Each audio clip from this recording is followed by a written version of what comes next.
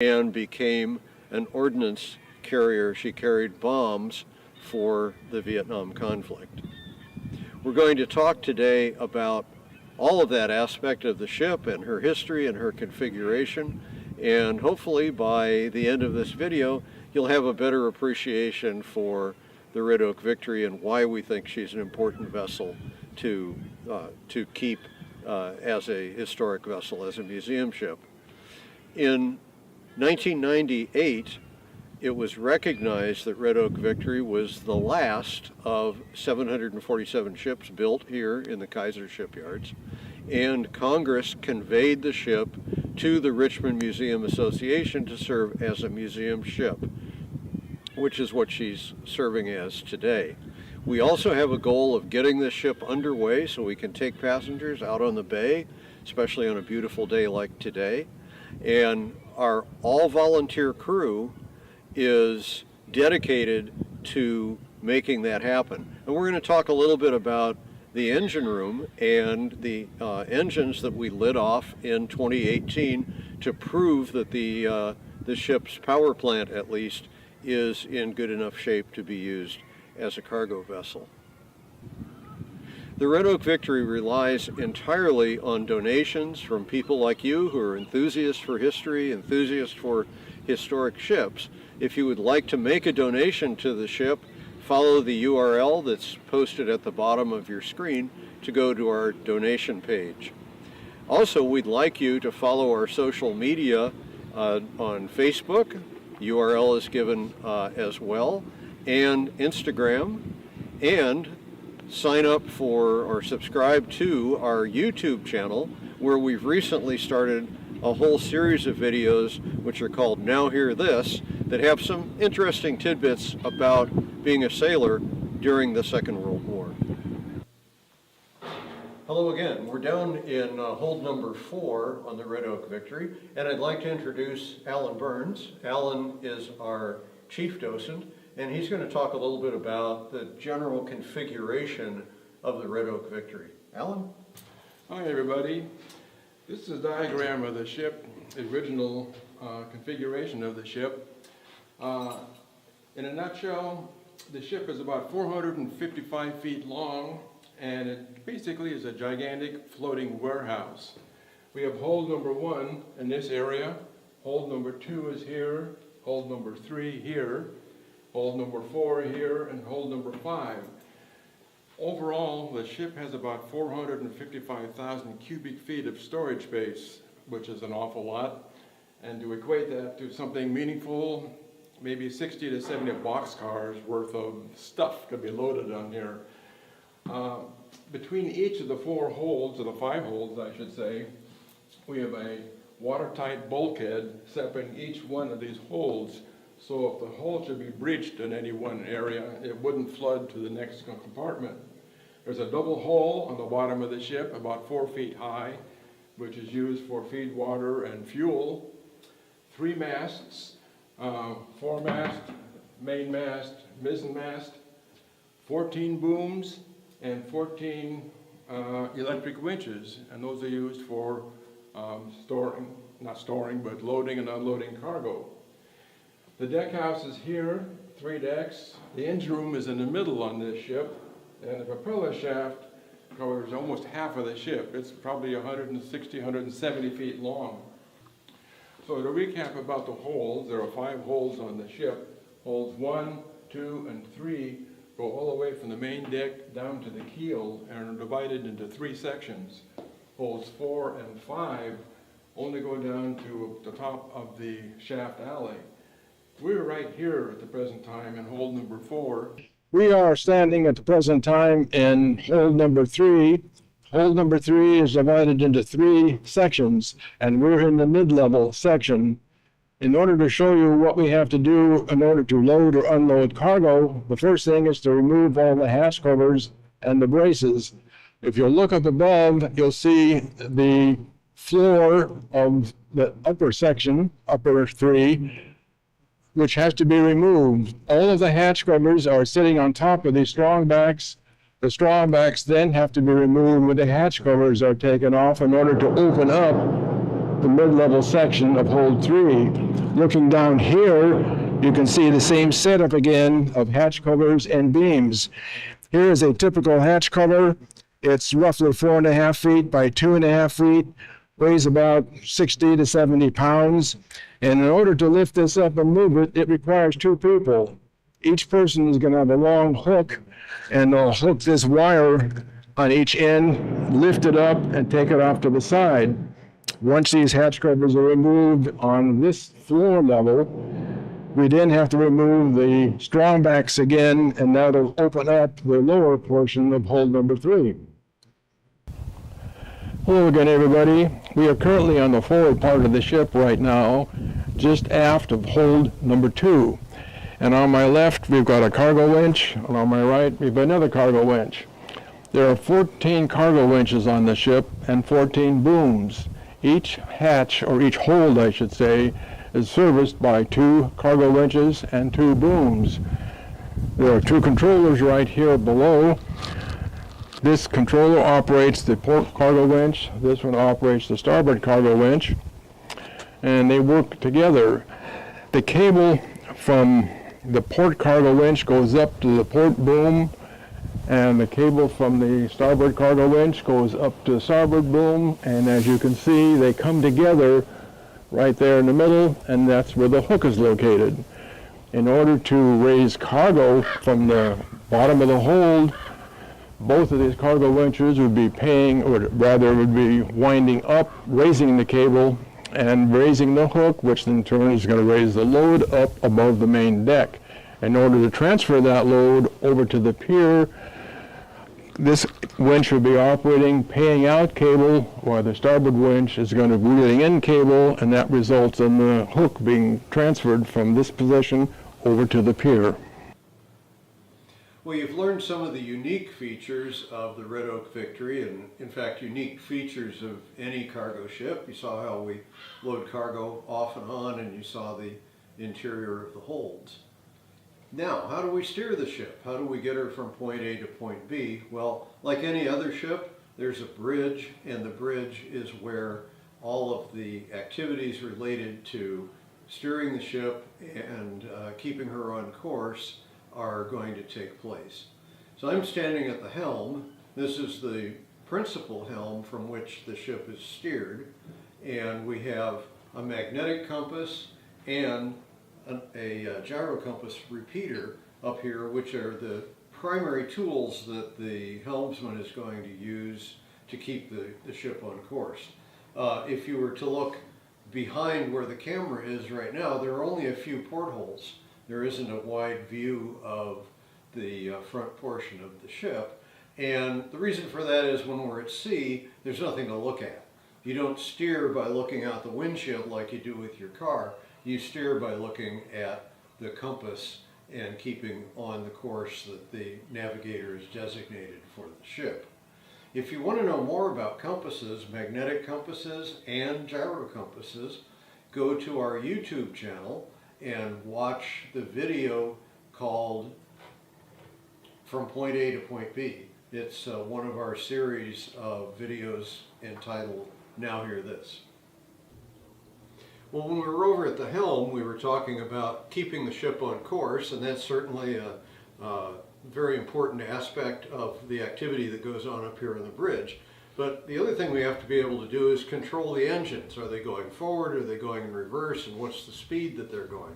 Now, you've probably all seen these engine order telegraphs in the movies, and it might surprise you to learn that the engine order telegraph doesn't actually do anything to the engines.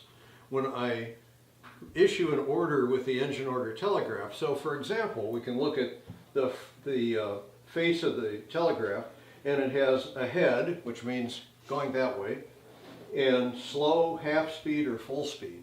And then we have the same orders for going astern, going that way, slow, half speed, and full. And right now we're on stop, and there's also standby and finished with engine as the other orders. Let's say I'm the officer of the deck, and I want to change from going full speed ahead to half speed ahead. So I'll issue the order, or I'll have the guy who's manning this thing issue the order, and the bell will ring, and he'll stop the handles on half speed ahead. Well, as I just said a minute ago, that doesn't do anything to the engines, and if nothing else were to happen on the ship, nothing would change. What it does do is rings a bell and points to the engine order telegraph, which is down in the engine room near the throttles. And the engineer who's operating the throttles will look at that engine order telegraph, and the first thing he does is acknowledges the order, which is this small arrow. So when he acknowledges the order, the small arrow will point to half speed ahead, and then he goes over immediately and changes the throttles to half speed ahead. So in fact, all this is doing is sending a message, and that's why it's called the engine order telegraph. It's not actually the throttle. Another steering position on the Red Oak Victory is located on the roof of the aft deckhouse, so we're almost at the very tail end of the ship when we're in this position. This is an emergency steering position if battle damage or other damage occurred to both of the steering positions that are forward, that is the one on the bridge and the one on the flying bridge, then this would be our fallback position. And it's equipped just like the other steering positions are, of course, with the wheel. There's a gyro compass repeater, which would be our primary means of steering the ship. And in the event that we'd lost power and the gyro compass was no longer operational, there's also a magnetic compass binnacle, which includes all of the magnets and iron bars and the quadrangular spheres, which are used to adjust the magnetic compass when it's used on a steel ship. And of course, in addition to that, there is a means of communicating with the bridge where the officer of the deck, who would probably still be on the bridge, could give orders to this helmsman. Making history today, folks.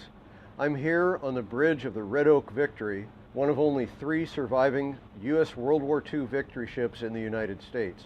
We're at the California Maritime Academy, and we've been here for about a month. Why do I say that we're making history?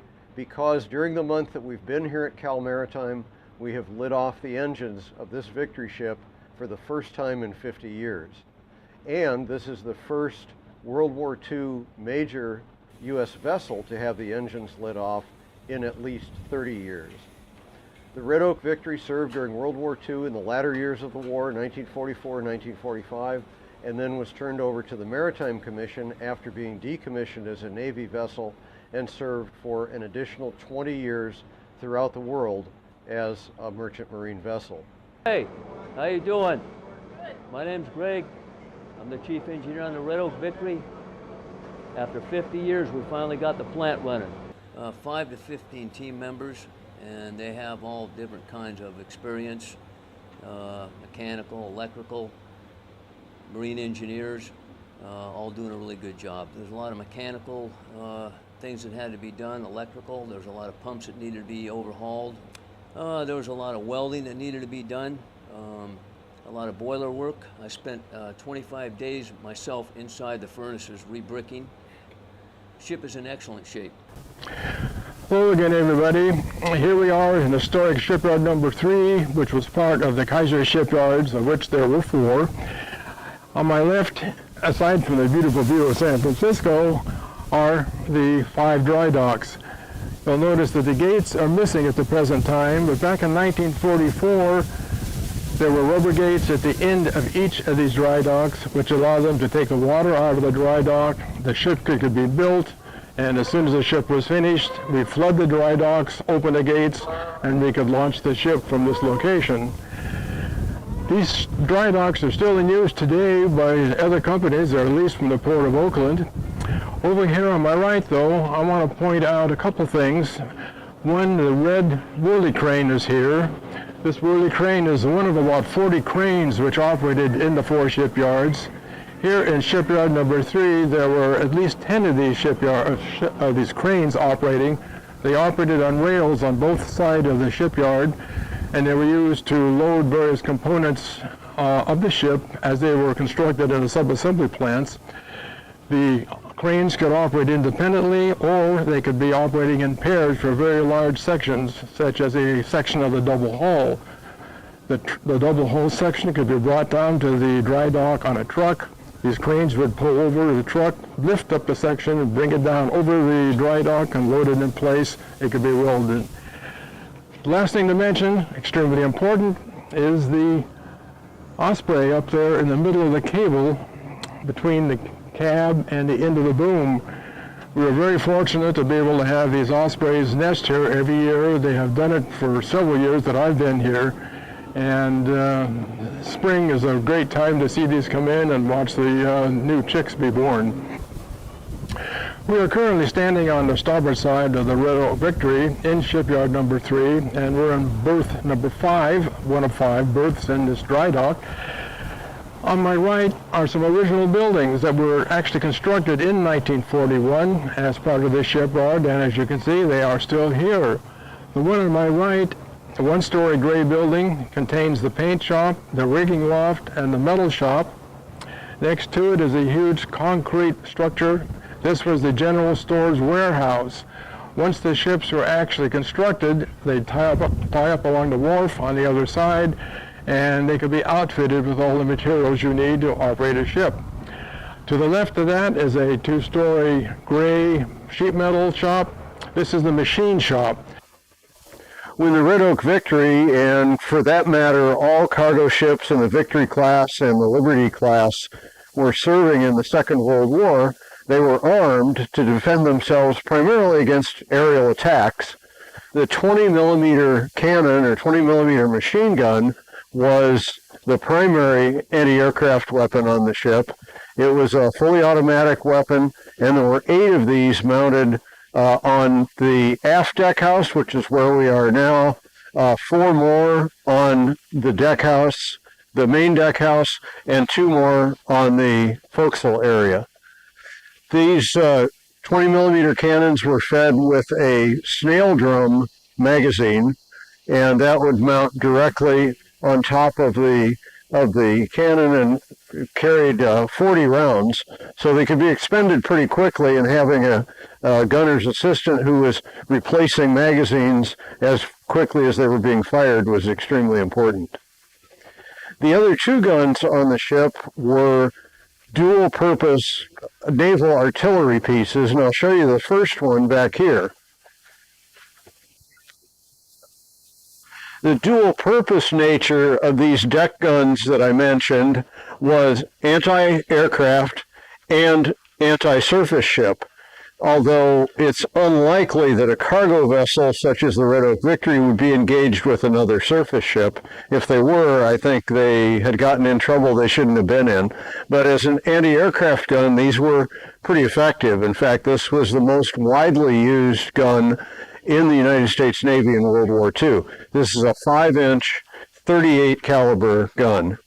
The 38 caliber, most people nowadays, of course, think of caliber as being the diameter of the bullet, but what it means in this case is the diameter of the projectile, which is 5 inches, times 38 is the length of the barrel.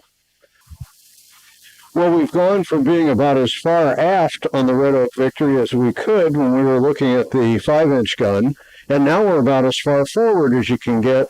This is the 3-inch 50 caliber gun. So this again is a dual-purpose Navy deck gun, and the dual purpose again being either anti-aircraft or anti-surface ship. This gun is operational in the sense that we're able to fire blank rounds from the gun, and we've done that as a demonstration on a couple of occasions.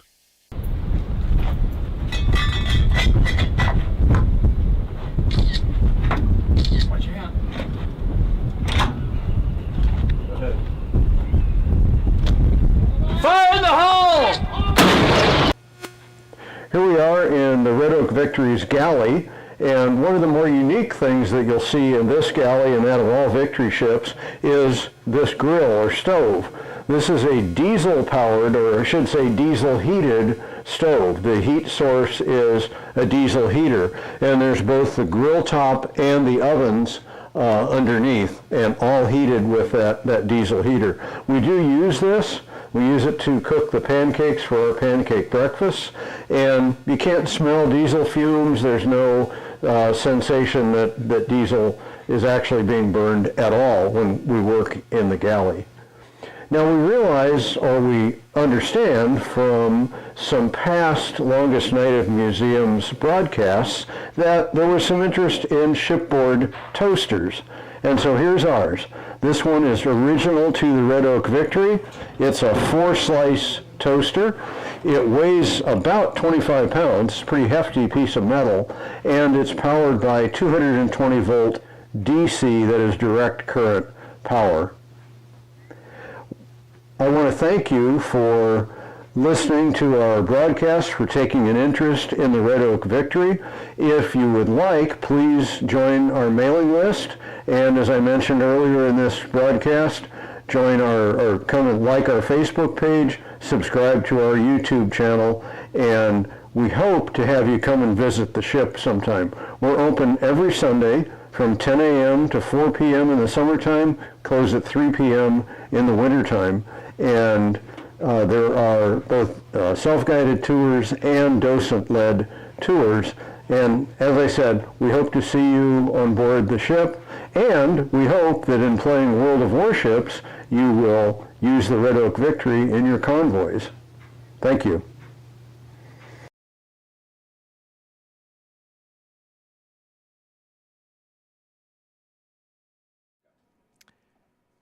Hello everybody, welcome back. We are here. That was the video from the Red Oak Victory in Richmond, Virginia. And gentlemen, there they are. Okay, we're being joined by Fred Klink and Alan Burns from the Red Oak. Hello, fellas. How do? Hello, how are you? And we're in California, not Virginia. I'm so sorry. I wrote that down wrong. As soon as it came out of my mouth, I said, shoot. I saw someone in the chat say, no, this is closer to San Diego than Galveston. And I don't know why I wrote Richmond, Virginia. But Fred and Alan, thank you very much for joining us. It's a pleasure. Video was great. We learned a whole lot about the Red Oak Victory. And I hope somebody told you this already and that it wasn't just a crazy coincidence, but you included the toaster. Yes. Yeah, my wife actually was watching one of your previous broadcasts, and she said that Ryan Szymanski talked about the toaster on the New Jersey because somebody asked a question about, is there a toaster in the galley? And so that was we decided, we'd forestall that question and get right to the toaster question as quickly as we could.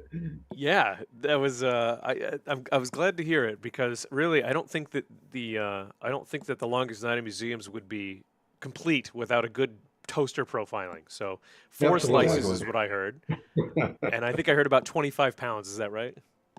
Yeah, it's a pretty weighty object. Yeah, it is. This is, of course, the hand-to-hand combat weapon should the ship be boarded, right?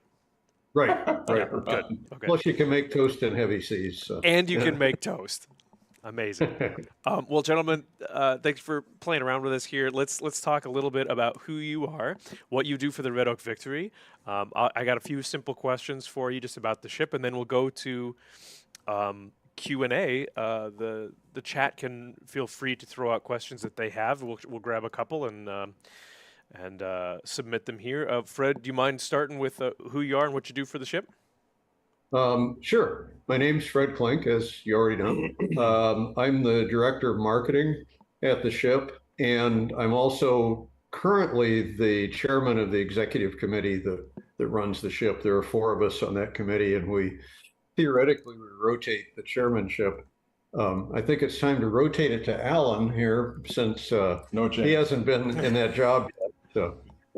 Not a chance. I'll be on vacation. Yeah, there you go. Very nice. And Alan, so what does that make you then besides the coming usurper, apparently? I'm the chief docent on the ship, and I also act temporarily as the purser on the ship as well. I'm sorry, the what? The purser? What exactly is the role of the purser? Well, on this ship, it's collecting cash, making bank deposits, paying the bill. The purse, as in the person who minds the purse. That is correct. Yep. I was thinking you were going to be like, well, listen, when a 16-inch shell comes in and hits the toaster, someone's got to clean up the mess left in the toaster, and that's the purser. Okay, I thought that's what we were gonna get with. But I see. So you're in charge of the most valuable resource, the future. That is correct. But probably the most important thing that I do is pay the request for petty cash reimbursement. That really is the most important, you know. Well, that's great, fellas. Thank you very much for introducing yourselves. It's a pleasure to have you here. The first question is going to be from me while I wait for chat to come up with a few more. So I think I heard, I think it was in the video, that the Red Oak Victory is actually either already doing or is preparing to be seaworthy to give, I guess, tours and rides to folks that come to the museum. Is that correct? That is correct, yes. Okay. We've been working on that since 2018, as you saw in the video. We lit off the steam plant. What we didn't do was spin up the turbine, so that's still kind of a major step that we have to get through. But the steam plant itself is in great shape, as you heard our chief engineer say. The ship only ran, if you look at her whole history, she was built in 44, went into the mothball fleet in 1968, so it's 24 years. Okay. But of that 24 years, she only actually ran at sea for 11 years, so kind of less than half of her lifetime. Consequently, the engines are in terrific shape. We have the only thing really standing in our way of getting underway is money, and of course we have to go into dry dock and we have to complete some other repairs and upgrades. Sure. So, just out of curiosity, you said there's the steam engine and then there's the turbine, and the two technically are separate power sources. So, no, actually, the turbine, you can think of the turbine, I always tell visitors this, you can think of the turbine as a steam-powered jet engine, where a jet engine would normally be run with air. Ours are run with steam, but it's a steam plant. It produces steam at 450 psi, 740 degrees Fahrenheit, and that steam, that high pressure steam, is used to spin up the turbines, and then those turbines are stepped down through a reduction gear. You can think of the reduction gear as like the transmission in a car. It takes the high speed rotation of the engine, steps it down to the low speed rotation needed for the prop shaft. But she's a steamship, and the front end of that is like any steamship. And then the back end is where you'll see differences. So turbines were the leading technology of the time in 1944, but a lot of ships were still being built with what were called triple expansion steam engines, which are big piston engines. Liberty ships ran, for example, with triple expansion engines. And I'm doing all the talking. Alan, did you have something to add? No, I'm impressed. That's well, all right. He didn't do anything, you know? Just a marketing guy. Me too. So you just mentioned the Liberty ships there, and I have two questions now from the chat that I'll get to here. But since you mentioned it, I'll just piggyback off. You compared it to the Liberty ships. Now, I think that anybody who plays our game World of Warships is very familiar with the Liberty ship. It was sort of made iconic by I think the data that came out at some point where the United States was producing a Liberty ship an hour or something crazy like that. But I'm assuming that people are less familiar with the Victory class of merchant ships. So would you be able to give us just a very quick overview of sort of the key differences between the Victory and the Liberty class ships? Well, the Victory ship is 455 feet long, so it's probably about 14 feet longer than a Liberty ship. It has a beam of 62 feet, and that's about 5 feet wider than a Liberty ship. Displacement is maybe 900 tons greater. It's pretty much the same ship. The big differences, aside from the physical, the length and width, we have 2 steam turbines on board. Each one generates 3,000 horsepower. So the ship altogether can generate 6,000 horsepower. And my understanding of the Liberty ship is that the triple expansion steam engine generates about 2,500 horsepower. So that's a major difference. Another major difference is a lot of the motors on the ship here are electric, not operated by steam. So the anchor windlass that returns capstan, the cargo winches, all the blower motors, they're all electric. And that's all these similar pieces of equipment run on steam on a Liberty ship. Wow. Another area that it's different is that the, well, I mentioned earlier about the steam turbines. The speed of this ship can be 15 to 17 knots. Normally cruises at about 15, 16 knots, which is a lot faster than a Liberty ship, which I understand goes around 11 knots. At the most. But what I was going to say was another difference that I wasn't familiar with until I came on board. The transverse frames on the ship, or the ribs of the ship, are 36 inches, whereas it's only 30 inches on a Liberty ship. So this expanded difference between the frames gave the ship a little more flexibility in being able to handle the torque forces encountered going over heavy seas. Sure. There were a couple incidents during the war of Liberty ships that split in half, not being hit by a torpedo, just from stresses from heavy seas. Sure. I mean, I can only imagine the sort of energy forces at work when you're literally loaded, to the waterline with equipment, and then you start getting smacked around in the seas. I could see why that would be a major thing. This is a great time to ask the first question from the audience, which is from Sting Slinger. Says, what was the biggest payload ever carried by a Victory ship? If you guys don't know the answer to this, that's fine. Maybe you can give us just an idea of what a standard load would be and then what a heavy load would be. Well, I can tell you a few things to try to describe this. This ship has about 455,000 cubic feet of storage space. So basically, it's a gigantic floating warehouse. And I've seen in various pieces of documentation that it could hold about 60 to 70 boxcars worth of stuff.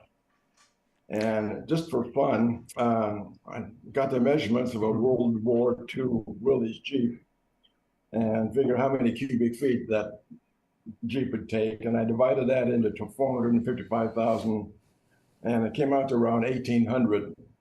So I'm 1,800 Jeeps. Load 1,800 Jeeps on here, but I mean, that's amazing. Knock off 300 or 400 Jeeps, because of the curvature, or what have you. Sure. It can hold a heck of a lot of stuff. But one of the interesting things that I was told by some veterans who came on board and served on Victory ships during World War II was a common feature, or common practice, I should say, was that they would actually load Sherman tanks or locomotives on the main deck. So once the holes were entirely filled, one man told me that they loaded 4 Sherman tanks in front of the house and 6 Sherman tanks between the house and the after house. Another gentleman told me they had 4 locomotives actually welded to the deck on the main deck. These are all exposed to the weather. Welded? So that gives you an idea of how much stuff this ship could carry. Sure, that's absolutely amazing. We did have the obligatory, how many toasters is that exactly? A lot. But the toaster weighs so much, you had to keep it in the center of the gallon. Yeah. Otherwise it would. Yeah, right. Throw off the balance. The toaster's too heavy for the Liberty ship, so they built the Victory class, right? That's right. Okay. Well, there was actually one other interesting question from the chat, which I'm impressed by this one. The Divine Wind asked, would you actually be able to tell us a bit more about the type of paint that's used to coat ships like this? Is it multiple layers of a specific paint, or is it just a special paint that is that protects it against the wind and the salt spray? Well, the ship was a commissioned Navy vessel in World War II, so the paint would be the same as that used on other Navy vessels. She'd be painted haze gray above the waterline. And in fact, as the ship is being restored, we're restoring the exterior look of the ship to what it was in World War II. So she's painted haze gray overall. I'm not sure of the specifications for the paint used in World War II. Now, in repainting the ship, we're using some more modern technologies, primarily a paint over rust primer, which literally means you can do a fairly minimal amount of chipping on surface rust. Now, rust that's eaten all the way through a plate, that has to be repaired and welded. But for surface rust, we can do a fairly minimal amount of preparation and then literally paint over rust, and then put a primer on top of that, and then the haze gray on top of that. Now, what some in the audience may not be aware of is the paints used for the hull of the ship, and I believe I'm correct in saying this goes back to World War II, that which is at the waterline and below actually has a chemical component in it, which discourages the growth of marine growth, the formation of marine growth. The dreaded barnacles, right? Yeah, exactly. I forgot I read somewhere, and I don't know if it was a Victory ship or a larger vessel, but being taken out of the water after many years, and if you're underway, you should be in dry dock every 5 years. And it was tens of thousands of pounds of sea life that was scraped off of the ship. Could you imagine? And you can imagine what that does to the performance of the ship, to the top speed, to the ability to carry additional cargo, and so on. Certainly. So it's amazing. Yeah, I was told, I think, by the chief engineer that during the first shipyard overhaul, they took over 20,000 pounds of marine growth off the hull. So at least that sounds delicious. I wish I could have been there. Well, yeah, I was kidding one of the guys. We have our anti-rust system. It's a cathodic system, and you have anodes dropped into the water on cable at 16 points around the ship. And he said, "Man," he goes, "I have to pull these up and scrape all the sea life off every now and then." And I said, "Well, maybe for our next event, we should do a seafood, do seafood dinner." There it is. He didn't think it was funny for some reason. Seafood stew courtesy of the Red Oak Victory. Yeah. Yeah, right. Well, gentlemen, I think we're coming to the end of our Q&A session here. Thank you so much for joining us, for sharing your knowledge, for sharing a laugh with us, and for participating. Our pleasure. Yeah. Conception, remind me. Okay, yeah, no problem. So then, Fred and Alan, again, it was a pleasure. Thank you for providing us the video, and we look forward to talking to you again soon. All right. Our pleasure. Thank you. Thank you. Bye-bye. Bye-bye. Okay, so that's just me. What I forgot to do, because I'm a bad buggy, is I forgot to give you guys an idea of what you can expect from the rest of our stream today. So what we're going to do is I'm going to let you know what's going to be coming up every hour. So generally these interviews are going to be taking place at the top of every hour. It's about 60 minutes. It's not exactly, because some of the folks have different stuff to share with us, but generally speaking, about the top of every hour, you should be expecting a new museum. So we just spoke with the Red Oak Victory. Coming up next is going to be the USS New Jersey in the United States. After that is going to be the documentary and creators of the documentary Surrender on the USS Missouri, which is actually by Magellan TV, who's doing this with us today. After that is going to be a panel discussion with the future of museum ships, which I'm looking forward to. I think that's going to be very cool. After that's going to be the USS Little Rock and the USS The Sullivans. And then I believe I'm going to leave you, and Legionnaire, the United States, wow, the NA publishing producer Legionnaire is going to take over for me so that I can go have dinner. He's going to be talking to the USS Cod, then the Australian National Maritime Museum in Australia, then the USS Hornet, then the USS Lexington, then the USS Pomponido, and then finally the Jiangxin Marine Tourism Organization in Korea. And I'm really sorry if I mispronounced that. I didn't practice it ahead of time, so that was just on the fly. So coming up, we have the USS New Jersey. We have a video to show for them. We also are going to have some giveaways to do at some point. Conception and I will talk during this video on how we would like to do that. And Yeah, that was great, wasn't it? So stick around, enjoy the USS New Jersey video, and afterwards we'll be discussing some things with the representatives from that museum. Welcome to the Battleship New Jersey, the world's greatest battleship. The New Jersey is a member of the Iowa class, the last battleship class constructed for the U.S. Navy, and at 887 feet 7 inches is the longest battleship ever built. New Jersey has also traveled more miles and fired more shells than any other battleship, and with 19 battle and campaign stars, is the most decorated of all 57 U.S. battleships. New Jersey served with distinction in 4 commissioning periods and several wars: World War II in the 1940s, the Korean War in the 1950s, the Vietnam War in the late 1960s, and the Cold War and Lebanese Civil War in the 1980s. She would undergo many upgrades and refits as weaponry, living accommodations, and technology would change over her decades of service. First commissioned in 1943, New Jersey belongs to an era when wood decks were still used on warships.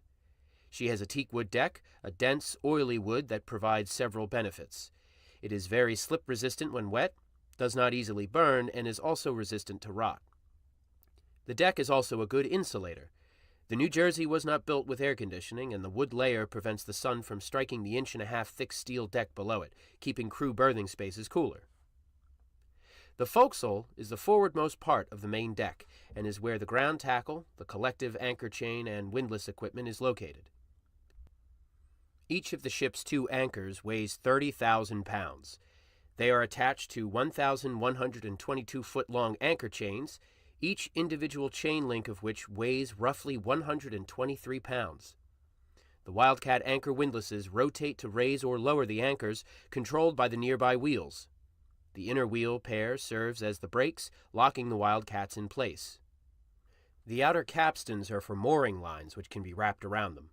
When activated, these capstans would wind the lines up, dragging the ship towards a pier. The disc cone cage antenna is also located here. Used for ship-to-ship communication, this array was installed for the ship's 3rd commissioning in 1968 during the Vietnam War. Moving along, a ladder leads below to 2nd deck. The anchor windlass room is located here. This compartment contains the motors that drive the windlasses on the deck above. At the forward end of the compartment are 2 thick white pipes.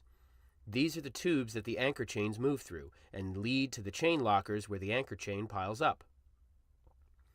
Much of the 2nd deck is devoted to enlisted crew berthing. This area is called forward enlisted berthing and was home to 76 crewmen. Every sailor has his own bunk or rack. The racks you see were installed for the ship's 4th commissioning in the 1980s and were nicknamed coffin racks by the sailors on account of their general size and enclosed nature. Previously, folding wire frame mattress racks decorated these spaces. For personal storage, a sailor had the space under the rack and their own locker. Here, they must store changes of uniform, toiletries, and personal materials such as books, magazines, or playing cards. An item that cannot fit in either place cannot be brought aboard. Off-duty crew could play board games on the tables, read, write letters home, watch news broadcasts or movies on the closed-circuit television system, or even organize into sports teams to compete against the crews of other ships. The deck here has tan tile, signifying that this area is an enlisted crewman's area. Blue-tiled areas signify officers' country, and other tile colors such as red and green signify workspaces. Average off-duty tan tile sailors could not set foot on blue tile unless invited by an officer. There are also several examples of sailor art here. While sailors throughout the ship's career would decorate their living and working spaces with art that represented them as a crew or a division, crew members in the 1980s were allowed to do it officially. These berthing spaces were used by the 6th Division bosun's mates, crewmen in charge of the decks, lines, chains, and anchors. Their department logo, located on their uniform, was crossed anchors. This area also has a watertight trunk, leading to the very bottom of the ship, 6 decks below. At the bottom is a pump room. These trunks were used as evacuation routes in case of an emergency or simply as direct paths to lower decks. The officers' wardroom is where the ship's officers would have all their meals. Officers were seated based on rank. Senior officers sat here, while the junior-most officers sat at the other end of the compartment. Officers followed several rules during mealtimes. They were not allowed to discuss politics, religion, or use profane language. The wardroom was presided over by the ship's executive officer, who lived in a nearby cabin. Officers could not sit down and begin eating until the executive officer gave the word. The officers' lounge is also nearby. Installed for the Vietnam Commission, off-duty officers could read, write letters, and socialize in this space. However, the officers were not allowed to take naps or have snacks in this area. The passage surrounding the wardroom served as access to senior officers' staterooms. The flag mounted to the bulkhead in the wardroom was hung behind then-President Ronald Reagan when he gave a speech and recommissioned the ship in December 1982. He is the only sitting president to commission a battleship, and the only president to set foot on the New Jersey. Much of the rest of this deck was originally enlisted berthing spaces. Today, it is dedicated to the museum's exhibit spaces. Here you can find displays dedicated to the life and career of Fleet Admiral William Halsey, Chief Petty Officers, International Battleship Development and History, Life Aboard New Jersey, the history of the Big J, and the stories of the New Jerseyans who helped build, sail, and preserve the battleship. The ship's 1980s-era radio room is located on this deck as well. Here, the ship could send and receive secure messages. It also houses the equipment that controls the red radio phones found around the ship. There are 11 levels above the main deck, making up the superstructure of the New Jersey. The first, the 01 level, is primarily dedicated to officers' cabins.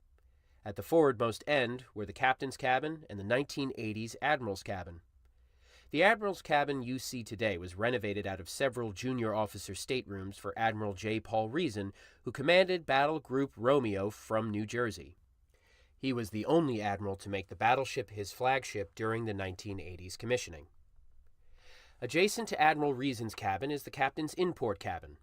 This comfortable, well-decorated area was used by the New Jersey's 19 commanding officers to entertain visiting dignitaries, foreign leaders, celebrities, high-ranking Navy officials, or anyone else of importance who might come aboard the ship.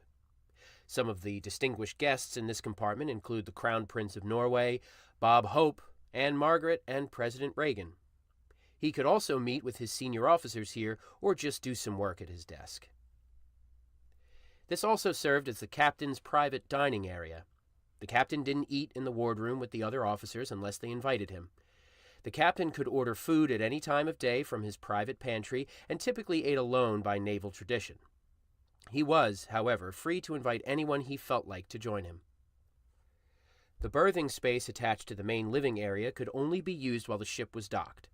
While the battleship was underway, international maritime law required the captain to sleep closer to the navigation bridge. In this display case, you can see a laser-engraved replica of the silver bottle holder used to christen the ship on December 7, 1942. This was the first anniversary of the raid on Pearl Harbor, and a message to the Axis powers that the Iowa-class battleships would soon be on the gun line. Traditionally, champagne is used for a ship's launching, but a bottle of New Jersey wine was used instead. Miss Carolyn Edison, the wife of then-Governor Charles Edison, had the honor of christening the New Jersey. Charles Edison, the son of famed inventor Thomas Edison, had previously served as acting Secretary of the Navy under President Roosevelt, where he had been instrumental in the early development of the Iowa-class battleships. After being commissioned in May of 1943, New Jersey would make her way to the Pacific, joining the U.S. Navy's island-hopping operations and participating in various engagements. This began with Operation Hailstorm, the invasion of the Japanese harbor of Truk Lagoon. It would be the only time New Jersey would fire her guns at another ship. Above the captain's cabin is the Combat Engagement Center, or CEC. As designed, this space was the original Admiral's cabin, very similar in design and function to the captain's cabin. This is where famous World War II admirals like Admiral Spruance and Admiral Halsey lived while New Jersey served as their flagships. The Admiral's cabin was eliminated in the 1980s refit, as nowhere else was large enough or easily accessible enough to house the equipment it now holds. The CEC controls all of the missiles and missile defense systems added to the battleship in the 1980s. It has 4 Tomahawk computers, 2 Harpoon computers, air search and surface search radar to identify everything around the battleship, among other equipment. The CEC was commanded by the Tactical Action Officer. From his swivel chair in the center of the room, the TAO, as he was known, could oversee everything going on, relay the captain's orders, and make tactical decisions with the information on the various status boards scattered around CEC. Just aft of CEC is the Admiral's Chief of Staff's cabin. The Chief of Staff was a lower-ranking admiral or captain who assisted the lead admiral. Restored in 2006, this is one of the only living areas on the ship that retains its 1940s appearance with no deck tile and green-painted bulkheads. Nearby passages contain junior officer staterooms, less spacious than the senior officer staterooms. Junior officer staterooms contain 2 to 4 bunks. Both junior and senior officer staterooms contain sinks, storage areas, and desks on which to do paperwork. The signal bridge was used to send communications while out at sea when radio messages might have been ill-advised. Symmetrically located on either side of the superstructure, each signal bridge had a flag bag, which stored signal flags that could be run up on halyard lines. As each flag represented a letter or number, messages could easily be spelled out in flag columns. The signal bridges were also equipped with a signal light for sending messages in Morse code. A set of big-eye binoculars helped the crew to see messages from other ships. A third method of communicating was using semaphore flags. A sailor would hold the flags and place their arms in different positions, each position representing a different letter or number. Conveniently located just forward of the signal bridge is the Admiral's flag bridge. There's no steering equipment here, but the flag bridge gives the Admiral an enclosed area to sit and observe the fleet around the battleship. Phones allow him to send orders to the captain, while his proximity to the signal bridge allows him to easily send orders to the rest of his fleet. The 5 stars on the deck were laid by the ship's Vietnam-era crew to commemorate Fleet Admiral Halsey, a New Jersey native and the last admiral to reach the rank of 5 stars. With New Jersey as his flagship, Admiral Halsey commanded the 3rd Fleet from here during the Battle of Leyte Gulf, the largest surface battle in naval history. Though New Jersey and the 3rd Fleet were destined to never come into contact with the enemy forces. Following a minor refit back east, New Jersey saw the end of World War II from a distance, stationed in Okinawa while the surrender ceremony took place on her sister ship, Missouri. After the war, New Jersey was one of many ships that helped carry U.S. troops home and was finally taken out of commission for the first time in 1948. Directly above the flag bridge is the navigation bridge, dominated by the conning tower. At 17.5 inches thick, this is the thickest single piece of armor and the most heavily protected part of the ship. It is designed to withstand the firepower of enemy battleships during combat. Each door alone weighs nearly 4,000 pounds. Within the conning tower is one of the ship's wheels, as well as various pieces of navigational equipment. The slits in the tower exist mostly for ventilation and communication, while periscopes allow the crew to see out.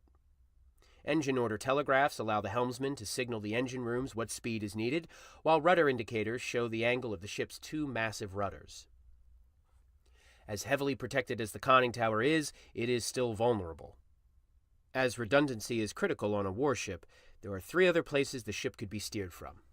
Higher in the superstructure, there is the 08-level flying bridge, unarmored but with superior line of sight, while deep in the hull, just on the waterline, is Central Station.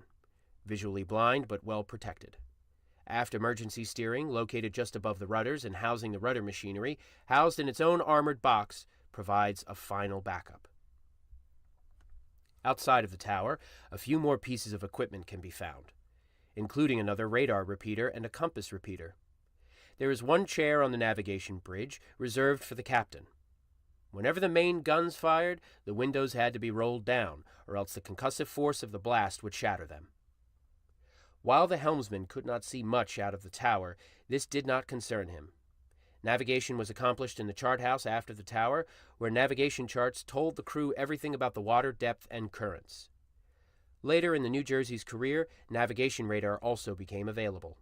The captain's sea cabin is located just off of the chart room. While the ship is at sea, he is required to sleep here, so if an emergency rises while he is off duty, he can be on the bridge immediately. Above the navigation bridge, on the 05 level, is the open bridge. Like the Admiral's Bridge, there is no wheel here, but the open bridge does contain navigation equipment to control the ship's speed and show direction. From here, a civilian harbor pilot could help the crew navigate through an unfamiliar harbor to safely dock.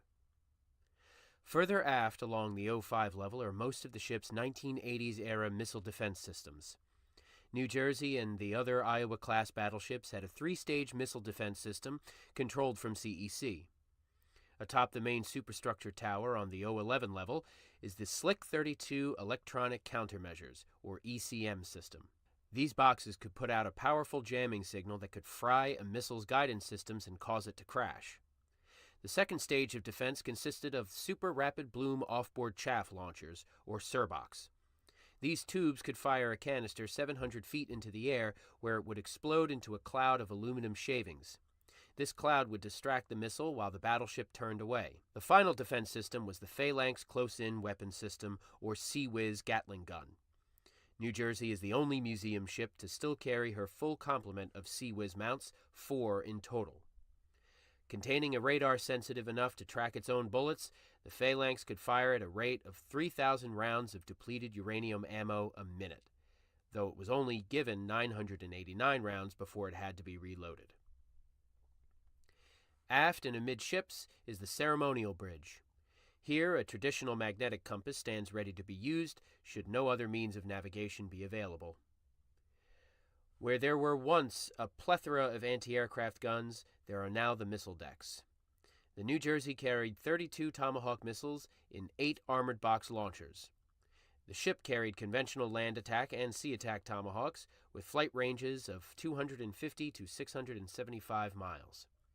It cannot be confirmed or denied that the battleship was ever equipped with the 1,500-mile range nuclear Tomahawks, then in the Navy's arsenal, but the launchers were capable of firing them. The ship also carried 16 Harpoon anti-ship missiles, a shorter-ranged missile designed to sink hostile ships at a maximum range of around 85 miles. Neither type of missile could be reloaded at sea. New Jersey, along with the other 3 Iowa-class battleships, was brought back by the Reagan administration in response to the new Soviet Kirov-class missile cruisers. With their heavy guns and enough deck space to have missiles installed, the Iowa-class could be a strong deterrent to these ships, while their heavy armor would protect them from enemy missiles. New Jersey would never use her missiles in anger, with her only 1980s combat being shore bombardment off the coast of Beirut during the Lebanese Civil War in late 1983 into 1984. Below the missile decks, the aft superstructure is given over to workshops. It is here that the ship's TV studio is located. The studio, and its corresponding control computers, broadcast to all the TVs in the berthing areas. The TV studio produced new broadcasts to inform the crew about the ship's future ports of call or other important news. It could also be used to play movies, 2 of which were shown a day, as well as play training videos so crew could train for new jobs without having to go ashore. Located amidships, the boat deck was used to launch and recover the ship's boats. Currently, the davits hold 2 motor whaleboats, manned 24/7 when the ship was at sea in case of man-overboard emergencies. The crew's Liberty launch, used to reach shore in ports too small for the massive battleship to tie up alongside a pier, is located on the port side, while the Admiral's barge, available to take the Admiral to other ships in his fleet or ashore, is on the starboard side. New Jersey currently has 6 5-inch 38 caliber twin gun mounts, forming the secondary battery. Originally, there were 10 of these mounts aboard, but 4 were removed to free up weight and space for the missiles and boat davits during the 1980s refit. Each mount could fire 15 to 22 rounds a minute per gun to a range of 8 to 10 miles.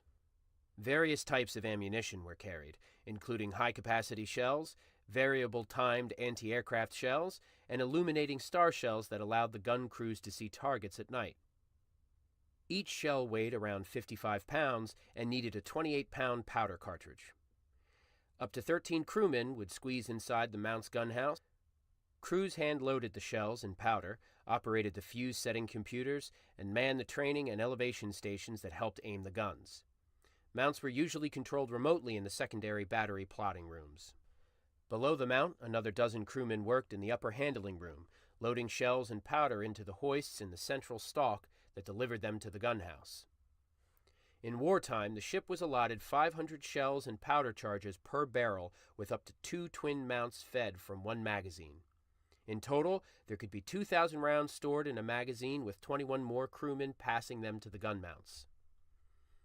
One mount was operated by the ship's Marine detachment, who also acted as security, police, and guard force aboard.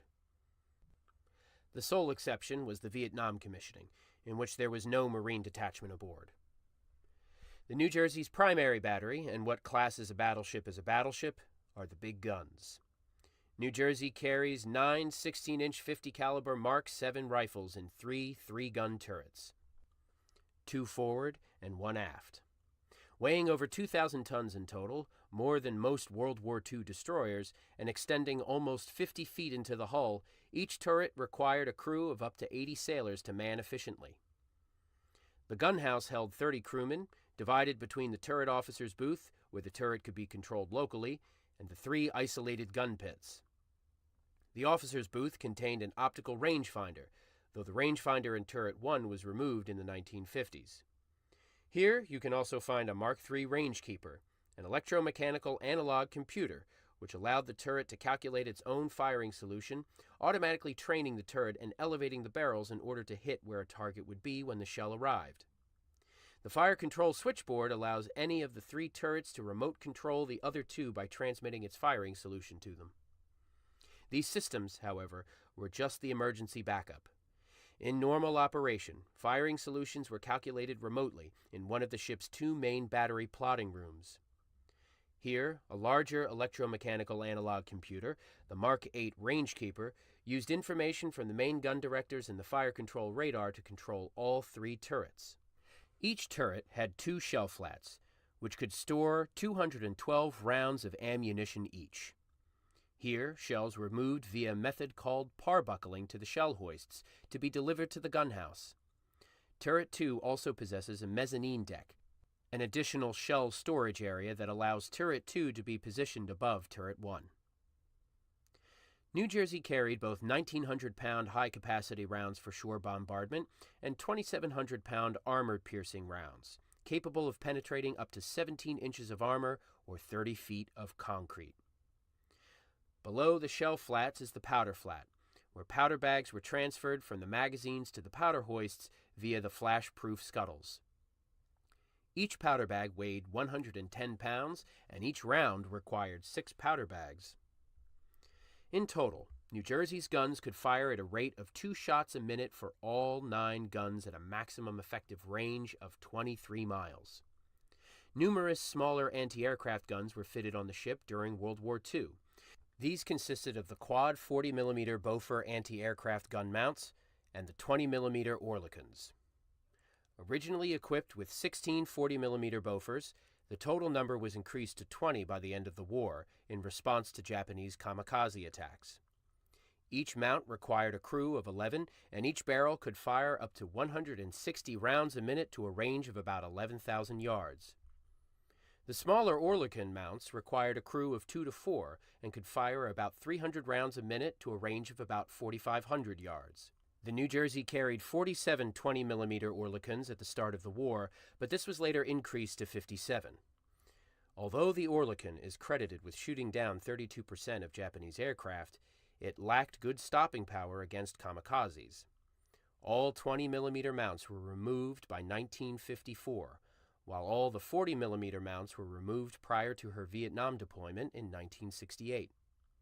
2 of the protective gun tubs from the Bofor guns were converted into swimming pools during the battleship's Vietnam deployment.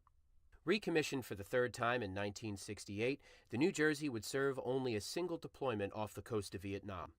Firing more shells than her World War II and Korean War deployments put together, the New Jersey is estimated to have saved the lives of 100 U.S. servicemen a day during her Vietnam service. She did her job too well, in fact. While the crew and public were told the battleship would be retired again due to the excessive cost of operating her, the true reason was more political. The North Vietnamese refused to progress on the Paris peace negotiations while the New Jersey was active. Her 3rd commissioning ended in December of 1969, after less than 2 years. The crew's mess decks were used for meals. Renovated in the 1980s, the cruise galley was divided into two halves. One side of the galley served more complete meals, while the other side specialized in simpler fast food-inspired chow, including a McDonald's-esque burger. Below the mess decks are extensive crew berthing. Aft are the ship's brig, dry cleaning facilities, washing machines, dryers, and steam presses. Each washing machine could handle 100 pounds of wash at a time, each dryer 50. Only dress shirts or officers' uniforms were pressed after drying. Laundry was collected once a week and typically took 1 to 3 days to complete. The brig, operated by the ship's Marine detachment, would typically hold prisoners for 3-day sentences. During World War II, it also held prisoners of war. It was eliminated from this location during the third commissioning, eventually becoming a gym in the 1980s. It was restored to its original appearance by museum staff. The ship also possessed a complex dental facility and sickbay, able to treat any manner of injury or illness. The dental clinic was divided into checkup, surgical, and x-ray areas, while sickbay, located a deck below, was equipped with examination, x-ray, and surgical compartments, as well as an extensive recovery ward and pharmacy. The ship's size, plus a greater likelihood of carrying higher-trained doctors or surgeons, also meant that she was able to service crew from smaller, less-equipped ships and treat maladies that they could not. The machine shop was used to tool new parts and make repairs. With multiple lathes and drill presses, the machine shop could create gears, shafts, valves, and make repairs to the ship's many motors. As the ship has too many individual systems to carry spare parts for all of them, the machine shop was vital to her smooth operation. New Jersey was also able to make parts for smaller fleet mates that did not have extensive machine shops of their own. All of the ship's vital systems are contained within the Citadel, the armored core of the battleship. Protected under the 6-inch armored deck, the 12-inch inclined armored belt, and a series of voids and bulkheads, the Citadel contains the ship's engineering plant, the magazines, and the plotting rooms.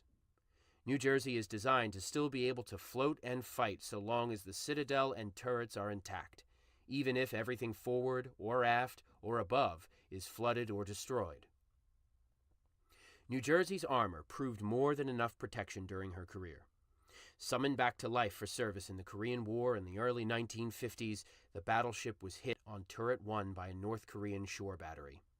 The shell did little damage to the thick turret armor, though unfortunately, shrapnel struck and killed Seaman First Class Robert Osterwind. He was the only crewman to die aboard due to enemy action. New Jersey would serve 2 deployments in the Korean War and would be decommissioned once again in 1957.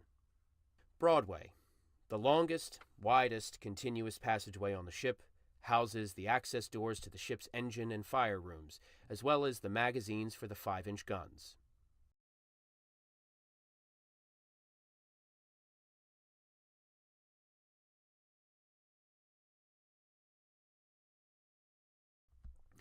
Each of the ship's 4 fire rooms contains 2 Babcock and Wilcox M-type boilers, generating superheated steam at 859 degrees and nearly 600 psi. Generated steam is funneled into the ship's 4 engine rooms, where it is fed through a high-pressure and a low-pressure turbine, which drive a gear reduction mechanism, each connected to one of the ship's 4 propellers. The New Jersey can achieve a speed of over 33 knots, or about 38 miles per hour, making her the fastest battleship ever built. Each engine room also contains 2 steam-powered ship service turbo generators to produce the ship's electricity, as well as an electric control panel to ensure power is distributed evenly. The ship's fantail features a helipad, allowing helicopters like the Sea Sprite to launch and recover. In the 1940s, 2 aircraft catapults were fitted on the stern, allowing the ship to launch float planes. Float plane and helicopter alike were used to perform reconnaissance missions and conduct artillery spotting, relaying the accuracy of salvos back to the battleship. When float planes returned to the ship, they would land on the water alongside and be hoisted back aboard with a stern-mounted crane. With the Cold War ended and the Soviet Union gone, Battleship New Jersey was decommissioned for the last time in February 1991. She was towed to New Jersey in 2001 to become a museum ship, finding her permanent dock on the Delaware River in Camden, only a few miles away from the former Philadelphia Naval Yard where her career began over 75 years ago. And it is here that she shall remain, sharing her story of firepower for freedom with future generations of visitors. Hello, everybody. Welcome back. Thank you so much for sticking with us and watching that fantastic video about the USS New Jersey. We are joined here by Libby Jones from the USS New Jersey. Hi, Libby. Hey, thanks for having me. It's our pleasure. Thank you for being here. So I'm just going to tell chat right now. Now is the time to start asking your questions that you might have for Libby about the USS New Jersey. Yes, we will ask about the toaster. You don't need to ask. So, Libby, while they come up with non-toaster related questions, maybe you could tell us a little bit about who you are and what you do for the New Jersey. So I primarily run our YouTube channel. If anyone hasn't checked us out on YouTube, check us out. We are putting out new videos every day. So that's my main thing that I do here. Great. I actually saw somebody in the chat during the video talking about if you're not following New Jersey's YouTube channel, you absolutely should. So apparently you guys already have some fans in our chat. I thought we might. Yeah. But can I ask you what kind of content you guys mostly put out on your YouTube channel regarding the New Jersey? We do a little bit of everything. So my favorite video is a 40-minute video we did on how our chairs are made. We get really minutia. That's We've done wonderful. like 4 videos on the doors. But we also do stuff on individual battles that we got involved in. Sure. And the sort of broader concepts, how the guns work, and like 5 videos on the different types of flooring. You name it, we've done it. I'm not sure you're aware or can yet fully appreciate how much you just endeared yourself to our chat, because they love esoteric things like how the doors are made. And all this. So I'm just going to go ahead and ask right away then. Our streams regarding Longest Night of the Museums often have a lot to do with history, but even more to do with what kind of toaster you have on board the USS New Jersey. Do you know much about the toaster situation on the USS New Jersey? Didn't we do toasters last year? We're still on toasters? The whole concept of the video game industry is the same but different. So, Yeah. You know, Still on toasters. still on toasters. Well, the short and sweet for toasters for us is we got a crew of 1,600. We have a lot of toasters. Big on toasters here. Some in individual messes, some in the main mess. I have one more stupid question, and then we'll get to like real questions, I promise. Which is that I visited another Iowa class battleship museum ship, and I won't say which one, but I heard that they were capable of producing some ludicrous amount of ice cream per month for the sailors that were on board. Do you happen to know off the top of your head so that I can share that knowledge with the chat? Amount of ice cream.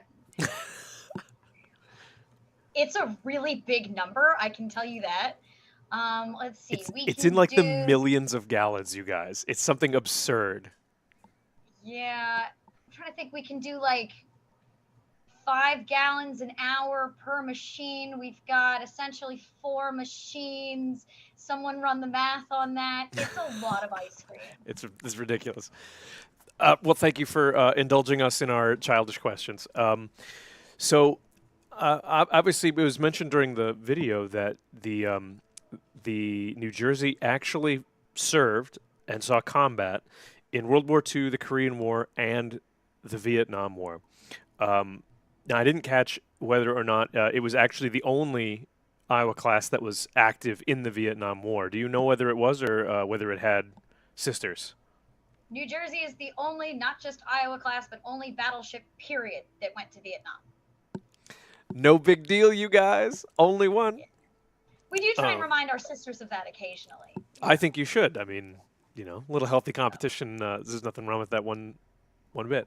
And New Jersey ended up firing more rounds in her one deployment to Vietnam than we did in World War II and Korea combined. So Wow. I think of it as one of our most important periods of service. So Certainly, yeah. And as I recall, obviously the North Vietnamese didn't exactly have a very big fleet, so mostly the New Jersey was doing shore bombardment of anti-aircraft and artillery batteries, right? And supply Yeah, depots. so over the course of the ship's entire 50-year career, they only go against other ships once. Right. That's it. So it's almost exclusively shore targets. So they're installing 50-foot wide by 30-foot deep swimming pools up and down the coast. I can see why you managed YouTube, because that's you need creativity for that. I love it. Like, I also saw that the brig at one point was turned into, what did it say? The brig was turned into something else. Into a gym. Into a gym. And then it was turned back into a brig, right? Yeah, we turned it back into a brig as a museum because the Navy took all of the exercise equipment with them. So it was easier to turn it back into a brig than to turn it into a gym again. Wow. Okay. Is that where you put the children that become separated from their parents during tours? Every single day.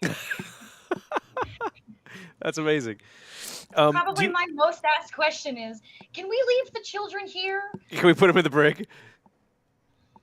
So, what would actually get a sailor? Let's just use me as an example. What if I were a sailor serving on the USS New Jersey?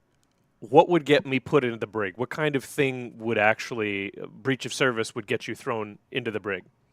So getting put in the brig is pretty similar to high school punishments. So it's for generally the same sorts of crimes: fighting, not doing your job, talking back.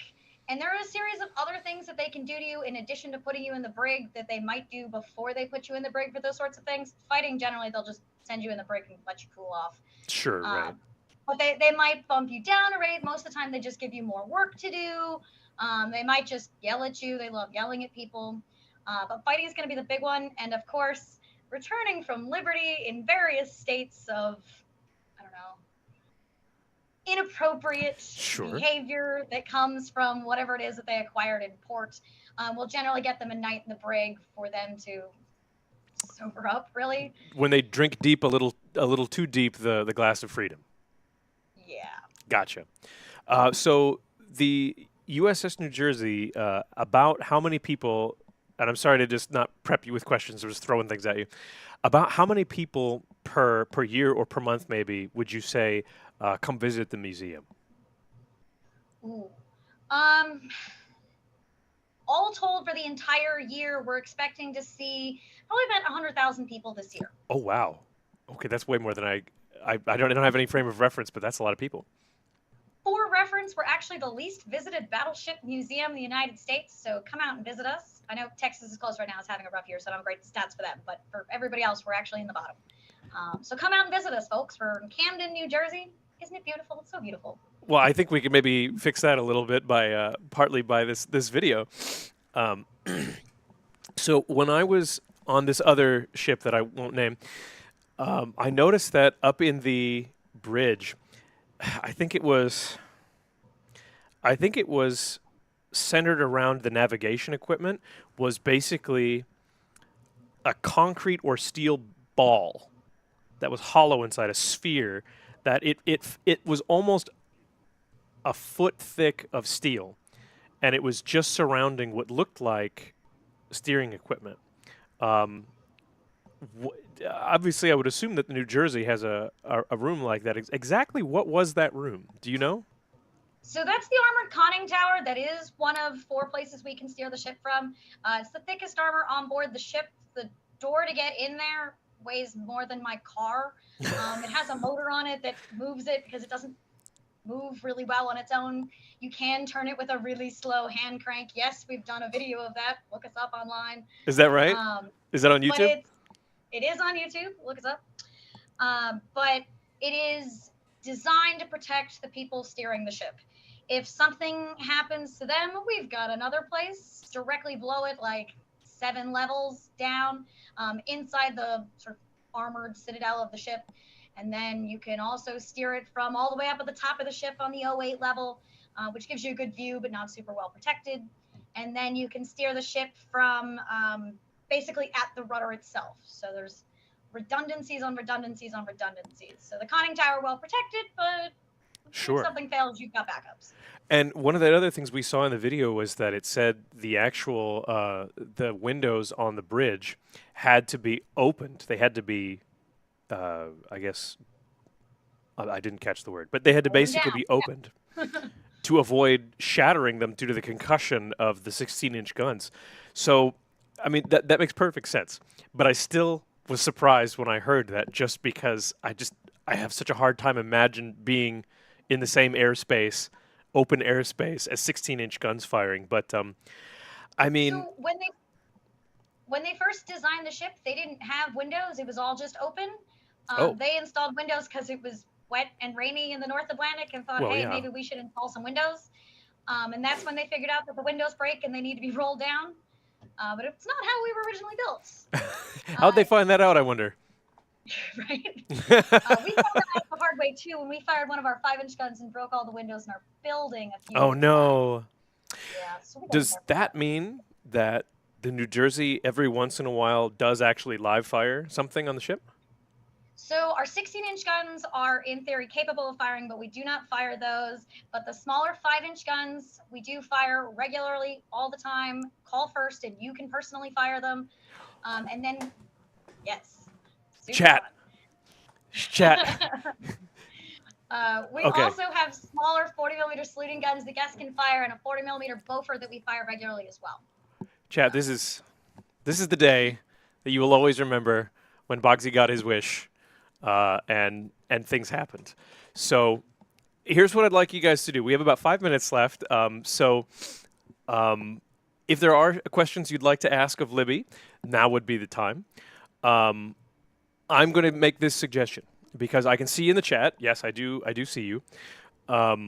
If you guys, if you really do, like you say, if you do want to see New Jersey in the game someday, then go to the USS New Jersey museum ship in New Jersey. Send us a picture of yourself on the New Jersey. You could tweet it at us. You could put it on Facebook, and you can tag us in it, and just let us know that you're there and you want to see New Jersey in the game. That might just help. So do that. And then also, yeah, we're going to have a talk about getting somebody up there to shoot some guns, because that's really cool. So, I guess, how are you allowed to do that? Surprisingly, the government's very supportive of us. The United States So- government is very supportive of large caliber guns being fired. This is shocking to me. So fortunately, when the Navy gave us the ship, they gave us a 4-page contract. It's only 4 pages to tell us what we are and are not allowed to do. And in there it says we're not allowed to use the engineering plant, no navigation equipment. We can't use the galley, but it does not mention that we can't use the guns. Wait, you can't use the So- galley? Can't use the galley. We don't know why. No toasters. I'm guessing it's because they think it's going to be a public safety hazard, but that 16-inch guns would not be. That's brilliant. That sounds I think the exactly like the assumption is government. that, of course, we won't do that. So we fortunately have many of our former sailors as part of our crew today. So they're trained on how to use that equipment. Okay. So they do, and no one has tried to stop us. We've been doing it for decades. That sounds exactly like the rationale of a United States battleship. No one tried to stop us, so we're going to do it. Pretty much. That's really amazing. I guess my next question would be, what is the best way for someone who enjoys naval history, really likes museum ships? What's the best way that someone watching today maybe could support the New Jersey, besides obviously coming, taking a tour, enjoying themselves, and sharing their experience on social media and whatnot? What's something that somebody could do if they wanted to help out? So for one, go to our website, battleshipnewjersey.org. We're always taking donations. But two, even if you can't donate, if you watch our YouTube videos, that helps and supports us, tells everyone that we exist, and you might learn a few new things about the ships that you spend all day playing. That's a very good segue there. Very so that's it. Is there any particular YouTube video that you would recommend people starting with? Ooh, so we just did one last week, actually in partnership with you guys, No about way. why the Montana class ships weren't built, which I'm a big fan of right now. We did some deep dive research in that we didn't know all the details before, so I won't give you guys any spoilers, but check that out. Yeah, the Montana class is well known in our game. It was actually the U.S. battleship line was actually one of the first two battleship lines that were released into the game. So oldie but goodie, still very, very popular in our game. So I think that our audience, knowing that they get to actually talk to somebody who works with and on an Iowa class battleship is pretty exciting. So, well, Libby, if is there you mentioned the YouTube channel, USS New Jersey on YouTube. Is there anywhere else people should go? Any other website where folks should go to check out how they can get involved with or go visit the New Jersey? Battleshipnewjersey.org is our website. You can find out information about volunteering with us. It's a great place to find out more about visiting us or anything else you want to know about the ship. Battleshipnewjersey.org. There it is. Great. Thank you, Libby Jones. It's been an absolute pleasure. Thank you. Great. Hope to talk to you soon. All right, chat. That was the USS New Jersey. So far, today on the NA part of the stream, we've gone through the USS Red Oak Victory and the USS New Jersey, but there's more. If you have not realized this yet, later on you may go back through the VODs. You can watch everything that the EU side of the pond went through, and you can take a look at everyone they spoke with, which included the Nikola Tesla Technical Museum. That's what they started with. That's pretty cool. USS Alabama, USS Kidd, the City Museum of Rijeka. I'm so sorry. It's Croatian. I don't know how to speak Croatian. The Marine Museum Den Helder in the Netherlands. The Navio Museo Bauru. I can hear Mari Draco right now getting furious. Navio Museo Bauru. It's Portuguese. I'm sorry. Earlier, the USS Iowa was not able to get actually their video to us in time, so the USS Iowa, which you can see there on the screen, I almost said map, on the mini map, it's actually going to be pushed to the end of our stream. So later, when Legionnaire comes in and takes over for me, it's going to be at the very last. So it's going to be after the Dangjin Marine Tourism Organization in Korea. So if you would like to see the Iowa, please stick around until the very, very end of that. And then, of course, the USS Texas and the HMS Belfast, as well as the Museo Maritimo y Naval, which is, I believe, Colombian. So that's what... Chilean. It's Chilean. That's what CL is? Damn. What's Colombia? CO, maybe? CM? I'm not sure. Okay, Chilean. Apologies. And then coming up, we've obviously gone through the USS Red Oak Victory. We just talked to the USS New Jersey. Coming up next, we have the surrender on the USS Missouri, which is actually a documentary produced by Magellan TV, who is working with us on this. And in fact, right now, I even have something to let you know, which is that if you like naval history, and if you like stories, content about ancient civilizations and iconic figures, you guys need to go check out Magellan TV right now. I'm dead serious about this. Basically, what they provide are historical documentaries on all of this ancient and archaic kind of stuff. If you are a geek like me and you really like to play World of Warships and in the back of your head, you'd like to be hearing about different ship classes, you'd like to be hearing about battles, you even like hearing about the Roman Empire, you like hearing about all sorts of historical things, you should probably go check out Magellan.tv. They have documentaries about legendary ships and epic battles and naval warfare.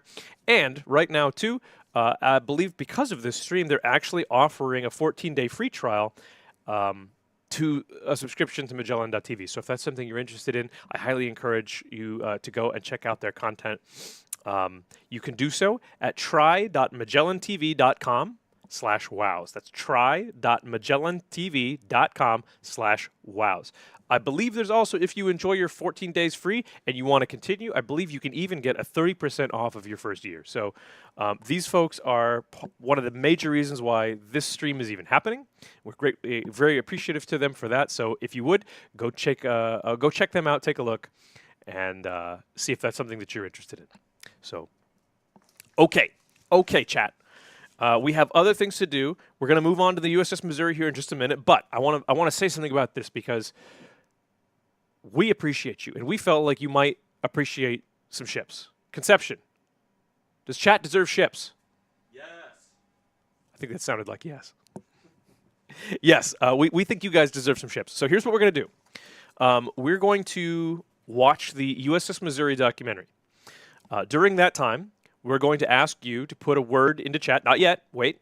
We need a word. What's our word, Conception? So. No, not really. Okay.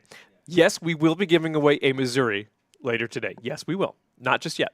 I think what we're going to do right now is we're going to pick 3 people from chat. We're going to give away to each one of them one of the USS Alabama because we have a couple of them. And we just talked to a battleship museum, so we should probably give away some battleships. So here's what we're going to do. What I'd like you guys to put into the chat is Magellan TV. Magellan TV. One word. Magellan TV. One word. Doing that, Conception is going to run our bot. And anyone who puts Magellan TV into the chat, you will be entered to win one of 3 Alabamas. And in the meantime, we're going to watch the Surrender on the USS Missouri documentary by Magellan TV. I hope you all enjoy. We'll see you right afterwards, okay? When we arrived at the Third Fleet, this was quite a sight. We're going from one ship to another. If they rolled this way, you went in the water. Members on the ships were always hoping you'd go in the water. On the island of Okinawa, the earth shook from a fearful pounding by our ships and planes.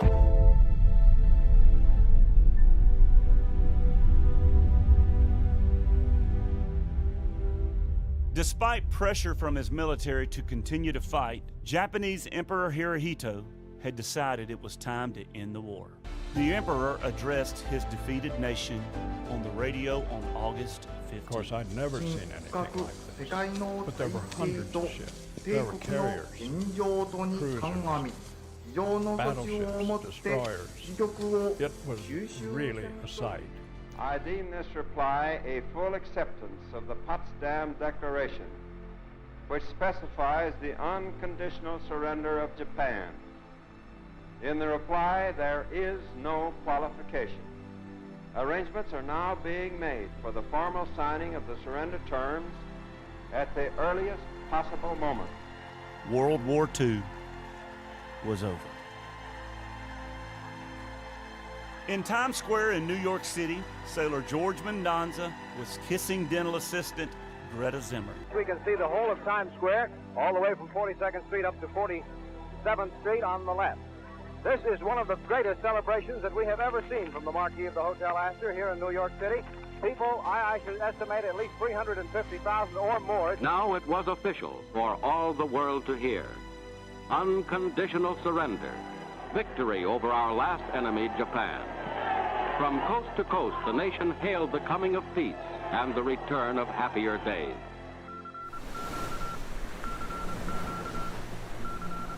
Word reached the USS Missouri that the Japanese had surrendered unconditionally. A friend of mine came running up and he shook me. He said, "Don, the Japanese have accepted our surrender terms. The war's over, but don't tell anybody." Everybody aboard ship knew about it in a very short time, 10 minutes. And we all sort of cheered, shook hands. And the first remark was, "When are we going to go home?"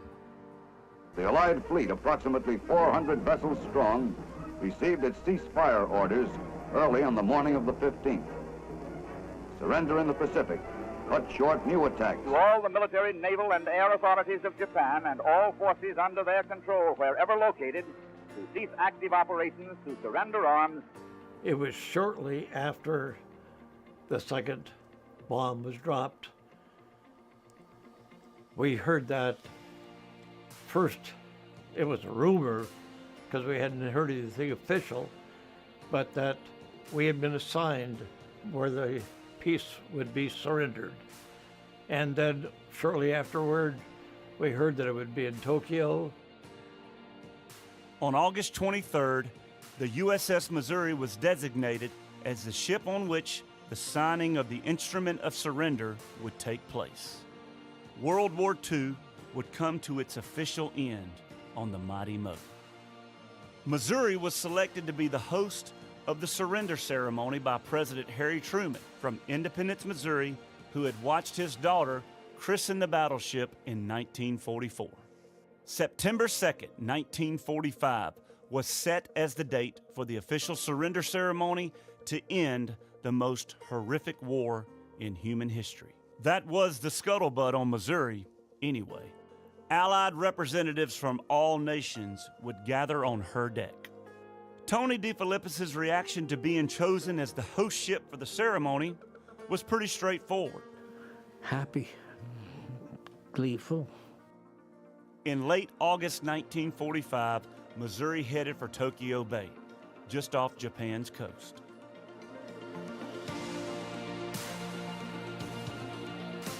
Immediately, we knew we had to get the ship, they had to get it looking real good, and the deck force was going to have to do a lot of work on it. So we headed to Japan, to a bay called Sagami-Wan to do the work on it. You have to have a Japanese pilot take you in.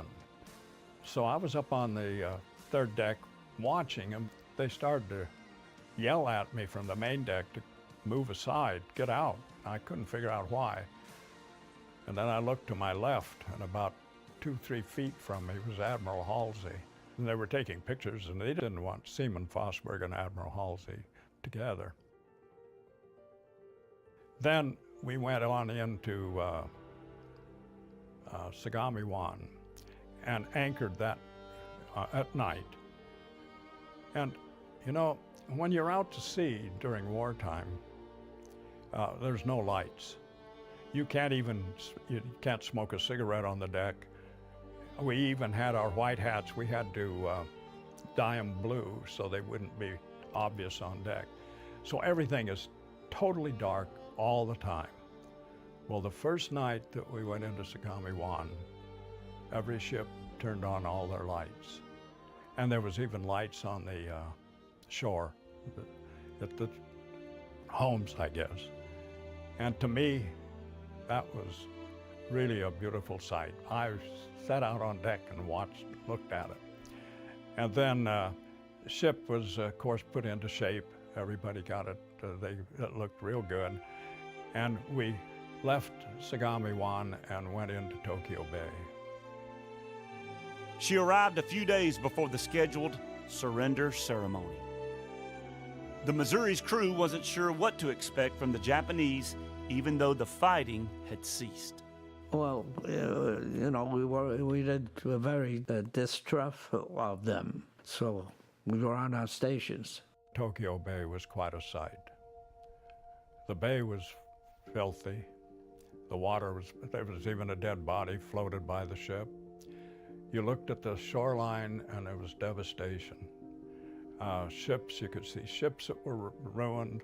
Now, Tokyo Bay is a big bay, so you're not right next to shore, but you still could see all the devastation and what had happened. And it was vicious.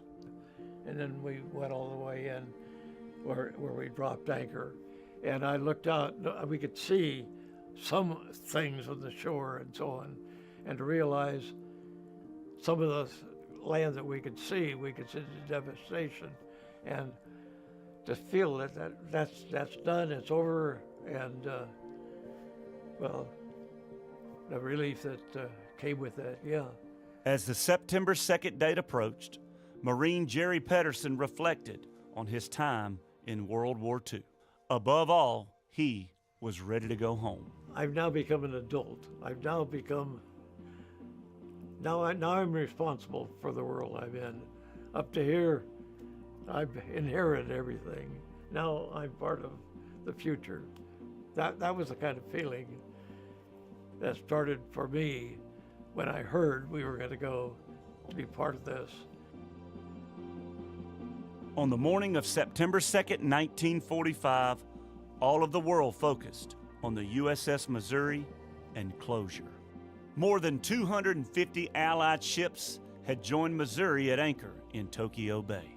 So had over 200 war correspondents, photographers, and 3,000 plus sailors, Marines, dignitaries, and representatives of all the victorious Allied nations. They watched for the Japanese delegation's launch to pull alongside the battleship. USS Missouri radio operator Don Fosberg was one of those taking in the scene. I was on duty. I dealt with being in the radio, I dealt with the press. So I was in the cruise mess. We had tables set up and the press could come down there. Before the ceremony started, why, they came down to the cruise mess. They came through the hatch up on the deck and they yelled that we need a table. Fosberg remembers that an elegant British-made mahogany table was to be used for the instrument of surrender signing. However, it proved too small. So a simple folding table from the enlisted mess decks was quickly located and covered with a green tablecloth. The question is always, where is it? Well, I still think they brought it back, but I can't say for sure. And I'm on duty, but I wanted to see some of it, so I went up on deck, but I didn't get a good view. I could see all the people and the officers and everything, but I couldn't see as good as I should. You know, most of the sailors were hanging on the superstructure looking down on it, but I couldn't get up that high. Lieutenant Commander Jim Starnes, shown in this photo, was the officer of the deck that September morning on the battleship. The assistant navigator for the Missouri had one of the best views of the unfolding event.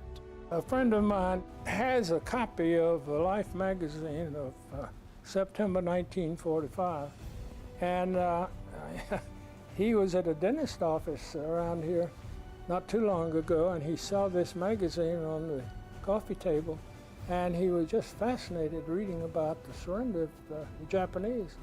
And he asked the lady there, said, "I'd like to borrow this." I could. He said, "Oh, you can have it." Somebody there had no idea of the value of it. But anyway, he loaned it to me, and I had copies made. And I didn't realize, and of course he didn't know anything about it, there was one that shows Admiral Nimitz escorting Admiral Halsey. And just down below that, at the quarterdeck, it shows me. Marine Jerry Pedersen had an almost perfect view of everything. That's because Pedersen, shown here in this photo, was a part of the ceremonial honor guard on the USS Missouri alongside several of his fellow Marines. Dress rehearsals for the short instrument of surrender signing were held multiple times before the actual date. Everything timed down to the second. The Allies would dress in their usual khakis, nothing fancy. Jerry Pedersen watched at 8:55 a.m. as the Japanese delegation's small launch pulled alongside the battleship. Their contingent, led by Foreign Minister Mamoru Shigemitsu and General Yasujiro Umezu, Chief of the Japanese Army General Staff. They made their way past 8 USS Missouri crewmen, all over 6 feet tall, who towered over the smaller Japanese. Allied superiority in every way was being emphasized on this historic day. One of the people in a platoon always went up and did a search of the person. They were frisking to make sure they don't have guns or something. And I think that was more symbolic than it was. Can't believe anybody really thought anybody could come on there with stuff, but that's the way it was. Everybody was happy, but quiet. You couldn't hear a pin drop. It was like going to church and everything was quiet. There was a reverence to the entire thing, especially with the Japanese, Shigemitsu, and they walked just right in front of us. When I think of deeply meaning experiences of my life. They're going up to that, they're standing there to see Halsey, and most of the crew was topside because the bottom was where they signed. They had all kinds of people, admirals, dignitaries from countries. Well, it was a little crowded. At 9:02 a.m., as the small Japanese delegation nervously stood before the Americans, General Douglas MacArthur stepped to the microphone.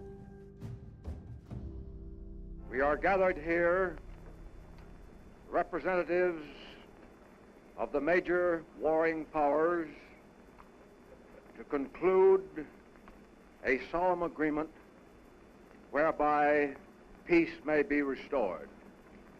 The terms and conditions upon which surrender of the Japanese imperial forces is here to be given and accepted are contained in the instrument of surrender now before you.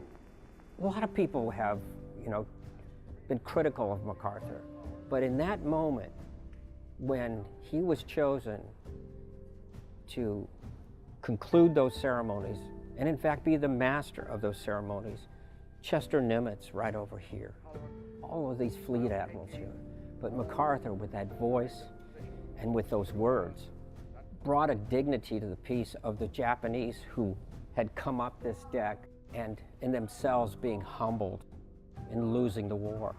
I now invite the representatives of the Emperor of Japan and the Japanese government and the Japanese Imperial General Headquarters to sign the instrument of surrender at the places indicated. I'll always remember them as long as I live when they signed the peace treaty. I actually observed the signing of the surrender.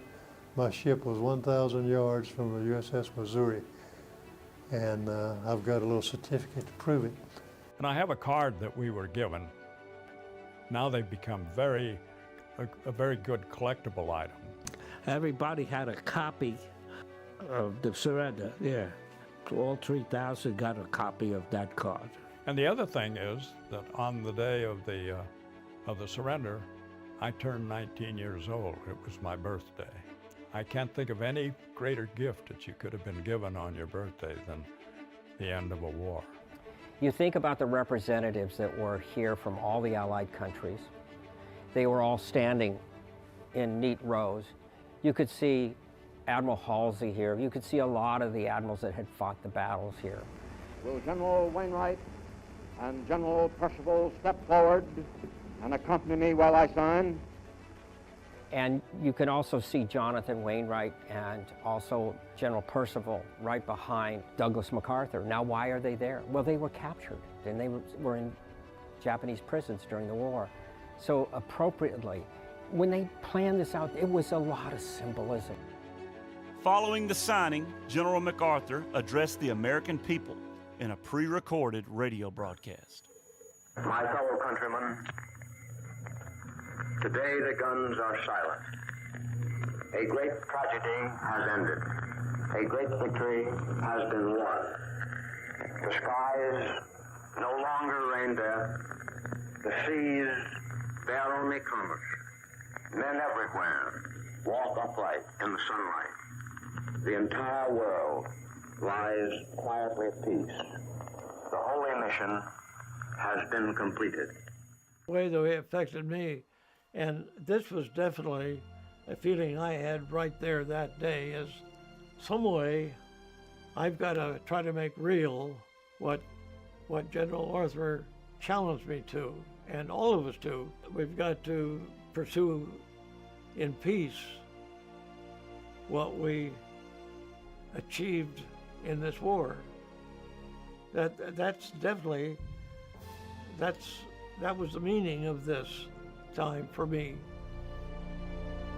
The entire surrender signing ceremony had lasted roughly 23 minutes.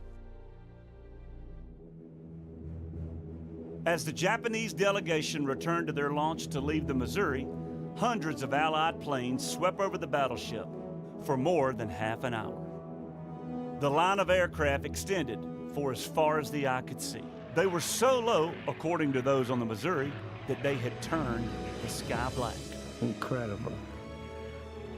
I have talked to some of the pilots in that day, and they said we all wanted to fly over. We all wanted to be in that flyover.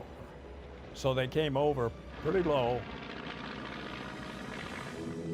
Well, I don't know if you've ever seen anything like that, but it's really impressive. Well, after the ceremony, we've had to put everything back together. People, all the people that had come, the officers and that left. It went back to a normal day. It was a long day. Everybody was dead tired. You can't celebrate without a little something.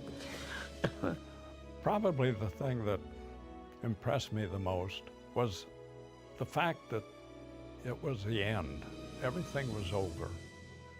I didn't realize the significance of how it was that important in the future, but it was through.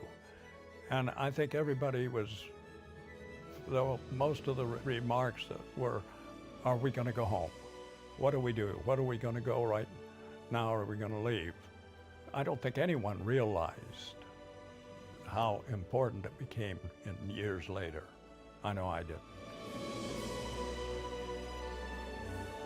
Back home on Long Island, in Whittier, California, and up the road in Sacramento, California, Tony DeFilippis, Don Fosberg, and Jerry Pedersen looked through scrapbooks, documents, and memories of their time on the USS Missouri.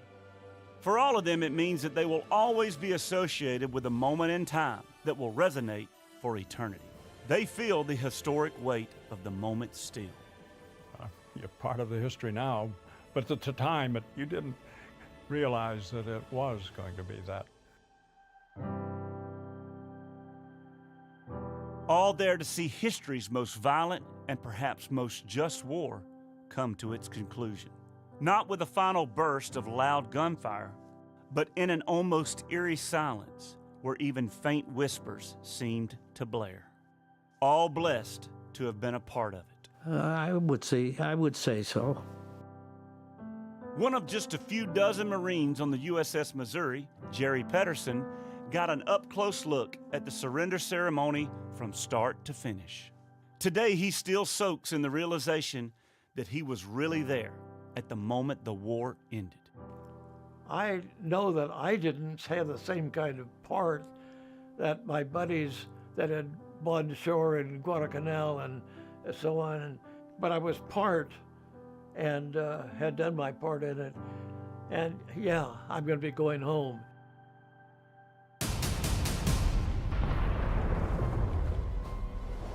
Following World War II, Mighty Mo continued to serve the United States Navy, including combat in Korea and the Persian Gulf War in 1991. In March of 1992, the USS Missouri made what was scheduled to be her final voyage to port as an active U.S. Navy warship. She was decommissioned at Long Beach Naval Shipyard and put back into the mothball fleet in Bremerton, Washington.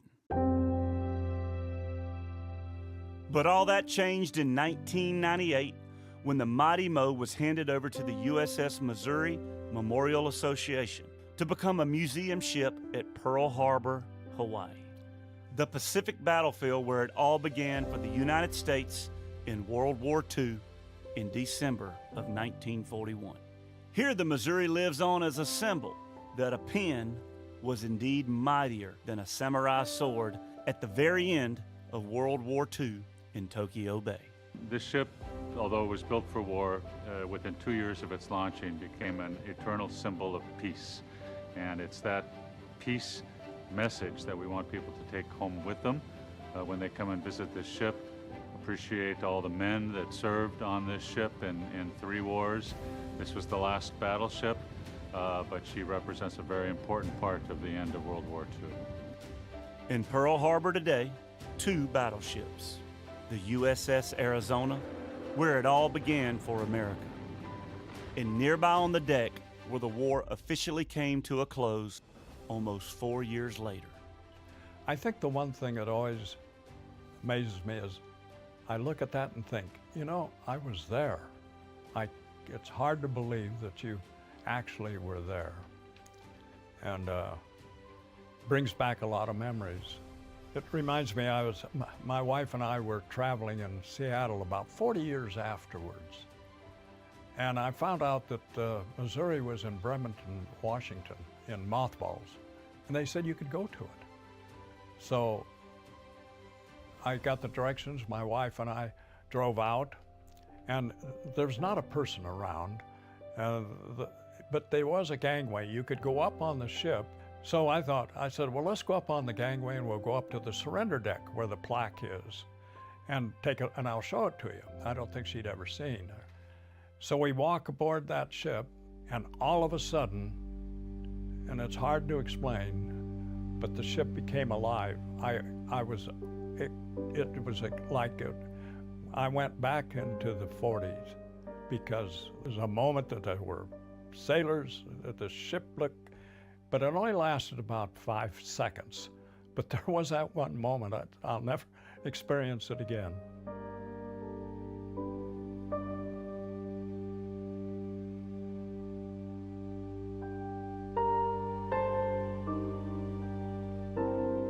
A moment in time. September 2nd, 1945, the day man's most horrific war officially concluded.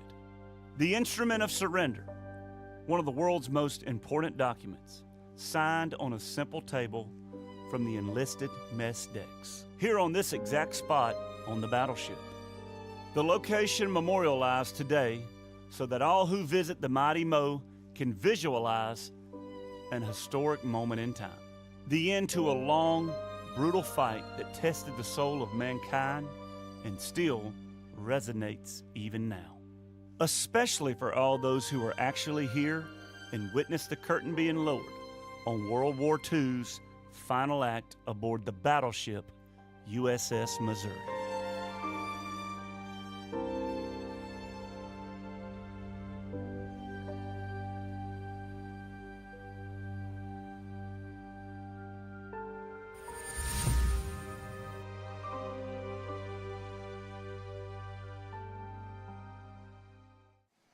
Welcome back, everybody, and congratulations to Love Company, Viparati, and Gunny Sarge for winning in Alabama in World of Warships. We'll get those guys to you soon. Their codes are already out. That's incredible. Conception is a maniac. We'll be doing a few more giveaways as time goes on, but for now, we're blessed to be joined by Tim Gray, who directed the documentary that you just watched. Hi, Tim.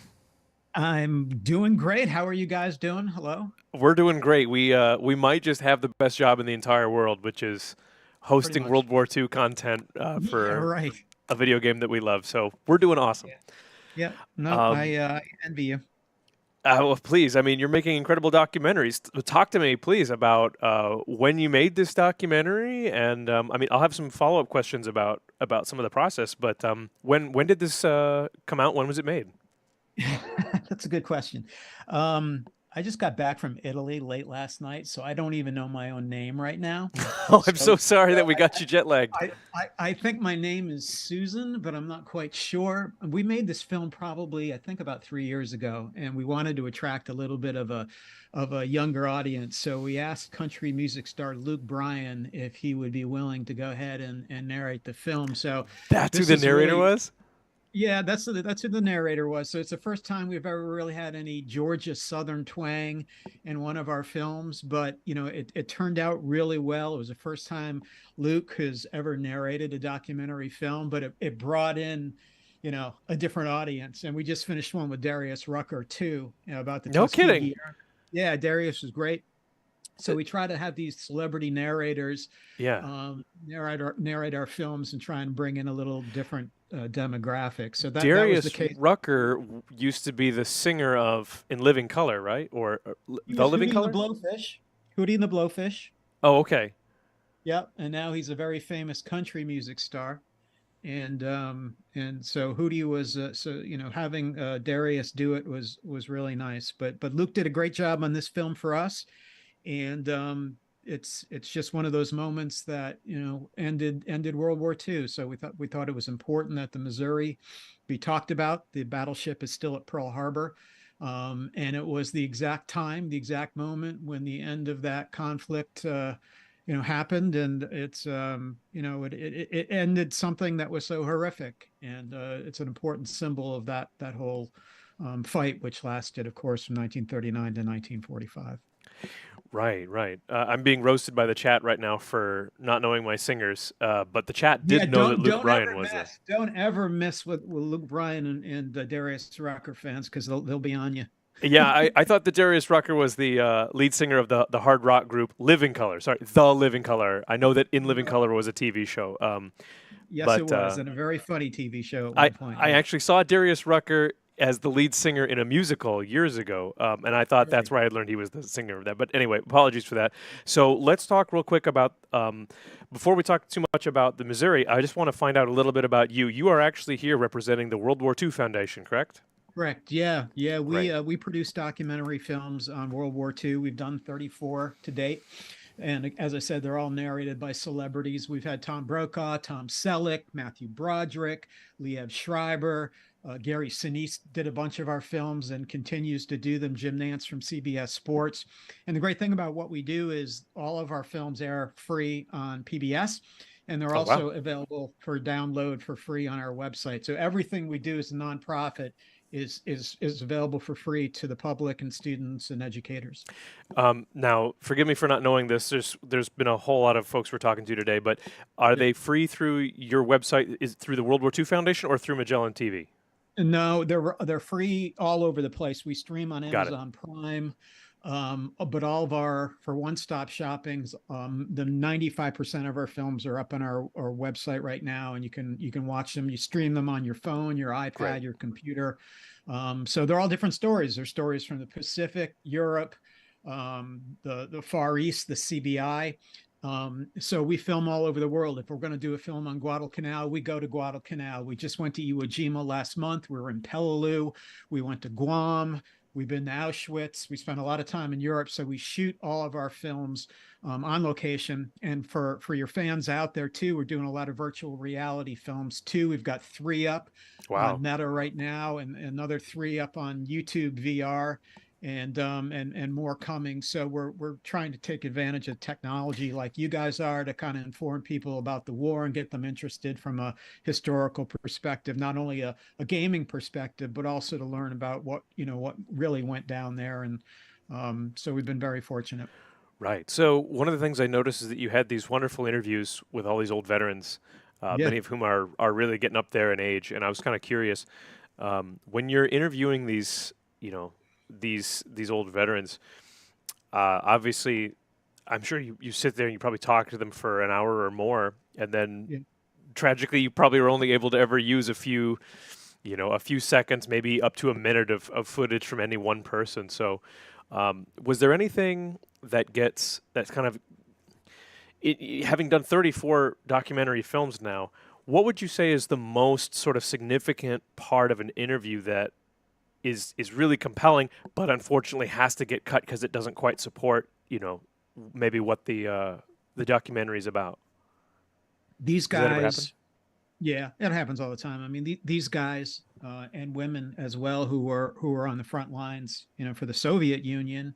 Women weren't allowed to fight for the Allies per se, but for the Soviet Union and things like that.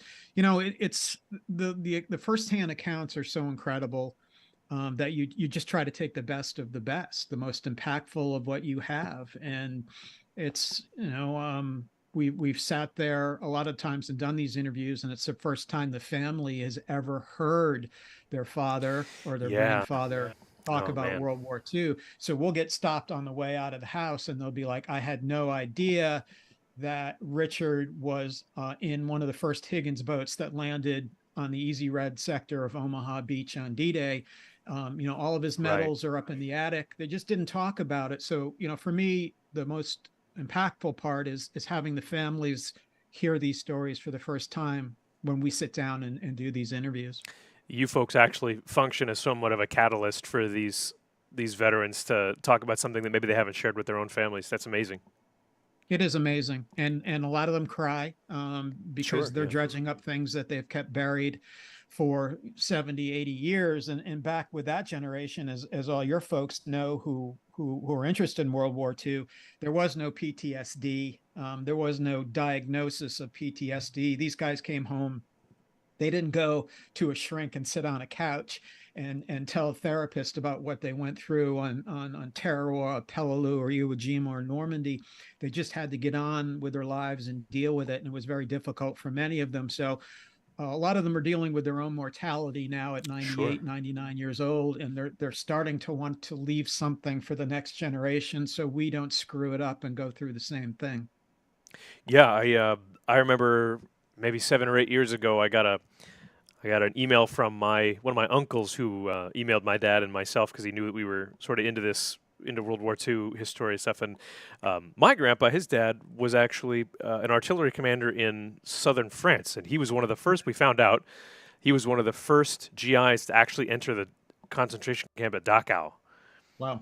And my uncle found this out because he found a box of photos that his dad had taken because he had a camera with him, and like all of a sudden, you just realize, oh my God, he was one of the first people to witness the horror of that. So I sympathize with the significance of, these folks get interviewed and then suddenly their families find out something and it's a real shock to the system.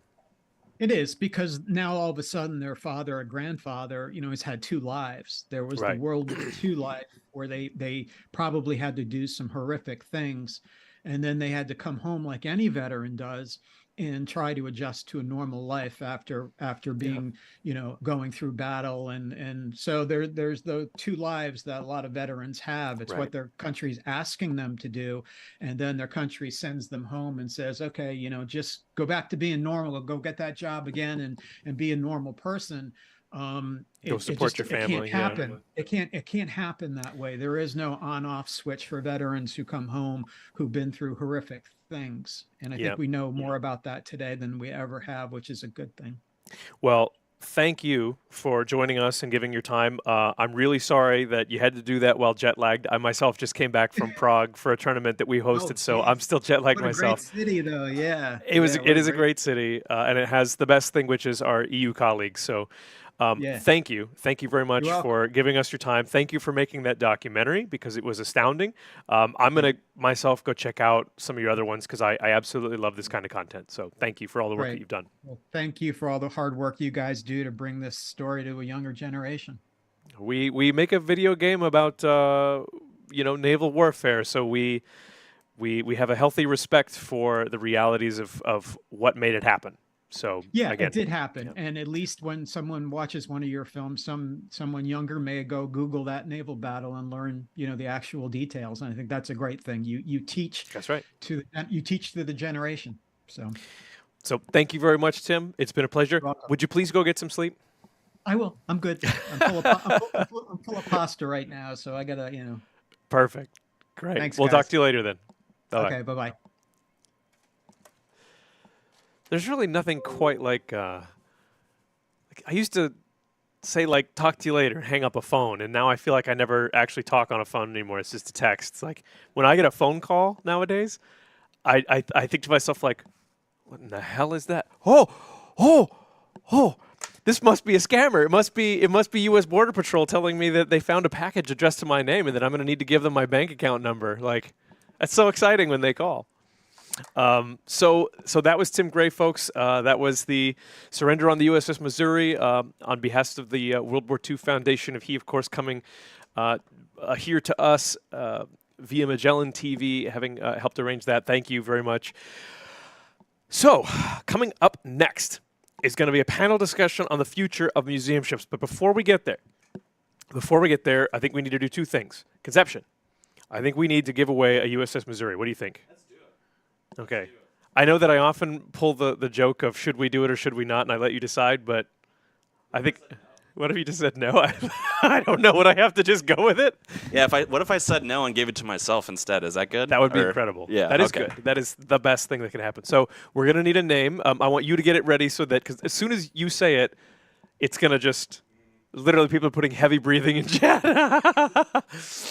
So decide on a name for what you think it should be. And then let me know what it is so that it can be working when they type it. Okay. I have to fill space now because Conception is writing down the word. That being said, before we move on, I really think it's we have two now. We have two instances where documentaries are made where you can go see. So I'll just take this moment to remind you guys. Oh, very nice. Okay. I know the word. You don't know the word. I'm going to put it in the chat, and I'm going to win the Missouri. What do you think of that, chat?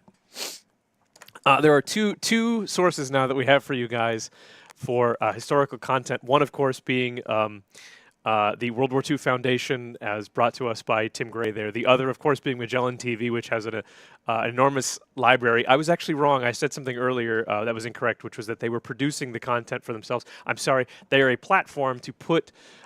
they're a platform at which content can be uploaded. So I would say that they curate the content and it's available for you there. They have an enormous selection of documentaries, of historical videos. So if you like videos about World War II battles, if you like videos on the Roman Empire, if you like that sort of thing, if you're like me, you like to listen to those things while you play World of Warships, by all means, please go check out Magellan TV as well as the World War II Foundation. Go learn something. Go enjoy yourself, please. Those sorts of documentaries are just absolutely invaluable in making sure that we don't forget that, you know, while we play these games, there were people who were not playing a game. They were doing something very real. So that's all the seriousness you're going to get from me today. I'm not a serious creature. I am a creature of silliness. So back to silliness. The word, ready? The word that you need to type in chat for a chance to win the USS Missouri. No, it's not Mighty Mo. Look at all you people jumping the gun. The word is foundation. Foundation is the word. That's all you got to do. Just type the word foundation. No hashtag, no exclamation point. Just foundation. That will get you entered into a chance to win the Missouri. Conception is going to pull it during the next panel, which is going to be with the panel on the future of museum ships. I don't think I have anything else to say before we move on. Are we ready? Okay, sure. Okay, so folks, here's what's going to happen. I know that what we've been doing is we've been going to a video, and during the video is when we get set up tech-wise with our guests. We did a tech rehearsal with all of our guests once, but we have to sort of check it again to make sure that they're ready by the time we're ready to go live to them. So this time we don't have a video. So we're going to go to a Be Right Back screen real quick while we get our panelists set up. And then after a few minutes, we'll jump back on. We'll have our conversation. And during that conversation is when Conception will pull the winner of the Missouri. May the odds be ever in your favor. Fair winds and following seas, Captain. I hope a Missouri is in your favor. Here we go.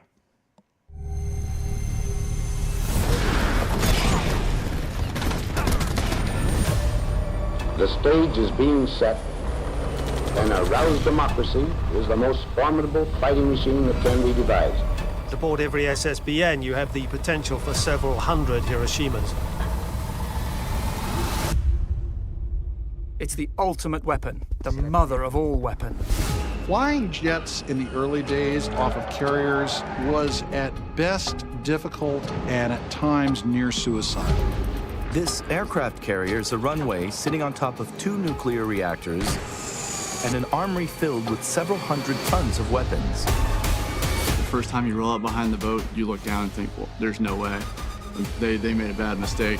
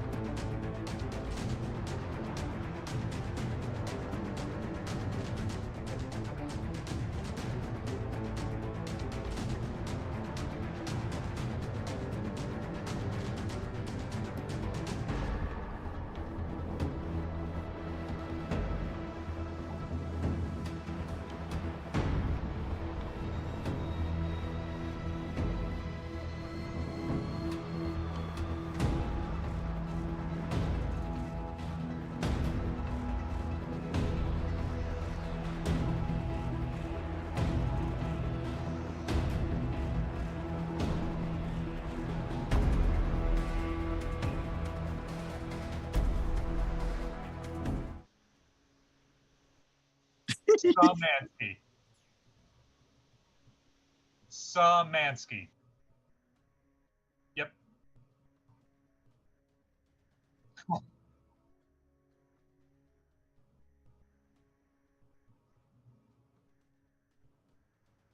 Yeah, no, my people have gotten rid of it. Back in the old country, it would have been Sheminsky.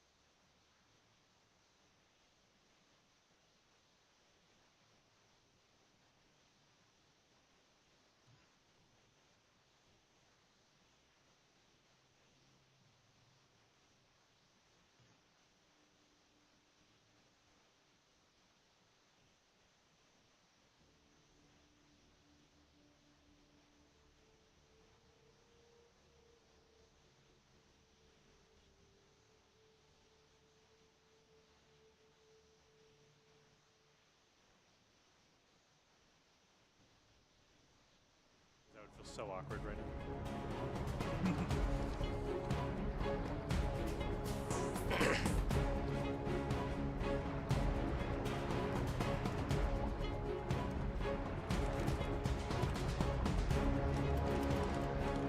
Wait, they heard me. Okay.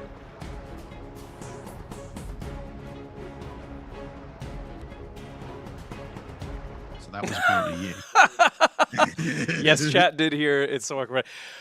Ladies and gentlemen, I am so sorry about that. We found a sound issue with our 4-camera setup real quick, and we had to fix it, and we had to actually push to live in order for Conception to fix it on the fly. I'm sorry about that. If I was capable of feeling embarrassment, I probably would have felt embarrassed there. So I want to introduce you all to my absolutely favorite part of anything, which is talking to history guys. I have the 3 most interesting history guys that you're probably going to hear from in a very long time today. So let's go through and introduce these gentlemen real quick. From Annapolis, Maryland, we have Jack Russell. Hi, Jack. How we doing? Doing very well. You know, I wouldn't really be able to say hi to you on an airplane because I might get in big trouble. Yep. You ever heard that one before? Plenty of times. I'm the worst. I'm really sorry about that. The executive director of HNSA, and if I have this correctly, also the curator of the USS New Jersey. That is correct. Yes! Ryan Szymanski. Did I get that correct too? Close enough. Oh, man. All right. Thank you, Ryan. Hi, how are you? I'm doing well. How about yourself? I'm doing great. We got our tech issues fixed, and now all we need to do is get our host issues fixed where he can't pronounce your last name. And then from YouTube, all the way from YouTube, Drakenifel. How are you, Drak? Hello. I am alive. This is good, apparently. That man's alive. Thank Much you to for the staying regret up of late. others. Those of you, we're going to go real quick over who each person is. But for those of you who don't know Drakenifel is a CC, has been for a long time. He contributes to Armchair Admirals on our channel. He has an absolutely unparalleled YouTube channel with hundreds, I think, at this point, of videos about World War II naval history, everything from battles to ship types to reviews of books. I will just say this right now, that I am an absolute Drakenifel fangirl, and I'm not ashamed to admit it. During the pandemic, actually, I listened to probably 2/3 of your library just because it was so... I felt like I was getting out of my house and getting out of the horrible situation we were all in by listening to your videos. So I thank you very much. Would you do us all a big favor and just tell us quick about who you are, what you do? Yeah, I'm Drakenifel. I'm surrounded by books, as is normal. This is now my workspace. I do naval history up till about 1950, unless the ship was built before then. And yeah, I keep answering questions and making videos, and there appears to be no end to naval history, which is great. Because apart from anything else, it means that through my work, I've managed to meet up with these guys, which while I'm pointing, hang on, I'm going to look at Ryan up there, who's up there to me on Twitch. And which way am I pointing? I'm pointing that way to Jack. We've actually all met in person, although not all at the same time. So, well, it's a pleasure to have you here. As I said at WHNA, one of the best things about doing this job now is getting to meet the guys who actually, do it for real. They have the battleship to look after. They have the massive archives at USNI and can read what Admiral Lee said in 1935 about how to shoot straight that no one listened to except him. Well, we're very happy to have you here, Drak. Thank you for staying up late for us. We'll move on to Ryan. Ryan, who are you? What you doing here? Hi, I'm the curator for Battleship New Jersey Museum and Memorial. So I'm coming to you from one of my coworkers' offices here on the battleship. And I'm the executive director of the Historic Naval Ships Association, which represents about 170 warships, mostly from World War II, but some older and some newer than that, that are opened as museums all around the world. Amazing. Thank you very much for having us. Also, I was told by Libby that you have a 40 millimeter Bofors and possibly even a 5-inch gun that can be fired by Bogsies that have been very good boys and who come to visit the USS New Jersey. Is that correct? That is correct. No big deal. It's not a big deal at all. Thanks, Ryan. We're very excited to have you here. Moving on to our last but not least, Jack Russell. You are both my favorite dog and the best absolute action hero name I've ever heard. So, all right, Jack, who are you? Well, what are you doing here? All right. Well, thanks everyone. So I'm Jack Russell. I'm representing the U.S. Naval Institute today. For those who don't know, the U.S. Naval Institute has been around since 1873. We are celebrating our 150th anniversary this year. We're a nonprofit organization on the grounds of the Naval Academy in Annapolis, Maryland. We're an independent forum, so we're not actually a part of the Navy. So a lot of people, say that we're kind of biased, and obviously we are towards Navy, but we're supposed to be this, fully independent forum where people can get together, talk about contemporary issues, talk about history. We're basically a media company in 2023.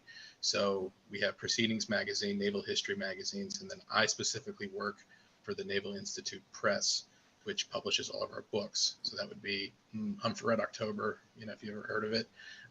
That's our big claim to fame. And then, of course, if you've ever seen a book on Drakenfeld's channel or Ryan, it's because I threw it at them and told them to review it. Since 2019, I have been the one that's been behind the Naval Institute World of Warships posts. So the photo articles and the other art and the history articles that you see on the portal, I do those. I've worked very closely with museum ships over the years. I've been to a number of the HINSA meetings. I saw Drac in February aboard USS Midway for the Western Naval History Association annual meeting. So that's been a lot of fun, and I'm happy to be here today. We're very happy to have you. Gentlemen, the three of you have forgotten more about naval history and intelligence than I have learned, and I actually consider myself to be somebody who's generally well-read. So what I'm going to do is shut up, and I'm going to give you a prompt to talk about, and I'm going to let you go. And when it sounds like you guys might be wrapping up on a topic, we'll move to the next one. The first part is going to be about the current state of museum ships. I believe the first sort of thought is mostly about how the COVID-19 pandemic influenced the fleet of museum ships that are out there and the visitor numbers. So I suppose I'll just drop that on the floor and see who wants to pick it up first. If I can lead off here, in 2020, museum ships saw roughly 20% of the visitation that they got in 2019. In 2021, visitation went up, but only to 60% of pre-pandemic visitation. 2022 was only 80%. Just this year in 2023, we're starting to get back to pre-pandemic visitation. So here we are 3 years after the pandemic. And what's more, many of our museum ships were first commissioned in 1943. Many of us are World War II built, such as the battleship New Jersey. Next Tuesday actually is our 80th anniversary. So with all of our ships hitting their 80th anniversaries after 3 years of really reduced visitation and income and deferred maintenance, museum ships are having a tough time right now. I will say that what was pretty awful was the ongoing projects that we had with museum ships going into the pandemic, and overnight staffs just disappearing. Ships closed, everyone was told to go home, and a lot of those people didn't return. Some did, but the staff turnover was something that we certainly noticed as well on my end. And I don't know if Ryan can speak to that. No, absolutely. I was laid off for a period of time during the pandemic. many of my coworkers have not come back to work, and many had to find other jobs in the meantime and are out of museums entirely now.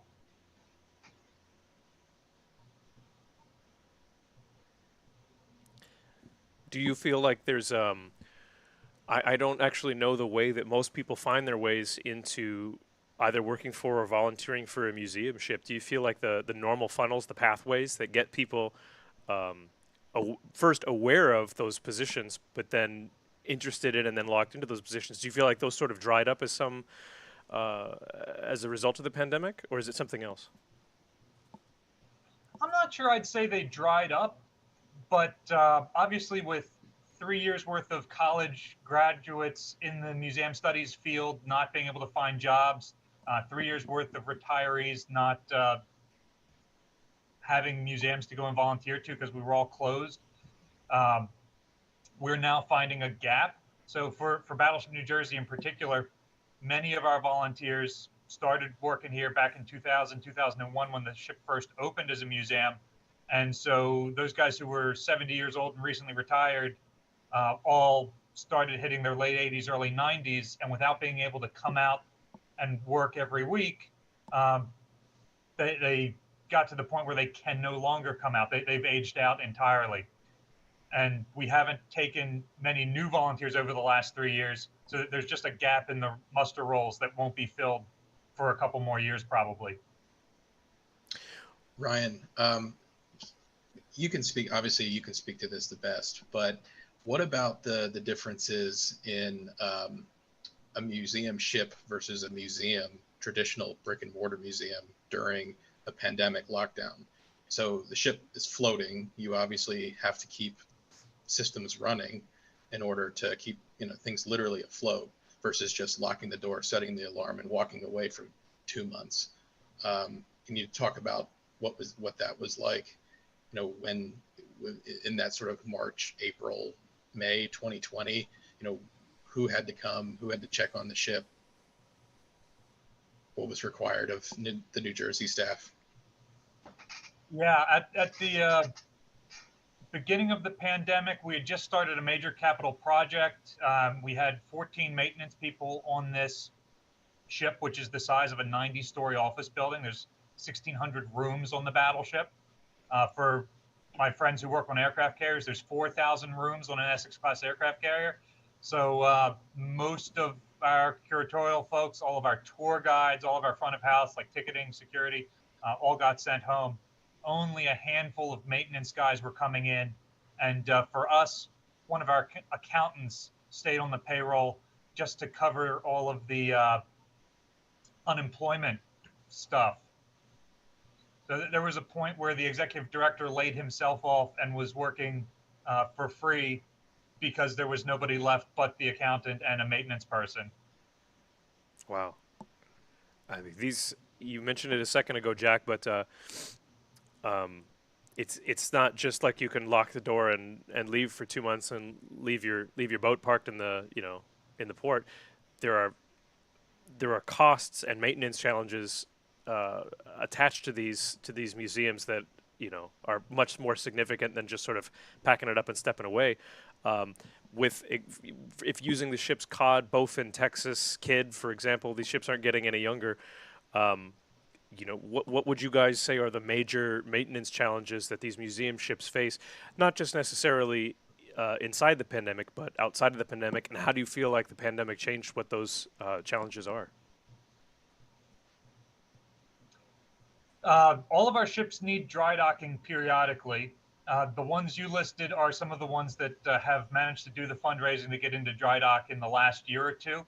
Cod and Bowfin have done some really excellent projects. Cod hadn't been out of the water since, was it the 50s? Maybe the 60s? They're going to kick me for not remembering the exact date. But Texas is about 20 years older than many of the other museum ships, being a World War I era battleship. So we're all looking to the work that they're doing in dry dock right now. And if you guys don't follow their YouTube channel and their various social medias to see what they're doing, make sure you go and do that. But we are going to be in the same place they are in 20 years. So maybe even sooner, since we lost 3 years of fundraising and deferred maintenance for another 3 years. Yeah, I think I think it's almost been a game of two halves with the maintenance challenges recently, because the ships that desperately needed to get into dry dock to, keep the water out and keep the air in have, I think from what I've seen, have been really badly affected because they haven't had the chance to do that. And as Ryan said, the funding has also taken a hit, which it doubles the problem, because they end up, let's say, 3 years overdue to getting into a dry dock, which means the problems have multiplied, which means the costs have increased, but the money's gone down. So they really get into a bad way. And the flip side is the ships that are fortunate enough to have watertight integrity, some of them managed to take the opportunity during COVID to actually turn things around and do improvements to the ship. But a lot of it, I think, depended on where you were, not just within the States, but internationally, and how sort of hand to mouth your ship was. Because I know from a UK perspective, you had something like SS Great Britain, which basically when lockdown came along, it was just like, that's it, communication stopped. I don't know what they did during that time, because I suspect it was probably, like Ryan said, just one guy going aboard occasionally to make sure it hadn't fallen over. You've got like HMS Caroline, which somehow during lockdown ended up in a departmental dispute between, for some bizarre reason, the Department of Education and the National Museum of the Royal Navy, which means they're only just reopening now. But then you also have HMS Belfast, which was able to turn around and go, okay, well, we were scheduled to go for dry dock in 2020. We don't have major structural issues, though, and they turned the latter part of lockdown, when things were easing a little bit, into a refit and overhaul of some of their interior systems. So now it's actually a much nicer experience to go and visit. There's a few extra bits they've opened up, but at the same time, they're now, the clock is ticking. They're 3 years over, 3 years overdue now for a dry dock. Well, I'm kind of curious. I have a question, because this is included in the prompts here that we were considering talking about. It says specifically British experience with dockyards.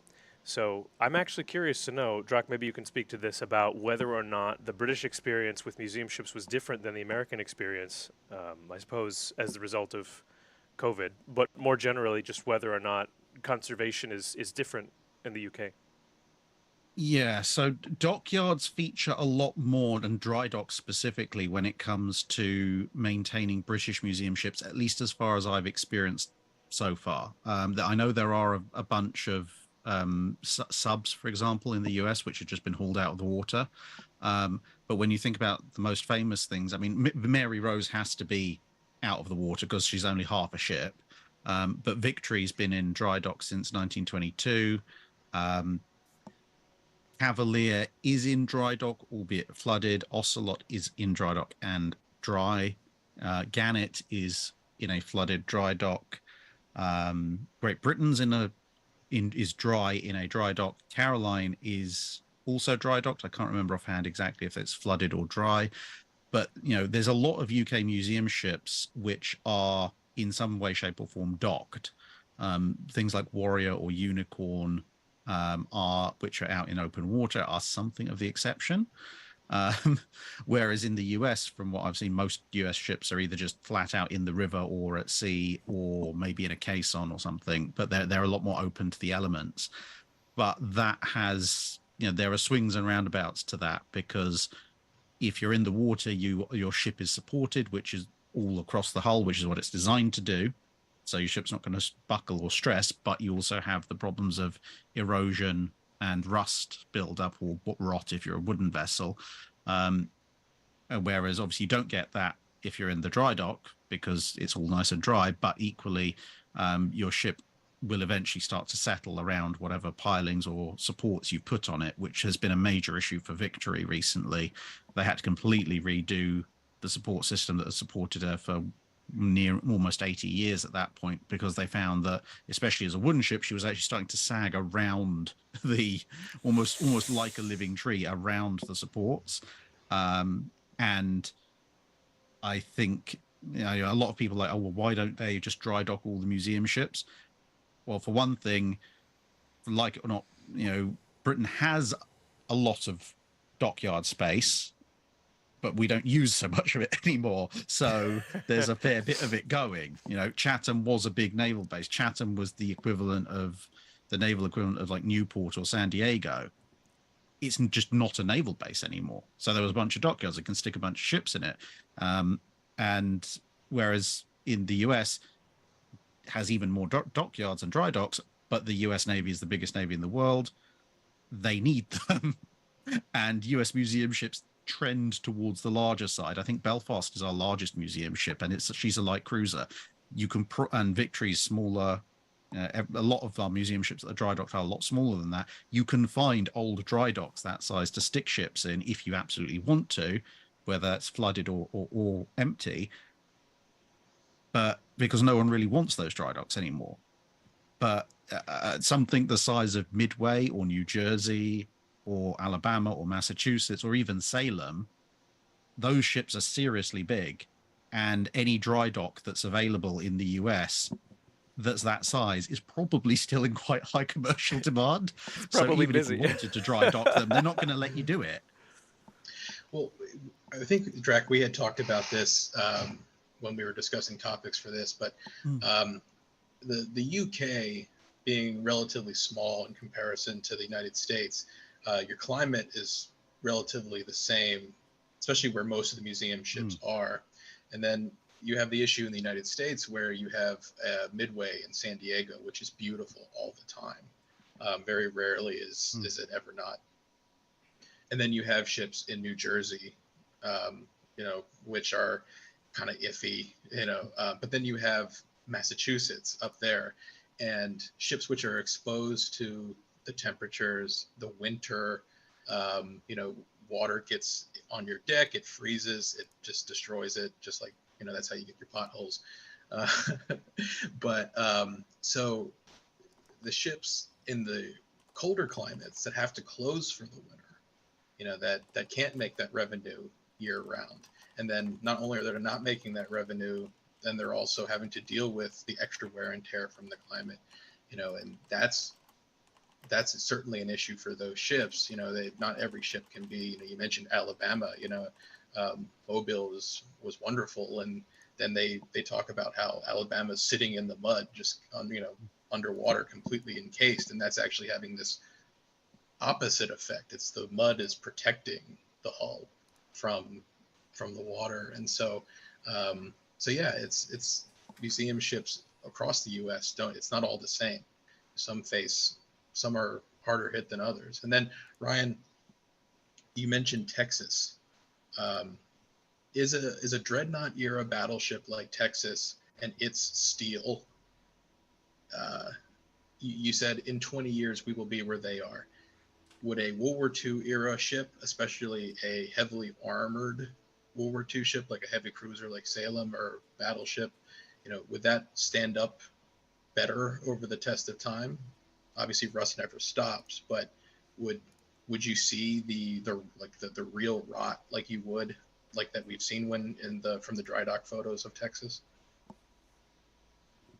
Oh yeah. Eventually our metal might be a little bit better, but remember, Iowa-class battleships have an internal armored belt. The only museum battleships that don't right now is North Carolina. So the rest of us have mild steel or relatively thin shell plating on the outside of the ship. All of the American fast battleships, the shell plating at the bow is 7/16 of an inch thick mild steel. So I think 6 out of the 8 or 7 out of the 8 museum battleships have already seen leaking through their shell plating at the waterline at the bow. I think North Carolina underwent that, they replaced a large portion of that. Yeah, that was a great project that they did over the last 2 years or so. Yeah, it's something that you don't necessarily think about in the UK because, as Jack said, we've got fairly even weather. I mean, our weather is constantly changing and usually atrocious, but it's within a certain margin. Whereas in the States, the first time I ever saw free floating ice on the sea in person was when I was at Salem and Massachusetts in February this year. It's like, you don't have to deal with sea pack ice in the UK, but equally you don't have to deal with a hurricane trying to sweep you off your moorings, or a tornado trying to pick you up and dump you onto land, or it getting up to some insane temperature where it becomes too hot to walk on the deck, or everything in between, or poor old Texas spending, half a century in a mild acid. These are the things that you don't have to contend with on a relatively small island. We like to keep things interesting here. Oh my gosh, I think I have now become Jack. You are now Jack. How about that? Okay, I think somebody just closed this video by accident, so we'll get Jack back and put Drakenfell back in the right Hollywood square. But I don't know. It just cut out on my end. That's okay. If you you could probably restart the meeting. Is that by right conception? If he restarts the meeting and jumps in with video, then it should pop him back in. Yeah, no, I can see the video now. I just need to recrop everything. Okay. He's getting you put back into place here real quick. Maybe now is a good time to move on to the second part where we specifically talk about, well, I suppose envisioning the future for the next maybe 5 to 10 years of museum ships. Now you talked, Drak, I think you talked specifically about the idea of the fact that a lot of ships in the UK are actually dry. They're out of the water. And you mentioned how a lot of the American submarines are actually out of the water. Easier to do than, pulling a 50,000-ton battleship out of the water, obviously. What do you guys think would be the significance of more ships able to actually be pulled out of the water in terms of long-term longevity?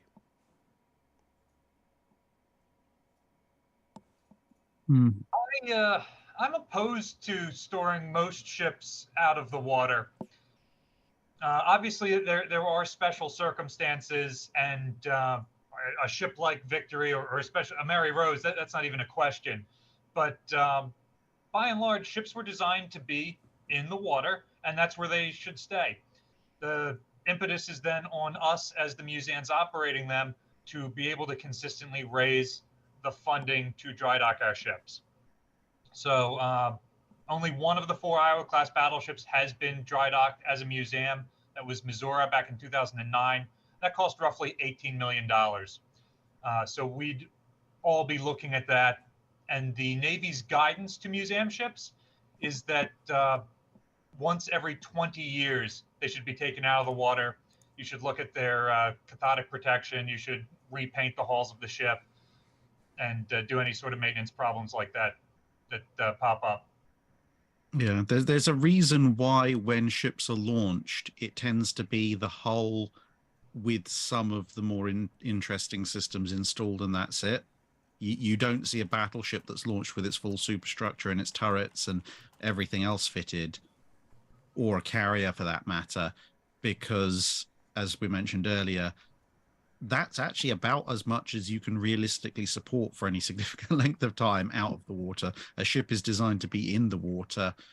And once you start taking out, things will start breaking over time because there's an immense amount of force being exerted. I mean, it's for the same reason the ships that are permanently moored or semi-permanently moored, you have to make sure that the riverbed underneath or the seabed, whatever, stays dredged, or you let it get fixed like Alabama and North Carolina have become, because just the force of a ship not even being slammed, but just being gently lowered and raised and lowered and raised onto a riverbed can do serious damage over time. But at the same time, there's a compromise to be made, because if you have a ship in a free-flowing river or a coastal area, that's going to maximize the damage that's going to happen, especially at what everybody calls the wind-water line. So, some ships have tried to mitigate that by having these caissons built which calm the area around them, which lessens the effect of the water on them, which hopefully extends their lives. without having to be hauled out for dry docks, which is, North Carolina's probably the most easily pointable example, but Alabama's got the same arrangement. I think a few other ships have. But even then, it's still a circumstance of is your location suitable for that, and will the local authority allow you to do that? Because doing it for something like Alabama or North Carolina is one thing. I rather suspect apart from the fact that I was planning to move anyway, but I rather suspect if somebody said, Los Angeles Port Authority would like to stick a socking great case on in the middle of an active cargo harbor, they may not look at this with particularly favorable eyes. I think most people, too, would rather see a ship when it was in water. I think that's kind of the whole point. If you showed up to a ship and it was in the middle of a field, and I think it would lose some of the effect. I think part of going to a museum ship is, smelling the water and hearing the seagulls, and it just adds to the effect of things that I think you would just lose. Now, that's not to say you couldn't put the ship next to water, but I think they kind of go hand in hand, and so it's certainly part of the experience.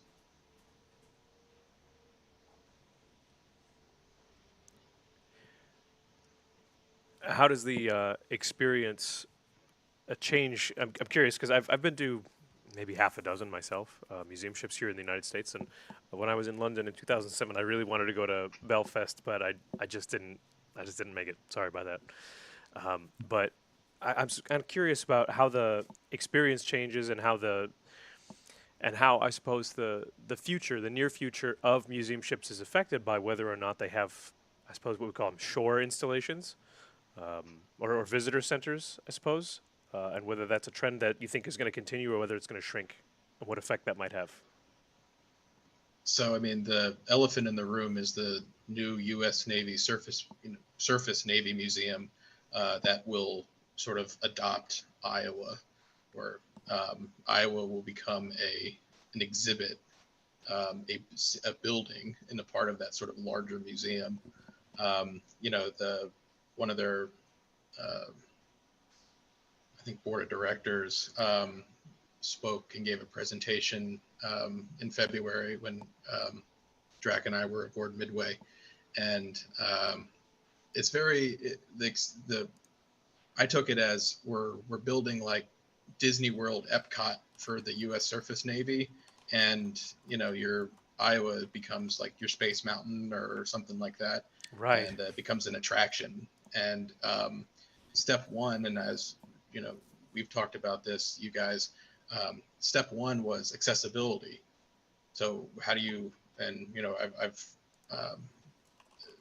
museum ship people will complain all the time, these ships weren't designed to be accessible, really. So what do? Well, you cut a big hole in the side. They've been doing that on submarines for a number of years, and sort of other smaller ships. But are you're serious about cutting a big hole in the side of Iowa and building a bridge into the side, so people can walk in and out of it? I think that's when it becomes less museum ship and more just floating installation, a part of a larger thing. I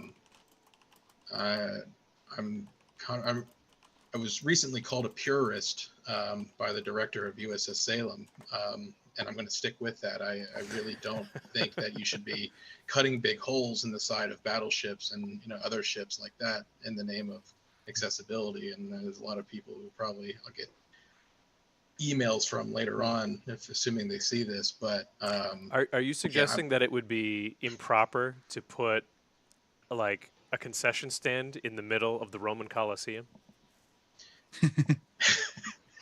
I don't know. The Romans would probably love it. Yeah, exactly. The Italians would, I mean, to be honest, part of the issue though is as Jack said, these ships were not designed to be accessible, and that extends more than just the vertical. Every bulkhead door is a foot off of the deck, and it's not flat at the bottom either. So even if you did open a massive hole in the side, it's like, great, you have access to one compartment. Have fun. you cannot go more than 10 feet in any given direction. And I think, at least personally, sort of the visitor center, shore installation stuff, I think that's potentially a lot more about telling the story of the ship in a way that people can appreciate and interact with these days. Because what people want is changing. Obviously, there are those of us like people here who would quite happily just wander around the ship all day and not really care. But a lot of people, they want their 3D interaction, they want their big arrays of interesting artifacts, and most warships are very heavily compartmentalized because they're designed to fight. They're not designed to have big open spaces where you can display things, which makes having a big display rather difficult. You're confined to the size of the rooms that are on that ship. But if you want to have a massive, great, display of, I don't know, something like if North Carolina wanted to do a display about her sister ship Washington and Washington's sinking of Kirishima, you could do a massive display of that with all sorts of artifacts and pictures and things, but there's no compartment on the ship that's big enough to do that, except maybe one of the mess halls, and then you're losing the mess hall, which is a fairly important part of the ship. Whereas if you have a visitor center next to it, you can have that exhibit and that display, and you can rotate things a lot more easily. But it also, it also expands the visitor experience, which is quite useful for smaller ships, because for a battleship, you could spend the day on the battleship. For a destroyer with the best one in the world, you could see every compartment on a Fletcher-class destroyer and get off the ship for lunch if you started early enough. So for some ships, that can help improve the visitor draw, I think. So there definitely is a place for that. I think the only exception to that rule is probably aircraft carriers, because they have the socking great space called the hangar deck, which is really useful for putting on big displays. Not so everybody else. Right. And aircraft carriers are interesting because they are, and you said as times have changed, aircraft carriers, the main armament is airplanes, not guns. And so, well, what do you do? And then a lot of the carriers, especially the Essex class carriers, as they went through the 40s, 50s, and 60s, became involved in secondary roles in the U.S. space program and everything else. And I made this joke before, but aircraft carriers nowadays are basically just floating air and space museums, like that we would have in D.C. And I think that they have this sort of mass market appeal. You can see it for the ship it is, and then you can see aircraft from World War II all the way through. I think some of them even have F-14s and F-18s, and then you can get a bit of space. Some of them have space capsules and tell that story and everything else. So, and then as Drax said, they have the space for it. They have these huge hangars. But one of the things with, unless you get some sort of private tour, and this is what I've noticed with aircraft carriers, most of those 4,000 rooms that Ryan mentioned are all sealed off.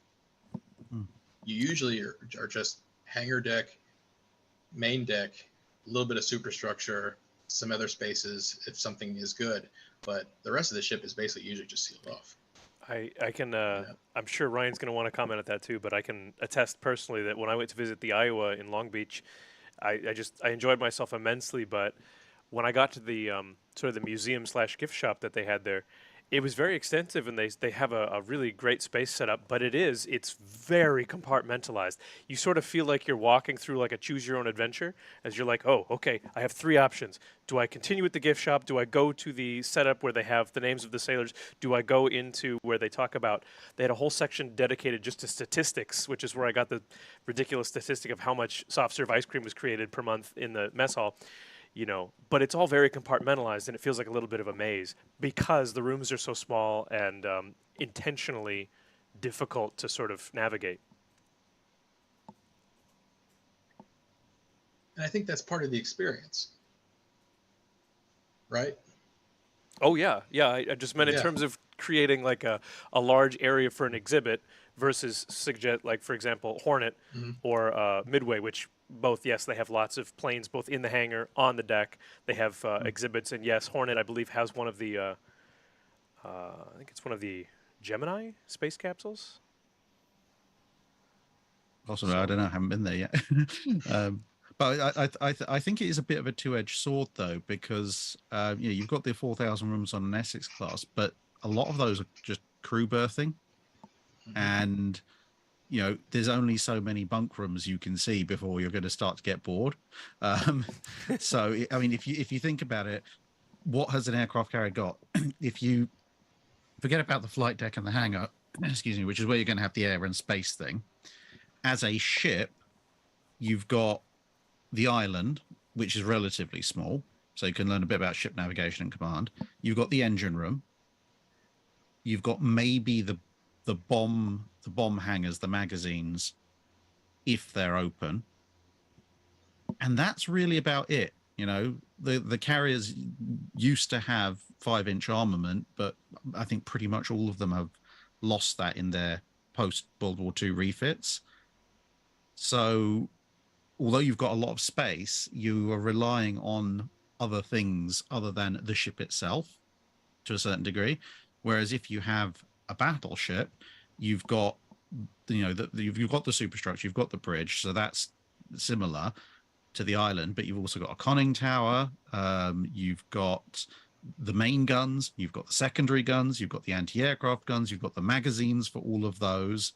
That all is they're all very distinct systems that people are going to want to go and have a look at. Plus you've got the engines, plus you've got all the the fire control center, CIC, etc., etc. Although battleships have less room to expand their exhibit space, they have a lot more intrinsically to them to see in the first place.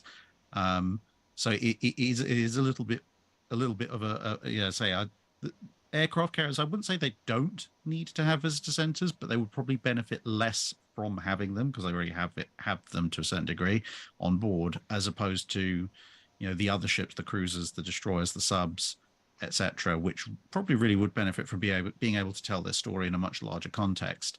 Especially the smaller the ship gets and the more cramped it gets. It's not just about expanding stuff that you can see. It's also about a lot of the time, the conditions that US sub crews lived in, the amount of space they had to themselves within that ship would probably violate about 50 different OSHA regulations if you got the same number of people in the sub at the same time on a tour. And that's before you get into all their artifacts, the various bits and pieces, how they live, the tools they used, and all of that. You physically can't show that in a sub these days. So having a center off board where you could say, well, look, here's the torpedo computer and here's the manual backup and here's how they calculated it all and spread that out over 20 feet instead of one guy cramped up in a cubicle the size of a phone booth. That's probably quite beneficial to subs, but that all of this requires funding, and it's a kind of vicious circle of it will increase visitor numbers, which will increase take, which will increase the amount of money that they have, which means you can afford the visitor center. But if you don't have the visitor center, you don't have the money to afford it, and you don't have as many visitors. So it's this, somewhere on that circle, somebody's got to turn around and say, actually, we're going to somehow raise the cash to do it. And how do you justify raising the cash for something that's off of the ship? When the ship is your macro artifact, you've got to preserve that first. How do you get to the point where your ship is in such good shape that you can say, we don't need to do a capital project this year on the ship because we're going to do a visitor center instead?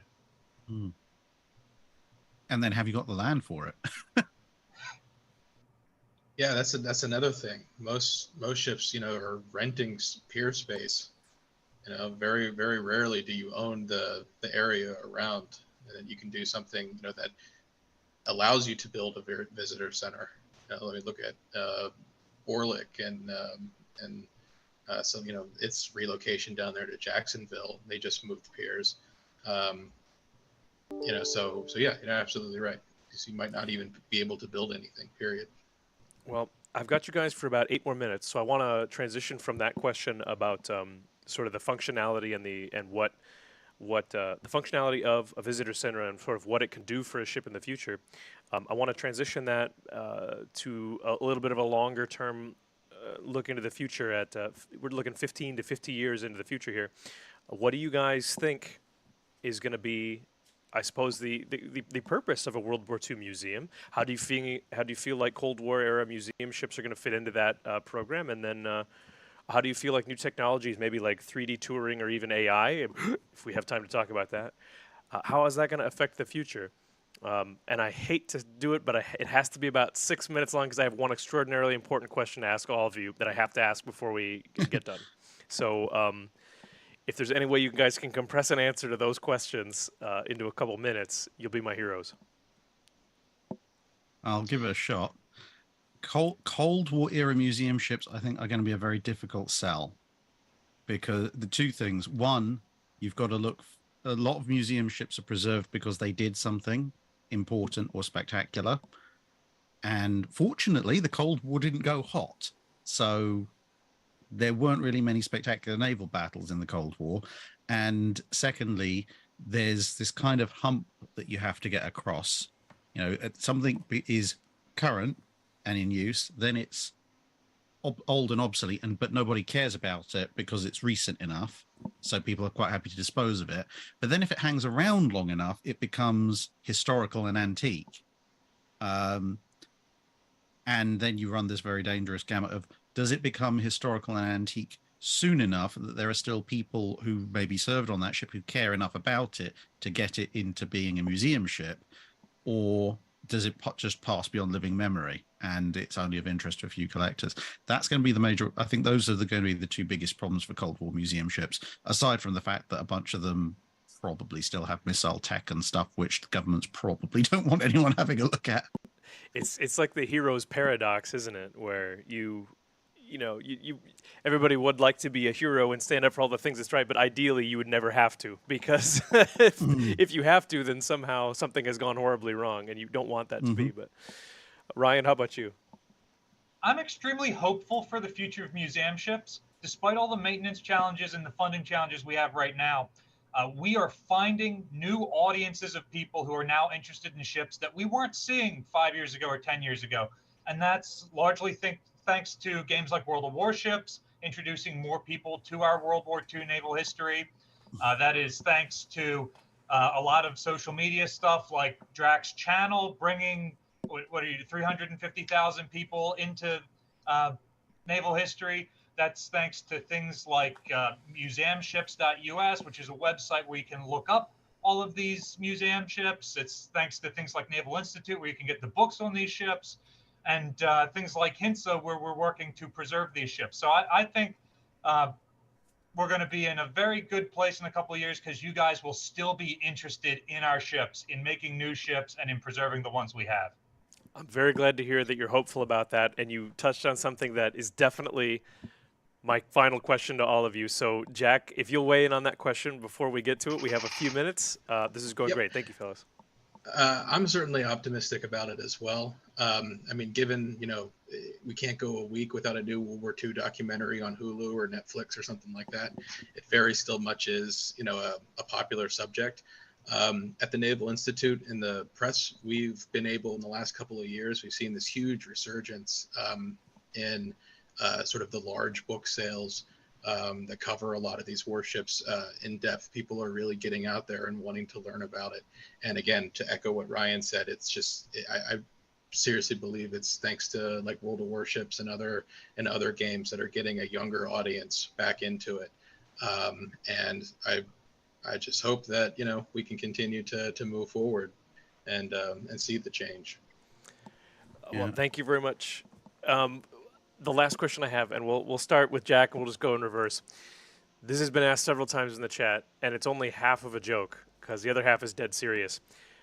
In all seriousness, how much of an effect do you think that some of the cartoon and anime content that bizarrely links cartoon characters to World War II era ships, how much of an effect do you think that has actually had on getting people interested in World War II history, and especially naval history? Well, it's just another form of media in the way people like to express themselves. I mean, every single one of us here, myself, Ryan, and Drac, love Lego. Yeah. And we do World War II history, and we build not only Lego models, the Kobe ships, everything else like that. And so the anime is the same thing. It's just a way people want to express themselves. There you go. And it's just however people want to do it, they're getting interested in the subject matter, and then it's off from there. And then it's just people want to go and visit in person. And Ryan, what are your thoughts on weebs? I don't care how you get. I don't care how you get interested in naval history, whether it's because your grandfather served in the Navy, or you served in the military, or because you play video games, or because you watch anime. However you come to us, you're interested, you've got different skill sets that can help preserve our ships, we're happy to have you. Amen to that, man. And Drock, how about you? How do you feel weebery on the internet in general, and cartoons and whatnot, and anime has affected? We'll leave the first part as unprintable, but in terms of ships, like Ryan said, if it gets people interested, then so be it. That's it's better to have somebody interested than not. But and to a certain extent, putting on Serious Drac hat for a minute, it's somewhat easier to understand because as humans, we love to anthropomorphize things. Yes. And some people have the difficulty, for some bizarre reason, getting their heads around 45,000 tons of steel. But if they anthropomorphize it into a cute anime girl, they're like, perhaps? Now I can understand it. It's like, okay, if that's how your mind works, I'm not, well, internally I will judge you. But externally, I will not judge you. I will allow you to continue in this because that has meant that you are now interested in ships, which I'm interested in. So now we have common ground to talk about. And common ground, I feel like that's the grease that greases the gears, isn't it? Common ground. Mm-hmm. Gentlemen, we're reaching our time. So starting with Drock and going back, I'm going to ask for you to please just let us know. Just plug, obviously, Drock, you're on YouTube. Plug yourself and we'll move on. Right. Yeah. Drakinifil on YouTube. I also have a website where I host various naval pictures. I'm gradually uploading onto that. So go have fun on that. And I'm spending most of next month in Australia to look at the surprising number of ships that the Australians have managed to preserve. So if by any chance you're listening from Australia, I will hopefully say hi to you at some point. Watch out for Drac. Ryan, how about you?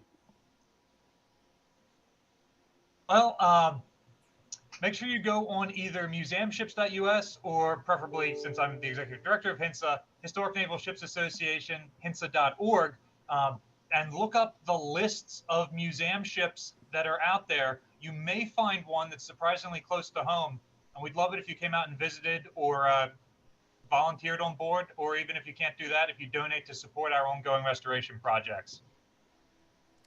A great reason to donate. Jack, how about you? Well, if you're interested in learning more about the subject and have seen any of Ryan's or Drac's videos where they review one of my books, you can go to usni.org and get yourself a membership, get yourself a Proceedings Naval History magazine, or a book of your choosing. And in fact, we're going to be doing a giveaway where 10 winners who are watching the stream are going to get the opportunity to take home a Naval History Special Edition, which is a new product featuring museum ships for us. That's so, right. Look out for that. And we're going to be pull out more USNI books from this right? bookshelf, but I only have so many limbs. There they are. Well, part of the reason we're going to say goodbye to these nice gentlemen is because we are going to host a giveaway and give away 10 of these books. So we're going to giddy up and go do that. But gentlemen, I just want you to know that I am 100% not worthy of being on this panel, and I am tickled and grateful that you guys shared your time with us. So thank you very much. Thank you. Thank you. Thank you for having us. See you next year. All right, Conception. We have a mission. You ready? Chat.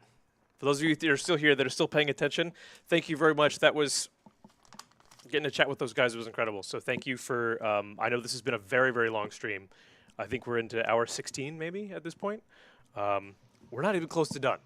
So put on your big boy britches. Here's what we're going to need to do.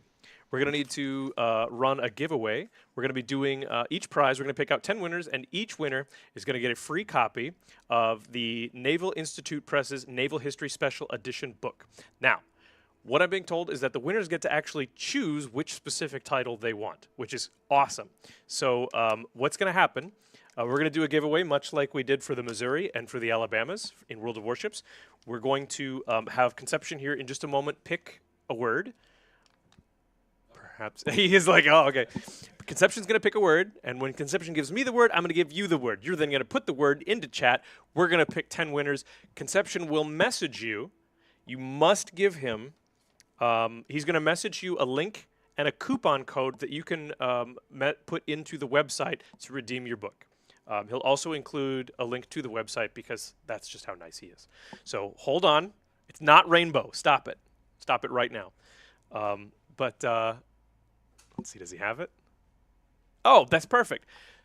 Very simple. USNI. That's what you're going to put into the chat. Nothing else, no frills, no gimmicks. USNI. The U.S. Naval Institute.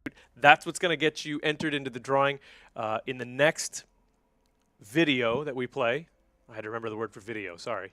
In the next video, we're going to go ahead and draw those. Conception will message you because that's the kind of guy he is. Thank you again to Drock, to Jack, and Ryan. Sorry, I was trying to remember how to pronounce his last name, and I was like, I don't need to. I didn't pronounce Jack's last name. So Ryan, Drock, and Jack, thank you guys. It was a pleasure to have all three of you, and looking forward to having you join us again in the near future for something else. So, ready to go to the next video, Conception? All right, guys, it's going to be another video. We'll catch you with our next interviewee after this. Hi, everyone. I'm Shane Stevenson, Director of Museum Collections and Curator here at the Buffalo Naval Park. And we'd like to thank Wargaming.net and World of Warships for including us in the Longest Night in the Museum 2023. You're going to get a tour of the USS Little Rock, USS The Sullivans, and USS Croker. And to start the video, we are going to be talking a little bit about these 5-inch guns that would have been all along a Fletcher-class destroyer like USS The Sullivans.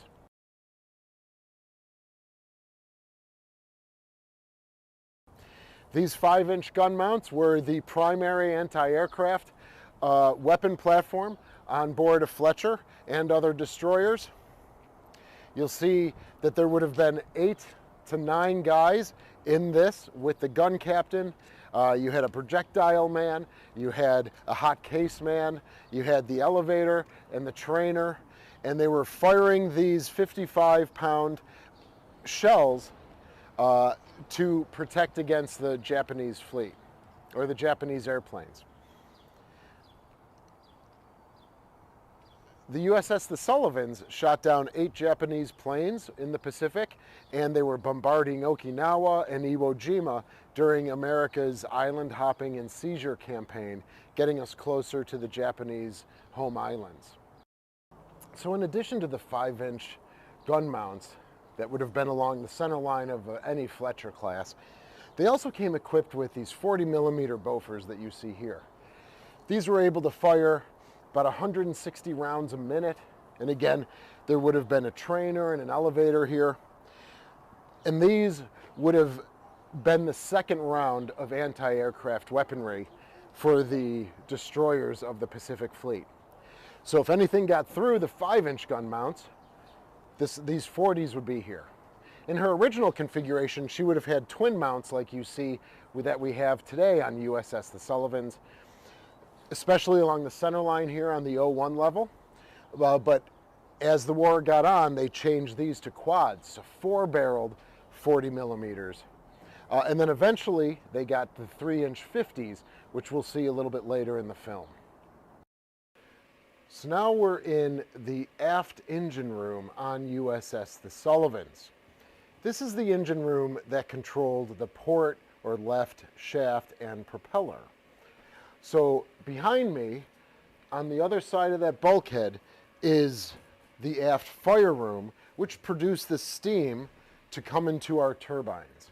We did have a high pressure turbine and a stern turbine and a low pressure turbine. And also in here was the turbo generator, which powered the electricity on board. So the steam would be produced through that bulkhead. It would come here through the turbines, and then it would go to our double reduction gear, which you see here. And then the double reduction gear would take all of that energy of the turbines that are spinning 3,000, 4,000, 5,000 RPMs, and through rack and pinion gearing and differential gearing would reduce it to 100, 200, 300 rotations per minute, so then the shaft is in a workable range without the prop falling off. And so on any Fletcher class and many U.S. naval warships, there was redundancies.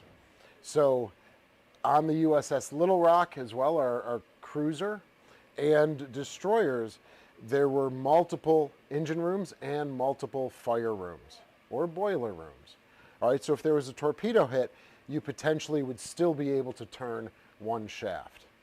So from 1943 to 1965, that represents a lot of time for technological changes and advancements, not only with our enemies, but with U.S. development of military weapons and platforms. One of the changes that occurred in 1958 was the addition of these 3-inch 50s.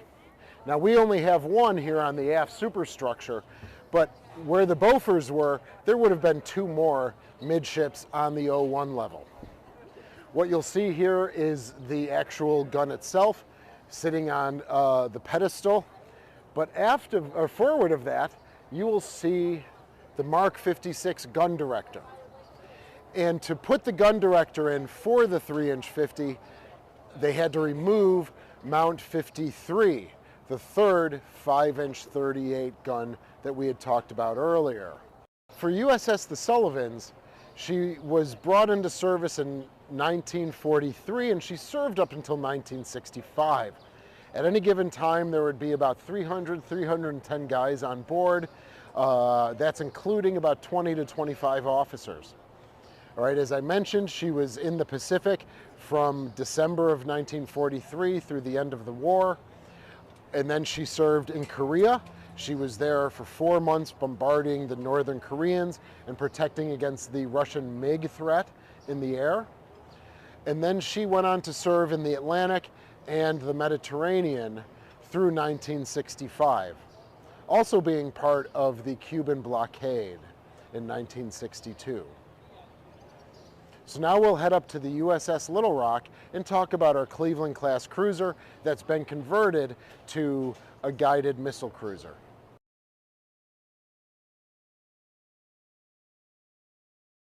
Welcome to the USS Little Rock. USS Little Rock was constructed as a Cleveland-class cruiser in 1945. She was too late for World War II, and she was in service from 45 to 49. She was put in reserve until 1960 when she was converted into what's called a Galveston-class cruiser. All right, with the first rendition of the U.S. Navy's guided missile program, the Talos Missile System. So what we see here is through that conversion from 1957 until she was recommissioned in 1960, most of the superstructures have been rebuilt to house the Talos missiles and to then also the guidance and weapons control systems for the Talos missile system. There were 6 total Cleveland classes converted into guided missile cruisers. The USS Little Rock is part of the Galveston class, but there were also 3 vessels that were part of the Providence class that carried not the Talos, but carried the Terrier system. The U.S. Navy developed these guided missile systems in about 1954, 1955, and they became obsolete by the late 70s, 1978, 1979. And then that created the growth of the vertical launching system that you would see on subsequent cruisers of the U.S. Navy. So now we are in the missile house. The missile house was divided into 3 different compartments. All right, missile and booster stowage, the assembly area, and then the wing and fin area. And all of these areas are on our tour route. And so in the stowage area, we would be able to house 30 or 40 missiles along with their boosters. In the area directly behind me, you're able to see the assembly area where they mated the booster and the missile. which then went into a cradle, and then it was put into the wing and fin area, which was the final assembly point before going out on those launchers that we saw just previously. So in the assembly area here, the missiles and the boosters are mated, going into these cradles, which you see before you, leading up to that black track that led the missiles into the wing and fin area. So in the missile stowage area, which is we're in right now, 2 of the sailors on the USS Little Rock perished in this compartment due to human error. This is where they would load and store the missiles and the boosters. For USS Little Rock, there was 1,100 or 1,200, sometimes up to 1,250 or 1,300 men aboard, and of course they all had to eat. Most of those were enlisted rates, enlisted crew. 800 or 900 of those would be enlisted, and they would be served from this galley here. In addition, behind me, you'll see various doors and compartments. That was for the vegetable prep, the bakery, the butcher shop, and the frozen storage. Of course, this is where the commissary would be, who would do ordering and inventory of food to make sure that the crew had everything that they needed. So you'll see the steam line here. If your high school might have looked something similar to this. Like here's the bread room. So this is, the bakery was a little forward of here, but this was the bread room where they stored product to make the bread. We have a commissary office. This was the butcher shop. All right, so they would cut their own fresh meat, certainly steaks and burgers. We have a menu from 1976, and it shows the meals of the week. And I tell you, there's a lot of burgers and cheeseburgers on that menu. So the butcher shop was always in service. And of course, once a month they would get resupplied either from an underway replenishment, an unrep, or vertical replenishment using one of the helicopters from the squadron. Now guys and gals, I don't know about you, but growing up in the 70s and 80s, my house had this fake brick. And you'll see that in various spots throughout the USS Little Rock, which means it was part of the supply division or the commissary division, and it was a place where the sailors can go get the things that they want and needed. We're on the 3rd deck right now, and directly above us was the dispersing office. All right, the dispersing office is where the crew would get paid. Of course, it might not be obvious, but these guys got paid in cash. There were no ATMs on board, there were no banks on board, so they would be paid in cash. And the guys in the supply division that managed the dispersing would then also work with you if you wanted to send some money home out of your paycheck, that they would be able to do that, and you would get a portion, and then your family would get a portion as well back home, or for your girlfriends. So one of the areas closest to the dispersing office is our old tobacco shop. Of course, smoking was permitted on board back then. It is not today, but back then they had the smoking lamp, people lit up, and of course when you have a ship this big, people were probably smoking in areas they shouldn't be as well when the officers or chief petty officers or senior petty officers weren't looking. So they would get paid, they would come down this ladder to the 3rd deck, and here they would have all of the cartons of cigarettes that they needed. So now we are in one of our largest berthing areas for the enlisted crew. And this is what's called 2nd Division, which was one of the deck gangs, the bosun mates, and people that would take care of the outside of the ship, the ropes, the boats, the hull, painting, chipping, holy stoning the deck. And in this particular space right here, there's 80 of these, what we call coffin lockers.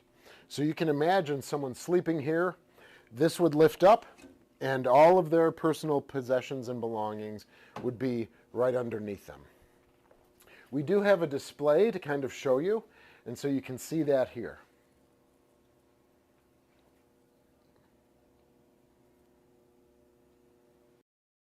So here we have the brig.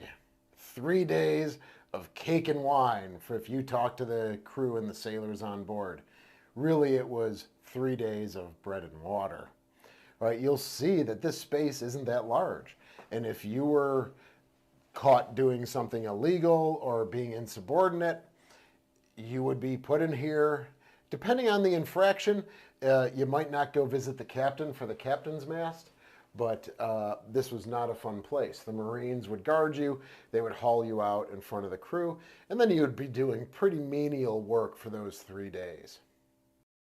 So what we're in now is the lower handling room for the powder stowage and some of the projectile stowage for our 6-inch 47. So this is the last intact 6-inch 47 in the world. There is a display in Chile, in South America, but on board a vessel, this is the last one in the world. So now we're in the USS Little Rock's Admiral's Quarters. All right, for about 9 years of her 16-year history after 1960, she was a flagship for the 2nd Fleet, which is in the Atlantic, or the 6th Fleet, which is the Mediterranean Fleet.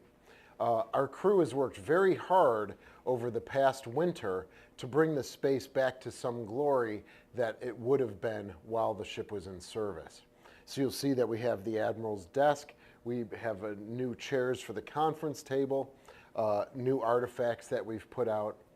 And so this brings back some dignity to the space as it would have been when the ship was in service.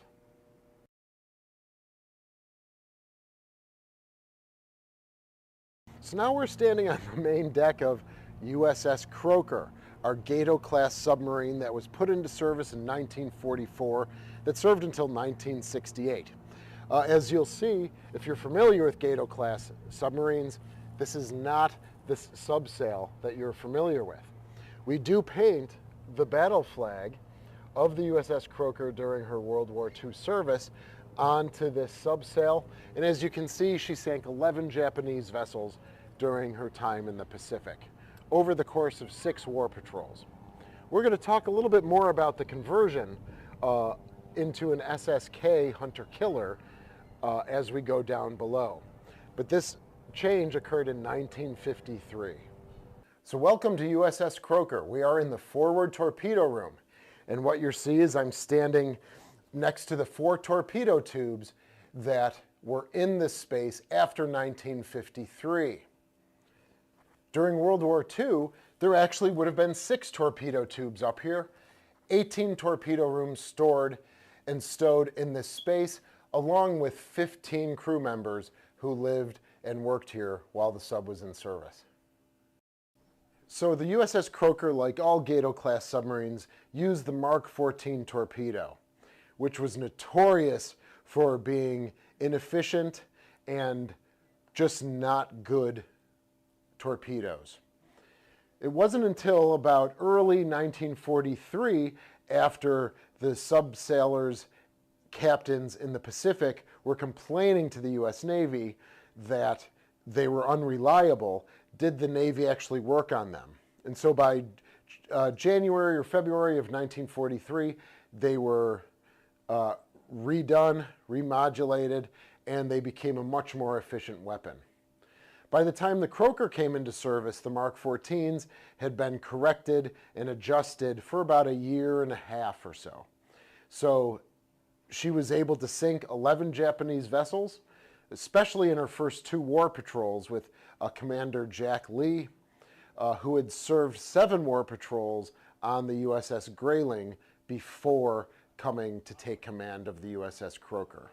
The reason why we're missing 2 torpedo tubes from the forward torpedo room is because during her hunter-killer conversion in 1953, they took the sonar from below the ship and moved it towards the front near the bow.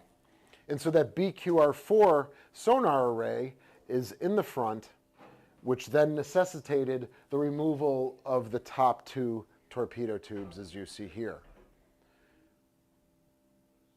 Diesel, diesel boats, they call us diesel. Diesel boats. Okay, go ahead. Okay. So now we're in the control room of the USS Croker, which was kind of the brain and the nerve center. All right, up this ladder here would have been into the conning tower where the captain would have been, the XO would have been down here, and all of the orders would have come from this space. We have the hull indicator, or our Christmas tree. All right, obviously you have to make that every opening in the sub is shut before you submerge.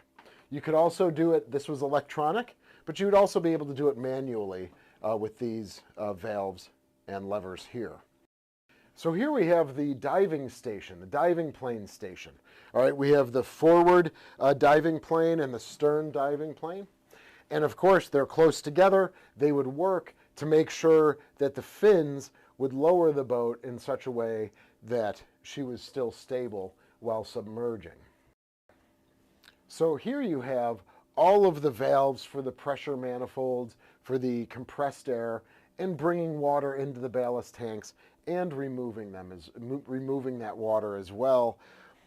So you need to do that in a controlled way. Either bringing in the water, you needed to do it equally on both port and starboard, and also when you wanted to blow the water out with that compressed air, and so that these stations were able to do that efficiently and at the same time. So I like to consider the engine rooms for the fleet submarines kind of like hybrid cars. Sometimes they run on engine, sometimes they run on battery. The same here for the USS Croker and the Gato and Baleo classes of subs during World War II. These 16-valve engines, ripped right from trains, were attached to a turbo generator. So they would be able to charge batteries. So while on the surface, the USS Croker would run on 4 engines, and then when she submerged, she would then run on batteries. But like your phones and computers, that battery runs down and they would have to come back up to the surface. Thanks very much, and we'll see you again soon.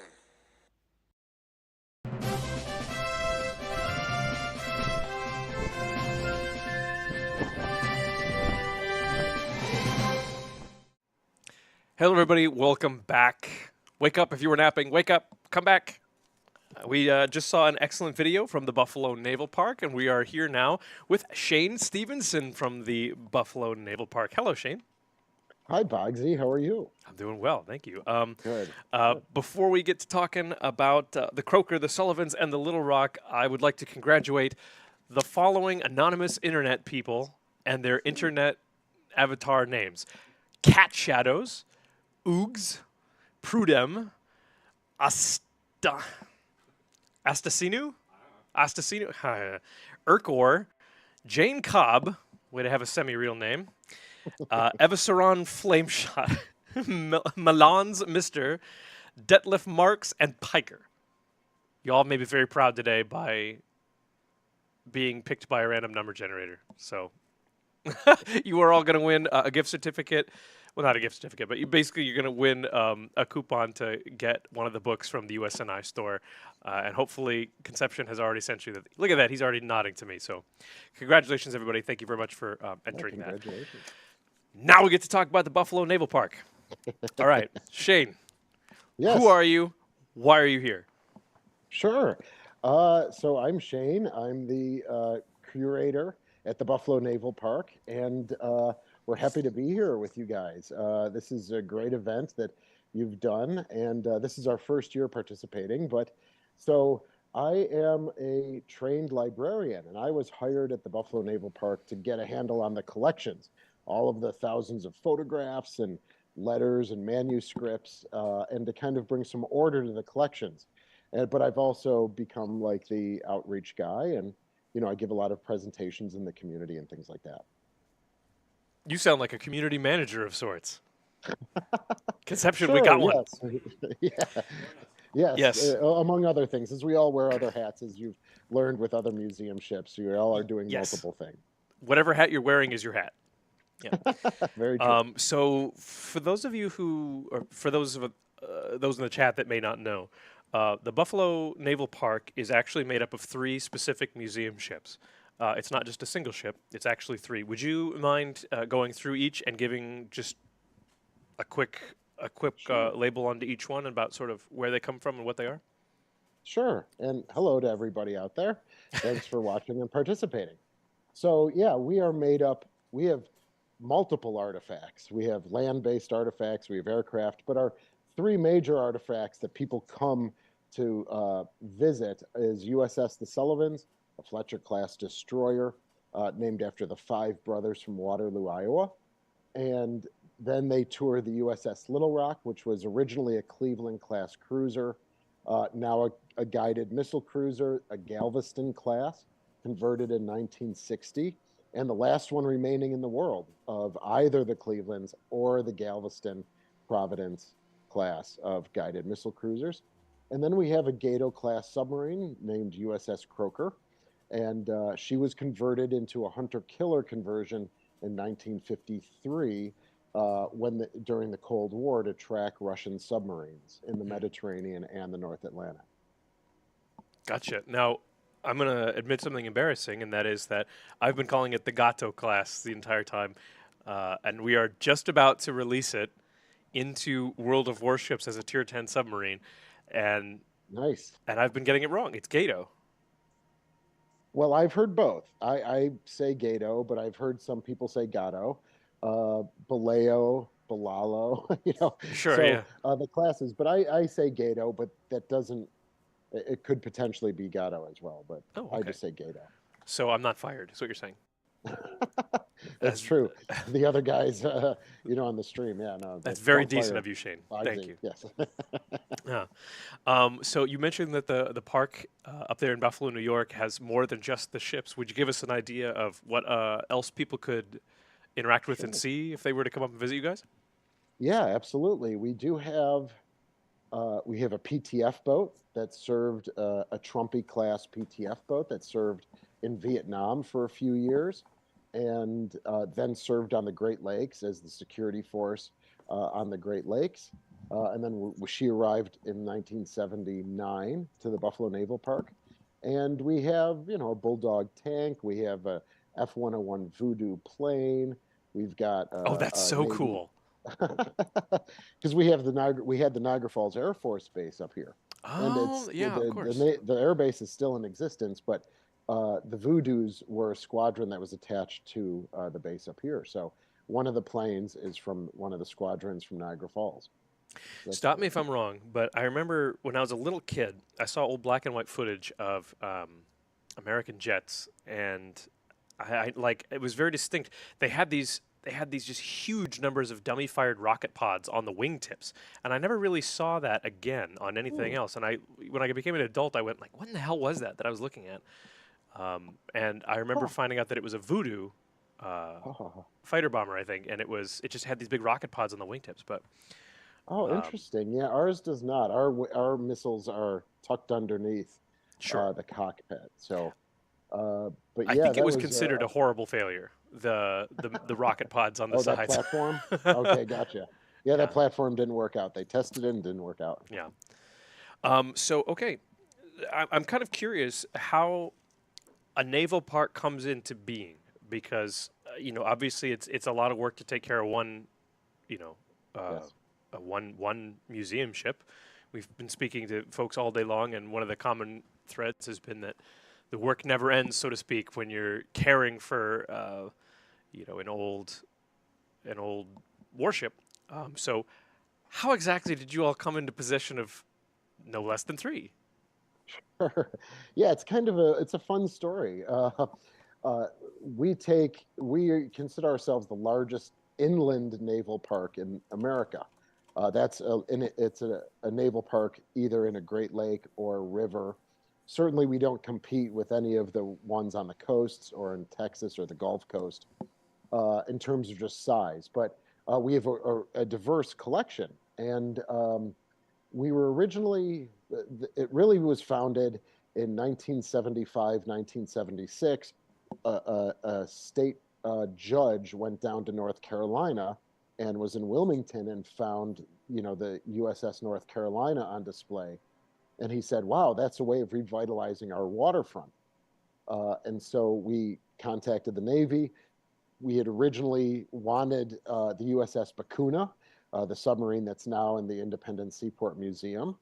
But we were able to get USS the Sullivans, and we have a large Irish population here in Buffalo, and people thought that it would, identify, even though the Sullivan brothers were from Waterloo, Iowa. But and then we went down to Philadelphia to pick it up in 1977, and the Little Rock had just been decommissioned about 7 or 8 months prior. And so they said, hey, we have this newly decommissioned cruiser. Would you like her as well? So we signed for both the ships, turning them over to the city of Buffalo. And they were each then towed from Philadelphia through St. Lawrence Seaway, through the Welland Canal, which is a canal that which connects Ontario with Lake Erie, and then Lake Erie into the Buffalo River. That's crazy. And then we got the Croaker in 1988. She was already a museum ship in Groton, but the Navy clawed her back because they weren't taking very good care of her. So then they made it available again to other museum ships, and we jumped on that. Has anyone ever accused the Buffalo Naval Park of being the crazy cat lady of museum parks? collecting ships.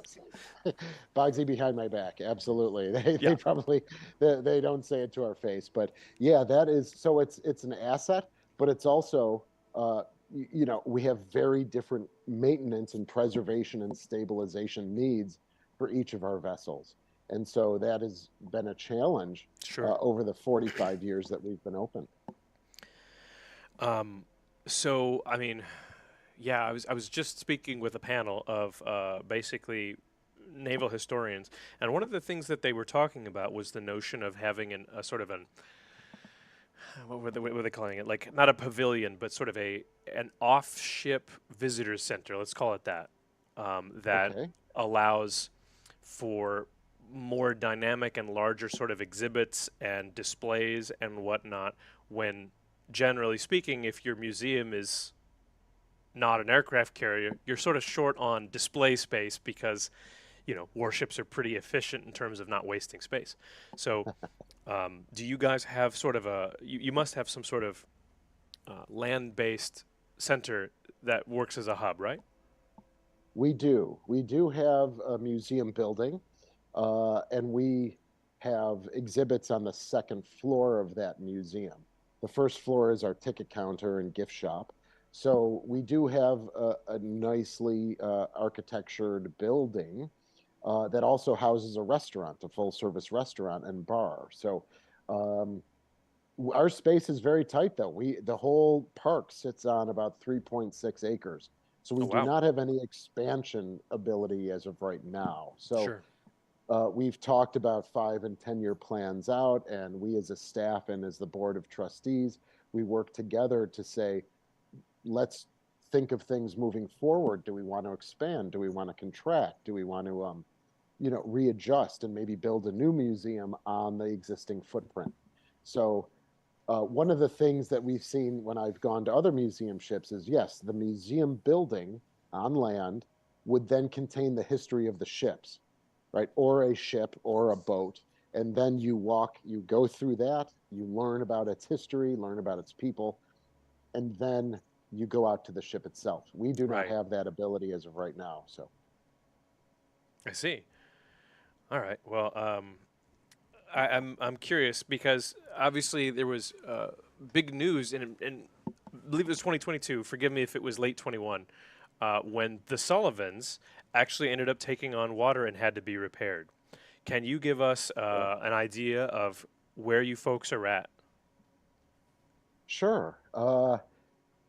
That was a very stressful year, as you can imagine, a ship of that historical nature, of what the ship represents. We've worked very hard over the 45 years with the Fletcher class Sullivans. So very briefly, what had happened was we had a seiche, all right? Maybe not everyone knows what a seiche is. I did not know what a seiche is. But Lake Erie, and we were on the eastern end of Lake Erie, wind whips across it west to east, and like a bathtub, pushes all of the water towards Buffalo. And we had raised in one evening about 6 or 7 feet When the water rushes back out, we hit the bottom, and it put about a 5-foot gash on our starboard side, roughly midships, in one of our engine rooms. And that brought on 3,000 gallons of water a minute. And over the course of 5 or 6 hours, she had already been lost. So we rustled up a unified command of really great companies and interests, governmental, private companies. And within 6 weeks, we had repaired what we needed to repair, and then we got her floating again. Over the winter time, we did have a naval surveyor that came and surveyed the ship, frame by frame, longitudinal bulkheads, all of that. And he's written a report, and the goal is to then get her to dry dock. So that's our next step moving forward, is getting her into dry dock as soon as possible. But USS the Sullivans is stable for now. That's great to hear. I'm curious, where is the nearest dry dock to the Sullivans? What kind of a journey would that be? Yes, and that's one of the things that we're discussing. Thankfully, the community really helped us, a national community, international community. We received about $8.5 million from the New York State legislature and Congress. That's great. It is great.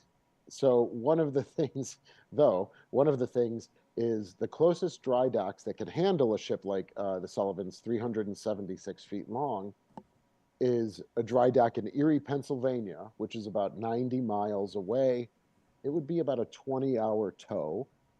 Or there is one about 5 hours away in a tow. It just happens to be in Canada. So we are working with the federal government to see if we can use those funds for Canadian steel and to a Canadian company. And we understand that comes with a lot of questions, and we want to make sure we're doing this right.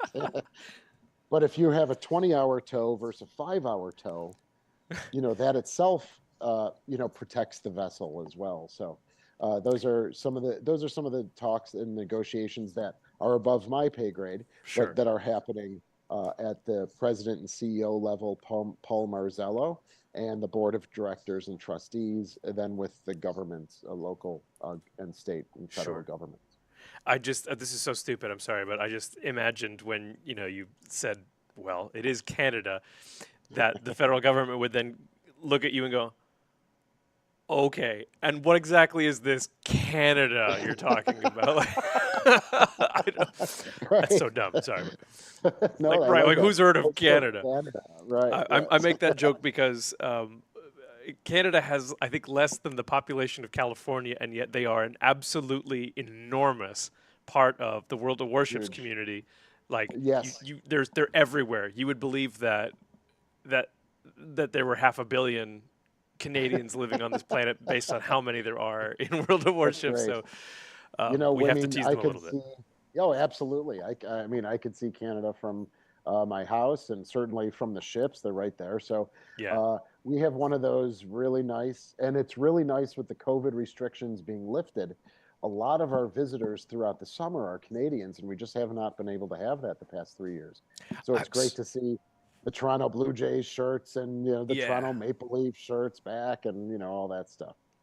I have somebody in chat, Uwap, I think, who I think may work there with you, and has asked me to ask you about the P-40 Warhawk in the museum that may or may not have been at Pearl Harbor.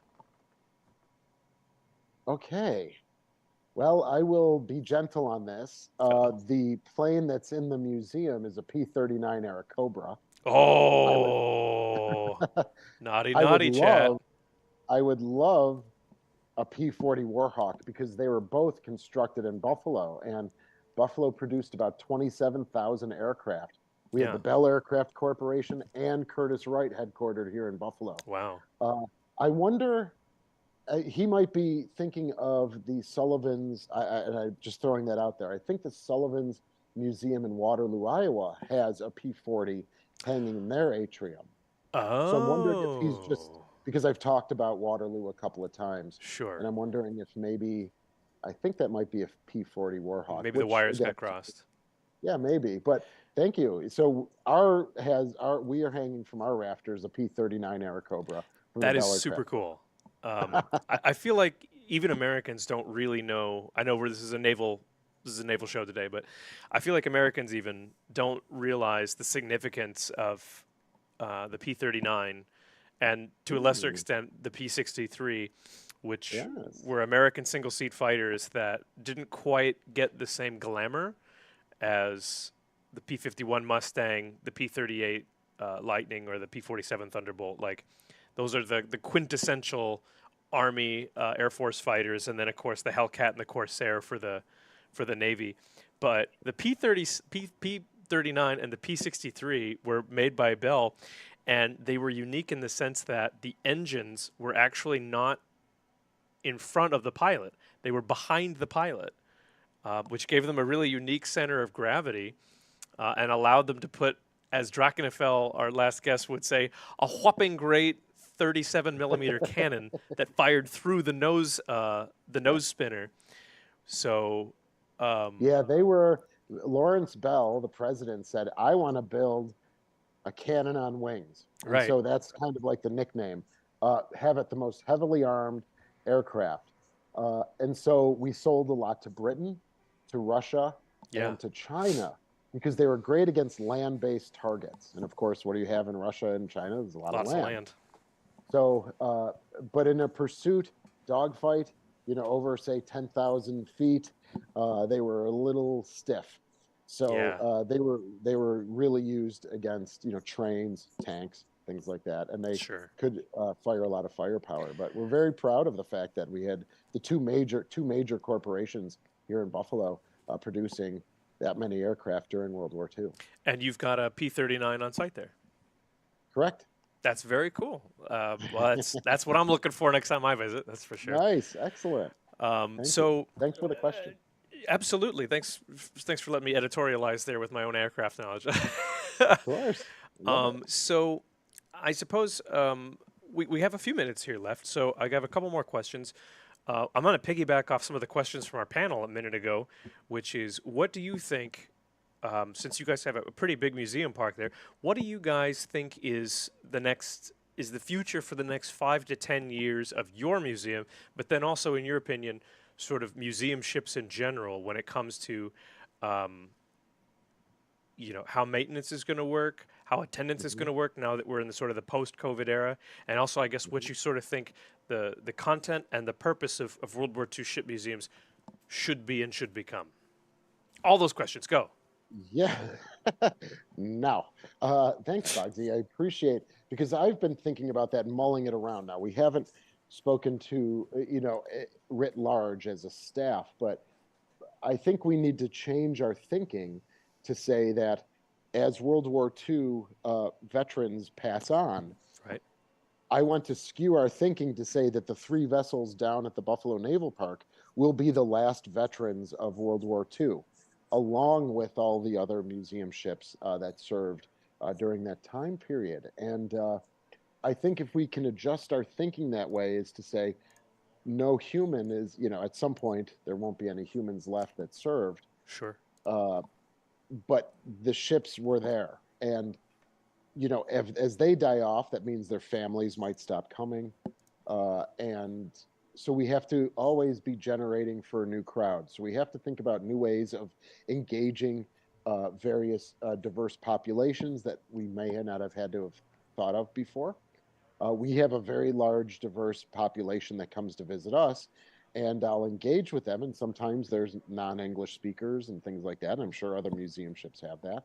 So over the next 5 to 10 years, certainly as the World War II vets pass on, we need to adjust the way we market the ships and the way we talk about the ships, and bring a little more diversity and inclusion to our exhibits.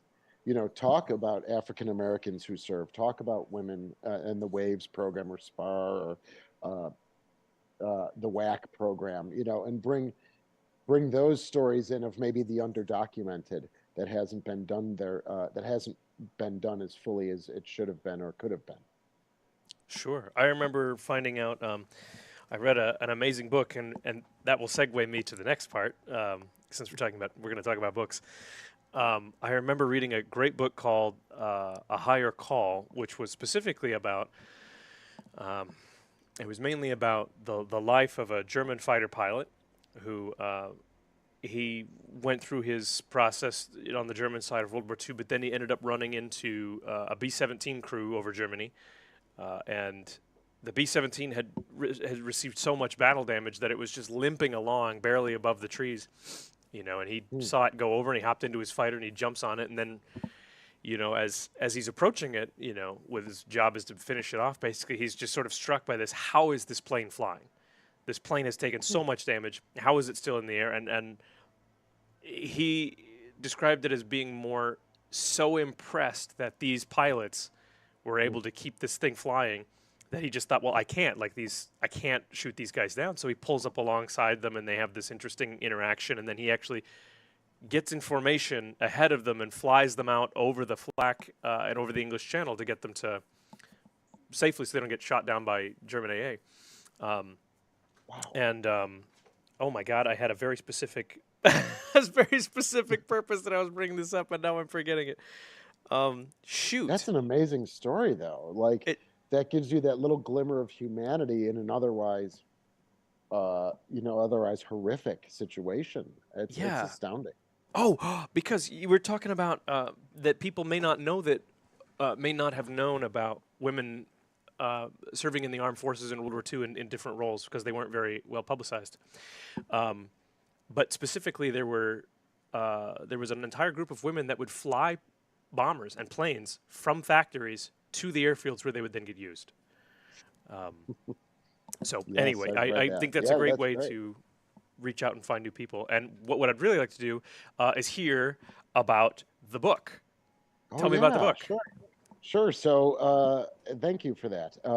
I just, through the Buffalo Naval Park, I authored a historic picture book called The Buffalo Naval Park. And I do have, there it is right there. It should be coming up, yes.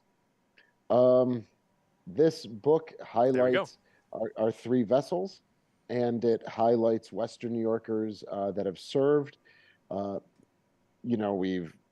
The head of the founder of the OSS was from Buffalo. That's eventually turned into the CIA. Wade McCluskey's from Buffalo, but then we have thousands of people. And this is the USS Little Rock on the cover in her 1945 Cleveland-class configuration. This was when they were going down. They never actually saw combat in World War II, but their first cruise was down to South America, and they visited 19 ports in South America. And then, of course, she was converted into what we see today as the Galveston-class cruiser. So I just like to talk about that and do a little promotion. I want to thank you guys at wargaming.net to allow me to do that. So it just came out on Monday, just 4 days ago or 3 days ago. And there's a lot of great stories in there. And that's what these books are good at, is telling stories through photographs. You're most welcome. And if I understand correctly, the proceeds of that book will go directly towards the Naval Park and to make sure that your ships stay in good condition, correct? Absolutely. We, I wrote it for work. I'm not getting compensated for it because I get paid normally. So it's not like I am getting extra for this. So all the proceeds do go to the Buffalo Naval Park and for the Sullivans and Little Rock and Croker. So it's a great way of, again, re-engaging with people. So what website would you like people to go to right now to get engaged with that before we shift gears and say thank you? Thank you. You could always visit the buffalonavalpark.org. So it's all one word, Buffalo Naval Park. And certainly we have a pretty active YouTube channel, not like Ryan at Battleship New Jersey or NFL, but please visit us at Buffalo Naval Park at YouTube. And we have about 240 videos up talking about our ships and things. I can't thank you enough, though, Bogsy. It's really appreciative. And to Nate and to all you guys at wargaming.net and World of Warships. I have done nothing. I am just a talking sock monkey. It's our PR department and our producers that set all this up, that got all of you in position for me to flap my mouth at you. So It was a pleasure having you, Shane. Yeah, thank you very much. And Bugsy. we wish you all the best with the continued repairs and dry docking of the Sullivans. And I hope that the folks watching reach out to the buffalopark.org and take a look at the book. Yeah, thank you so very much. Our pleasure. It's We'll nice talk to you to soon, see okay? everyone. Thank you. All right, Conception. What do we got next? Help me out. You said the USS Cod is next. Wonderful. Okay. So we have, are they up in 2 minutes or are they up in 10 minutes? We good? 10 minutes. Great. Okay. So in the meantime, chat. I know you're here. Oh, yeah. You're all good, Shane. Thank you so much. I still had him in my ear. I know that you guys are here for naval history and not for ship giveaways. I know that, you know, if we were to just not do this ship giveaway, you would definitely not spam the chat with liar. I know that you wouldn't do that, the word liar. I know you wouldn't do that if we were like, chat doesn't need ship giveaways. They're all saying liar. What is this? Are they, am I wrong? This is insane. You didn't make that the word, did you? Okay. So, chat, what we're going to be giving away, where's my list? We're going to be giving away, okay, we gave away the books. We gave away the Missouri. We gave away the Alabamas. I think what we're going to be doing now is we're going to be giving away 3 USS Kidd. This is the Tier 8 American destroyer with a heel, which makes it kind of unique, and it's super fun to play. We're going to be giving away 3 USS Kidd. All you have to type is liar, because that's apparently what I am, thinking that you guys wouldn't want a ship giveaway. So type that in for the next couple minutes. Conception will automatically get everyone who types it. And then during the intro to our next guest, we will actually pick up, we'll pick out 3 winners, and we will message you guys. So don't leave. If you actually enter, don't leave. Because if you leave, we can't message you. And if we can't message you, we pick up somebody else. I have to outro myself? You're done. I'm done? Yeah. Nick is taking over. Yeah. But I'm having so much fun. Remember when I volunteered for all 12 hours of this? I mean, I don't think it would need convincing if you want Legionnaire to go home and you could do the whole rest. No, too. Screw that, dude. I'm having a great time, but I'm exhausted. Okay. Okay, well then, are we going to do like a quick be right back to get him set? Oh, okay. I got my timing. I got my timing right now. Well, okay, look. Chat, this is where we part ways. Because Legionnaire is going to come in and he's going to talk to you about the USS Cod. He's going to interview the Australian National Maritime Museum. Then he will talk about the USS Hornet. He will talk to the USS Lexington, both of which we have seen in the last year. We've actually been there to both. And then finally the USS Pomponido and the Dengjin Marine Tourism Organization. And, as a special treat, the NA stream gets USS Iowa at the end. Now, it's going to be in a few hours. At the end of the stream, we will be talking to the USS Iowa. So I want to thank all of you for showing up. I want to thank all of you for sticking around. I know this is an enormously long stream, but it's worth it. It's worth it to us, and I hope it was worth it to you. This is something we try to do every year, and there's really nothing else quite like it. These museum ships are doing something incredible by keeping these floating historical, experiences alive, basically. They keep them alive so that you can go and experience what it's like to be a part of that memory. I have been to the USS Iowa. I've been to the Lexington, to the Hornet. I've been to the Midway, and one more, but I can't remember what it was because I'm a dummy. But especially if you like warships, there is nothing like it. It's just an incredible experience. So I really, really highly encourage you all to check out some of these museums if you are near one of them. Or, better yet, follow us on the portal and check out when we do Anchors Away, because we're going to be doing that, and Legionnaire will talk to you about it. And I want to mention one other thing as well, which is that This wouldn't be possible without Magellan TV. If you guys don't know what Magellan TV is, it's this side. It's that right there. So Magellan TV is basically a platform that collects and hosts historical documentaries on ancient civilizations, on world wars, iconic figures, all sorts of cool history. If you're a geek like me, or like any of the 3 geeks that were on my panel earlier, you will like these types of videos. So go give it a try if you're interested. You can go to try.magellantv.com/wows. That's try.magellantv.com/wows. You can get a 14-day free trial of their service, and you can check out all of their content for free. And if you enjoy it, if you want to stick around with it, that will actually also get you a 30% discount on a year's subscription. So if you like this stuff that you've been seeing today, I highly recommend you go try that. There's a lot of cool content there. So without further ado, I am going to bid you adieu and get this place set up for Legionnaire. Be nice to him. I mean it. Be nice to him.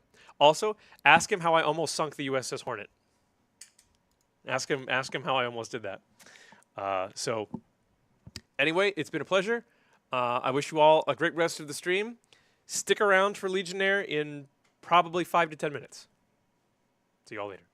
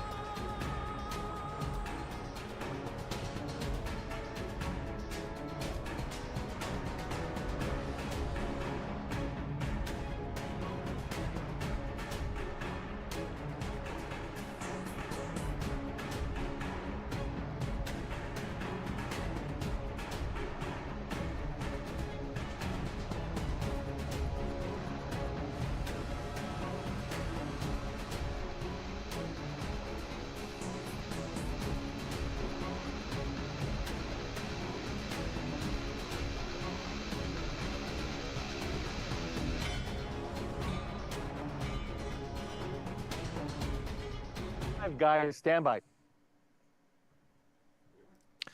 Welcome back, ladies and gentlemen. It's wonderful to be back on stream. I'm Legionnaire, one of our publishing producers here for World of Warships North America. A few of you might have seen me here or there for some of the previous historical content because, much like everybody else on the stream so far, I am an enormous nerd.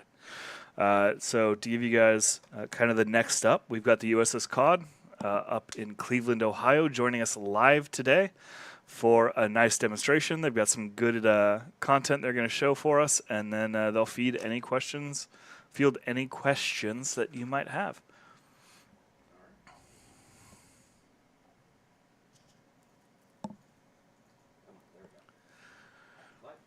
All right, Paul, we are live. Thank you for joining us.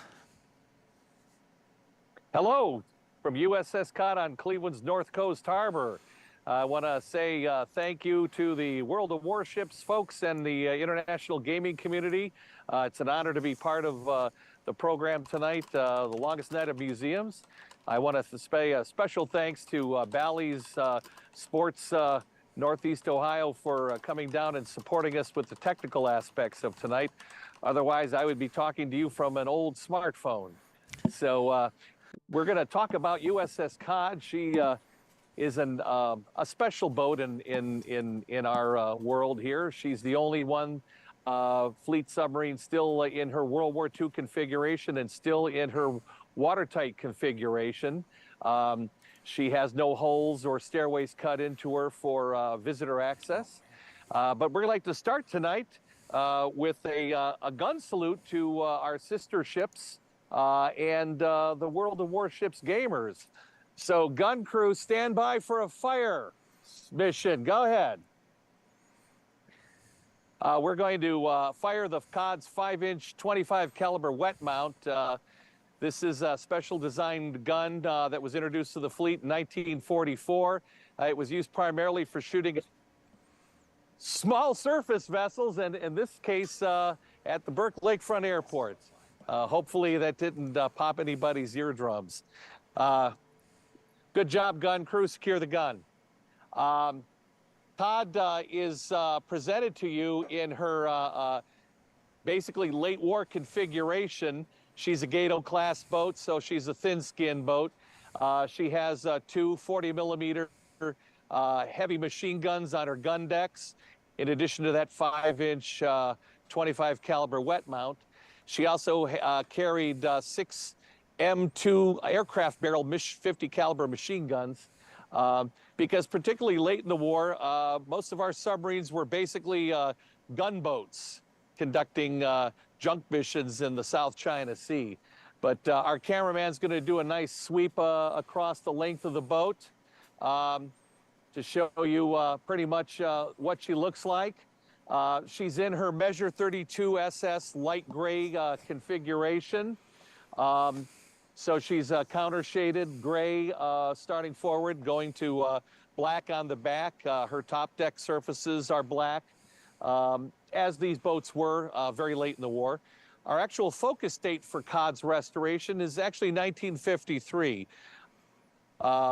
Virtually all the fleet boats surviving today are in their a post-war configuration. Cod is no different, but luckily for Cod, the post-war modifications are very minor and in fact reflect very late World War II modifications. So as you know, you guys are all experts, you know, these boats are 311 feet 9 inches long. They displace about 1,800 tons on the surface, 2,400 tons submerged. United States built 270 of these during the war in shipyards all over the United States, including 28. We're very proud. The fact that 28 were built up here in the Great Lakes in the Manitowoc shipyard. They were floated down the Mississippi River. Cod was built at Electric Boat Company in Groton, Connecticut. She conducted 7 war patrols. Actually had a very average sinking rate. We take credit for 36,000 tons of enemy shipping. We conducted 1 or 2 lifeguard missions. We didn't pick anybody up, But Cod is very, very proud of the fact that she performed history's only international sub-to-sub rescue. So I'm going to ask our cameraman if he can zoom in against the setting sun up on our conning tower up on the bridge. Of course, as you all know, the kill flags were never painted on these boats along with hull numbers during the war. In combat, we wanted no identifying marks on the boats, but it's a peacetime thing. So below our campaign ribbons, you'll notice the kill flag field. The red meatball or Hinomaru flag is the Japanese merchant flag. Those represent Japanese merchant ships sunk. The Asahi, the rising sun with rays, those are Japanese Imperial Navy warships sunk. If the sun is a hollow circle, it was damaged. And on the bottom row, you're going to see the red, white, and blue striped flag of Thailand, the only Asian allies of the Japanese. And in fact, on her last patrol, Cod sank a Japanese, not a Japanese, but a Thai sea truck and oil barge, both flying the Thai flag. To the right of the field, you're going to see a black silhouette of a junk. Cod's last patrol, number 7, was a junk mission in the South China Sea. And that saw our tremendously advanced fleet submarines being used basically as pirate ships with buccaneers, young men fully armed jumping on board the junks to inspect them and sink them if they were carrying supplies for the Japanese. And of course, sadly, they all were. So we bagged 26 junks on our 7th and final war patrol. In the midst of that junk patrol, Cod got a radio message, go to Lad Reef, which is partly about halfway between the coast of Vietnam and the Philippines. The Dutch submarine 019, you'll see her name up there under the martini glass. 019 sadly hit the reef in the middle of the night and became a lawn ornament. Well, Cod spent 2 days trying to pull our Allied submarine free, but had no luck. When the last cable snapped, our captain requested that the Dutch captain begin transferring his crew.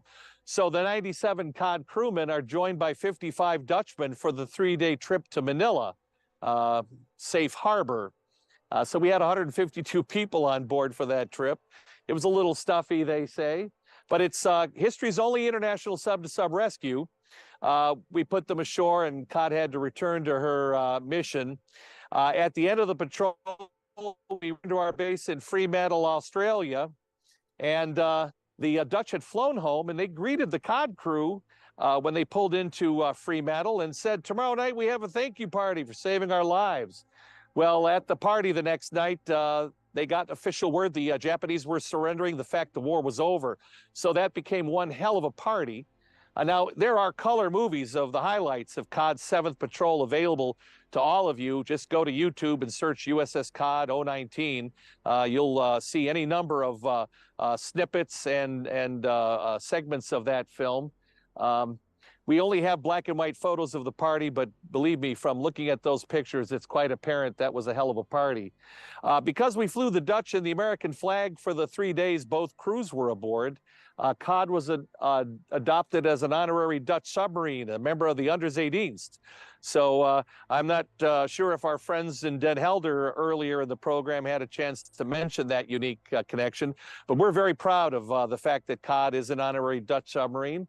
And here on the Cod's flag in our compound, we fly the Dutch flag alongside the American flag every day to honor that unique rescue.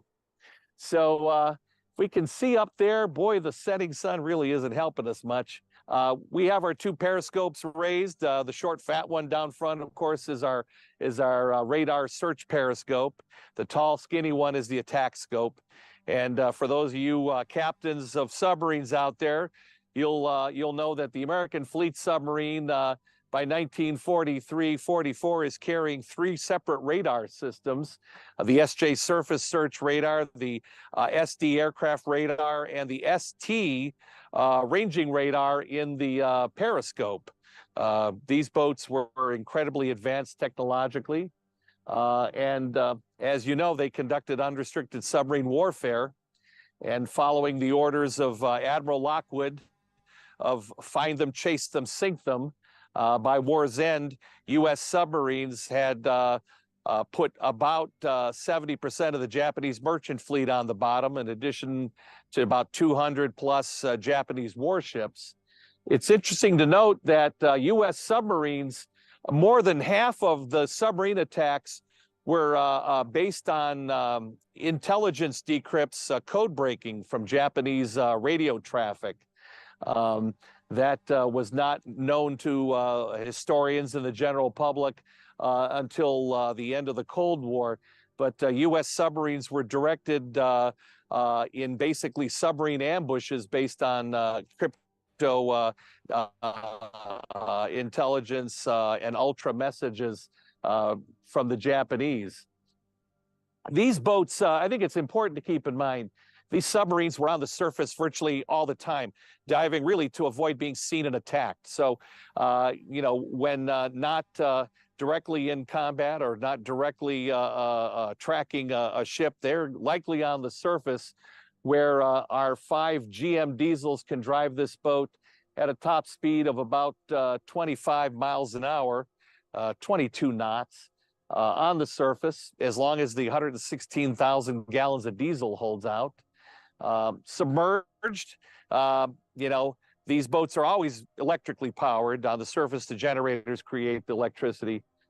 Submerged, we get our power from 252 lead acid storage batteries.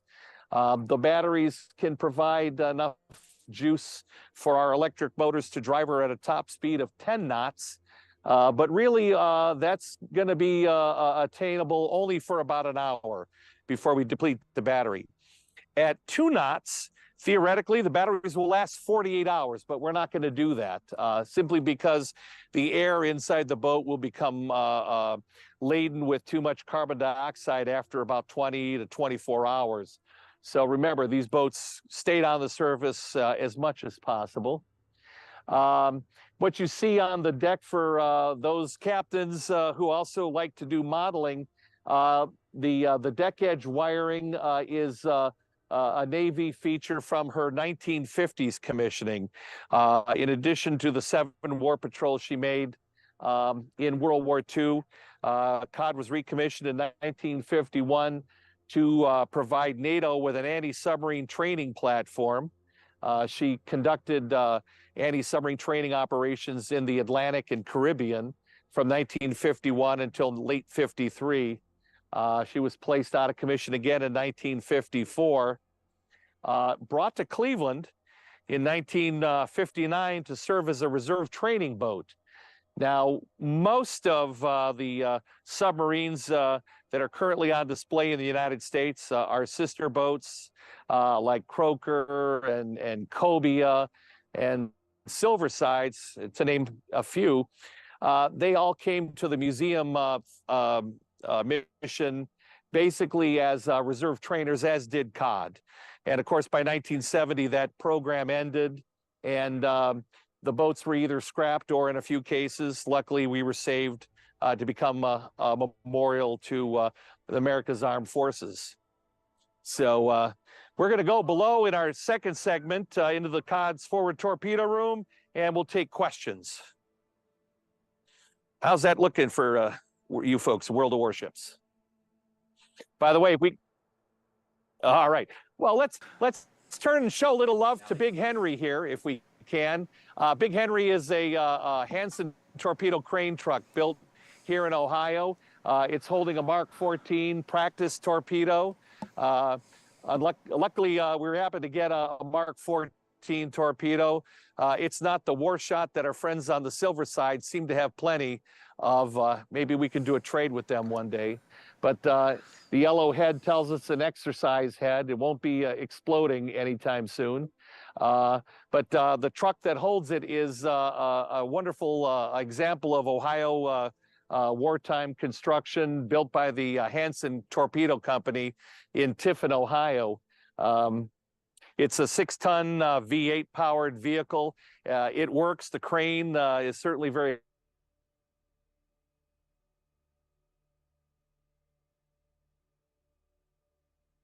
if you're in the Cleveland area, come on down. So All right, we're going to transition inside the boat, if that's okay.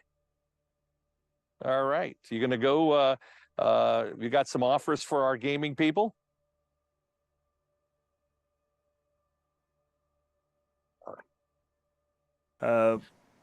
We'll be right back with a COD. I'll stay here and keep everybody company.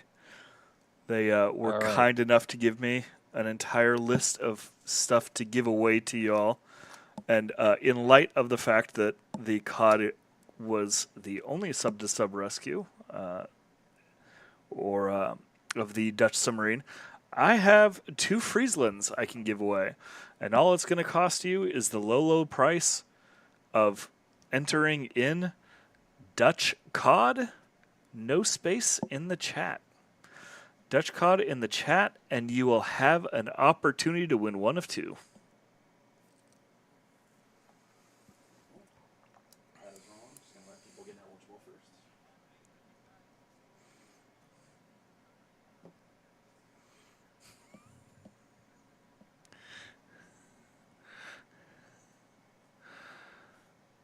Ooh, look at all those first-time chats. Let's keep it going, guys. If y'all didn't notice, too, I'm happy to be bringing the facial hair back onto the stream. I understand people were traumatized by... There was an absence, and you really brought it back, so thank you.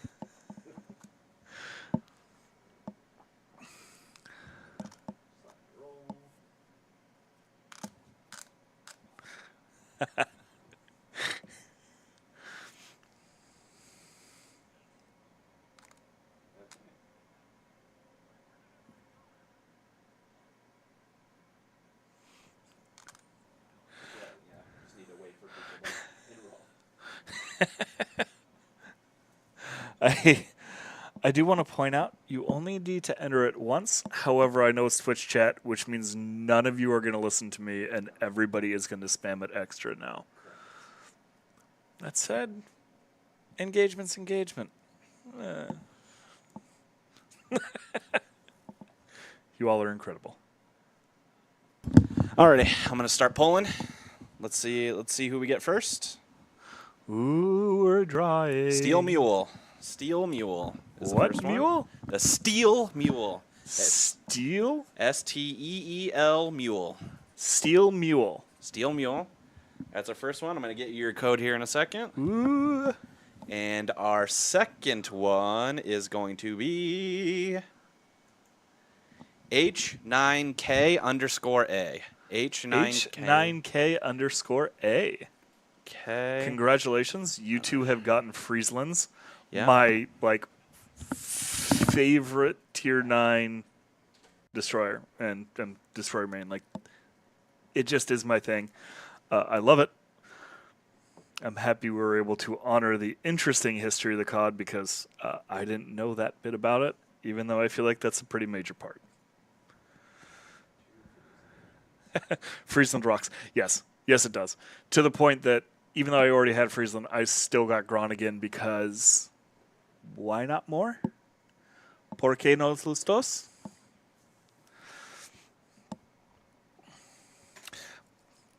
And if you do like the Friesland, I do want to point out, if you didn't win one yet, you don't have one yet.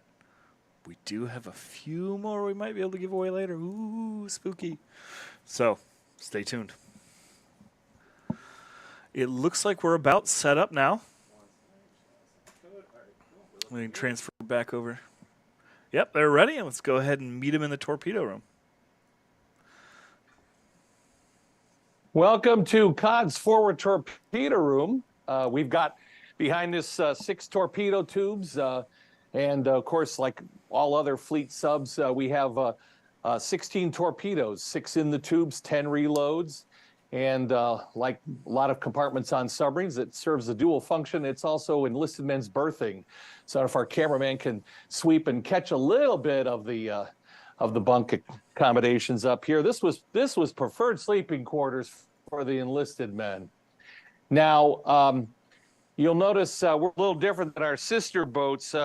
COD had 2 phases of restoration. The first phase we call the Martha Stewart era, where we focused on the crew habitation aspect, the blankets, towels, curtains, the thing that made boats home crewmen, on patrol for duration of up to 75 days. So when you board cod, we might look like the crew still is aboard and might be back at any moment to take her out on patrol number 8. So we're going to try to get to the wardroom at some point. But let's start with some of those questions. How are we going to handle that? Are people going to go live, or you give me a question? Yeah, so we actually do have viewers that are able to provide us some live questions. We'll filter through. Producer will pass them over to me, or let me know kind of what's coming through the chat. But until then, I kind of have a question because I lived in Michigan for quite a while. How are you able to handle the weather up there? Because that kind of weather isn't friendly to a ship. Do you do something special as far as treatment of the exterior? Do you have some kind of special sealing? Because even ships in temperate areas suffer pretty heavily. Well, Cleveland is temperate, so some winters, like the one we just experienced, can be incredibly mild. We were open the entire winter, and then we can have some winters that are absolutely brutal, but we're a dry boat, so, our tanks are all dry, so we don't have to worry about any liquids freezing. Cod is basically still in her mothball condition. We took her to dry dock 2 years ago, and we did some hull work. There was some corrosion in the forward torpedo shutter areas and along the splash zone. That's common with all ships in water. But no, she's knock on wood, tight, watertight, and snug as a bug in the winter. We're cold iron. So people that do come aboard in the winter, they better dress warmly, because it's 1,500 tons of ice cold steel. We prefer our visitors come aboard in the warmer months. Yeah, I can only imagine. We do have questions from chat. The first one is about the engines. They inquire, do her engines run?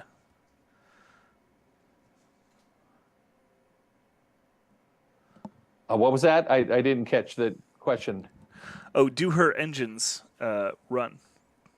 Well, Cod came as a reserve trainer, so the reservists were running the auxiliary, the GM 268 8-cylinder, and one of the 4 GM 248 mains. Unfortunately, the reservists thought the Cod would be scrapped, so when they left the boat, they left water in the cooling jackets and a whole bunch of stuff like that, and of course we weren't scrapped. But within a few years, we had enough freezing weather that did some damage. But I'm very proud to say that my excellent crew was able to restore all 5 of our engines, repair them, and restore them to workable condition. Just for the sake of keeping our fuel and lube oil situation manageable, we have run the 2 mains and auxiliary in the after engine room. So we can make smoke, we can drive the EPA crazy if we want. Currently we've got to fix some water jacket cooling leaks on the uptakes. But all 5 of our engines are in workable condition thanks to our excellent crew. That's incredible. That cannot have been an easy task. No, it wasn't, and I'll tell you, I think we had a lot of help from on high. Some things that were not supposed to exist anymore showed up just when we realized we needed these parts. That's, we work at the speed of our volunteers, and sometimes prayers are answered. Incredible. Keep up the good work. We have another question about maintenance. We're wondering how much is annual maintenance cost, and where does the funding come from?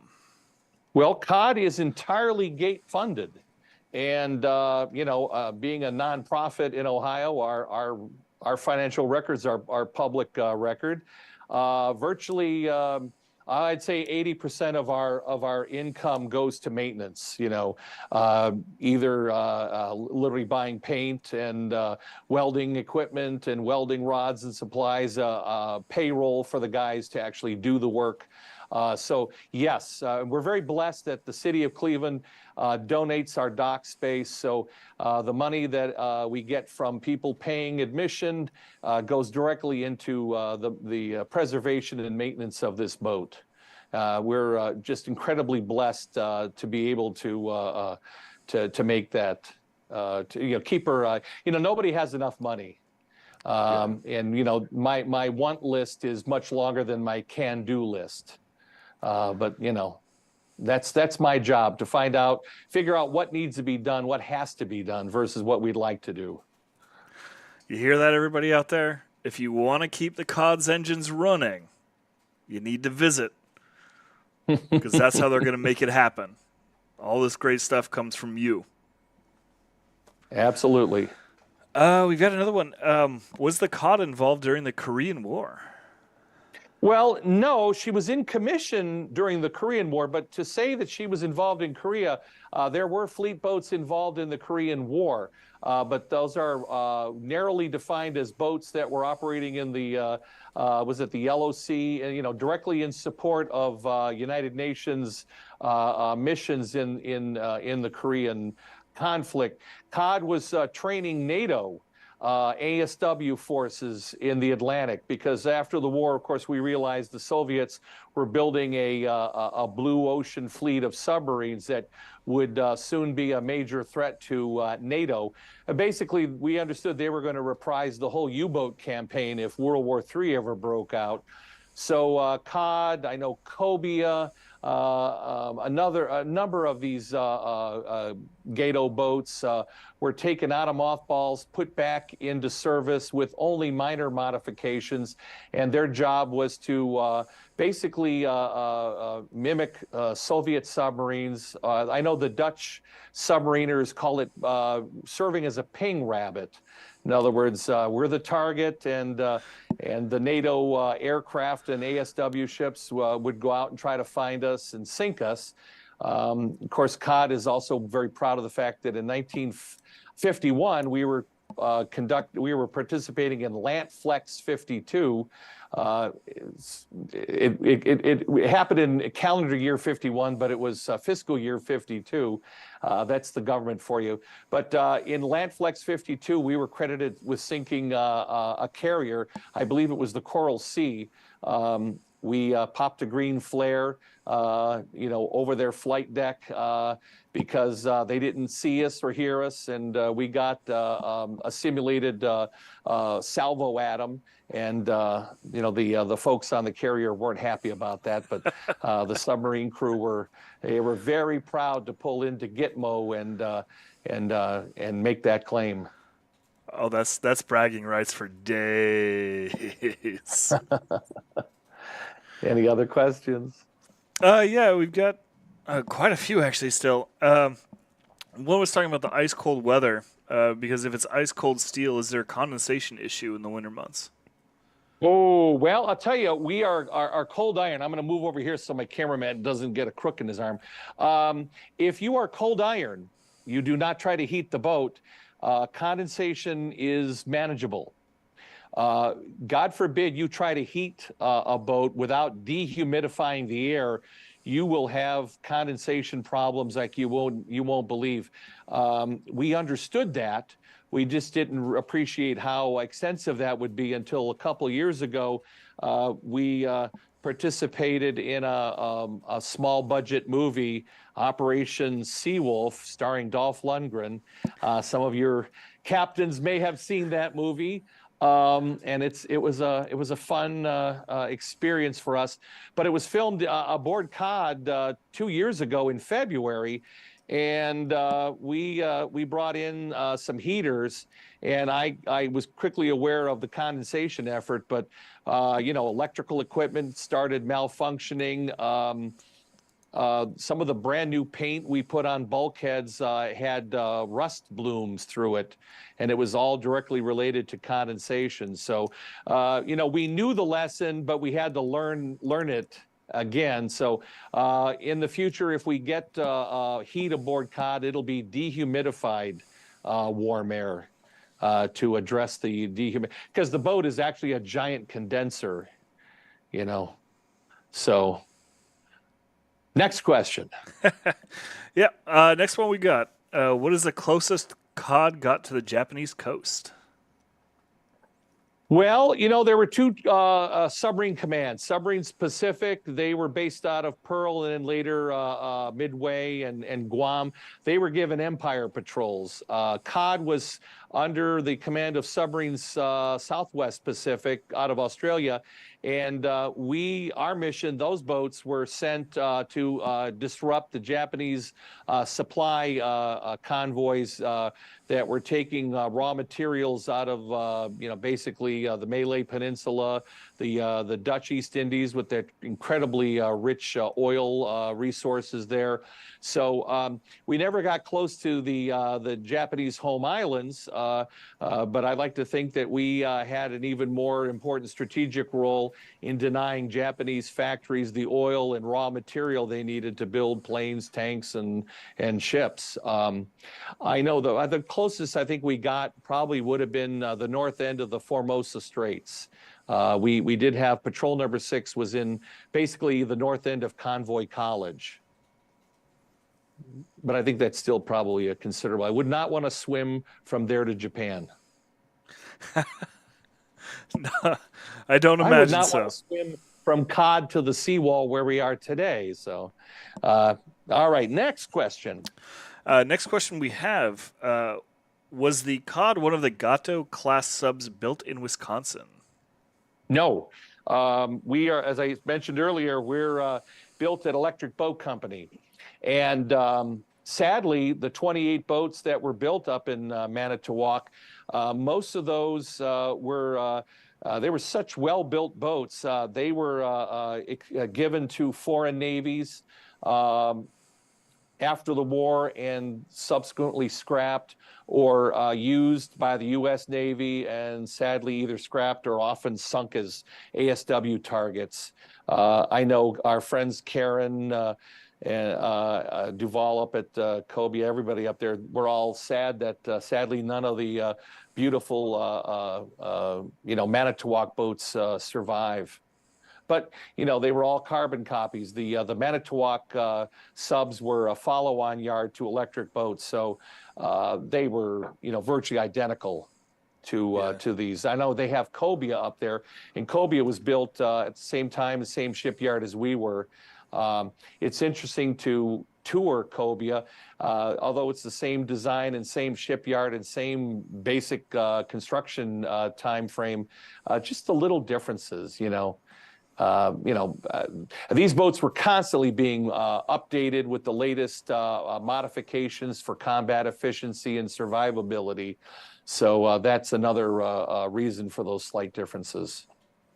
Yeah, and I mean, talk about being a victim of your own success. You're built so well that you get somewhere else. Yeah, an interesting thing, the design of these boats really reflects the mission. And, when the Japanese signed the surrender papers on the deck of the Missouri, yes, we won a tremendous hard-won victory, but the Japanese basically were able to get one blow in at our submarines. By surrendering, they rendered absolutely obsolete every American fleet boat. Because with the surrender of Japan, there was not another major merchant fleet adversary in the world. So all of those brilliant, advanced fleet subs in the American Navy were virtually without a mission any longer. So, of course, there was a big effort put into finding, not only what is the next mission, but how do we adapt and build new boats. But yeah, I mean, the Soviet Union did not have a large merchant fleet. They were our likely next adversary. But, submarines, it was determined, were excellent spy platforms. So, the boats became, super secret, stealthy spy platforms during the Cold War. Yeah, that's incredible. That's something still a secondary use for them. And I think that's always been one of the Well, more I think interesting it's prime. aspects. Outside of the deterrent boats, the big boomers. I mean, I would say that's probably their primary mission is keeping an eye on potential adversaries and hotspots. In fact, we don't want them to be utilized for their primary mission. No. God forbid. Things would have gone very wrong. Yeah. Oh, it looks like we've got 2 left here in the pipeline. Okay. One is, how many men does it take to fire 1 torpedo, and how long does it take? I understand that the targeting of the torpedoes was a very complicated process. So. Yeah, the American fleet submarine had an incredibly advanced analog fire control computer called the TDC, Torpedo Data Computer. It was programming these fish while they're in the tubes mechanically through the GISR. That's the little device behind me right here. But to answer the question directly, it took 3 men basically to load after you fired a fish. And these guys were incredibly well trained. It might take 15 minutes to get your tubes reloaded and ready to fire with a well-trained crew. But remember, we got 4 tubes aft. So if you would fire your 6 forward tubes in a salvo, the captain would bring the boat around and bring his after tubes to bear. And that bought you time for the forward tubes to reload. Incredible, thank you. And last one we've got right now is, how is the COD faring since its maintenance 2 years ago? Well, we have what I think is the best crew in the world. And these guys are hardworking. We've got multi-talented people. It's composed of civilians, veterans, even some sub-veterans in the group. They can make a silk purse out of a sow's ear on almost nothing of a budget, which is news to my ears as director. But no, COD is doing very well. When I took over, I've been with the COD 47 years, started out as a tour guide. I've been a director of the boat for 11 years. My big goal was to get the boat to dry dock and also then to work with the city to get permission to build a small visitor center. I would like to be talking to you from our small but elegant visitor center like Shane up in Buffalo. I've often told him how jealous I am of his facility, but we don't have that. And so, I've got to write the COD book. I'm working with my curator, Evan Cerny-Ainoni, and we're writing the COD book. And I also got to get a small visitor center built so that we can host school groups. And heck, we can have real flushing toilets instead of porta-johns. Aim high. Oh, yeah. Absolutely. Hopefully we can help you out with that. Yeah. Oh, sorry.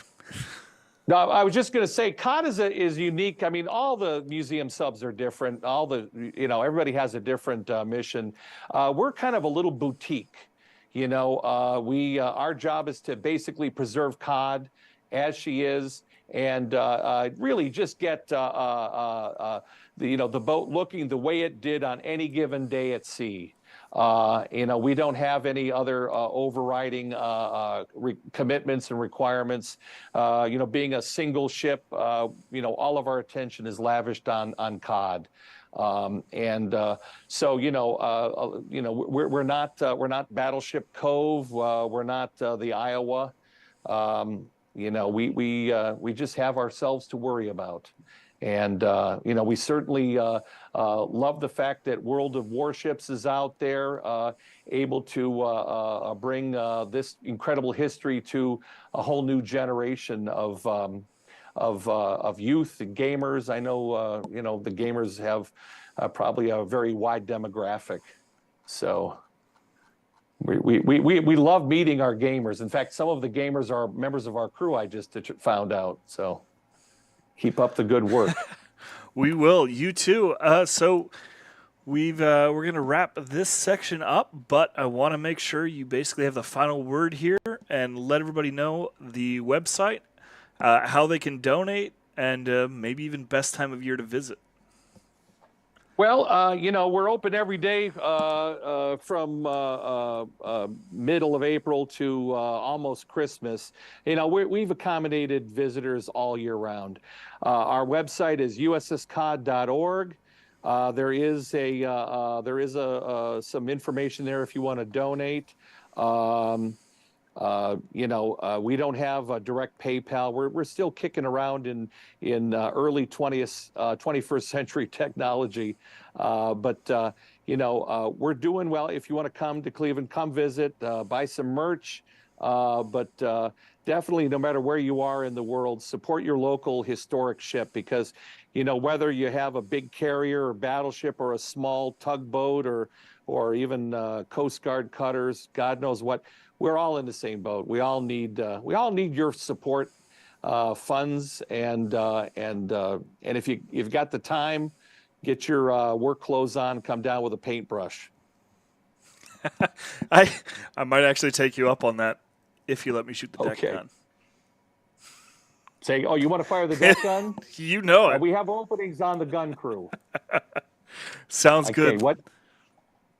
Oh, yeah. Oh, my Evan says, plug the web channel. Yes, USS Cod. We just started a YouTube channel. So we're putting up little factoids, little mosaics of history on Cod. So look up USS Cod Submarine Memorial. I don't know if you guys want us to plug YouTube, but yeah, it's another way to get some insight into Cod's history. Thanks, Evan. Sounds great. All right. Thank you so much, All Paul. right. Y'all Where are have we a going wonderful to time next? out there. And we love this. And thanks to Bally's for their incredible support with our technical aspects. Thank you. All right. Okay, where are we going next?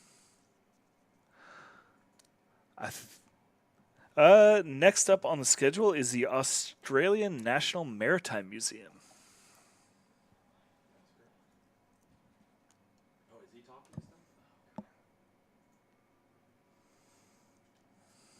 The feed that they're putting out, so.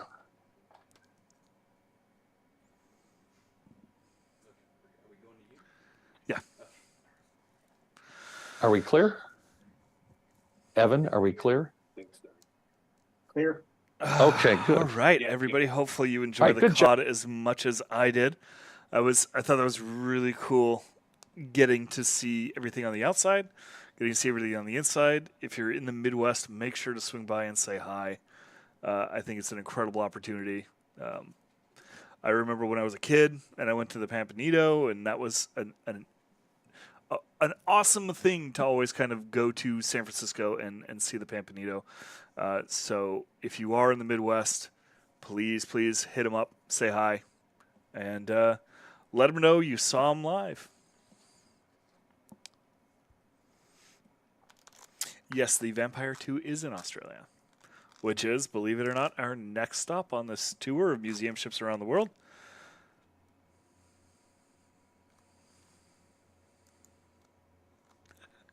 Dutch COD is over. However, you know what? Y'all have been so great. Let's go ahead and actually give away 2 of the Dutch commanders. De Ruyter, 10-point historic commander. We're staying on the Dutch lineage here. The correct answer for this, though, is during anti-submarine warfare testing, what did Paul say the COD's nickname was? One word, no space. I gotta know what the answer is. I don't know the answer. Type it.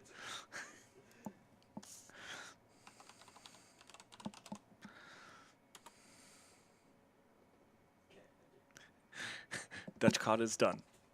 You can stop. I promise. I promise nothing bad will happen if you stop typing Dutch COD.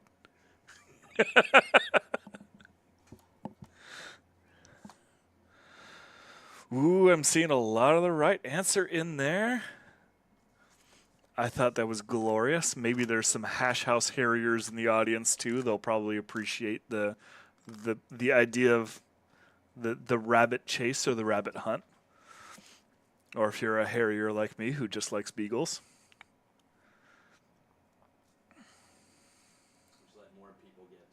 Oh, yeah. Yeah, let's go ahead and load it up. I saw a Dutch COD in there still. Stop. That's, hey, engagement's engagement.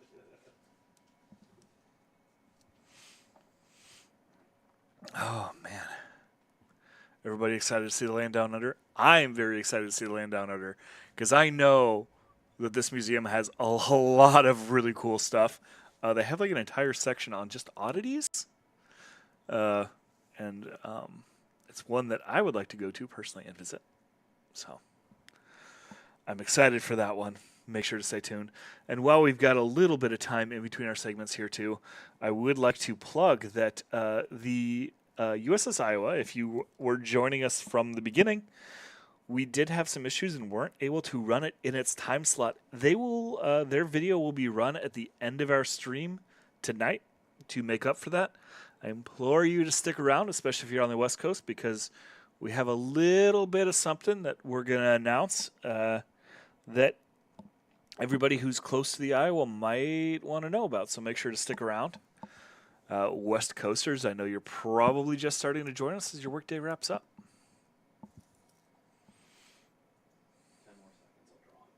We're doing 2, you said? Yeah, let's do 2. I got enough of them.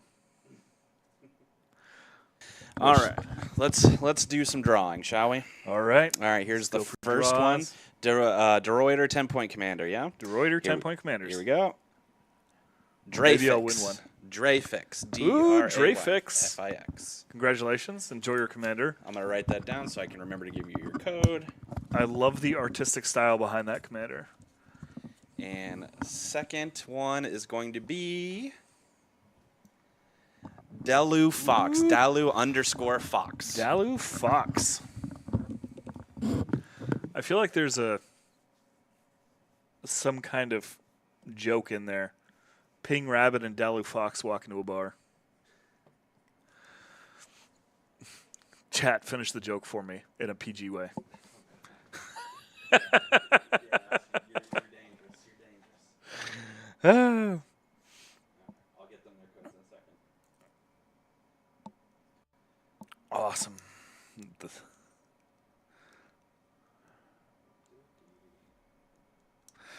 What does the fox say? I'm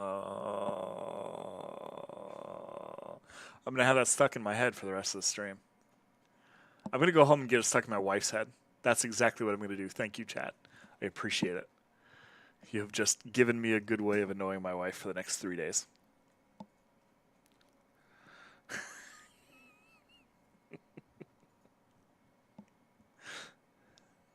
Any updated codes? I would actually suggest there are codes that are being posted in the chats, but the museums have the codes as well. The intent behind that is go ahead, give them a view, take a look at their museums, throw them a like, throw them subscribes. Because honestly, when we were doing the coordination for all of this stuff, museums put a lot of hard work and effort into this, and the amount of emails, the amount of communications that went back and forth between all of the museums was tremendous. So if you notice, we are not putting the codes in there necessarily because I would prefer that you go and visit our partners and give them a little bit of love because they've been doing an excellent job for us for many hours now and still many hours to come. Yes, the museums have basically established codes. So once you have used them, that is that from those. But still, I do implore you, go and check out our partners.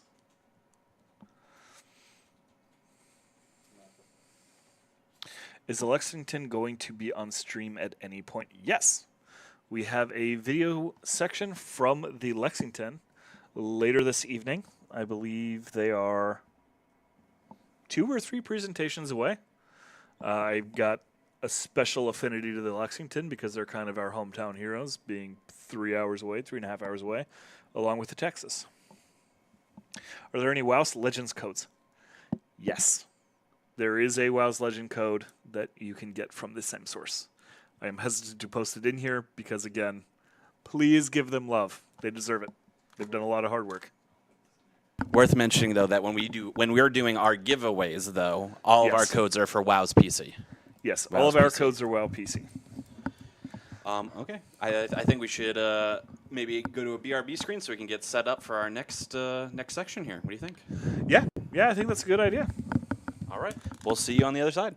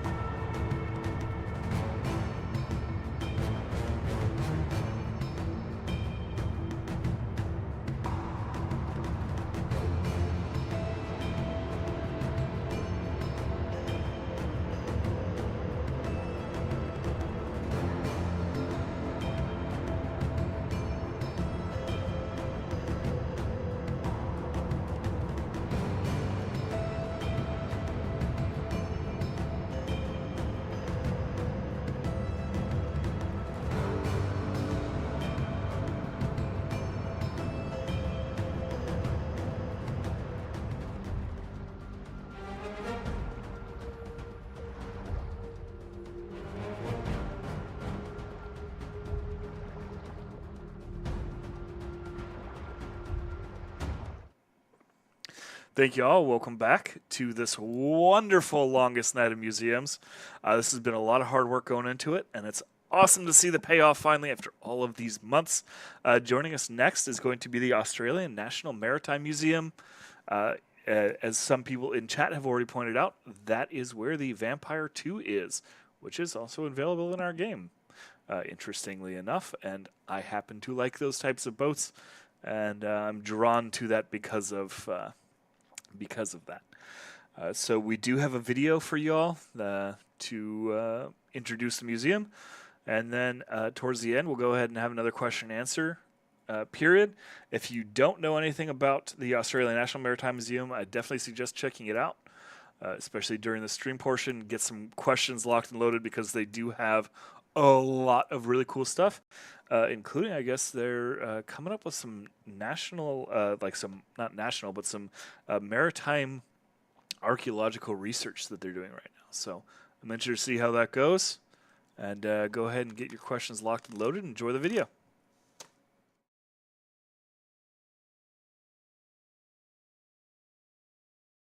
Hello, everyone. It's great to be involved with the longest night of the museum again.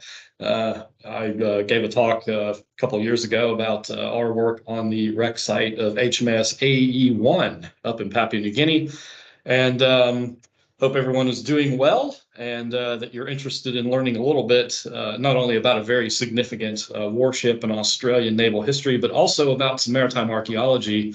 And also sort of a much broader sort of concerning issue, which is that of illegal commercial salvage of shipwrecks. My name is Dr. James Hunter. I am the Curator of Naval Heritage and Archaeology here at the Australian National Maritime Museum. I dabble in naval history here at the museum, but one of my primary roles here is maritime archaeology, and particularly investigating historic shipwreck sites of Australian naval vessels. And the one that we're going to discuss today is really important, not only to Australia, but to me personally as a maritime archaeologist, and that is the wreck site of HMAS Perth 1 up in Indonesia. It was in a very prominent battle in the Second World War. And tragically, starting in about 2015, the shipwreck site became the subject of extensive commercial salvage that has, for all intents and purposes, practically destroyed it. So I'm going to talk a little bit about the history of Perth, how it ended up in Indonesia, and the work that we have done since 2015 to investigate the wreck site and some of the things that we found out. Just real quick, I just want to mention that there is a live Q&A at the end of this presentation. So if you have any questions on the topics I'm discussing here, please feel free to let me know. All right, and we'll get started.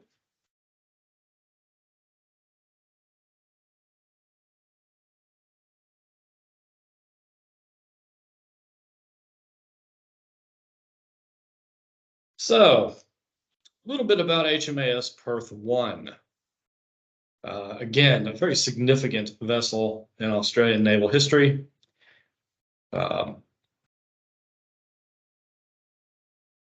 It was a modified Leander-class light cruiser. It was built in the United Kingdom for the British Royal Navy and was originally launched as HMS Amphion in 1934. It was acquired by the Australian government, commissioned to the Royal Australian Navy as HMAS Perth 1 in 1939. Relatively large ship for the Australian Navy at the time. It had a displacement of 6,830 tons. Its length was 550 feet, or 169.2 meters. A beam of 56 feet 8 inches, or 17.3 meters. A draft of 15 feet 8 inches, or 4.8 meters. Very heavily armed for a vessel of its kind and size, with 8 6-inch guns and 4 armored turrets, 8 4-inch quick-firing anti-aircraft guns, 4 3-pounder guns, 8 21-inch torpedo tubes, and 50 caliber machine guns, again, primarily for defensive purposes and anti-aircraft. Now, Perth had been acquired in 1939, and so it was on a tour of the world, basically.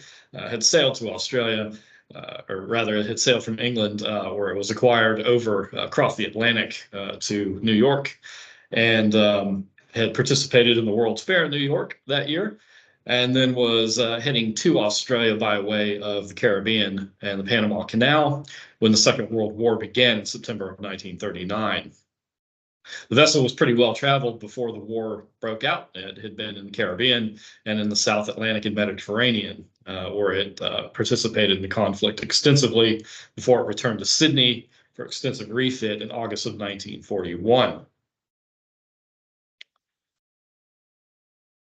Now, it was sent up to Indonesia, what was then the Dutch East Indies, to take part in a mission to repel Japanese invasion of what was then effectively a Dutch colony.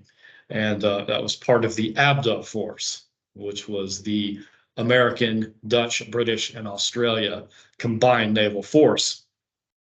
Participated in the Battle of the Java Sea, which was an overwhelming defeat for the ABDA forces. The Japanese had far superior weaponry, far superior ships, and had outnumbered the Allied forces. And it turned into a rout. So the only two surviving large vessels from the Battle of the Java Sea were HMAS Perth and the USS Houston, which was an American cruiser. Both vessels retreated to Tanjung Priok, what is now Jakarta in Indonesia, where they attempted to refuel and take on additional ammunition. But by that point, everybody was in retreat, and they weren't able to get very much fuel or ammunition before deciding to make the run west to the Sunda Strait in an attempt to get through that strait and escape to Australia. And it was during this attempted escape that the two ships encountered, unknowing to either side, a large 40-ship Japanese invasion fleet. They were heavily outgunned, heavily outmanned, but they fought, and they put up a fairly impressive defensive attempt to try to push past the Japanese into Sunda Strait. During that battle, both ships were tragically sunk, and in the case of Perth, with an extensive loss of life. 353 of the total complement of 681 were lost with the ship, so roughly half of the crew were lost in the battle. Subsequent to that, others were lost at sea, those who survived. Others were later captured by the Japanese and were sent to prisoner of war camps, and many ended up on the Thai Burma Railroad, where many more succumbed to starvation, death from that, and disease and other things. Now here's a map that shows where the Battle of the Java Sea occurred, just north of Surabaya. Again, both ships retreated to Jakarta or Tanjung Priok, and then they made the run west to the Sunda Strait, which is that strait between the two Indonesian islands you can see there. And this map shows where both wreck sites are today. You'll notice that Perth is out a little bit further offshore than the Houston, which is closer to shore. In Perth's case, it's sitting in about 30 to 40 meters of water. After Perth's loss, people knew where the wreck was. At least the locals knew approximately where the shipwreck was. But it was only in the 1960s when a diver from Australia named David Burchell traveled to Indonesia and to the Sunda Strait and Banten Bay and made an attempt to find the wreck site that it was found and identified. This drawing was done by Burchell, or it was actually, interestingly enough, it was based on observations by Burchell that he dictated to Ray Parkin, who was an accomplished illustrator, but had also been a member of Perth's crew during the Battle of Sunda Strait. And so what Burchell related was that the ship was lying on its side. It was relatively intact. There was clear evidence of damage from the Battle of Sunda Strait, including shell hits and torpedo damage. And if you look at this drawing, you can actually see in your upper left, there was a large torpedo hole in the bow of the ship beneath the two forward turrets. Now, what we've done as part of our study is to take historic schematics of Perth and to try to develop a timeline of the vessel over the course of its life from when it was found in 1967 by Burchell up to the modern day. And so what we have here at the bottom is a schematic of Perth, and what you're seeing is observed damage in gray. So you have that large torpedo hole, and in this case, it's down to your lower right. And the other things that Burchell noted were some missing components on the ship. So, for example, its lifeboats were missing. There was also navigational instruments and other elements on the bridge that were not where they were supposed to be. The Burchell recovered a number of artifacts from the wreck site at the time, including compasses, binnacle covers, voice tubes, and a number of other objects. And all of these are now at the Australian War Memorial in Canberra. Now, moving ahead, Perth, over time and after the advent of recreational diving, became a very popular dive spot in Indonesia, particularly among technical divers. So people who dive at depth using either mixed gas or using closed circuit rebreathers or that kind of diving apparatus. And for many, many years, Perth remained relatively intact.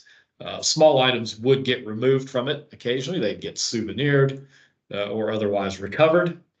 But it was in 2009, and I'm using this year as sort of the benchmark beginning of where we really start to see damage to the wreck site, that they started to notice some significant damage occurring to the wreck, not only from people removing objects, but also from natural degradation of the wreck site, because over time the metal was corroding from it being immersed in seawater, and they're starting to see structural collapse and other things of that nature. So if you look, for example, where that torpedo hole was observed by Burchell in 1967, you'll note that by 2009, you had a fairly extensive gash in the front of the bow where metal around it had started to collapse. Now, these are a couple of images that were taken by a diver named Andrew Falk in 2010. And you can see from looking at these images how intact the shipwreck site was. The turrets were still there. By and large, most of the large structural features of the wreck were very much present and very much intact. However, around 2013, we started to get some fairly alarming reports coming out of Indonesia that there was large-scale salvage occurring, and the targets of that salvage appeared to predominantly be Second World War shipwrecks. So this is an example of one of those wrecks that had been the victim of large-scale commercial salvage. This is a Dutch submarine known as HMLMS 016. And what you're seeing is a salvage barge with a crane, and that massive pile of metal sitting on the right-hand side is all that remains of what was, up to that point, an intact submarine shipwreck. And there were a number of Dutch and British and American shipwrecks that were being targeted in this manner. In some instances, complete shipwrecks, and we are talking 8,000-ton cruisers completely disappeared. The salvage was so complete that I've looked at acoustic imagery of the seabed, and all you had left was a ship-shaped divot in the seabed where the wreck site had formerly been. And those wreck sites were as intact as Perth was at the time it was discovered by Burchell. And unfortunately, we also began to learn in 2013 that Perth appeared to be the victim of this type of salvage. So this image is from 2013, and you're looking at a portion of the hull moving towards the Y turret, or one of the aft turrets. And what these are torn and damaged hull plates. And you can see what they've done is they've gone in with a large crane grab and have dropped it into the wreck and have torn all of this metal and other material out of the wreck site.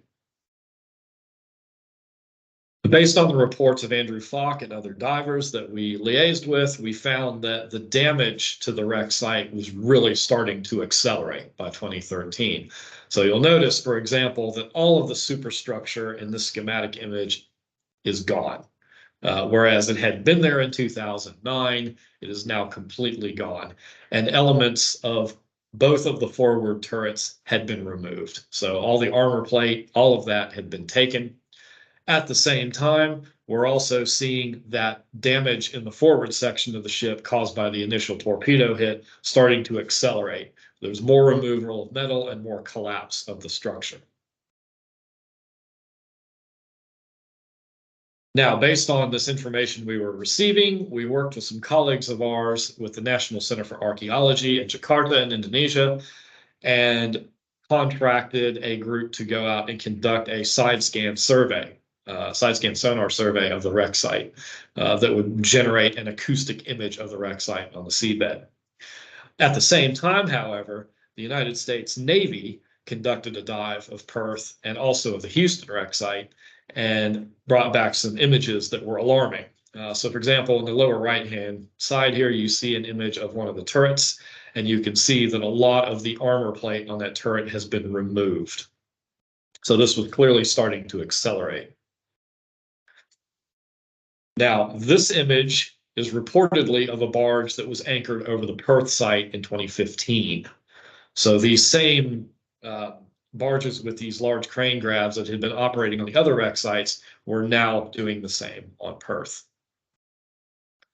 And what they're doing is just removing metal wholesale and dumping it on the deck of the barge, and then that metal was then transported to shore for salvage and reuse. Understandably, there was quite a lot of outrage internationally about what was going on there. Because this was affecting not only HMAS Perth, an Australian warship, but also, again, Dutch, British, and American warship wrecks, all of which had the remains of crew who perished within them. And interestingly, as this was occurring in Indonesia, it was also occurring off of Malaysia and also closer to home for the Europeans, at least, in the area of the Battle of Jutland, off of the Danish coast.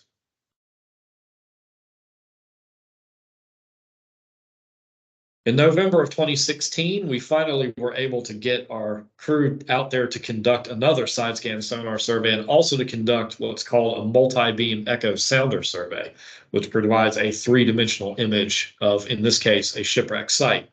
And what we saw was very alarming. The wreck site, as you can see, is here. And what was particularly troubling for us in looking at it is that this in no way, shape, or form resembled an intact ship's hull. And we were particularly concerned with the large purple void in the middle of the wreck, which indicated that structure that was formerly there had been removed.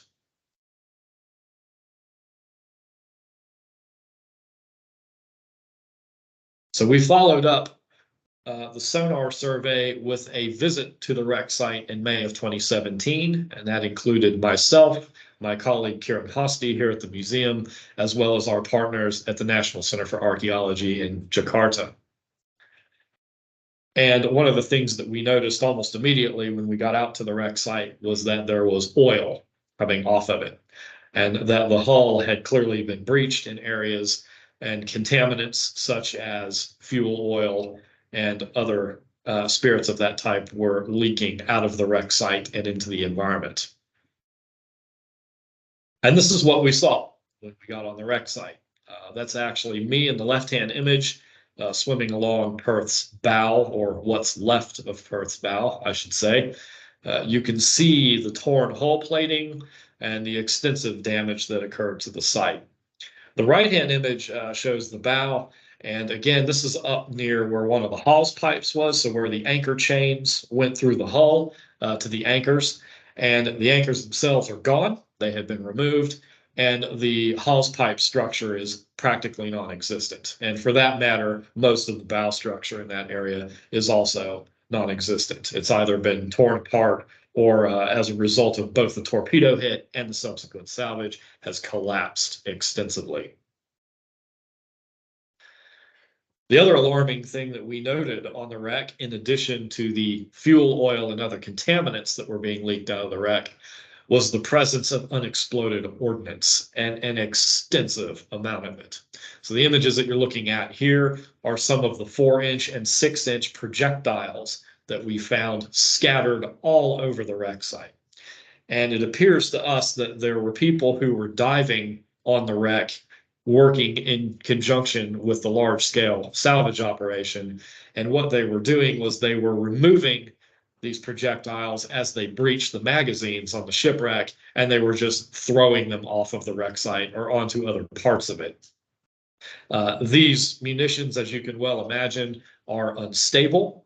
They are incredibly dangerous, and the fact that there is so much of it around was incredibly alarming to us. Even more alarming, we noticed near the fuses of some of them, this weird pinkish substance in the water. Well, it turns out that's what's called picric acid, which is part of the fuse system, and that is leaching into the seawater. And as it does so, it makes the fuse even more unstable. So these things are incredibly dangerous, and we had to be very mindful of them when we were working on the wreck. We had some evidence of the small-scale operation that was being conducted in conjunction with the large-scale salvage, and that's in the form of hammers and chisels and winches and other sorts of implements that were being used to hammer apart the plating, and then use things like the winches to pull the plating from further down into the wreck up to the surface, where it can then be collected by the crane grab and taken to the surface. Now, I noted earlier that this was happening on a large scale, and certainly all of this metal and other salvage material was ending up on shore in Indonesia, where it was being processed to be removed elsewhere, to be presumably melted down and recycled. And in many cases, they had a large amount of scrap metal that would come in. People would use high-pressure hoses to wash and clean off the steel and other metals. And as they did so, small artifacts were being washed out of the remnants of the wrecks, including things like this pocket watch, small ammunition, and probably most disturbing for us and for others, human remains in vast quantities in some cases. And these human remains, we're hearing colloquial reports, at least, of them being put into plastic bags and then just buried in a hole somewhere, which was absolutely horrific and heart-wrenching to think that this was happening to people who had died in the line of duty. Now, as that was occurring, we tried to bring a little bit more awareness to what was happening, and one of the ways we did that was to hold an exhibition here at the museum and also in Jakarta called Guardians of Sunda Strait, which discussed the Battle of the Java Sea and the fates of HMAS Perth and USS Houston. And that received quite a lot of attention, both in Australia and Indonesia, and hopefully educated people about the wrecks, about the story of Perth and Houston, and about what was happening to those wreck sites.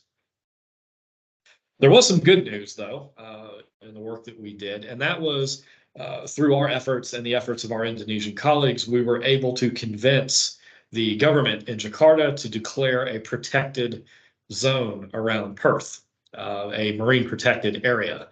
And that was established in March of 2018. Now, in May of 2019, we returned to the Perth to have a look at how the wreck was faring since the establishment of the Marine Protected Area. We did that again in conjunction with our colleagues in Indonesia, as well as a nonprofit group called the Silent World Foundation. And what we found was heartening in that it did not appear that the wreck had been damaged any further. It had certainly been damaged extensively up to that point, but beyond that, it appears that salvage had ceased on the wreck site, and we were very happy to see that. We conducted, again, a survey of the wreck site, taking measurements, doing video, photographing and taking images to create a 3D model of the wreck site. And again, we noted other small artifacts, including there's a buckle in the left-hand image and also a rubber Wellington boot in the right-hand image. And all of these elements are amazing to see. For those who wouldn't think that there'd be anything left of personal effects on the shipwreck, we have certainly seen the opposite of that. We have seen spectacles, we have seen buckles, buttons, even a cotton glove in the engine room. So there's quite a lot there that needs to be protected. There was some damage to the wreck site that we did note, and that was along the remnants of the main deck. But we have since determined that that damage was not caused by salvage, but in fact had been caused by a tsunami that was generated by the eruption of Little Krakatoa around the period right before we came to Indonesia to look at the wreck site. So again, it's a bit of a sad story, but there is a bit of a silver lining there in that the wreck has been protected and that protection appears to be working. So just to show you the condition of Perth and to give you an indication of the alarming extent of salvage on this wreck site, the top image again showing how Burchell saw the wreck in 1967, and at the bottom in 2019, what is now left of Perth. So roughly 75% of the shipwreck was removed by commercial salvage, and all we're really left with is the bow and a more or less collapsed section of the forward part of the hull. But otherwise, the midships and the stern are completely gone. The turrets, the superstructure, anything that made it look like a warship is tragically gone now. And I'll end on this image showing myself and the colleagues here at the museum with Silent World Foundation and our good friends and colleagues up in Indonesia who have been so instrumental in helping us get this work done. Thank you very much for your time. It's been great to speak with you, and please do let me know if you have any questions. I'll be very happy to answer them.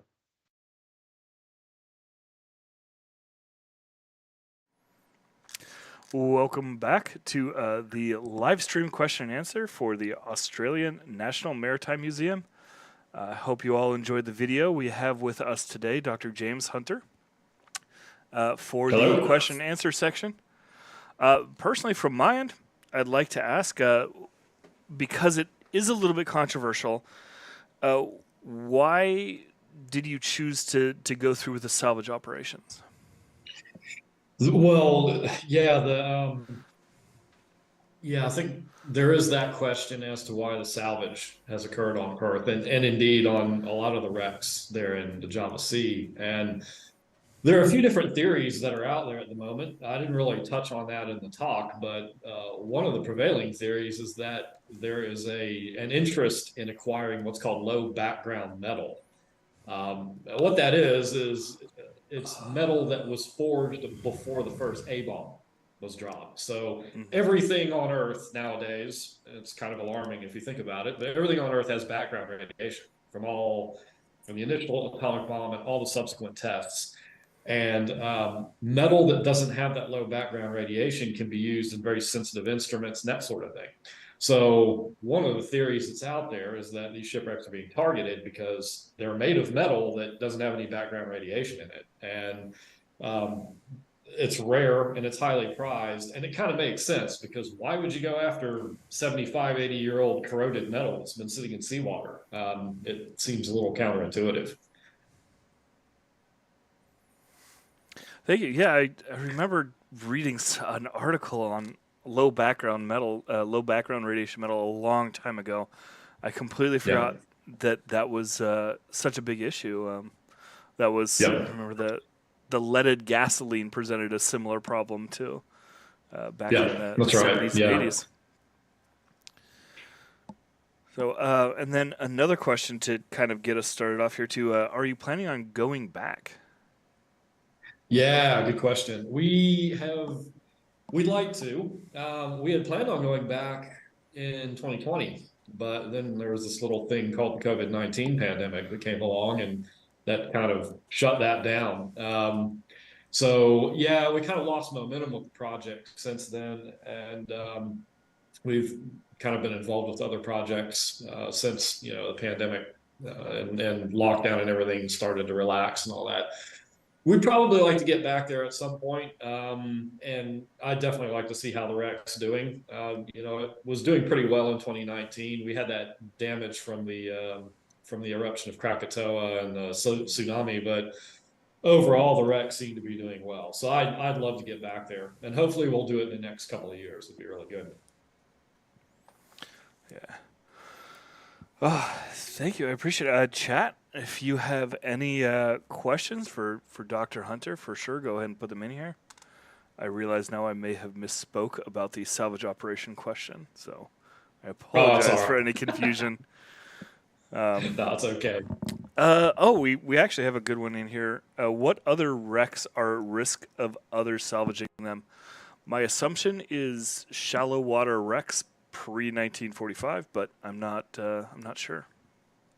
Yeah, no, that's a very good question, and yeah, I think you're dead on. Wrecks in shallow water are probably most at risk because they're easiest to get to. You can park a barge over the top of them and use the big cranes and get people to go in and dive the wrecks and break them up. Once they get into deeper water, that becomes a lot more complex and it becomes a lot more expensive in terms of having the equipment and everything to do the work. It's almost like the cost outweighs the benefit. Yeah. So yeah, any wrecks pre-bomb, could potentially be at risk in this manner. So yeah, it's certainly something that's always on our radar. Yeah, I assume something like the Samuel B. Roberts or the Johnston is probably too deep, but there's certainly no shortage of steel in those oceans still. That should be left to where they are and how they are. Completely agree. We have another good one here. What can be done to protect the other wrecks? Also a very good question. That's always a bit of a complicated question, and especially like in the case of Perth, we're dealing with a sovereign Australian ship that's actually sunk in a foreign nation's territorial waters.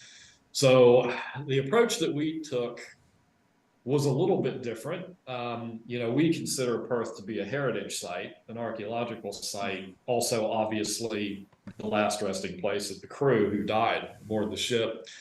And we had to work very closely with our partners in Indonesia to really try to build a groundswell to protect the wreck.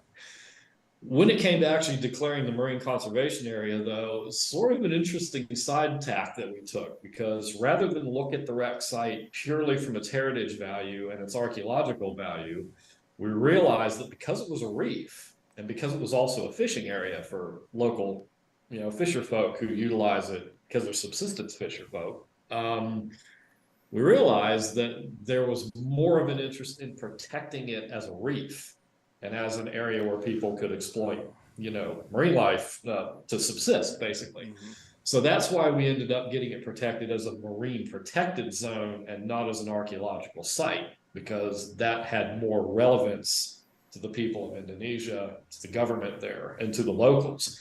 And so that was really, I think that's what it is. You got to talk to the governments there. You got to talk to the locals, get their opinion, because while they may not look at a wreck site as valuable as an archaeological site, they might go, hey, we fish there. That's where we get our food. That's how we live. So if you can protect it that way, that's the best way to do it. So that's kind of how we did it. But it really depends on, where you live, what the laws are like, and what's considered valuable.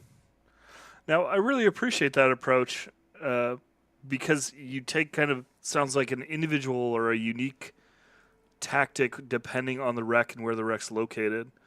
And that's something I think that everybody can learn from here is look at what's going to make your argument for you in these regions. It doesn't the do cookie any cutter good. approach is not important. Yeah. It's because it varies from place to place, and I've worked a lot of different places in the world, and this place can be completely different from this other place. You just gotta stay loose, basically. Yeah. By ear, pretty much. It's kind of that what do they call it now? The emotional intelligence, the ability to to ask the right questions to figure out how to reach a solution. So that's exactly it. Yeah. Outstanding. We've got another one. So like the Titanic, how many more years do you think the ship will be there before the saltwater eats it away? Oh man, that's a good question. Oh, I mean, I've read a few different predictions about Titanic, and certainly one thing that they have noted is that the environment on the wreck has changed since it was first visited by humans, and well, after it sank, obviously, in the 1980s. And yeah, apparently the corrosion of the iron, particularly the iron and the steel, particularly, is really accelerating. So, I mean, I've been hearing predictions giving it, a decade or two, out to 50 to 100 years from now. It just depends on who you talk to. And a lot of wrecks I've worked on too, I've noticed that you get differential breakdowns. So one area of the wreck might actually break down fairly quickly, whereas another part, just due to the structure or what it's made from and everything else, the preservative conditions, it won't deteriorate as quickly. So, yeah, I mean, these things are all finite, though. You have to sort of come to peace with that and say, well, they're all going to eventually return to, the constituent parts in which they were made. So, unless we get shipwrecks that are buried completely in the seabed, they tend to preserve very well. But if it's in the water column and it's getting affected by the salt in the water, marine life, bacteria, all of that is doing a number on it, and eventually they're going to deteriorate. Yeah, it's my understanding is basically the lower the access to oxygen, the slower the rate of decay. Yeah, that's right. So, yeah. Let's see. Next up is what is the plan for the ordnance left on site? Oh yeah. This is something that the Indonesian government will ultimately have to deal with. And it was interesting. I was talking earlier about trying to get people to have an interest in this wreck. And that was another thing, a little bit cheeky on our part, that we did. We mentioned all that unexploded ordnance, the fact that, that's dangerous. It's dangerous to people who dive the wreck. It's potentially dangerous to people who fish the wreck, because any of this stuff can detonate at any given time. And there seemed to be sort of a tepid kind of response to it, like, yeah, okay, well, it's on the seabeds and, 30 to 40 meters to 100 and something feet, who cares? And then we said, but what if somebody were to recover a bunch of that and then use it as an IED? Because let's be honest, you've got all these explosive devices sitting on these wrecks, and if the wrong people get them and decide to wire them all up to some det cord, I mean, you can do some damage. So that seemed to get some people's attention when we said that. And so we have heard that there is an interest on the part of the Indonesian authorities to try to start removing at least the munitions that are visible on the wreck. Whether they've done that or not up to this point, I don't know, but it's something they're going to have to do. I mean, the stuff's unstable. It's getting more and more unstable as time goes on. And they've got that issue as well as the leaking fuel oil and the other, potential contaminants. And so, yeah, it's going to have to get dealt with. And hopefully it will be. Yeah, you mentioned one of the things that always terrified me working around explosives, especially stuff that you don't know the age of, is the older it gets, the more unstable it gets. I only imagine that that's probably accelerated underwater with the pressure and the... Although it might be preserved by the cold temperature. I don't know. Well, counterintuitively, it is gradually more unstable underwater, but if you recover this stuff and you take it out of seawater, that's when things get real spicy. So, I bet. It just increases, tenfold. So, yeah, it's definitely a concern because, you got somebody down there, got a net in the water or something, hoik this thing up and it'll do some damage. So, they've got to deal with it. Yeah, that leads into our next question is, by your knowledge, what would you estimate the likelihood is that some of the unexploded ordnance might detonate for various reasons? And if they do, what is the chance that there would be some sort of chain reaction that severely damages the wreck?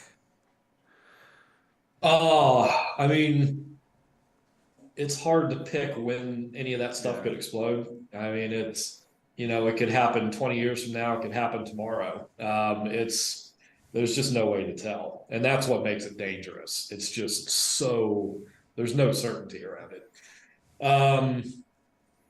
In terms of whether there might be some sort of large scale chain reaction detonation or something like that, I doubt that. Our assessment of the wreck was that, number one, at the time Perth sank, there was very little in the way of shells left on the ship. They had fired almost everything. They had almost completely depleted their magazines. So the stuff that was being found was probably way down in that magazine. We don't suspect there's much left of it, and a lot of it actually got taken out of the magazine and is now laying kind of scattered all around the wreck and on top of it. So if one of them were to cook off and go, the damage would probably be isolated to wherever that projectile was, but I doubt it would set the other ones off. But having said that, it could, Yeah. Yeah, my experience with that, it's usually munitions have to be kind of touching each other or close enough to, because you have to reach the double threshold of heat and pressure. So That's right. Boys and girls, if you're watching at home, do not light the artillery shell on the front of your car on fire and then hit a brick wall. Like, you do have that dual kind of layer of protection with the more stable and we certainly explosives. do have some. We do have some that are laying next to each other. So in that case, sure, like one of those goes off, it'll probably detonate the one next to it. But for the most part, they're scattered. So yeah.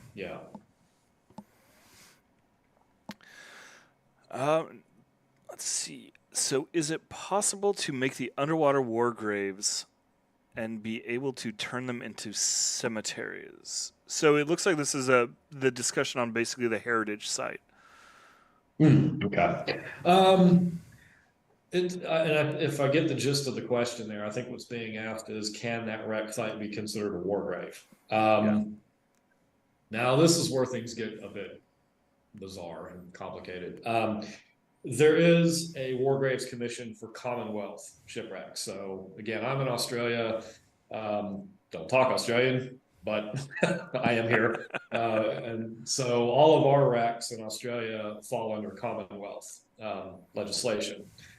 And there is a War Graves Commission and there is a War Graves Act that applies to graves internationally for war dead of the Commonwealth countries. Unfortunately, shipwrecks don't fall under that legislation.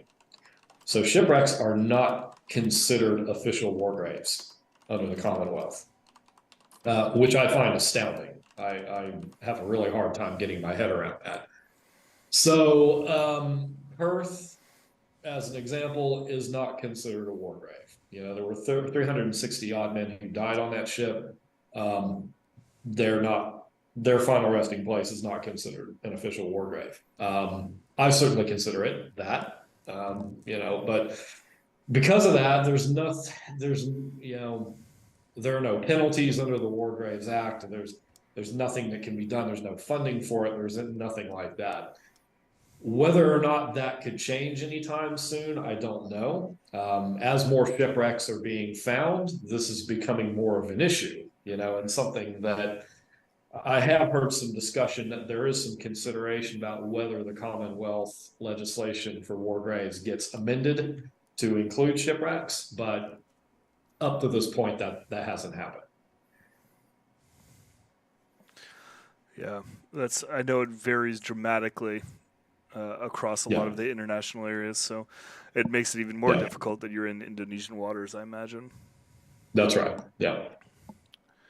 Although it is very nice, I will say that the locals there in Bantan Bay, the people who fish on that wreck, the people who live in the area on the bay surrounding it, they are very protective of it, to the extent that they were the first to actually report that there was a barge on the wreck site, and they keep an eye on it. which is nice. I mean, because a lot of them, you know, they're descended from people who were there during the Battle of Sunda Strait, who were there during the Second World War, who witnessed the whole thing, kind of understand that, you know, the Australians and the Americans were there trying to protect them, and so they're a little bit protective of it in the way that they can be, and that they keep people informed of what's going on. Yeah. That leads fairly well into our next question, actually. It has to do with, is it the host country's problem to fund all of the cleanup, or is it the country of origin where the ship is from to pay? So, as I understand it, correct me if I'm wrong here, chat, basically who carries the primary financial burden for the cleanup? Between, that's a really good question. And you're absolutely right. Yeah, that's a very good question, and that's one that gets brought up frequently in my line of work. When we're dealing with shipwrecks of vessels of war like this. Short answer is, I would say it is the responsibility of the sovereign entity that owned the ship, you know, because it's their ship, it sank. In the case of the United States, they still consider their naval wrecks naval property. Doesn't matter how old it is, where it sank, none of that matters. It's considered a sovereign U.S. vessel. So they basically declare ownership over it. So in the case of a U.S. warship wreck, it's really their responsibility to deal with it. But that's all theoretical. Yeah, I was going to say, so it makes you wonder about like Prince Eugen. Yeah, exactly. Exactly. And you know, these wrecks, a lot of them are in very remote places. A lot of them are in very deep water. And it's an expensive and complex process or set of processes that you have to undergo to do something about this. For a long time, I think it was sort of, it's an out of sight, out of mind issue, but that's all changing now. You know, these wrecks are getting older. The metal's breaking down, things are corroding, stuff's starting to leach out, the explosives are becoming more unstable. So I think as time goes on, it's going to become a bigger and bigger problem. And they're going to have to probably shift from a reactive way of dealing with it to a proactive way where they're getting in. And I know there are some initiatives. So for example, in Chuuk Lagoon in Micronesia, they're looking at trying to actually remove the fuel oil from these wrecks before they have a catastrophic breach. Yeah. So, yeah. And in that particular case, I think there's money that's coming from the Japanese government because a lot of the vessels are Japanese. Yeah. But there's also funding coming from other places, and Micronesia themselves, to their credit, are at least trying to support this as well, either with money or with people participating in the initiative and offering their services. So that's probably the best model, actually, is to get everybody involved. Yeah. Yeah, it's a Herculean effort for sure. We have a question and then one statement, but because the question relates directly to this, I want to make sure to ask this. Because it relates to the USS Houston. If I recall, that was part of the same engagement or series of engagements. Or at least in the... And they were asking, how deep is the USS Houston, and what is the state of the vessel compared to the Perth? Okay, Houston is a bit closer to shore. So it's sitting at about 50 to 60 feet. So Perth, by comparison, is about 190 to 100 feet. So a bit shallower. Now, we unfortunately didn't get to dive Perth. We weren't allowed to. I'm not going to go into that, but let's just say we wanted to, but we couldn't. But it's my understanding, based on our Indonesian colleagues and people with the United States Navy who have been on the wreck and regular sport divers, that it overall is in better condition than Perth. It does not appear to have been salvaged to the extensive manner that Perth has. And a lot of that's probably down to the fact that it is closer to shore and it is much more visible. So it's easier to monitor. Yeah. Plus, the U.S. Navy has always maintained a very particular interest in that wreck site. So, yeah, it seems to be doing well. But I can't say that personally, because I haven't been on the wreck. Yeah. And the last one we have in the pipeline is something I am quite inclined to agree with, and it says that Dr. James Hunter is a hero, and thank you for all that you do. It's incredible to hear you are taking a proactive and unique approach to solving this issue. It's nice to see somebody applying the mentality behind it of, hey, yeah, they're not agreeing for it on this end. Let's look at what they actually care about in relation to the wreck. And so it's really nice to hear that. I would like to give you kind of the final word here, the wrap-up. If you've got a website you'd like to promote, as well as some instructions on where to donate and how to visit. And Yep. Well, first I'd like to say thank you for that. That really means a lot to me, actually.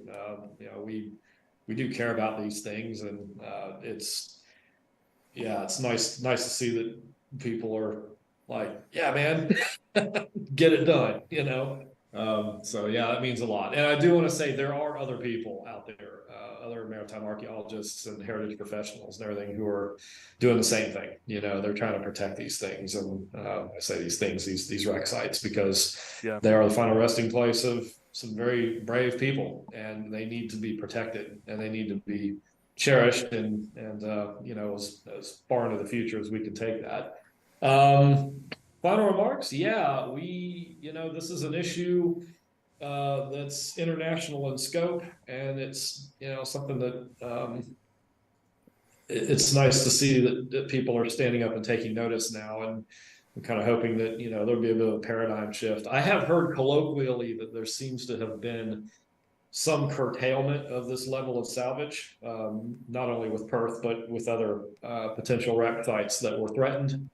So that's good to hear. But it's just something we're always going to have to keep an eye on. And certainly there are the issues going forward with unexploded munitions and environmental contaminants and that sort of thing. And we need to figure out a way that we can deal with those problems ahead of, before they become a really big problem, and ideally protect these wrecks, as the war graves they are. In terms of our place, I'm here at the Maritime Museum. I'd just say, go to Google and hit Australian National Maritime Museum and type in maritime archaeology if you want, and that'll tell you a little bit more about what I do and my colleagues here at the museum do. And and our email addresses are out there. So if you have a question or anything, get in touch. Happy to help you out. Well, thank you so much. I really appreciate everything from you tonight. I look forward to working with you again on future, and I'll be checking up on how you all are doing. And really, from all of us here at World of Warships and everybody from the stream and our community, thank you so much for everything you all have done. It's incredible work. And for you out there watching, this might be your clarion call. Go check out what type of local efforts are happening around you, what you can do, where you can donate to these types of programs, because they're very worthy causes. Well, thanks so much for having me on. It's the second time I've been on. It's awesome. It's always good fun every time I do it. So keep me in mind. I'd love to come on again and talk about another wreck. Who knows? Yeah. So thanks so much.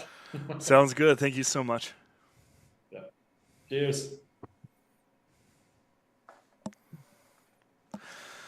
Oh man, I tell you what, that's incredible work they're doing. I still remember as a kid, I was hooked on the Bismarck wreck and the Titanic wreck and Robert Ballard and watching all that firsthand. So this was a real nice kind of treat for me to be able to see this and interact with somebody who is taking an active place in preserving these sites.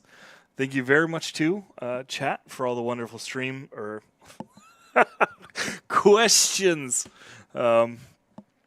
It's awesome to see you all engage with this content.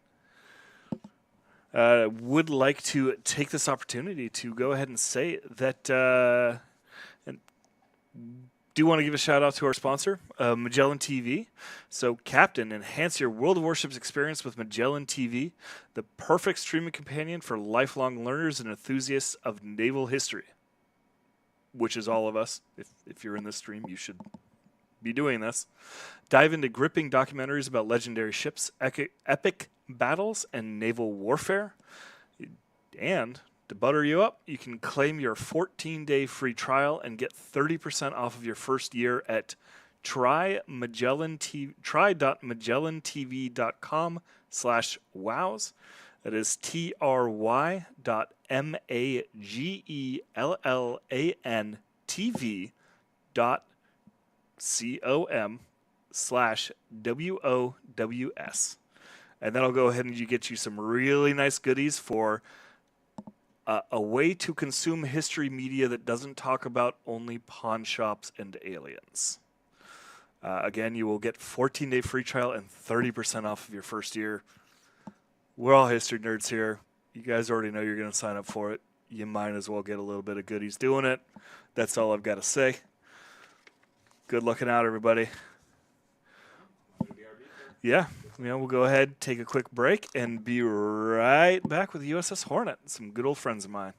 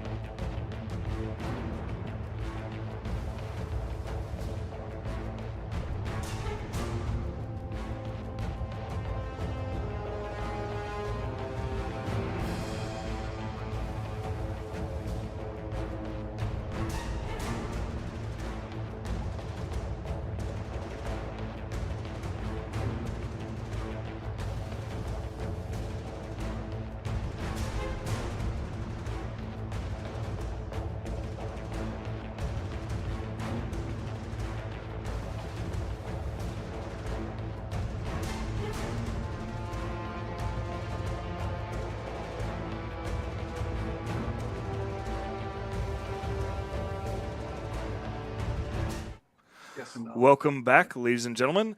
I'm really excited that we get to go over kind of one of my hometown heroes growing up about 2 hours away from the Hornet in California. We have an excellent video and question and answer session coming up with Russell and Chuck from the USS Hornet. Russell is their marketing guru, and Chuck is one of the docents we've worked with extensively. You've seen him on 2 streams, and we'll be meeting with them right after this video they put together for us. You all can get all of your Hornet questions answered. I can speak from personal experience. Chuck is incredibly knowledgeable, especially about Midway and the mistakes they made on the movie. So feel free to fire away when we get there.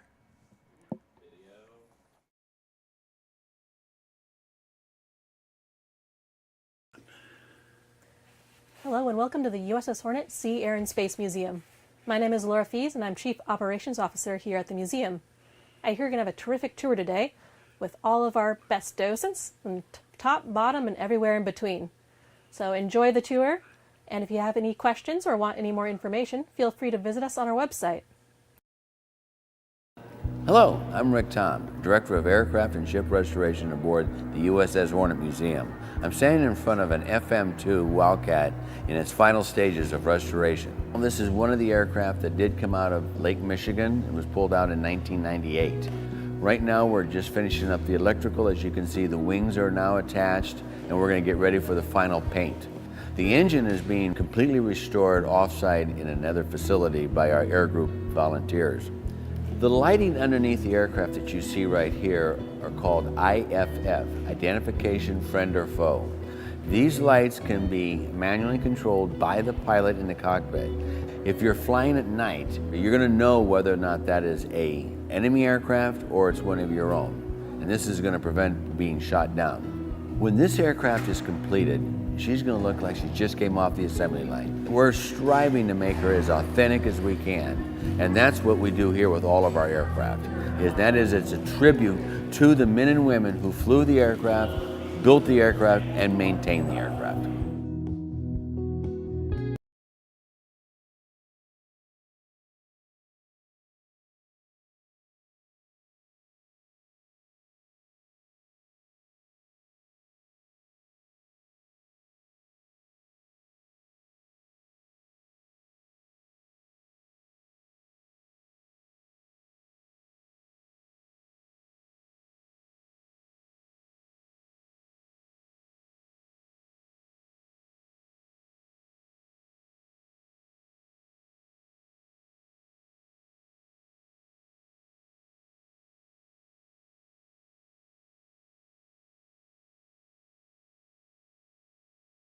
My name is Robert McNamara. I'm a docent here on the USS Hornet, located in Alameda, California.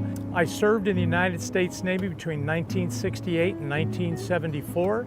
I mustered out as a second-class petty officer. For 40 years I was an electrician, and we put that experience to use in the last 6 months getting the Fresnel lens optical landing system re-illuminated. It has been down for 46 years, and as of 2 weeks ago, it's operating again. Every Navy pilot from 1956 to the present day is using some form of the Fresnel lens system. It gives them reference to the deck in order to land, and the reason the ship is here is to launch aircraft and to recover aircraft. The project came about on sort of a whim. Someone said, wouldn't it be great to get those lights working? I said, yeah, let's go take a look at it. And the next thing I know, Richard and myself are starting to pull things apart and try and determine what was done and what could be done. It was a docent-funded project. They donated approximately $3,000 for the equipment and the materials that we needed to do the project. We utilized some of the existing cabling system that was put in 1956. But by and large, most of the equipment was new equipment to illuminate the lens and datum lights themselves. It's been received very well. We're very happy about the system. We were glad we could do it. It was a little more lengthy than we thought it was going to be, but it was worth it in the end.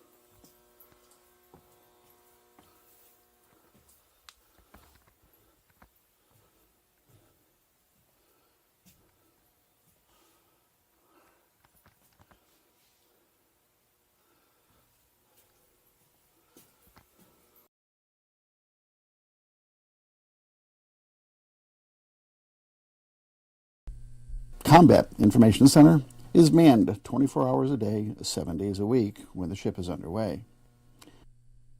There are three main responsibilities for CIC that take place in this room.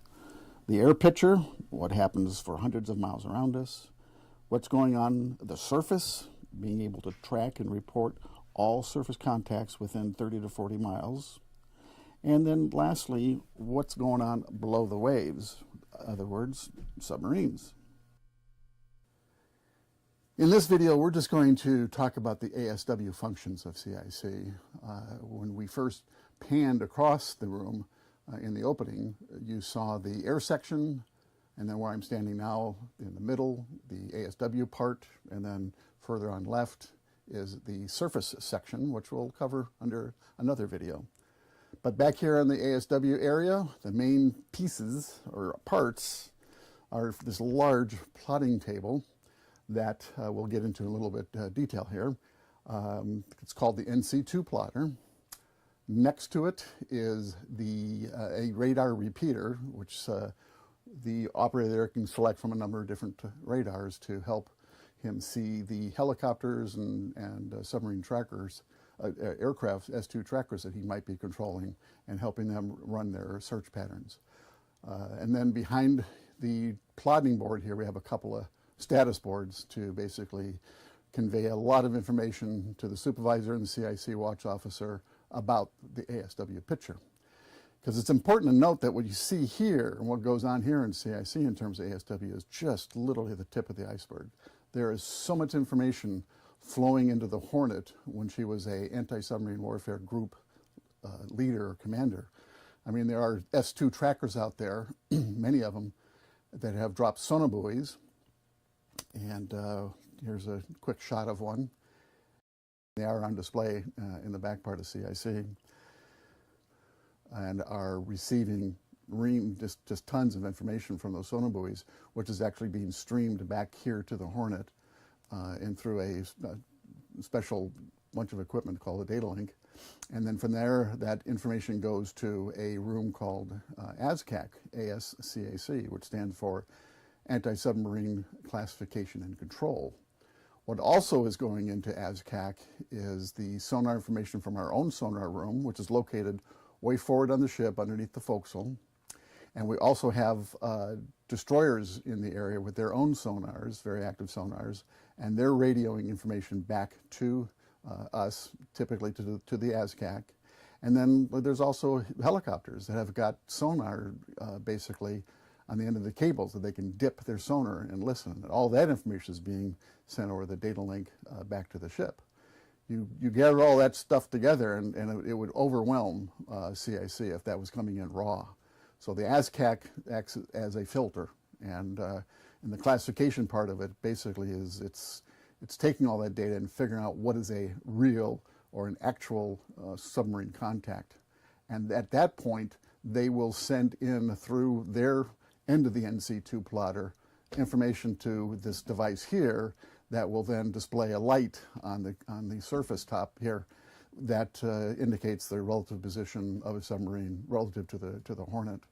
And then more information is relayed in via sound-powered phone talkers to the status board behind me here, and has whether it's coming from an accompanying destroyer or helicopter or one of the S2 trackers, it's all that classification stuff or information goes back there. And again, it's available for the CIC watch officer and the watch supervisor to make informed decisions, and from those decisions are then passed up to the bridge, captain's bridge, and also to the admiral's flag plot. So with the lights on, taking a look at the top of the NC2 plotter, it was a glass top, or is a glass top device that has projection equipment down below that moves with the movement of the ship, and also that will indicate the targeting information for the submarines we're tracking. Those also move independently of the movement of the Hornet, so it's quite an operation down below, especially when you consider this thing was made, designed and manufactured in the mid-1960s, so no computers, at least not digital ones, were involved in making this thing work. Now as we pan from the NC2 plotting table over to the right, I put a little light on this. This is a radar repeater that a radarman would be using to talk to and control the movements of our helicopters or S2 trackers and assist them in handling their searching patterns for dropping their sonobuoys or dipping their sonars. The picture on the screen, this is what a surface search radar would look like back in the day. This particular picture is the ship going through the Straits of Gibraltar. The large area on top is Spain and the Rock of Gibraltar, and the white coastline to the bottom, south of that, of course, is Africa. And the last thing is, panning up from the radar repeater is one last status board, which shows the formation of ships that are working with Hornet. Hornet would be in the center there, and the ships around it. Those boxes you see drawn around the ships are basically their search areas. As we conclude this brief video about anti-submarine warfare operations in CIC on the USS Hornet, we thank you for watching. And please come back next week as we explore another part of Hornet operations and life on board.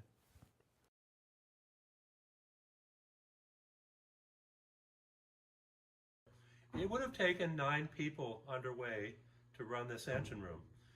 The top person would be your engineering officer of the watch. Then you would have had a petty officer that would serve as top watch for the engine room. You would have had 2 people that would be serving as the throttleman, 1 for each engine in this space. You would have had a machinist mate on this turbo generator. You also would have had, because you have the generator, an electrician's mate on the switchboard. You would have had a messenger of the watch who would have been the one that you have take readings. They also would be the person you send to wake up your relief, and they'd be the one that were in charge of the coffee pot. Coffee, at least in the Navy that we knew, was an article of the faith. And even though it was usually over 100 degrees down here, your first act upon coming down here would be to pour yourself a cup of that hot, thick, very dark coffee. And because of all the dissolved oils in the air down here, very often that coffee had a little bit of a slick or a sheen on the top of it. Okay, that's what would get you ready for your watch down here. Okay, in addition to the messenger, you had 2 people in the area down below us, one dealing with oil, one dealing with oil, the other one dealing with water, and so bringing you to a total of 9 people to run this engine room. Your throttleman would be in this position. Your throttleman is watching the engine order telegraph, and if there was a change, they would be changing the throttles to meet whatever that change was. They'd be responding back to the bridge, yes, I got that. And what they'd be doing is they'd watching the tachometer for this particular shaft to make sure that the ship was going the proper speed as dictated by the officer of the deck. One other thing that occurs here is that you sometimes need to fine-tune the speed of the ship, and the way you do that is using this engine revolution indicator. By using this, what you do is you're getting individual engine RPM ordered from the bridge. This would be useful if you actually come alongside another ship and you're trying to pass supplies back and forth. It's also useful if you're trying to pick up an Apollo capsule out there floating in the Pacific. If you think about it, a 42,000-ton aircraft carrier is trying to slowly sneak up on a bobbing capsule in the Pacific, and the last thing you want is big carrier hits small capsule and 40 pounds of moon rocks go down to the bottom of the ocean. So what we used were these controls for individual engine RPM. We also used radar, we used lookouts, and they posted a helicopter up above where the capsule was so that from the bridge they had a reference point as to where to bring the ship to make that successful pickup. In this case, both for Apollo 11 and for Apollo 12. Now we're standing right by the turbines that would run this particular shaft for the ship. It's important to note that the USS Hornet had 4 main engines and 4 shafts that would go out to propellers. And each of these engines was capable of 37,500 horsepower. So that would mean that the ship had a combined horsepower on the shaft of 150,000 horsepower, which in World War II times could drive the ship at about 33 knots, which is about 36 miles an hour. That's quite a speed for something this large.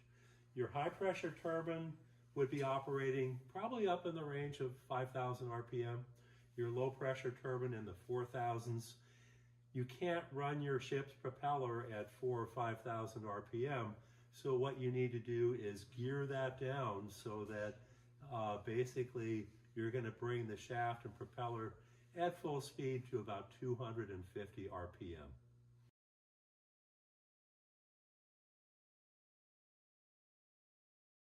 My job is to execute the air plan of the day. Everything is choreographed. The airplanes that are being launched, the people on the flight deck determine beforehand what airplanes are going to which catapult, the order in which the launch is going to go. And then during recovery, the airplanes are stacked 1,000 feet in elevation above each other. The lowest group of aircraft should be hawking the deck, and as soon as they see the deck being cleaned up, they should come down to land.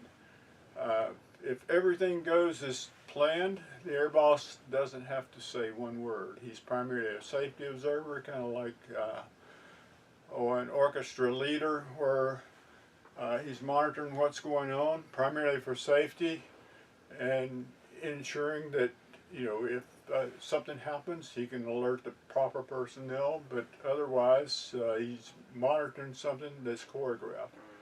You take an aircraft carrier, like I say, I'm the air boss. I'm in the tower.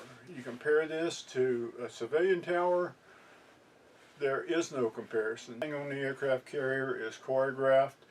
The people on the flight deck determine the order in which aircraft will taxi, what catapults they're going to, and then for landing,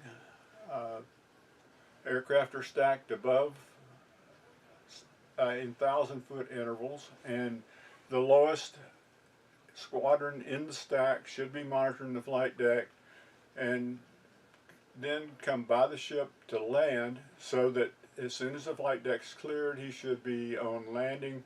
And if everything goes as scheduled, me as the air boss would have nothing to say. I'm primarily a safety observer. If I see something going wrong, I can alert people on the flight deck to take corrective action.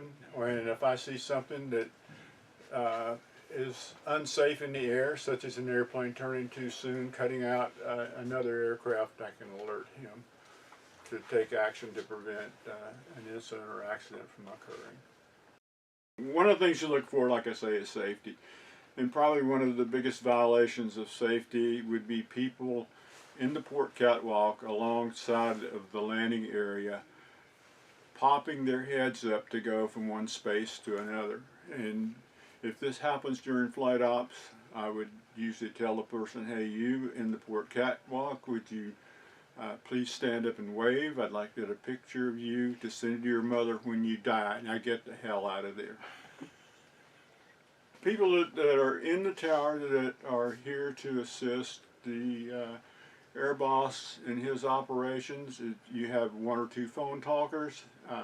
You have a board that lists all the aircraft that are on the launch, those that were on the prior launch that will be landing following the launch of the aircraft that for this particular time. I had someone that made sure that the arresting gear and the lens was set for whatever type of airplane was landing. Now, when he would announce an aircraft, it was always the name of the aircraft. In other words, instead of saying S2, he would say Tracer. And this is to prevent confusing numbers. You know, when you say something is set and you use numbers, it's very easy to get those confused. So every airplane that was landing was given by the name of the aircraft: Prowler, Corsair, so Skyhawk. In addition to that, when an aircraft was landing, this person would say, gear lens set for tracker. Me as the air boss would repeat that, gear lens set for tracker. That way he would tell me what it was set for and I would acknowledge it. I'm trying to think who else would be up here. I said squadron people were here. Oh, we always had squadron representatives, and they would be on the far side of the landing, or the tower, as we normally referred to it. And these were people that were observing the launch and recovery of airplanes. If a pilot had any difficulty, this individual could take any comments that I had and relay it to the pilot that was involved. If they did something on the deck that appeared to be unsafe, or they weren't following signals properly by the flight deck people, I can tell them what information I wanted to be relayed to the pilot. Of course, if there's something that was real serious, probably have the pilot come up and have a talk with me.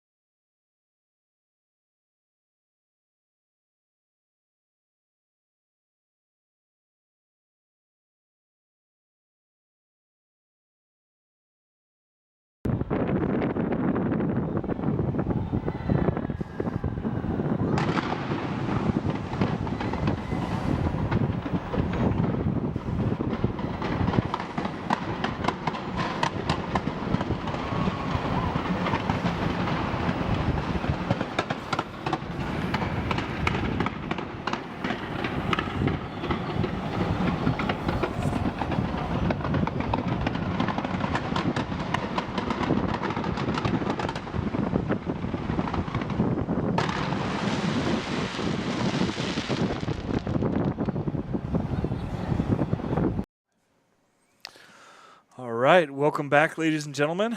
I hope you enjoyed that video. The firework section was a spectacular surprise. And I am joined here by two wonderful gentlemen I've dealt with before, and you may recognize the young gentleman named Chuck Moore, one of the docents, and then Chuck Myers. It has been a long day. I did. So Chuck Myers, docent, wonderfully knowledgeable, He's helped us now on 2 historical streams, now 3 counting this. 3. And Russell Moore, I work with him extensively in a lot of our partnership activities. If you were lucky enough to attend the Anchors Away aboard the Hornet or Carrier Con, you likely saw him running around losing his mind like I tend to do in events like that as well. So, gentlemen, if you want to just give us a little bit of an intro of what you do there, if I missed anything, and then we'll jump into questions.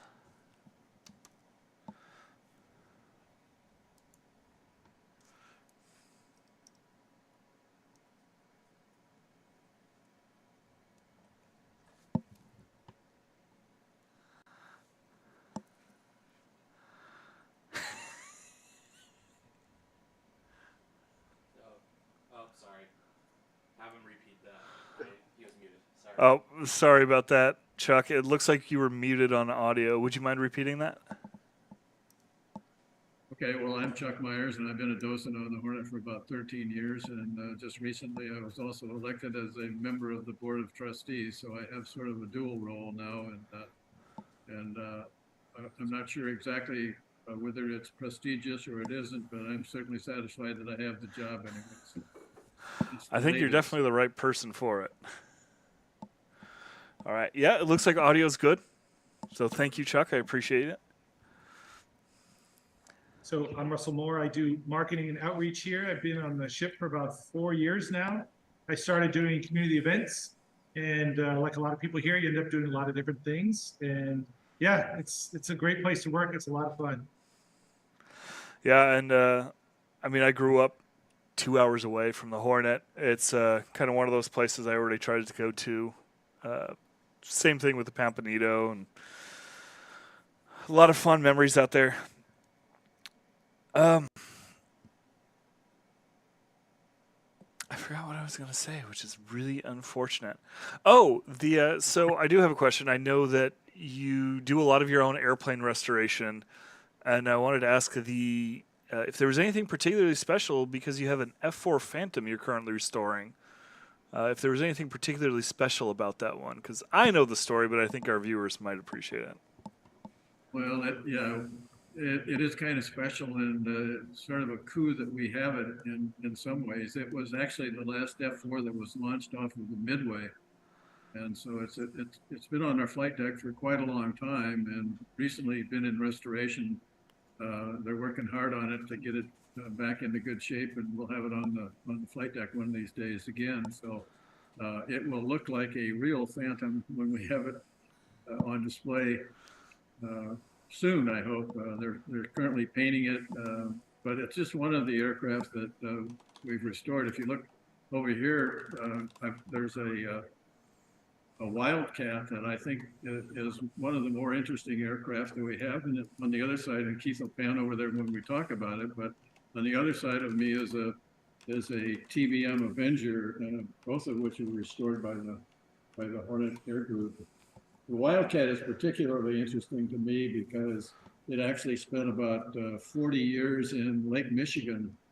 It took off from Glencoe Naval Air Station in 1945, had an engine failure apparently, and ended up crashing in Lake Michigan. It went down to the bottom where there is very little oxygen, as it turns out.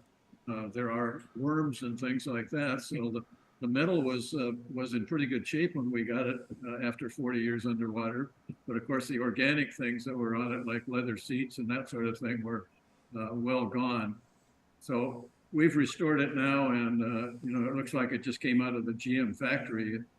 We're really proud of that effort. And earlier we had done the TBM, which is on my left, and we're currently working on. It came to us without bomb bay doors, and so one of the things that we have to do now is to put bomb bay doors on it, so we can make it as it was when it was in a flying state. That's the kind of an aircraft, by the way, that Bush 1 was flying when he was in the Navy, and actually crashed in a TBM or a TBF. I'm not sure whether it was the Grumman version or the General Motors version, but yeah, at least George H.W. Bush flew the through the Avenger. Yeah, You can't and quite see oh, sorry. I was just going to say you can't quite see the F4 from where we are now, but it is behind the Wildcat and actually being painted as we speak. Well, close to as we speak, not right now, but working. Yeah, I can attest to the incredible hard work you all do in restoring everything. Truly, a lot of the aircraft there are just in impeccable condition. Their anti-submarine aircraft in particular are just wonderfully rebuilt. I was shocked with how big the Avenger is. I never realized just how massive of an aircraft it is. Yeah, biggest aircraft that we had back in the World War II time frame. My uppers are loose. World War II time frame was the biggest aircraft we had on board these carriers. Yeah. Yeah, I remember too. I don't remember the video hits on it. One of the things we were recently there for Anchors Away. Did you have the 442nd museum there as well? We have a small museum that's behind me. If you can see up above me, there are about 5 rooms up above Hangar Bay 3 and the fantail that are devoted to the 442nd Regimental Combat Team and the 100 MIS Division. Japanese, typically Japanese Nisei soldiers were in both of those groups, and so it's kind of a concept of a museum within a museum, and it is a marvelous little museum. It displays the Congressional Gold Medal that the unit won some years ago, and well, you saw it, and I thought we would lose you in it when we were doing an event here, because being an Army guy, such an interesting, it's so very artifact dense, and the stories are rapidly getting lost from the public eye, and I'm really happy and excited that you all are keeping that alive, because it's a story that needs to be told over and over again.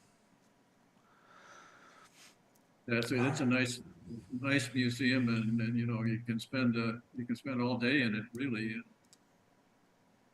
Yeah. Well, we have a few questions from the chat we can jump to here. The first one is, how many aircraft does the collection have? That's a good question. That's an interesting question. Let's start out by saying that we have probably on the order of 12 to 14 now, and we're in the process of trying to get a FA-18 Hornet to match the Hornet with the Hornet. And so that'll be the next thing we're looking forward to. So quite a few, but you know, some of the things that we would like to have, but we can't get, like, it would be great if we could find a Corsair. It would be great if, it will be great when we have the Hornet on board. There are other aircraft that we'd love to have, but you know, they're in short supply. I'd love to get some of the jets from like the 50s. The Panther, the Cougar, I think would be a great addition to our collection. Yeah. Don't forget we have an Apollo capsule. Well, I mean, I'll make sure to comb Craigslist. Maybe we can come up with something. Trust me, I watch all the auction sites. I'm always sending emails to. Hey, can we bid on this? Well, we have a good relationship with the Navy, with the Naval History and Heritage Command, and with Pensacola Museum and those kind of things. And so we're trying to work out everything that we can that makes this thing as historically accurate as we can make it. So with the restoration crew and all, they're doing a pretty good job of keeping our aircraft in good shape, and you know, keeping our eye out for others that we can acquire. If you know of a Panther, I know of a docent who would love to have it here. Yeah. Yeah, if any of your followers out there know where any aircraft are, let us know. You heard them, ladies and gentlemen. Find them a Panther. Let's see. Oh, actually, I know the answer to this question, but I'm going to let you answer it. What was the Airstream for inside the hangar? The Airstream trailer? Yes, sir. Okay, well, if we were to pan the camera around, and I'm not suggesting we do this, but if we were to pan the camera around and look into Hangar Bay 2, you would see the mobile quarantine facility that was used by the Apollo 14 astronauts.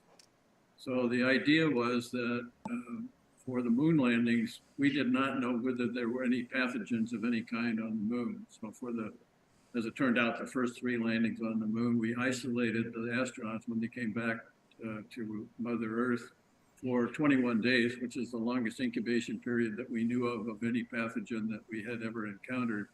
So that when the Apollo 11 and Apollo 12 astronauts got out of the helicopter in Hangar Bay 2, they immediately walked over and got in a mobile quarantine facility.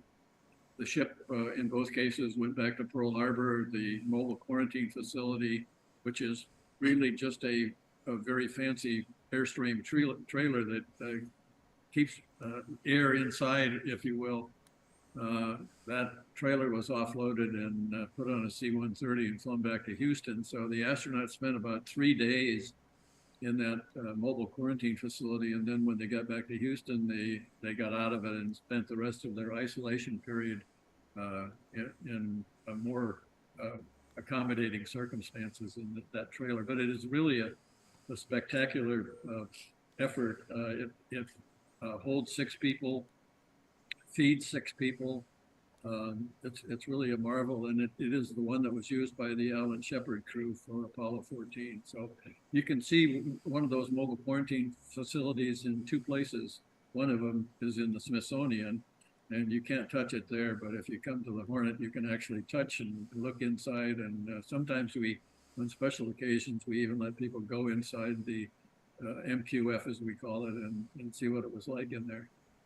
Yeah, and one of the crazy things that always struck me as wild is it looks small because, it's this little camper trailer, and you realize, oh man, they're locked in there for like 3 days.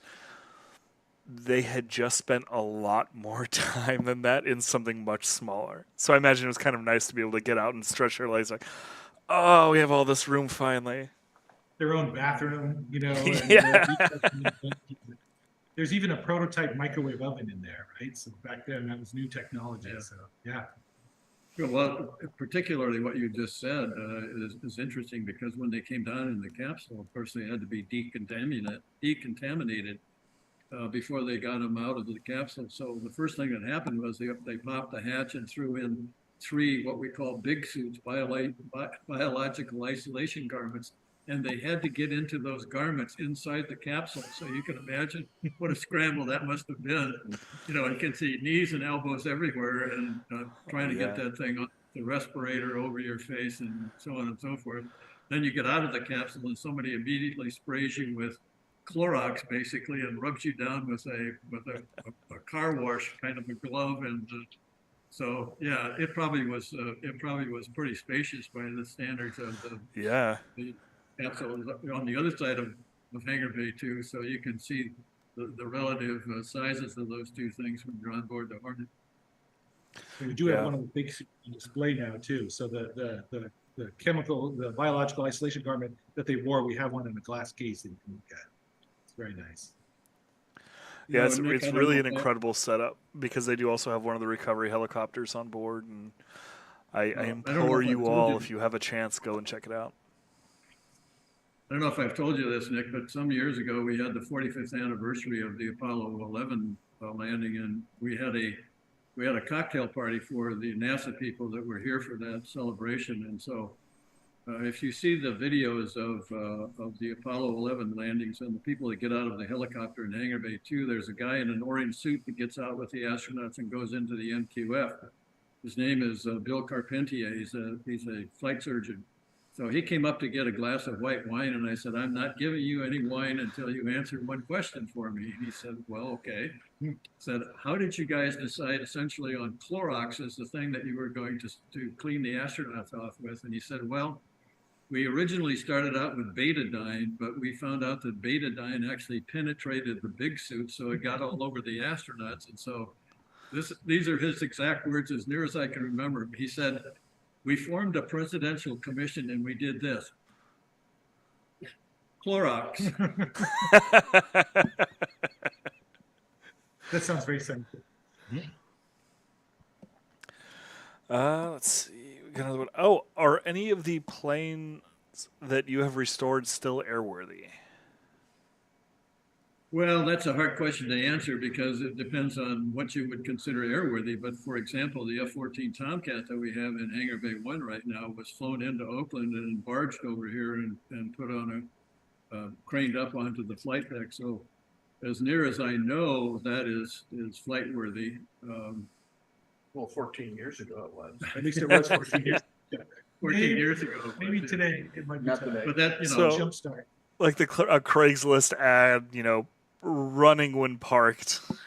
Yes. Well, we'd probably have to fight the Iranians to get the parts for it because they're still. Yeah, that's actually remarkably true. That's how you know where the new Top Gun took place. Let's see. Oh, here we have one. My father was on the Hornet in the late 50s. He was an aircraft mechanic. Is the area they are in where he would have worked on planes? So it sounds like basically would he have worked in Hangar Bay 3 as an aircraft mechanic? In all likelihood, yes, but probably not exclusively. So there are a number of spaces above Hangar Bay 3, for example, where those people also worked. But certainly in this area behind me, that would have been an area that would have been for the airplane mechanics for certain. All right. Let's see. Oh, what was the most physically demanding crew job on board the Hornet? Wow. Everybody talks about the most dangerous one on the flight deck, but I don't know if that's the most physically demanding. Well, let's see. My day job on the carrier was a legal officer. I don't think that qualifies. Oh, it depends. I mean, if everybody's out there on shore, then yeah. And my watch structure was on the bridge, but to me, the guys that had it the worst were the people that were working in the fire rooms because it was there's no air conditioning back in the day, and so the fire room was cooled by whatever the sea air coming in was. So if you were in the South China Sea in July, it was pretty hot down there, and that would be the one that I would pick out. Certainly, there are other things that where exertion was required for short periods of time, like when we were pulling hoses over to do refueling and things like that. But in terms of a watch structure, fire room would be the one that would occur to me as being the most demanding. And when they have to clean the boilers. Well, as Keith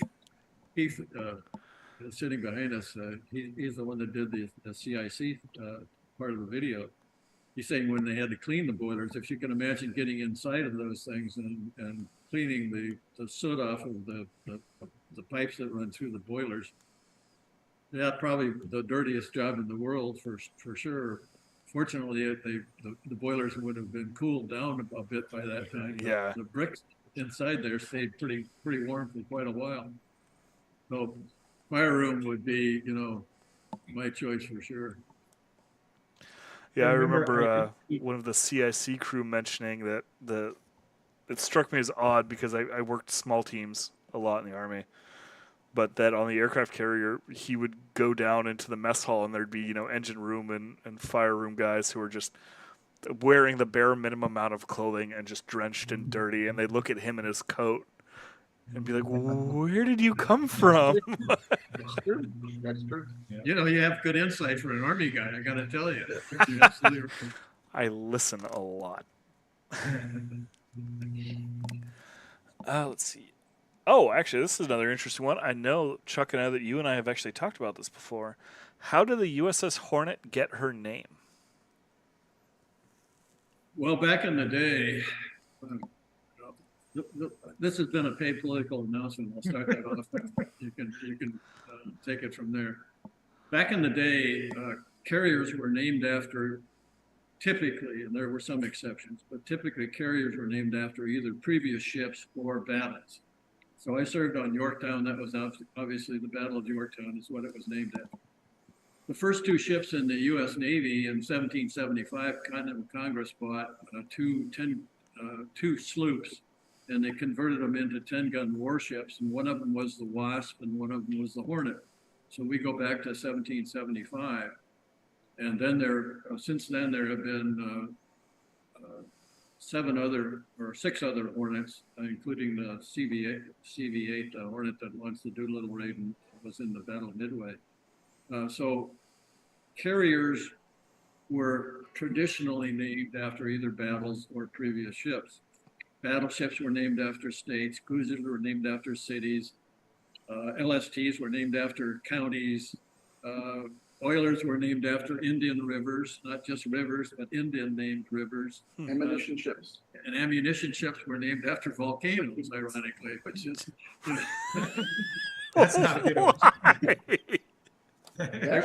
You have to understand there's a sense of humor involved. If you name the first 2 ships in the U.S. Navy, the Hornet and the Wasp, you're going to send 2 stinging insects out against the Royal Navy, and so that is some kind of either chutzpah or really a big sense of humor.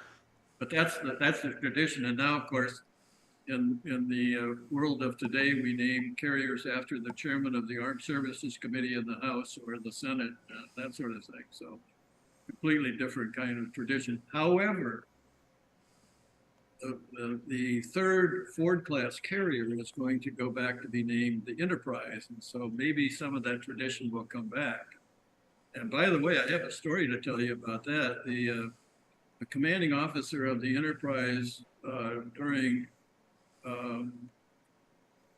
at the time of 9/11 ended up being a 4-star admiral and was the vice chairman of the Joint Chiefs of Staff. And he was telling me that the Enterprise, his Enterprise 65, actually had the portholes from the original CV 6 Enterprise.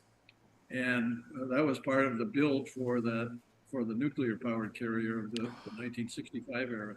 He said, and he credited himself with this as well. He said, and I got to tell you a little secret, they are going to take those off of the CV-65 and put them on the new Ford-class carrier as well. So some parts of the Enterprise will have gone through that kind of an evolution. So we have a little bit of it, even though it was scrapped in 1958. He was pretty proud of that. Yeah, I was going to say, like, we should probably throw whoever made that decision in jail, but that's neither here nor there, and not an opinion of the company. Is my own opinion. They take no liability, all that legal disclaimer stuff. That was a criminal act, though, to scrap the original Enterprise. Yeah, how did that not get made into a museum? Cannot believe that. Yeah. I'm happy to hear parts of it live on, though. Yeah. Here's a good one, actually. What's the coolest thing in Hornet CV-12 service history? It's kind of going to be hard to answer because there's a lot in there. There could be a big debate about that. Yeah, you could have. I mean, like Apollo is there. Like that's. Well, yeah, that's the natural one. We covered both Apollo 11 and 12, and so that kind of stands out. In terms of World War II, lots of actions that if you've seen the scoreboard in Hangar Bay 1 that shows the what Hornet did in its various campaigns. It's hard for me to as somebody who isn't emotionally tied to the Hornet the way a crew member who actually served on Hornet would be. I'd have to say it'd be Apollo 11. And then the second thing would be Apollo 12. I remember there was incredible history behind the ship. I think probably Apollo 11 as well.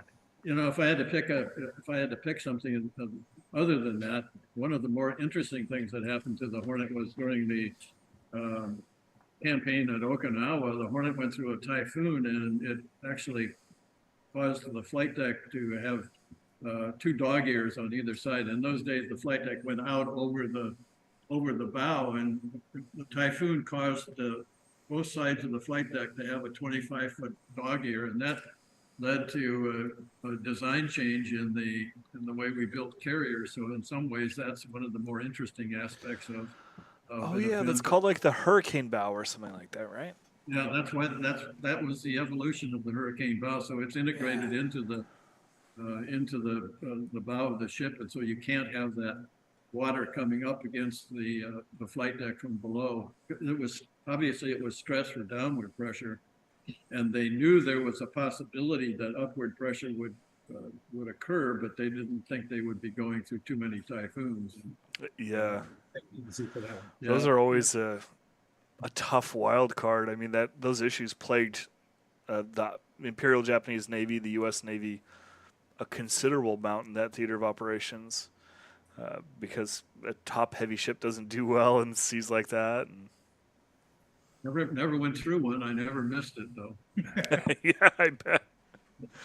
You can only imagine did- the poor tin can sailors and like Fletchers or the destroyer Half escorts submarine, going through a half airplane, typhoon. half submarine, half airplane. Yeah. It didn't take a typhoon to do that either. Yeah. All right. We got a bit of a jokester here. We got a funny question. Who did more damage to the Hornet, the Yamato or the World of Warships team in a meeting room?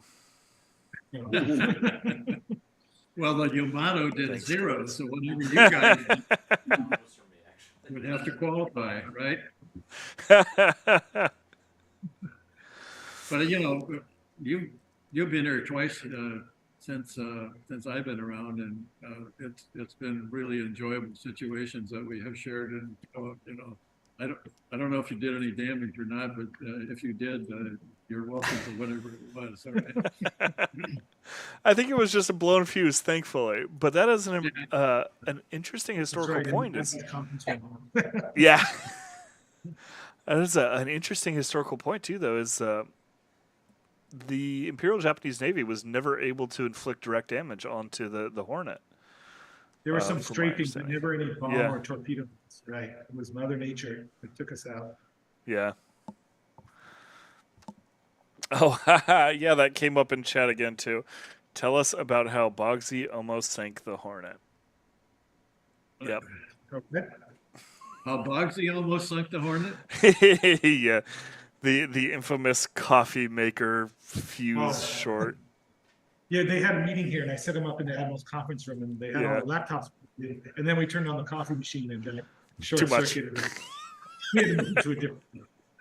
You're not the only people that have, Yeah. that have had that happen. And happened at Dean's meeting as well. So Some of the equipment here is 80 years old, so it's not a surprise. Yeah, that's true. But I'm going to go ahead. We've got to wrap up here. I want to give both of you the last word, though. Make sure to let us know your website and ways that people can donate, ways that people can volunteer, and maybe even like the best time of year to come and visit, the best way to come and visit. I'll turn it over to you. Okay. Marketing guy. Yeah. So our website is uss-hornet.org. There's a lot of information on there about volunteering, hours that were open, donations, becoming a member. Obviously summer is typically a great time to come. We are actually going to be closed during the month of June. We're doing some work on exhibits and a few other projects, but July and August will be open 6 days a week. We've got a lot of stuff going on over the summer, so that's always a great time to come here and visit. If you're interested in Hornet memorabilia, you can shop online at our store. We have all kinds of stuff, the Hornet hats and shirts and stuff like that. So yeah, that I would say we're always looking for volunteers. We always need help. And no skills required. If you are interested in working on an aircraft carrier that's been around for 80 years, come on down and we will figure out something for you to do. We'll train you. We'll get you going. We're always looking for that. So aircraft restoration, security, docents. There's so many different things that you can do here. Yes, I'm being reminded. So as I mentioned, so the ship was commissioned 80 years ago, and we opened as a museum 25 years ago. So on Veterans Day, on November 11th, we are going to celebrate those 2 milestones because they both happened around there. So we're going to have a giant celebration, some Navy brass, a lot of special guests and stuff like that. It's going to be a really fun day. So hopefully a lot of people will come down and see that. We're trying to arrange a jet flyover with the Navy, so stay tuned on that. That's always a lot of fun with them to do that. So yeah, I think that'll be a big one. We talked a little bit about Apollo 11. We always have a big Apollo 11 celebration in July. This year it's going to be July 22nd. We get a lot of people from various space programs, NASA, talk about the history. Obviously, we were involved in Apollo 11, but we also like to talk about what's happening now, Artemis, Mars program, things like that. So yeah, lots going on. When you get onto our website, you can look at the calendar. You saw the fireworks if you watched our video. We don't typically do the fireworks, but we do have a big celebration on the 4th of July, so that's another fun day to come here. Big barbecue on the flight deck. We've got such a large flight deck. We have food, beer, music. It's a lot of fun. So yeah, any big events I missed? And we will expect you and Bogsy to be here on November 11th. Yes. So much of that. I'll make sure to let Big Boss know. Yeah. Thank you very much, gentlemen. It's always a pleasure. Russell, Chuck, I will talk to you again real soon. Thank you again. Our chat appreciates all your hard work. I appreciate your help. Thank you very much. We appreciate you. Take care. Thank you, guys. Bye. Oh, man. They really got a special place. Special place in my heart. I really do. Cannot say it enough. Go and check it out if you haven't yet, and if you're in the area. They're always adding new stuff. They're incredible. The oral history there is aging. And that's one of the best things about this stuff is they're all volunteering there. Go and talk to them and learn and listen. It's great. It's a wonderful experience. But I want to pivot in here because it looks like the powers that be have given me 3 Hornets to give away. Now, they're not CV-12s. You don't get an Essex yet. Maybe someday. But they are the CV-8. They do have the Doolittle Raider B-25s, which are hilariously fun. And I'm going to go ahead and ask a question this time instead of just giving you a phrase. That way you've got to do a little bit of thinking here. But who did more damage to the USS Hornet than the entire Japanese Navy? You can go ahead and enter that into chat. You will be entered in for a chance to win one of 3. Specify the specific person.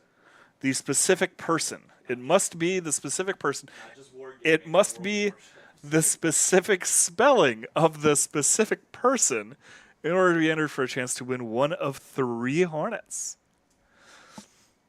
I feel like we need like some trademark free music to like play here that sounds kind of like Jeopardy, but is far enough away that we can get away with it.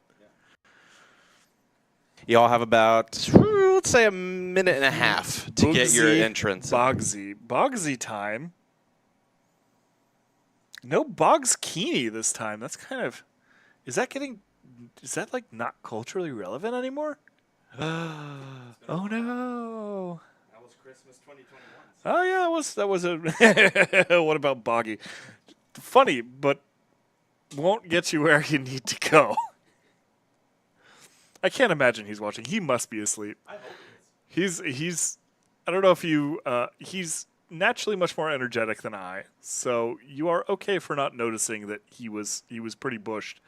But he just did like 2 weeks in Prague, flew in, and then did this.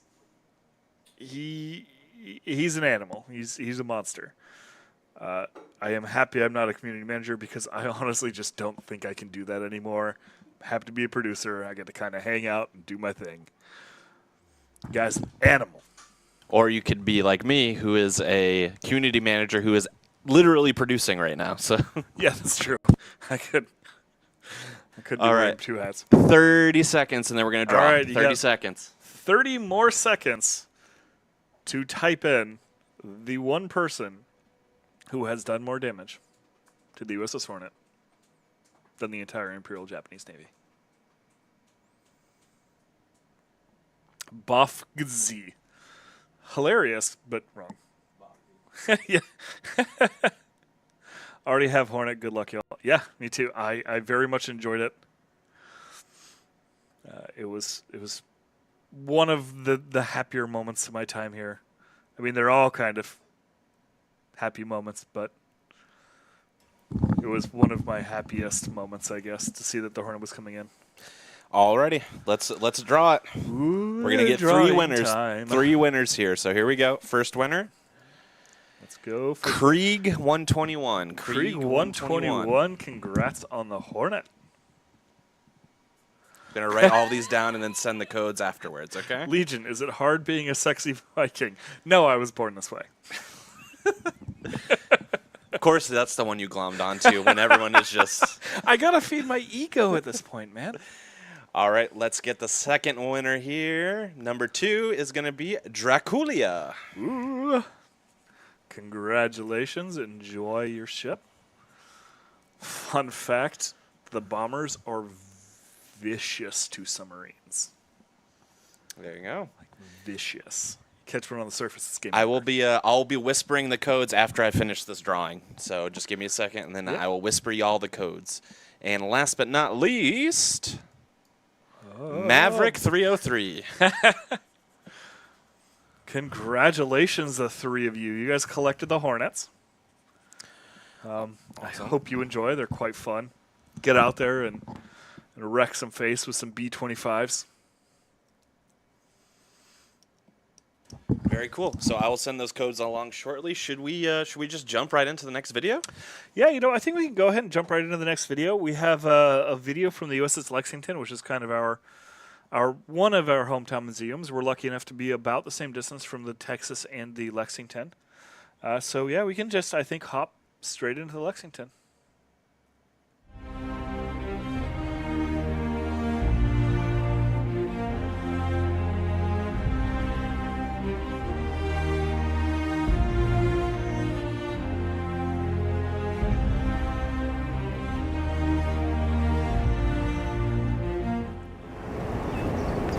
Welcome to the USS Lexington Museum. I'm Steve Banta, I'm the Executive Director. Really excited to have you here. USS Lexington, World War II aircraft carrier, commissioned in 1943, and it's been here in Corpus Christi's museum for over 30 years, and we're going to really show you some great stuff today. Thanks for being here.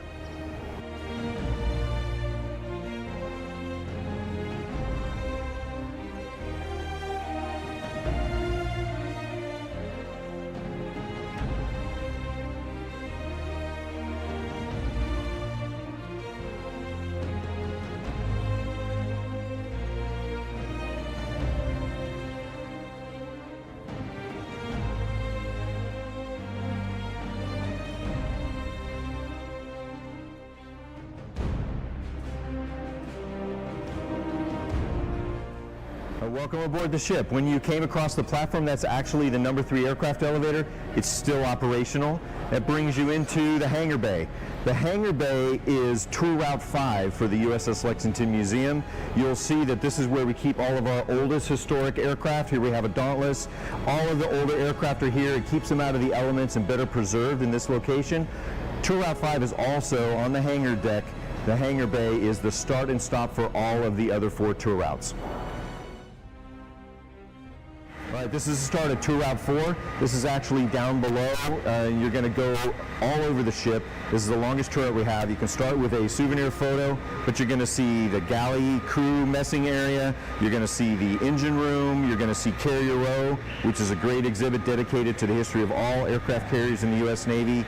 And there's really a lot to see on this tour route, and we hope you enjoy it.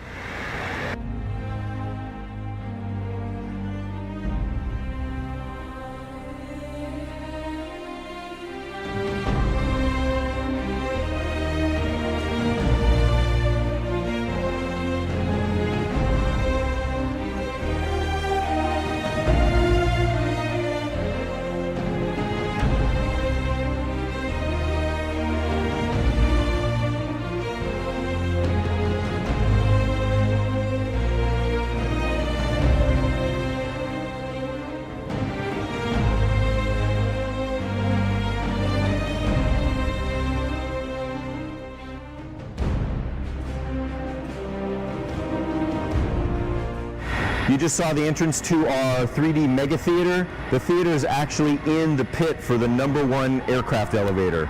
This is also the entrance to the #2 tour route. Tour route 2 is mainly in the forecastle. Up in the forecastle area, the biggest exhibit we have is the Pearl Harbor exhibit. One of the very cool things about the Pearl Harbor exhibit is our docent who works up there. Over 30 years, Captain Bob Batterson, Pearl Harbor survivor, just turned 102 years old. This guy is amazing, and we actually have a little clip for you to watch about him right now. My name is Bob Batterson. I've lived in Corpus Christi since 1974, and I have been with this ship. We're aboard the Lexington. I've been a volunteer in this ship over 20 years. I fell in love with battleships when I was a kid back in West Virginia. And we had movies when I was a kid. They started off, they were all silent, but then every week they show battleships at sea. Oh, it's a beautiful sight. So I sort of fell in love with the Navy.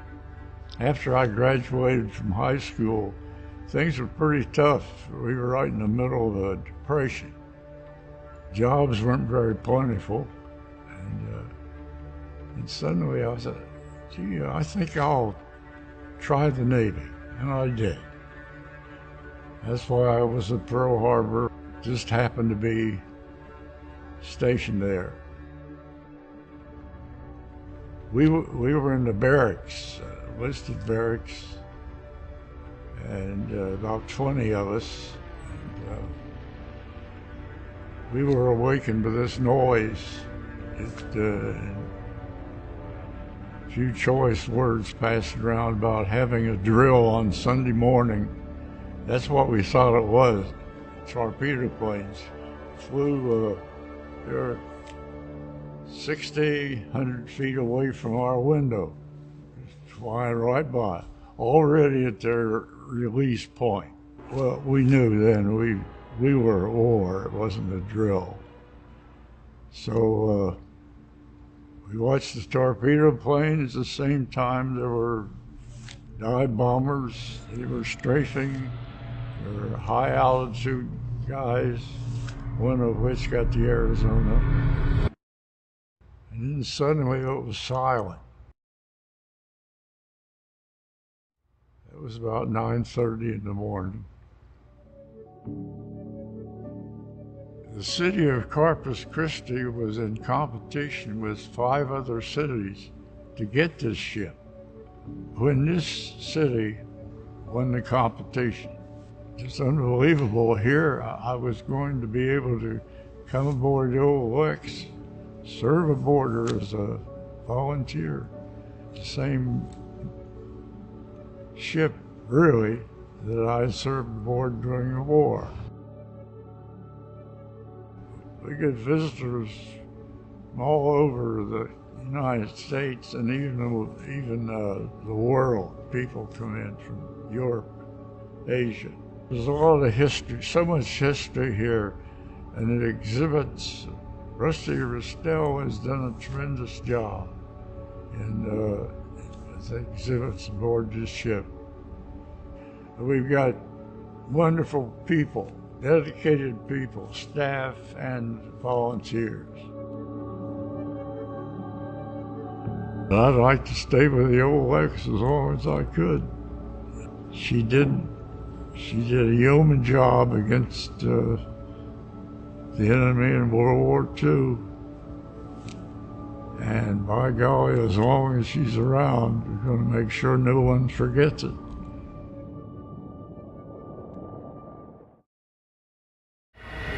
This is the entrance to Tour Route 3, or the gallery deck.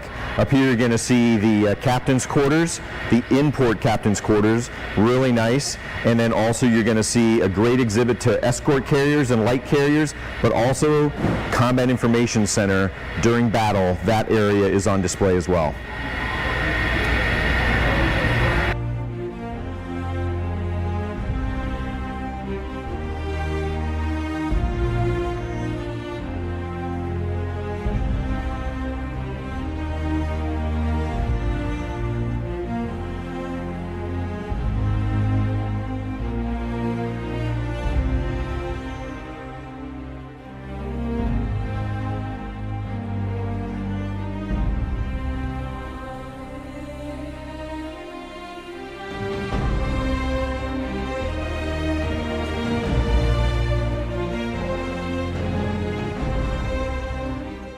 This is what everybody wants to see on the aircraft carrier, the flight deck. A lot of important things on the ship, but people really do love seeing the planes. This is where we have the majority of our historic aircraft.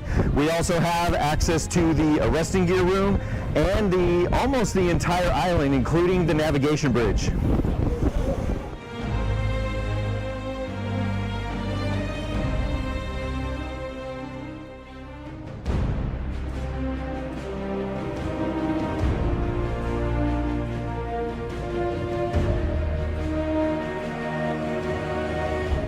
Thanks for joining us today aboard the historic USS Lexington Museum, and we hope you enjoyed your virtual tour of the ship.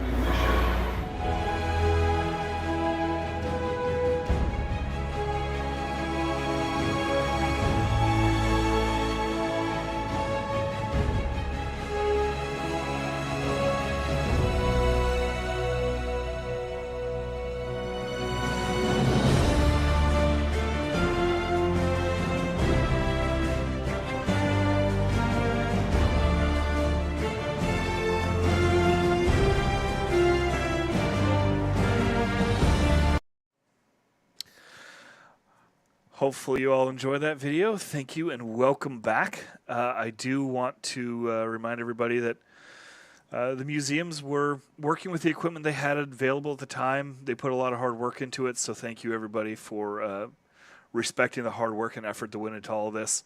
I noticed the special attention paid to Bob Batterson. One of the exhibits they have that a lot of places don't is recorded living history. They've asked basically every veteran who is visited to do an interview, and they have built an enormous archive of all of the living history. So if you get an opportunity, go out to the Lexington. It's beautifully preserved. The staff there is incredible. I've dealt with them personally. We visited them in person. We held an Anchors Away there recently. If you were lucky enough to attend, it's an incredible venue and really great.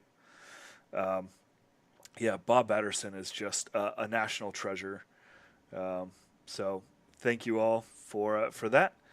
And I got a quick question. What's better than one giveaway in the span of like 30 minutes? 2 giveaways. 2 giveaways in the span of about 30 minutes. I have some remaining ships here that are for a ship that is local-ish to our office. So please, enter the correct answer into the chat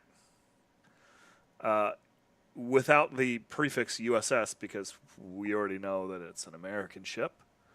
And you'll be entered for a chance to win one of 3 of the mystery ship that everybody's already guessed. So why am I even keeping this straight up? Somebody answered Lexington, sucker. Somebody answered Austin, which is kind of correct, but not technically correct, which is the best kind of correct. I didn't realize until just now how many ships that we had reference our direct area. Well, yeah. It seems like most people are getting the one that we were intending. So Yes, and I think everybody has started to realize exactly what. Seawolf.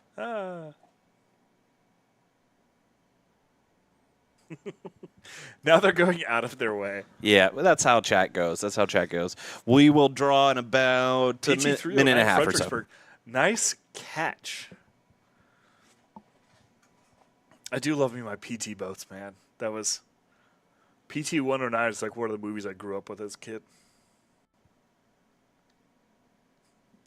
Arizona. Okay. I'm going to channel my inner Bogsy here. Okay.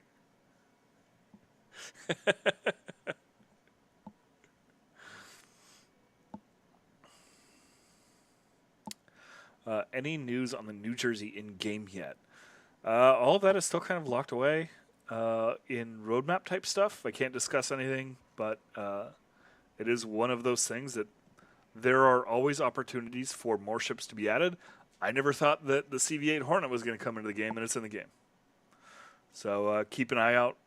Best place you can find it is usually the dev blogs and watching our streams. We typically, between Europe and us, we typically announce a lot of ships in the pipeline to varying degrees of development stages. If you remember, the European destroyers and the Pan-American cruisers were all announced quite early and in very early stages of development, so you've been able to watch them kind of take shape over an extended period. So you never know really what we're going to announce when we're going to announce it, but there will be ways to know that it's coming. There will be hints. Nice dancing. We're gonna do. We'll draw. We have 3, right? 3 of them. Yes, we have 3 of them in 10 seconds. So make sure you get your answer in if you haven't already. 10 seconds. Make sure to get your answers in, or just spam what everybody else is spamming. Because, like, come on, y'all ain't dumb.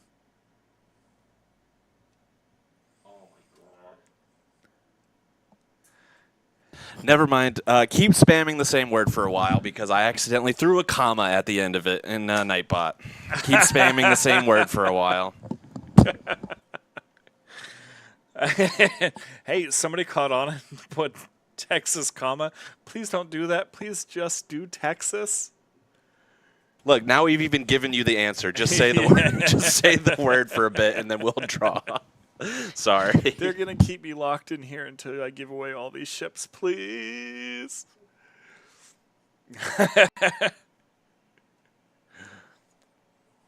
All right, 30 more seconds, and then we're gonna actually draw this time. Survival impact. Nice try. I appreciate the hustle. Texarkana. Oh, I stopped there on my drive down from Michigan. It puts the lotion on the beard. Love it. Chat, never change.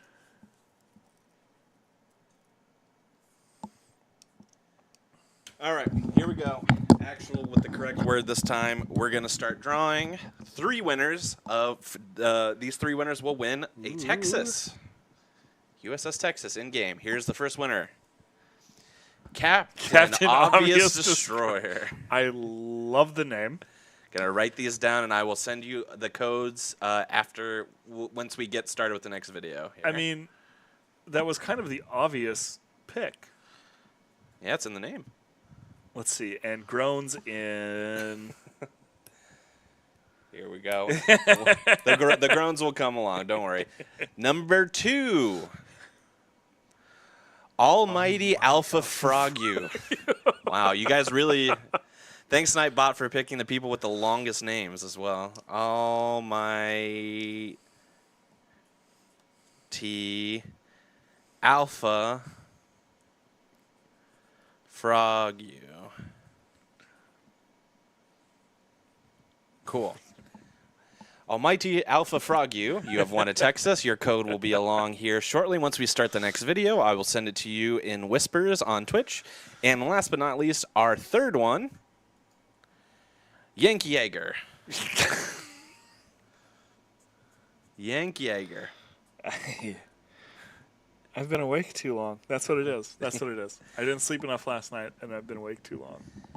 Congrats to Captain Obvious Destroyer, Almighty Alpha Frog You, and Yank Jaeger for winning a Texas. Your codes will be incoming shortly. Ooh, how cool would it be to see like warships in the 19th century? I agree. Age of Sail would be a really kind of cool special mode, at least in some kind of limited capacity. All right. Shall we intro the next video? Yeah, let's go ahead.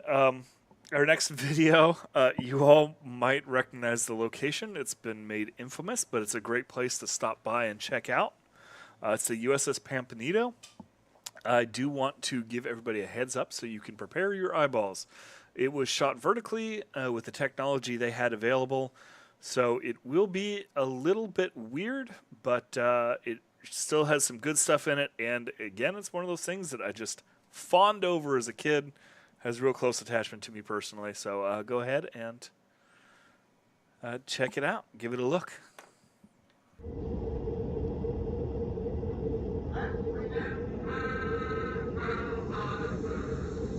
Welcome aboard the World War II submarine USS Pampanito, SS-383. Please wait here while you listen to this message. For your safety, remain on the walkway's topside. As you enter each compartment on the boat, recorded messages will be automatically triggered. Throughout this audio tour, you'll be hearing the voices of the officers and crew who served on Pampanito and other U.S. submarines during World War II.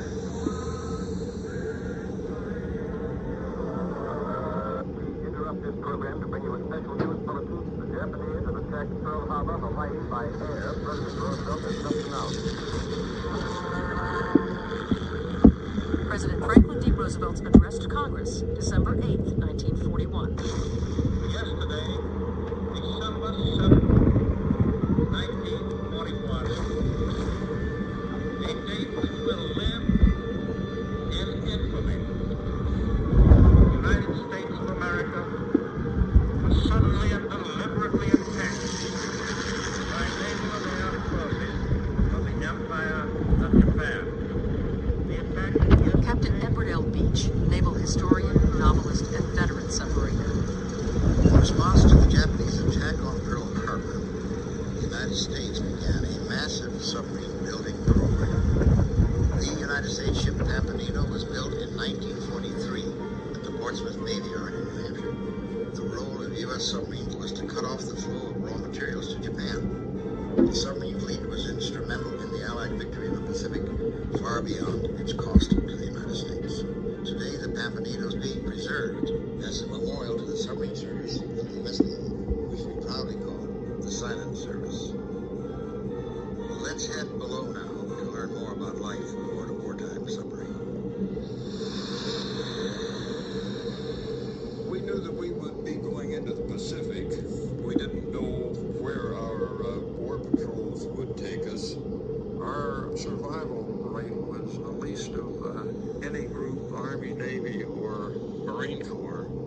We had about 24% casualties on people that actually went on patrol.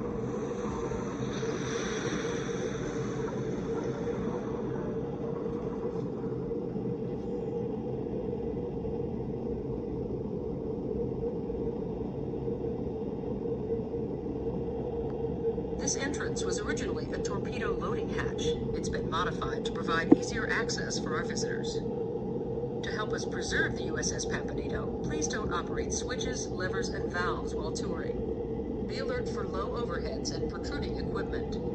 As you enter each compartment on the boat, recorded messages will be automatically triggered. If you want to pause during a message, press the green play button on your player. To continue, press the green button again. To adjust the volume, press the button with the speaker symbol on either side of the red stop button. This is one of the 2 torpedo rooms on Pampanino, the after torpedo. It smelled of oil. Diesel oil. All of your clothes, the whole ship smells like diesel. Wherever I was, they knew a submarine sailed by the smell. Submarines are tight quarters. We all live together. And I slept in the after torpedo room. And if you couldn't get to sleep, the rocking, the movement of the boat would put you to sleep. And I had, as my bedfellows, a torpedo on one side and a torpedo above me. Torpedoman First Class Robert Bennett. We had 2 kinds of torpedoes. The steam torpedoes were very fast. The torpedoes you see here are steam torpedoes. They're called Mark 14s and had 2 speed settings, 31 and 46 knots. The other were what they call Mark 18s. They were electric. The advantage to those was there wasn't any bubbles from the wheat. They were running and they were quiet, but they were slow. The Mark 18's top speed was 29 knots. Look at the steel skids cradling the torpedoes on either side of this room. They were on what we call skids, on a track. Bennett describes how torpedoes were loaded. Take some guy's box off, pull the skid out until it lined up with the tube, and then take about 3 guys to put it in. If there's room here, step up to the glass. Take a look at the 4 large bronze torpedo tubes. We had 6 tubes in the forward room and 4 tubes in the after room. 24 torpedoes. Quartermaster Third Class Gordon Hopper. The torpedoes did not explode on a timer mechanism, but they had what we call an impeller, a little propeller in the nose of the torpedo that had to make a certain number of revolutions before the torpedo would be armed. After the tube was loaded and the breech or inner door sealed, seawater was flooded into the tube until the pressure inside the tube equaled the sea pressure outside. You could vary the depth that they would run and also the angle they would assume after they came out of the tube.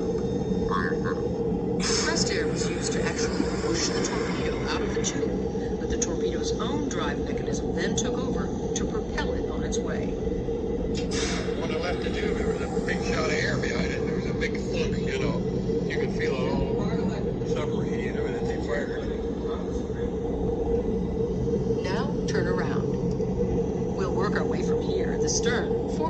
bow or front of the boat. Look to your left. This side of the boat is known as the port side. The right side is called the starboard side. Walk to your right around the stairway. Just before you leave this compartment, look to your left. You'll see one of the 4 heads or toilets for the crew of up to 85 men. Sometimes you have to wait. That's all there is to it. Step forward into the maneuvering room.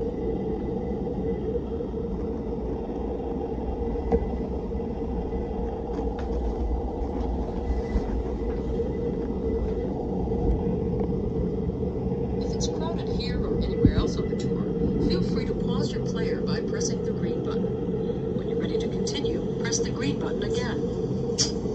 You're looking at the propulsion control stand. The maneuvering room, that's where they control the engine speed and the load on the engine. It's where speed changes and direction changes and the propellers take place. These levers were used to switch the electricity from the submarine's generators to charge the batteries or to power the main propulsion motors. The submarine's electric motors drove the twin propellers. Electricians made O.D. Hawkins. You have 2 men that are on the main control cubicle, a port operator and a starboard operator. The signal comes from the bridge on speeds like 1/3 forward, 1/3 reverse. Charge the batteries. So we had control of the speed of the engines, how the electricity was taken from the generators either to the batteries or to the main motors. The submarine was always operated by electrical power. The diesel engine generators powered the motors when the sub was on the surface. It ran on storage battery power when it was submerged. Being a battery-powered submarine, diesel battery, we had to surface every night and charge batteries. The fastest the boat could go submerged was about 9 knots, but this would drain the batteries in less than an hour. At slower speeds, she could go farther. Before we move on, look to your left. Behind the narrow door is the tiny office for the electrical officer. Let's move ahead into the after engine room.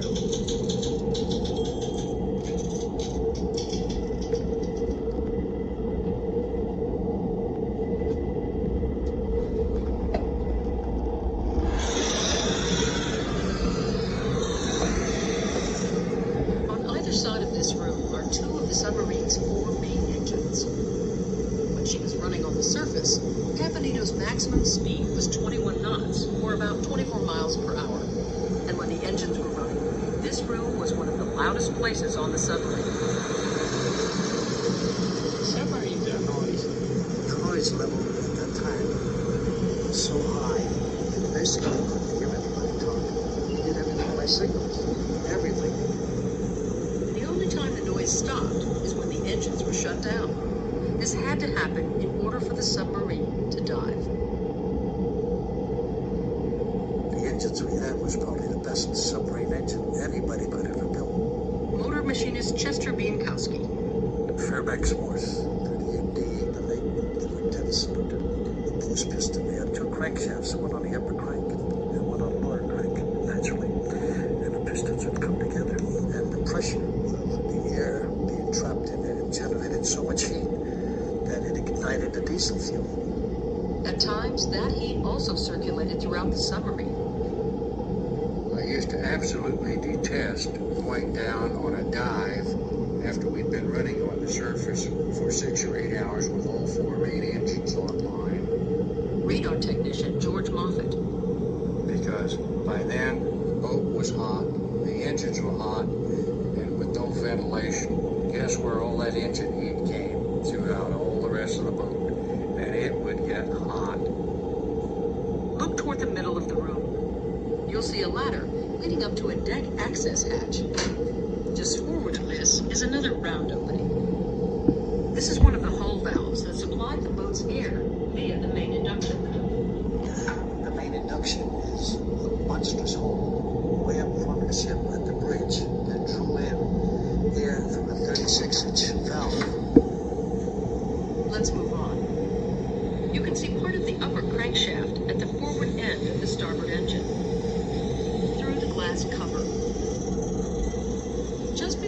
exit this compartment, look to your right at the space behind the starboard engine. There's a narrow walkway there. The ship's cook, Joe Eichner. And we stowed food, canned food, outboard of the engines in the engine room. Step through the doorway into the forward engine room.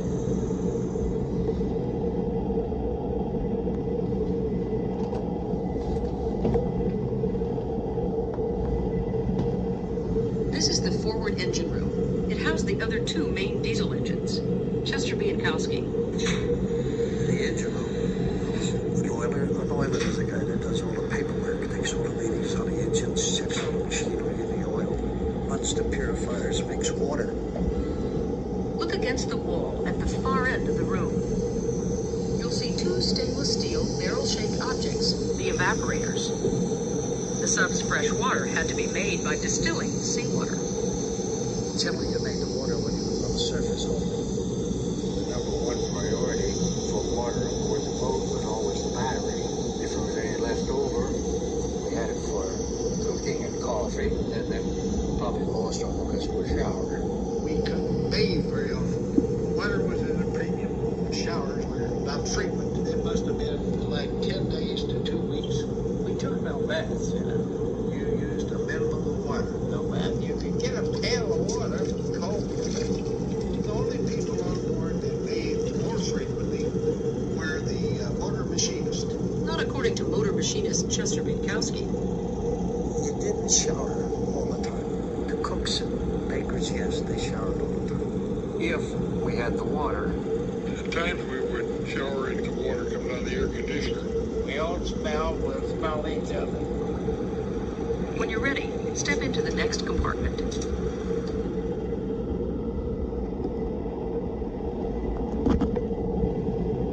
Look to your left at the crew's washroom and shower.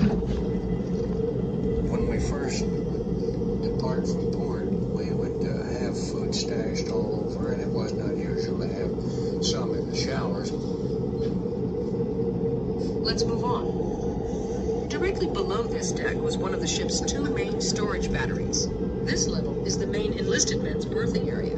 There are 36 bunks in this room. We had hot bunks. We had more men than we had bunks. We had 2 bunks for every 3 men. I mean, the third man was always on watch. Look between the bunks for the small square lockers built into the walls. Not a lot of storage space for 2 months at sea. Sailors would unzip their mattress covers and stow their Navy uniforms inside. They didn't use them much on patrol. Typically, you wore t-shirts, shorts, and sandals. It was usually hot aboard the boat. So you dressed lightly, and that was it.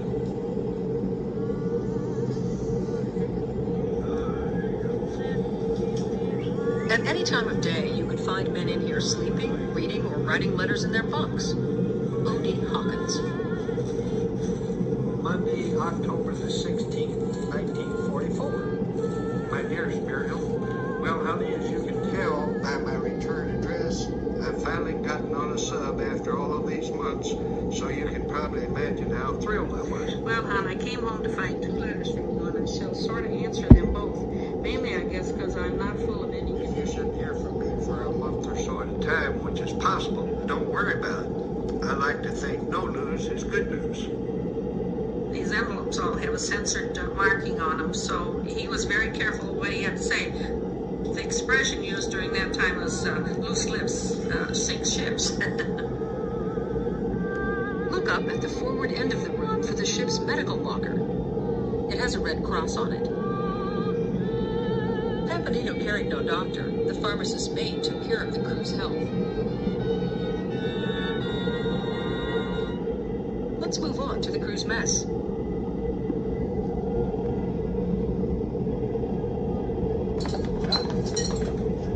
My name is Joseph Eidner, and I was one of the cooks aboard the submarine.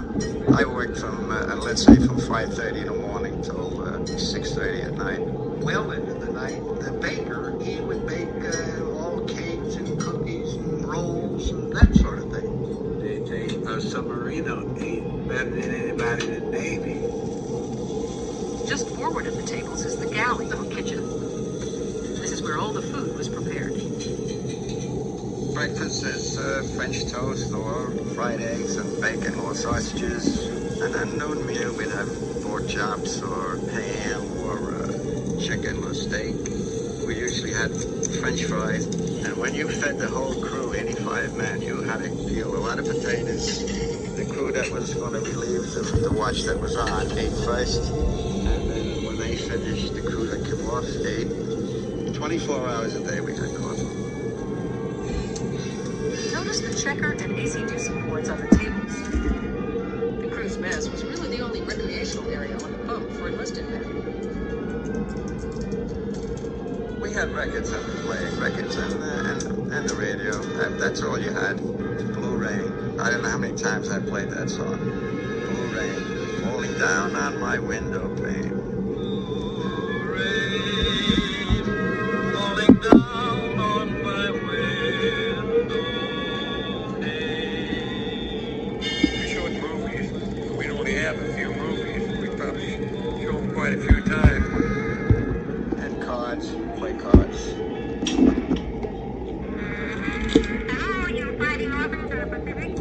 Oh, I remember listening to Tokyo Rose, yes. With a grain of salt. Well, she was telling us submarine sailors that so-and-so was sunk and we're going to be getting you, you know.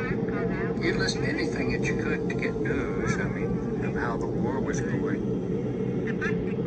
Find the grate between the dining tables. Look in if you can. We only had a small ice box and a small refrigerator. It was underneath. There was a trapdoor there, and you had the freezer in there too. Let's move on. Just before you pass through the doorway that exits this room, take a look into the alley. If you stood right outside of the galley, and the storage room was right underneath it, below the deck. The shelves were full, and the whole well was full, all the way up to the top.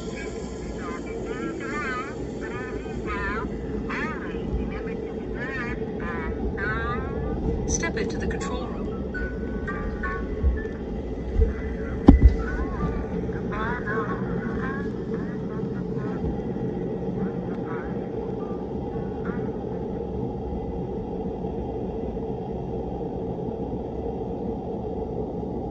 Look to your left into the radio room. The device that looks like a typewriter is actually the top secret coding machine, the ECM Mark II. It was used to encode and decode messages. Radar Officer William Rucker. There was always a radio man on watch in the radio shack. Anytime we had contact or had sunk a ship, we would report by radio. Otherwise, you just sat there and listened and copied everything. Step forward into the control room. The red lights are for the benefit of those who have to stand night lookout watches, so that your night vision wouldn't be interrupted. Find the panel of red and green lights on the port side of the room. This is the hull opening indicator panel, nicknamed the Christmas tree. Well, the Christmas tree was very important. The green lights would come on when everything was in its proper position. You had to have all green lights, of course, when you submerged. break for dive, green board. To dive the submarine, vents were opened in the top of the ballast tanks. This allowed air to escape and seawater to enter through the flood ports in the bottom of the tanks. As the tanks flooded, the boat submerged. Look at the large white wheels to the left of the Christmas tree. The plainsmen sat here during dives and when the boat was submerged. Bow planes and the stern planes control the depth of the submarine when it's underwater. Above the wheels are dials and gauges. There were angle indicators on the plane controls, and there was a depth indicator that told you what would happen when you would dive. If there was a normal dive, nothing slid around. It would generally be about a 12-15 degree angle down. If it was not normal, things slid around. 450 feet was the maximum they wanted us to go. We went significantly deeper than that.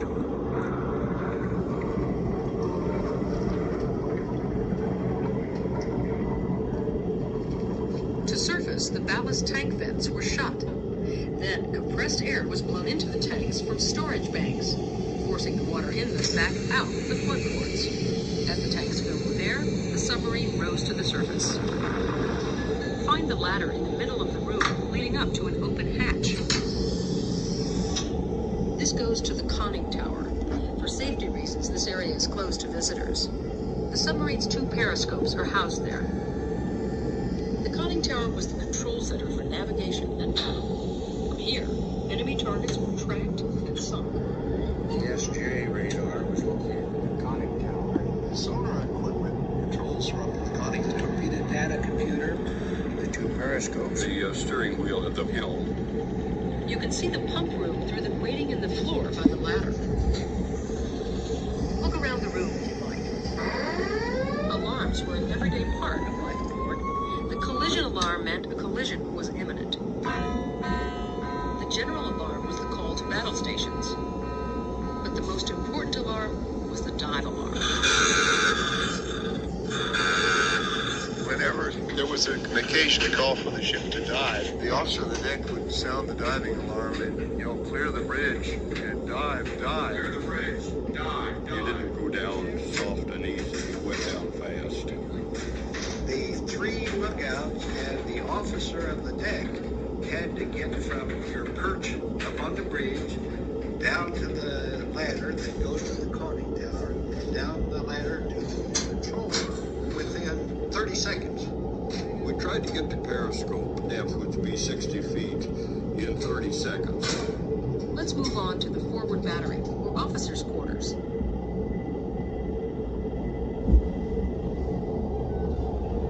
Sometimes the area is referred to as officers' country. On your right is the ship's office. I'm Charlie McCoy, first class and chief yeoman. Chief yeoman is the ship's clerk. I knew everybody aboard. The yeoman probably knew more than the officers did. The yeoman typed everything that went out of that ship, and he read all the official mail that came in. That was part of practice. It's a very good radio. Step forward into the hallway. This area housed 8 officers, plus the executive and commanding officers. Just ahead are their staterooms. Radar Officer Richard Sherlock. The big thing was developing, I think, a sense of confidence among the crew that you were competent as an officer.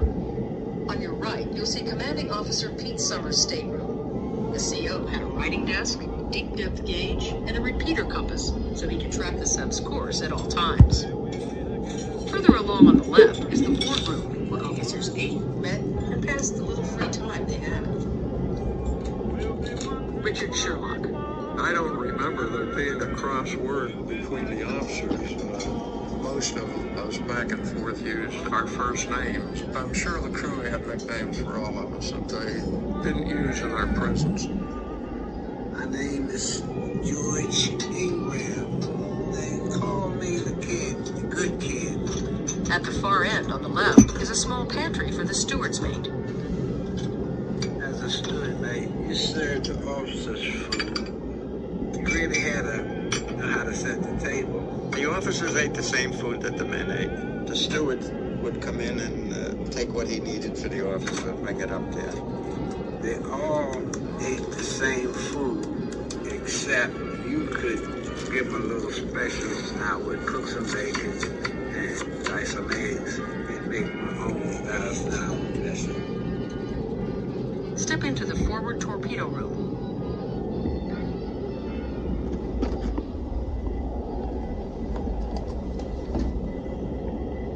On either side of this door are steel posts. These allowed the sonar heads to be lowered down below the hull into the water for submerged listening. Step into the room. The sonarman would be the first to hear an approaching enemy ship. We were severely depth charged, in the wet patrol. We had a sound operator, and he had his headset on, and he could listen.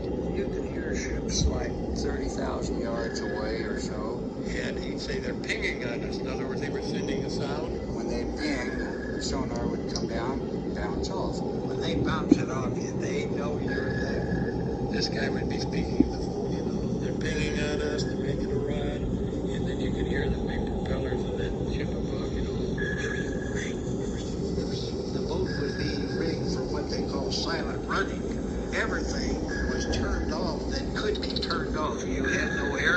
big fans or anything like that. The humidity would immediately go over 100%. The perspiration just went. Have you ever been really frightened that they're going to get you? They're going to get you.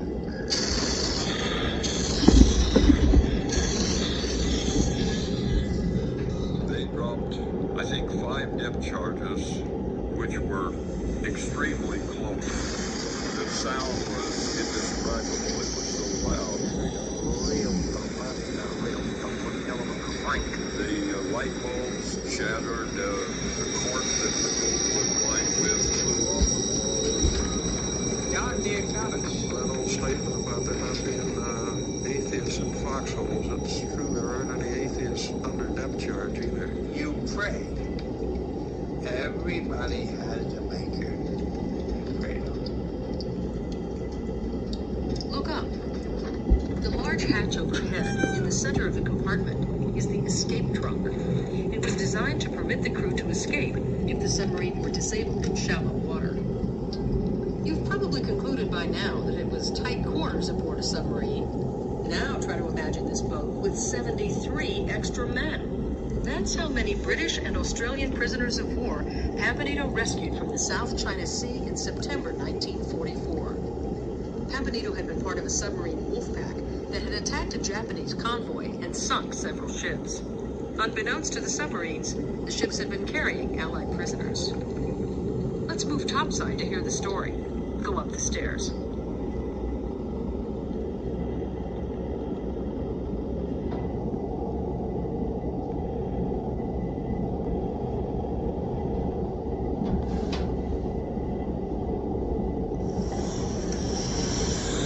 We're now on the forward part of the submarine.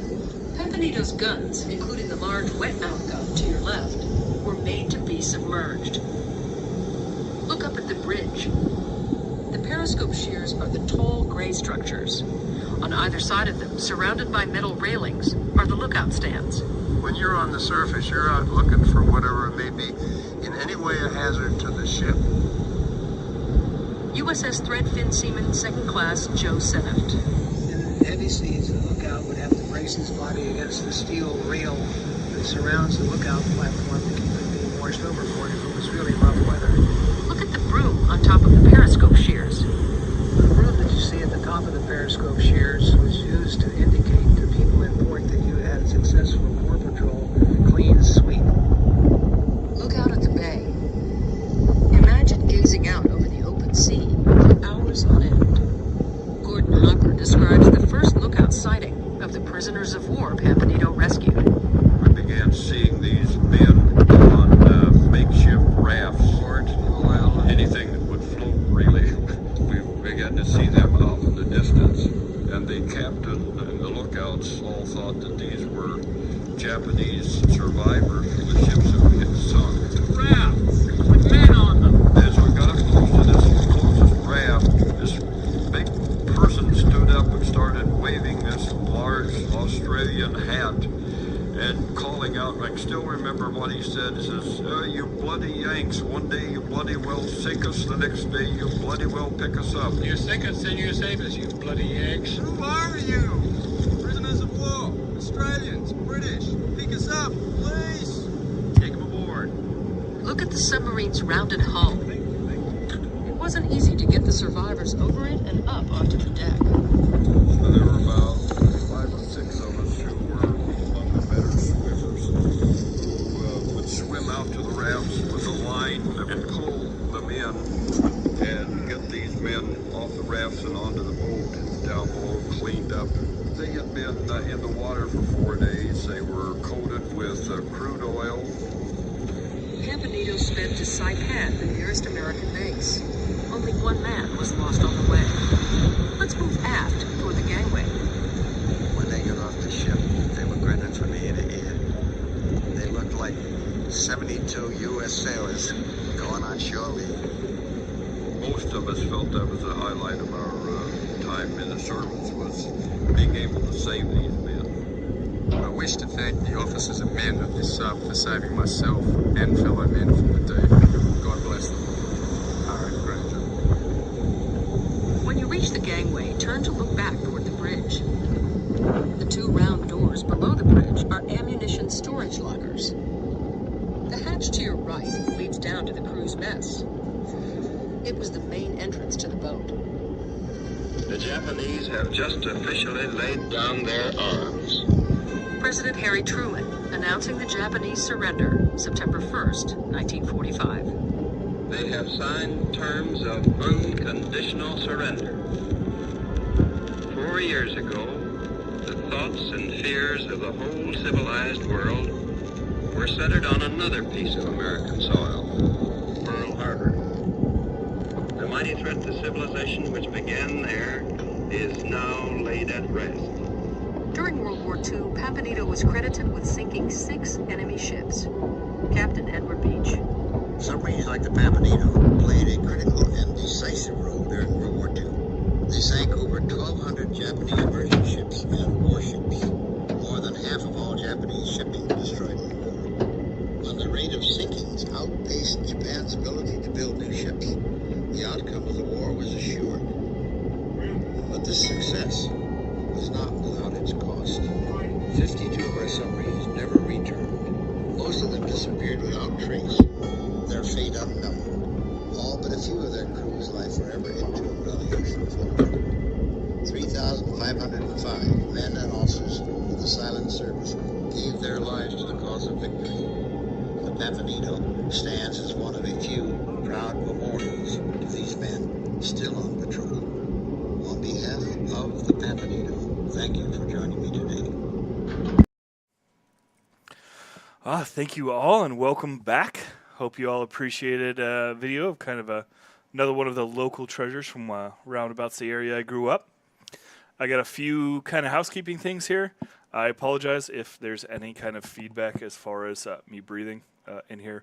The right side of my nose was destroyed by a rocket-propelled grenade. It's kind of just for show, so like breathing, not always great. So I apologize. But I also want to, if you do have any issues with it, just go ahead and let us know, and I'll move it again. Politely let us know, and I'll move it again. We actually had a question during the USS Kids video very early in this stream during the EU time slot. They were unable to join us for a live Q&A, but I figured I would go ahead and answer it because I heard back from their team out there. To the USS Kid, hi there. What was it like to have the cast and crew of the 2020 naval warfare film Greyhound on board Kid? What was it like basically seeing her in action again many years after she retired from service, and how did they treat the space whilst there, i.e. being careful to not damage the instruments and panel on board? Many thanks. The answer is actually from Todd Maulding, and he is from the USS Kidd. He is, in fact, their business manager. He answered, well, a movie is a piece of art and much better than the sum of its individual parts. The final product brought a seldom told story of World War II to vivid life, but that life was not always visible while the production was in progress. The story it told was so well done that our understanding is that they are going to make additional Greyhound movies in the future. So that's incredible news. I'm pretty happy to hear that. The production crew was respectful, but a location shoot on a national historic landmark brings challenges that they don't often have to deal with. Ship equipment can get in the way of the production equipment, causing unforeseen problems. Some of those problems actually make it into the final product. The scene where the pilot house wipers don't work was because our windshield wipers were intermittently not working. There are a few things that the production team were able to fix for us, and a few props they left behind that the Kid repurposed. Probably the biggest challenge for us was being closed while they were filming. The public has a tendency to assume you are open and just show up. I know the Hornet is going to be going through some repairs in June, so I imagine they're going to feel some of that pain as well. And then I also have one last housekeeping point before we hop into our next video, and that is a shout out to our sponsor for this, Magellan TV. I noticed that Andrew had to finally leave from the chat earlier today. We're very happy to have them. They did an incredible Surrender on the Missouri short documentary that we were able to play today, as well as some really interesting ones about kind of the early private, was it privateers? They also had one about Pearl Harbor, too. Yeah. Yeah, they had quite a few little shorts in there. So I want to go ahead and give them a shout out and let you know that you can discover the past with Magellan TV, your go-to streaming service for your go-to streaming service. I guess if you're really into history, you can scream about it too, but that's up to you. For captivating history documentaries. I'm going to add my own caveat in here that aren't only about pawn shops and aliens. Immerse yourself in tales of ancient civilizations, world wars, and iconic figures. Explore the annals of time with our curated ad-free content. Dive into history now. I do want to let you know, because this is awesome, and I'm actually going to make use of it when I get home.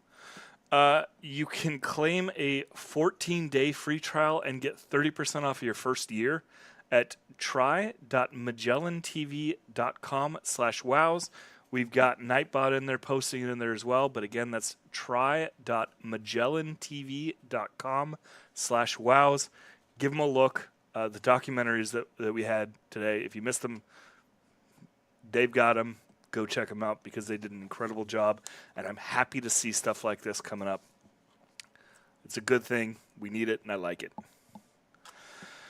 So, we are nearing the end of our schedule. I do want to let everybody know we basically have 2 videos left. We have the Dangjin Marine Tourism Organization from Korea, as well as the Iowa. If you were with us earlier in my stewardship of the stream, I did tease we will be announcing something in there related to the Iowa that if you're in the area, you might want to know about. So stick around till the end. If that's not enough to keep you with us, I do still have 5 goodies to give away. So you should probably stick around, see what's coming on. I think we're good for the video.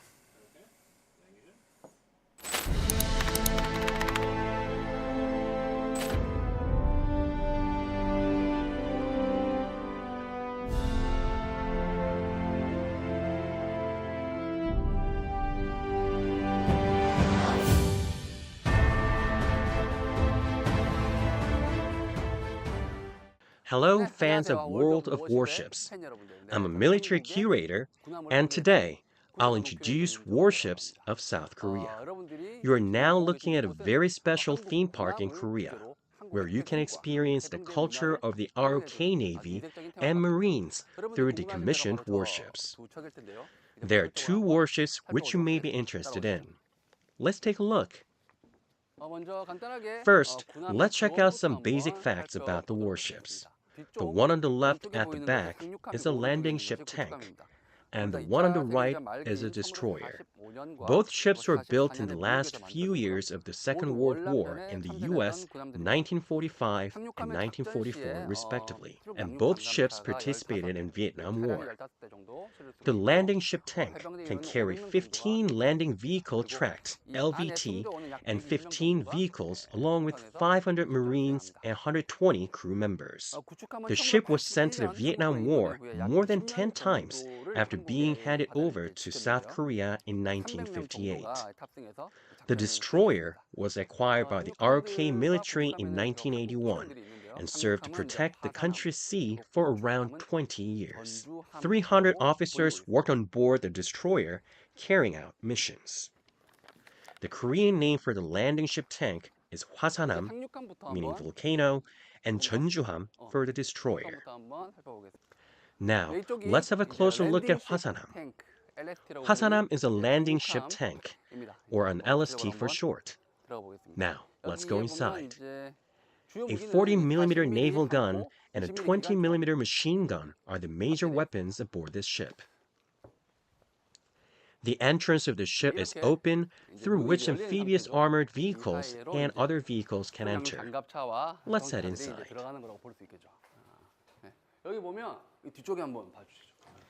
Can you see the signal light up there? These lights were used to control the movements of armored car and vehicles entering the ship. This signage says that the ship was built in 1945, and it is almost 100 meters in length, at 99.6 meters to be precise. and its width is 15.3 meters, indicating how wide the ship is at its widest. And it weighs 4,000 tons. We're standing at the front of the ship, called a bow. What's interesting about this ship is that it has bunks in both the left and right sides of this ship. This is because this ship is a landing ship. Typically, the weakest part of the ships are their sides. Therefore, if an adversary's attack creates a hole in one side of the ship, the average ship is bound to sink. However, for landing ships, bunks at each side can be shut down independently of the other compartments. So even if there are several holes in the ship letting water in, other parts of the ship can remain intact and stay afloat on the water. When you come inside a ship, how do you feel? Isn't it stuffy in here? Also, it doesn't smell good inside. That's because the ship doesn't have any windows, which can weaken the ship when it's sailing through an enemy's attacks to land on their coast. The ship is designed in a way that allows as little gaps as possible. Here, you can find a history of Hwasanam, meaning volcano, LST-679. The ship was delivered to South Korea in 1958 and was decommissioned in 1999. It was sent to Vietnam 10 times for transportation missions between 1966 and 1971. And between 1962 to 1999, it participated in 41 Korea and U.S. landing operations, indicating that it took part in almost every joint exercise. The ship also participated in Team Spirit 9 times. Here, you can also find the introduction of Jeonjuham. Since the ship we are on is a landing ship used for transportation, it is empty inside. The space inside has now been turned into an exhibition hall, providing the introduction of the destroyer as well. Then let's have a look. The name of the destroyer is Jeonjuham. It says Jeonju DD-925. Jeonju is the name of a city in Korea. There's no special reason why the ship is named so. Back in the 1980s, it was common in Korea to name a ship, whether built or acquired, after a province or city. Jeonju was a relatively big city in Korea, hosting a provincial government. So the ship, given its massive size, was named after that city. DD is short for a destroyer, and the number 925 indicates its size. Destroyers use odd numbers, 3, 5, 7, or 9 for their names. 3 is for the smallest size and 9 the largest. This destroyer was built in 1944 in the US, delivered to South Korea in 1981, and safeguarded the country's seas for about 20 years before being decommissioned in 1999. Now let's look around this hall. This part features a special exhibition for Geobukseong, or a turtle ship, and Jangbogo ship. Jangbogo and Isunsin those are regarded as famous admirals of Korea, right? This hall describes their vessels and tactics, giving visitors a glimpse into the history of Korean Navy. This area is currently empty, but used to serve as a bunk room.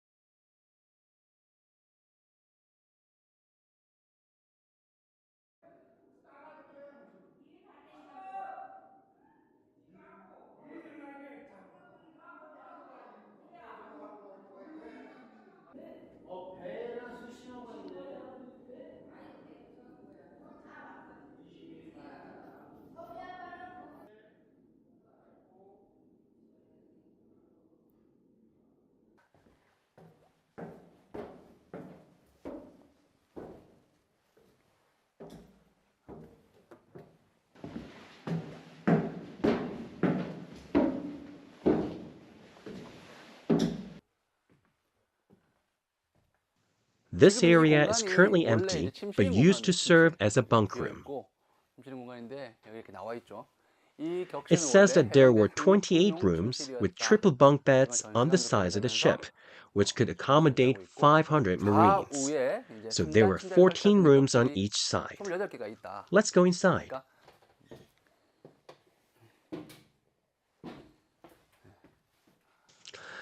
As you can see, the door can be shut.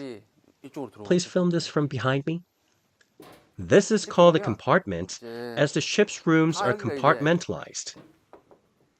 This part is the very side of the ship, and there's water right outside it. In case the space is damaged by shelling, you can shut the door to isolate the damage, preventing the ship from sinking and continue operations.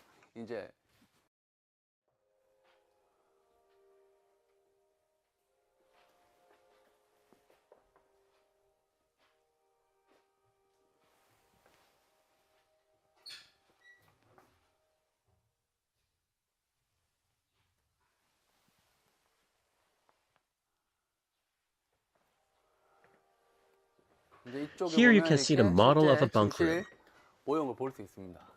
This room is furnished with triple bunks, accommodating 18 people each.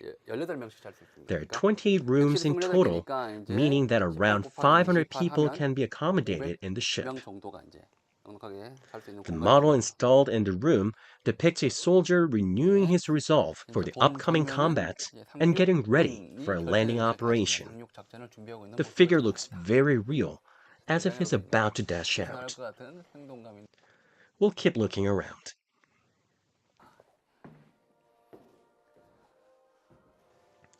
As we come down, this extensive space is filled with various exhibitions regarding the national security of the country. This part explains regional conflicts that took place in South Korea.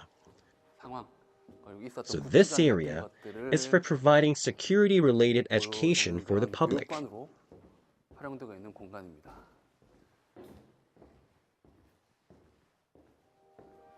어떤 국민들에게 어떤 그런 안보의 교육을 하는 그런 공간이라고 생각하시면 될 것 같습니다.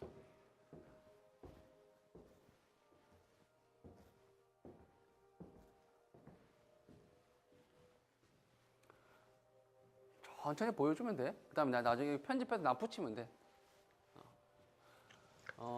This line here divides the ship into two halves, and they're painted in different colors. The front half displays exhibitions related to the Navy, whereas the other half at the back in red is filled with Marines-related exhibitions. Now let's go up the stairs.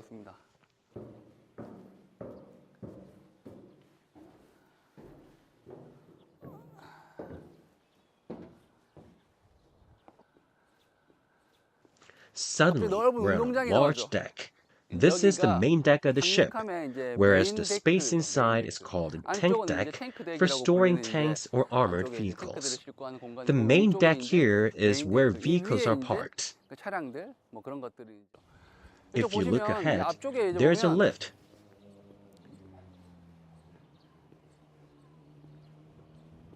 To move up the vehicles that board the ship through the gate, equipped with signal lights we saw earlier. The lift would take the vehicles on board up to this deck. Now, let's look at what weapons are mounted on the ship. Unlike a destroyer, this landing ship does not carry a lot of weapons. Just light armaments such as machine guns are mounted on it. You can see the bridge of the ship over there. Now, let's move the destroyer right next to this ship. The two vessels are connected to be convenient for visitors. The bridge is connected directly to the destroyer.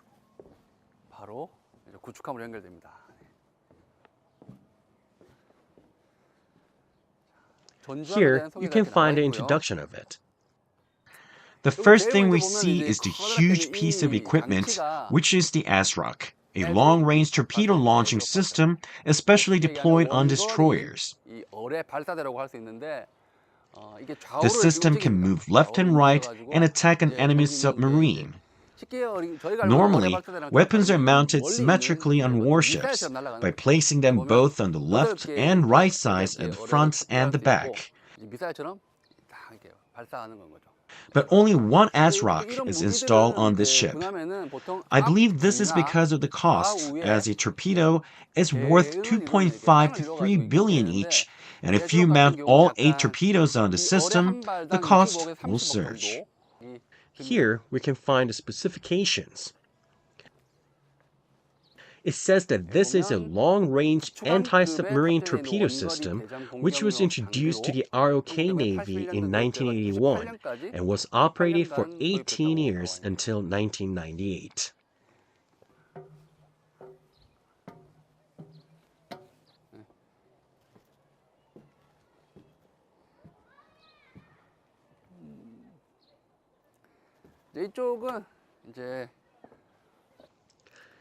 If you look up, you can see a radar. There's a magpie nest on it now. It's closed to the public for safety reasons. Under the radar is a radar room. These days, all equipment is digital, but back when this ship was used, it was all analog. Installed in the room is equipment to collect information ranging from a destroyer's location to the whereabouts of our troops or an enemy's.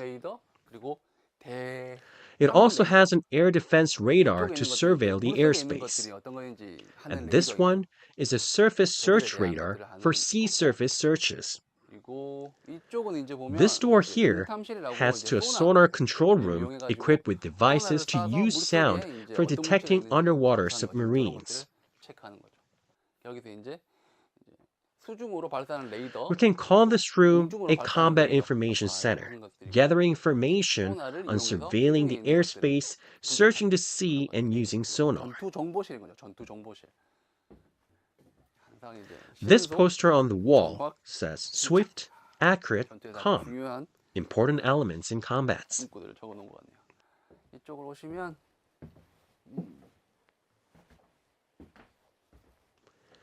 This is a bridge, a critical part of the ship, serving as its brain. Since the ship is a destroyer, the bridge not only navigates the ship, but also operates other more complicated functions such as launching and maneuvering a weapon. This equipment is like the accelerator of a car, and this one serves as a steering wheel. Here's a compass, which is vulnerable to the effect of magnetic fields. So the compass is equipped with a device intended to prevent the magnetic field from distorting the directions shown by the compass. So the compass is equipped with a device intended to prevent the magnetic field from distorting the directions shown by the compass. This is a magnetic compass. There's also a guided missile launcher. This is the seat for the vessel's captain. There are two of them, but it's not that there are two captains. A captain can choose which seat is better for carrying out operations given the location of the ship.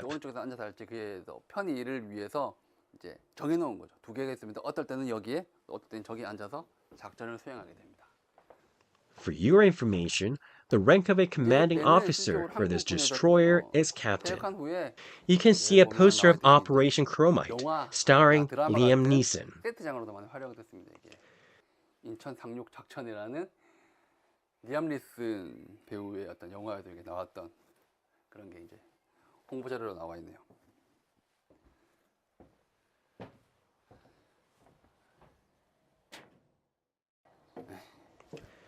These are lifeboats. As with any other vessel, destroyers are narrow inside, so they usually have steep stairs. You need to be careful. Let's now have a look at the rooms of the destroyer.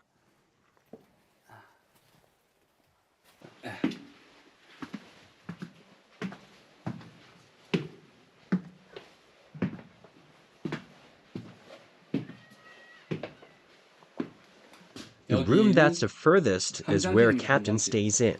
The captain's room is close to the bridge, located right under it. So the captain can attend to his or her duties here and get to the bridge quickly during operations. The captain's room isn't quite large though. This frame has a quote that says, "We're one family, so let us help and understand each other."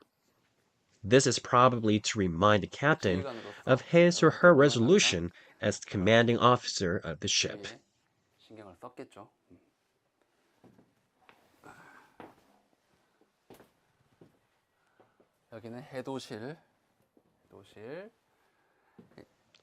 The rooms are similar in their interior.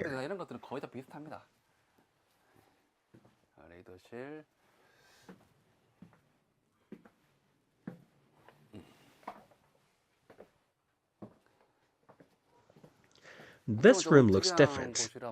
It's a communications room.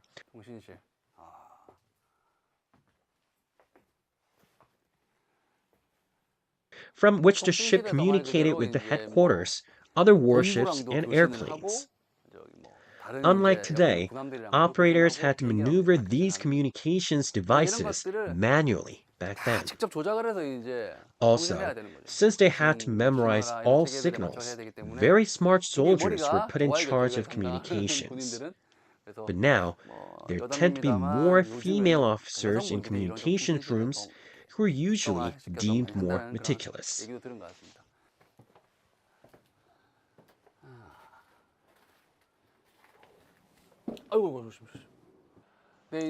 Now, let's go outside and see what's in front of the ship.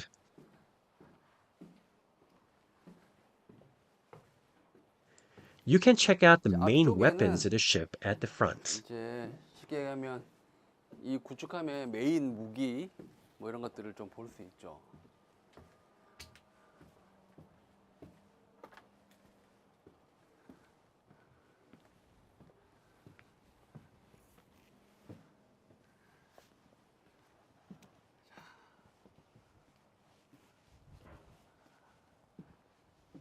These are anchors. Given the size of the ship, anchors are very heavy as well, each of them weighing 2.25 tons each, same size on the landing ship too. Here's the main armament of the ship, which are main battery gun. This main battery gun is 5 inches long or 127 millimeters. This is called a twin guns because it has 2 cannons firing alternatively. The same gun is mounted on the opposite end of the ship. The gun has a maximum range of 16.5 kilometers and an effective range of 7 kilometers. It can fire 25 rounds per minute. South Korea is a world-class shipbuilder and is also well known for its capability of making naval guns. Nowadays, only 1 main battery gun instead of 2 is mounted on warships. A gun mounted on our case Haejong the Great can fire 45 rounds per minute. Likewise, the performance of weapons keeps improving. Let me go up the stairs.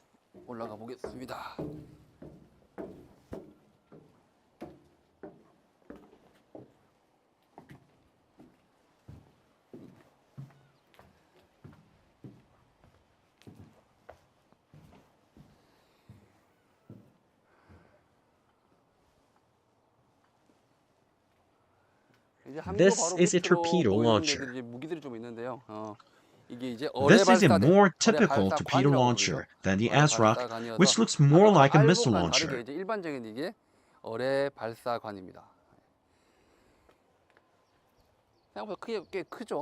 The launcher is big enough to fit a human. This equipment is called the Arbok, which is designed to launch aluminum boards to counter guided missiles. But with advances in arsenal, this equipment no longer plays a part, and therefore has become rare. There are a torpedo launcher and Arbok mounted symmetrically on the other side as well.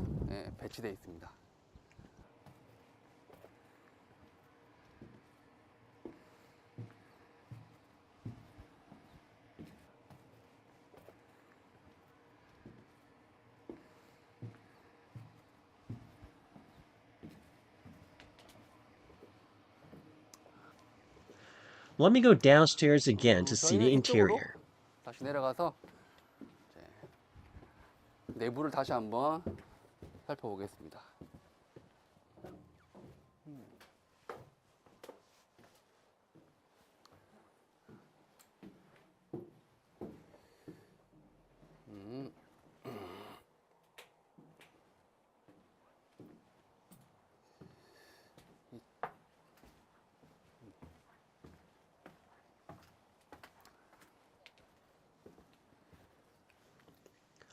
Let's start with the room on the very front.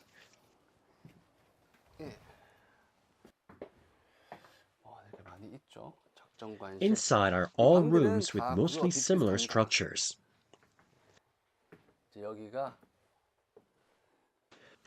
This large room is a wardroom for commissioned officers to have a meeting, dine, and relax.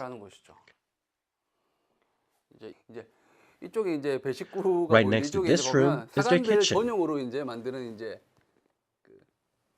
There's also a kitchen where food for 300 people residing on this destroyer was prepared.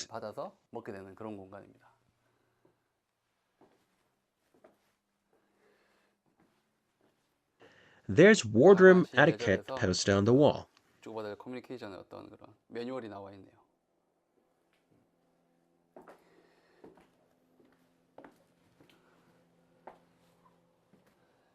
사관치사장.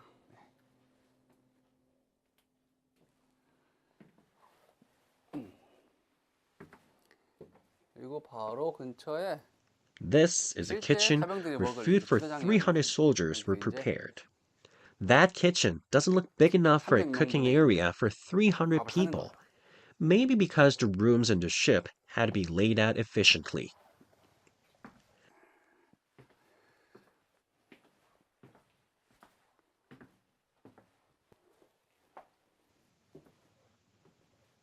Let me check out the other rooms.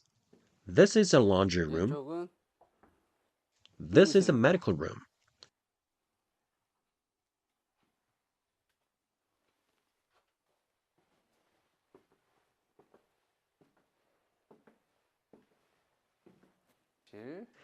This is an Office of Information and Education, which broadcasts announcements. As you look around, you may find lots of ventilation rooms.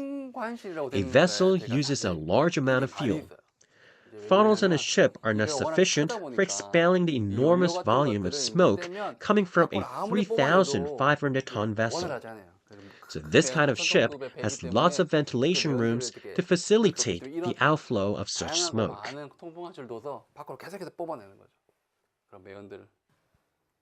There's a barber shop.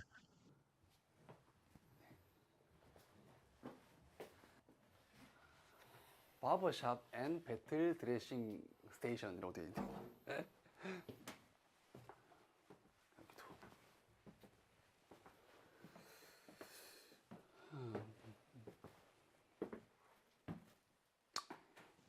There's also room for removing toxins in case of chemical or gas attack. 그것들이 이제 오염된 것들이 이제 씻어내는 그런 제독하는 그런 곳입니다. 세면장이고요. This is a door to the bedrooms, which is closed to the public for safety. The bedrooms are situated deep inside a ship with very steep stairs, and there's a risk of flooding, so this area remains closed. 또 밑에는 침수의 우려도 현재 지금 있기 때문에 자고하는 공간들이 있는 거죠. 그렇습니다.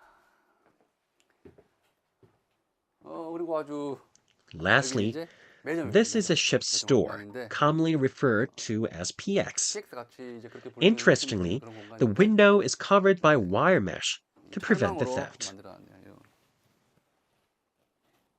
훔쳐가거나 이 도난 같은 우려도 있기 때문에 철망을 해놓은 게 아닌가. 문도 되게 작거든요. 그렇게 아닌가 하는 생각이 듭니다. Now I'm walking on the outside area of the warship.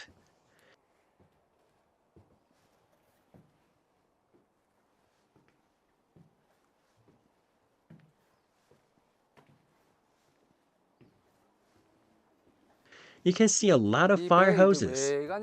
Warships operating on the sea have to be careful of water as well as fire because it is not easy to get the water needed to put out a fire. 없지 않을까 뭐 생각을 흔히 착각할 수 있는데 사실상 이제 이 군함들은 물과 불을 가장 무서워.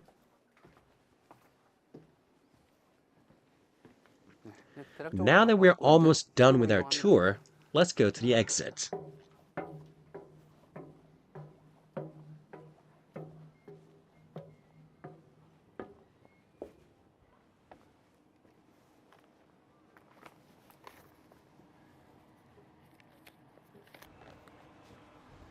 You need to go back to the landing ship and move through the exhibition hall in order to get out.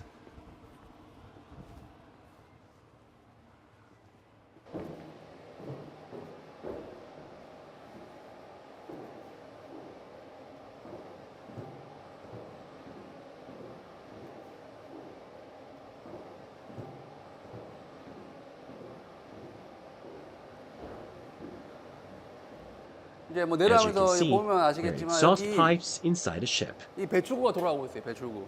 이게 Even though the ship's 소리가 engine 크게 is 나고 not 있던데 running, these pipes are in 이 operation. 배가 엔진 돌아오고 있느냐? This 아니죠. is because 아직도 이제 even 배출구가 after 돌아가고 20 있는 years 이유는 since 아까 decommissioning, 말씀드린 상륙함 there's 내부에 still 이제 a 그 lot of smoke 오랫동안 persisting in the ship, 밀폐된 환경에서 causing 운행을 하다 disturbance to 보니까 visitors. 그 매연들이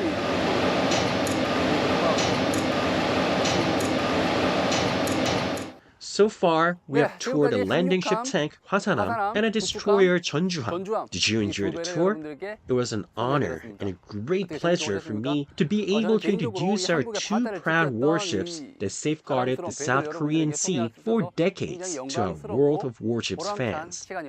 This is the end of today's video, and I hope this content was helpful for those who want to know more about warships. Thank you. Thank you and welcome back, ladies and gentlemen. I hope you enjoyed that. That was a little known kind of thing from our end. I'm really happy to see they were able to participate and produce a really cool video, and that all of us were able to see it as well.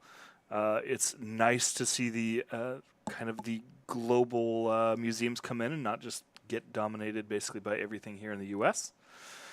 So thank you for sticking around, especially if any of you have been sticking around for the entire stream. You guys are the real heroes, because we are now 17 hours and 45 minutes in, 47 minutes in. Awesome work. Sticking around for that long.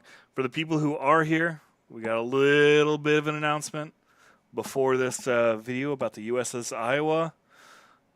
If you guys want to maybe see the USS Iowa, you guys maybe want to see some of us, if you guys want to ask us questions as part of a panel, if you guys want to come hang out with us, have a lunch, I got some good news for you. The next Anchors Away is coming in 1 month on board the USS Iowa.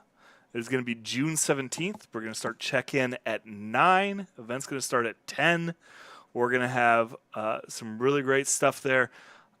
We've got, basically we've done a few to kind of get warmed up, and we're going to start hitting our stride and looking at how we want to change Anchors Away in the future and make it cooler for all of you. So if you attend, you guys will get the surveys, you guys will be able to get your input in, you'll be able to talk to us directly. So, yeah, go ahead, go follow that link. Conception was nice enough to just absolutely dump that link in there. That's where you're going to be some of the first ones to get the USS Iowa tickets. We're going to have a cool setup there, and we're going to have a lot of really, we're going to have some cool people, some cool staff from our team you guys will be able to interact with. The Iowa is birthed in Long Beach, California. It's still Los Angeles. But if you call out Long Beach, Los Angeles, people will get angry. So it's in Long Beach. But, yeah, go ahead and go to that link. Check it out. Join us June 17th. We'll be down there for a day of some fun. And then let us know what you thought of it. Let us know what you'd like to see it change. Score some cool swag. We've always got some door prizes there. We've always got some prizes in the mix. I have enjoyed hosting them, and I hope that you all will come out and give us a look-see. But yeah, that's kind of the spoiler. We're at nearly the end of the stream. We have one last video for you, which is the USS Iowa.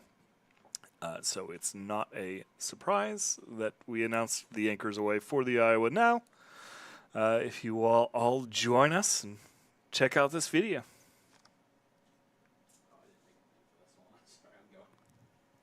Oh, you're good.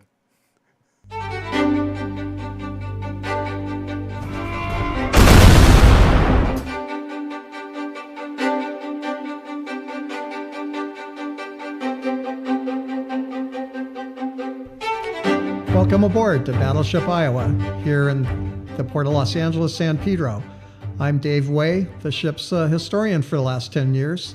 And today we're going to do a quick walk around on the exterior upper decks. We're starting on the forward quarterdeck, and we're looking to the bow. Iowa's had a clipper bow, and you can see the sheer to the deck. We're walking by turret 1, and you can see turret 2's main battery of 16-inch 50 caliber guns. These were the largest gun on any American warship. The only thing that were larger in the world, of course, were the 18-inch gun battleships Yamato and Musashi of the Japanese Imperial Navy. America actually did have an 18-inch gun, and when they were designing the ship, they had to make a decision of whether to stick with the 16-inch gun system or the 18-inch gun, and they developed a 2,700-pound armor-piercing projectile that had the same striking force as an 18-inch gun, almost. And they chose the 16-inch gun, saving about 25% of a gun system weight. We're coming up on the forecastle, and this is, of course, where your anchor windlass gear and your capstans would be. You can see the antenna that was added during the 1980s refurbishment and upgrades. The antenna was placed further away from the superstructure so it could receive and send data and communications.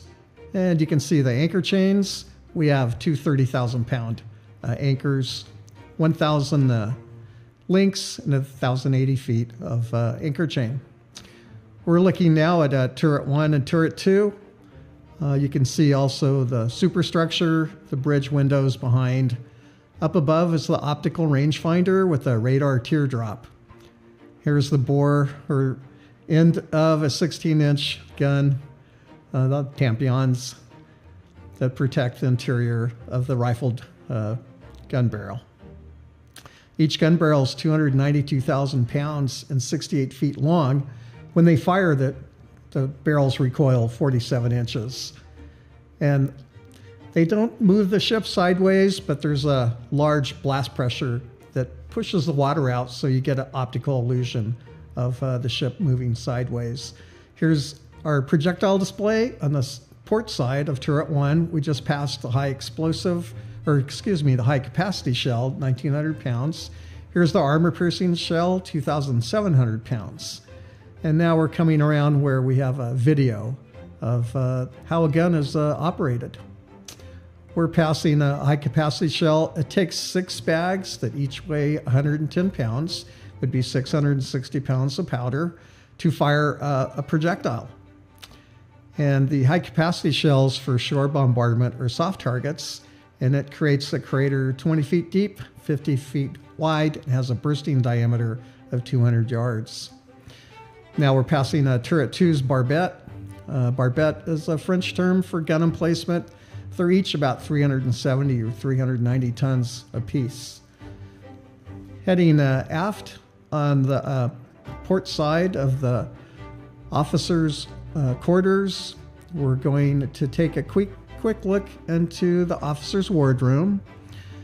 And this was used for not only the officers' meals, for meetings, for VIP receptions, for meetings, and you could show films. They had their own pantry back aft, and it's actually one of the larger compartments on the ship, and there's a picture of what it looked like during her service years in the 80s during the Cold War.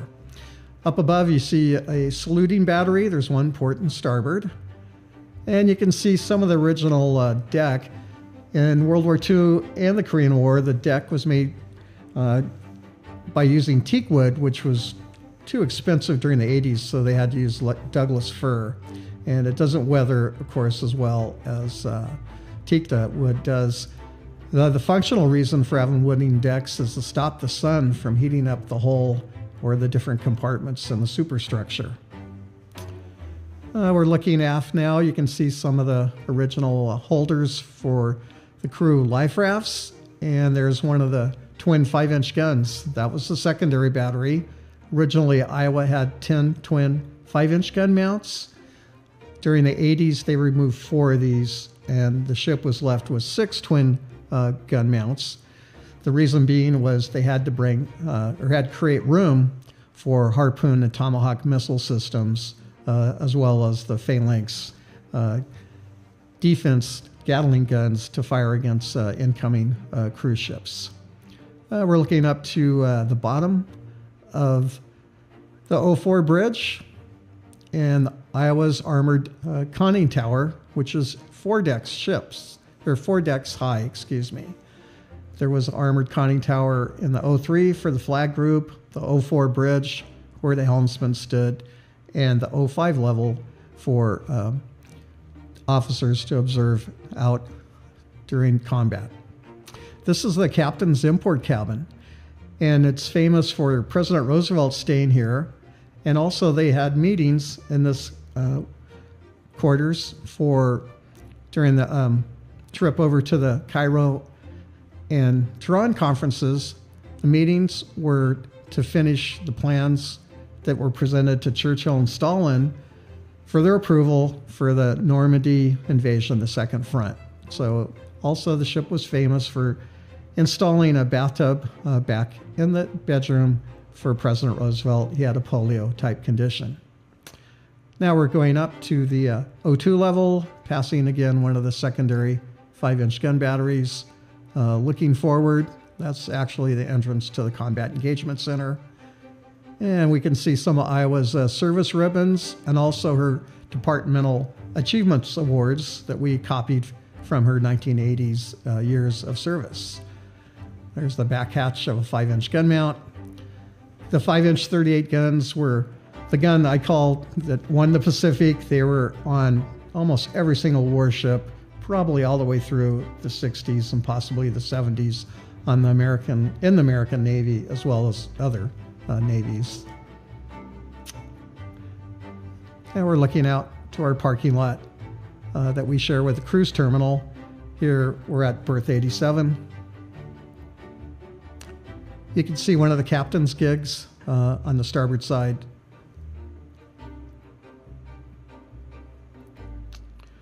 And portholes. Today's warships, you don't see too many portholes. That's something from a bygone era. Now we're heading aft on the starboard side, and you can see the foundation of where one of the gun mounts, 5-inch gun mounts, used to be. We're looking up at where the Tomahawk missiles were housed.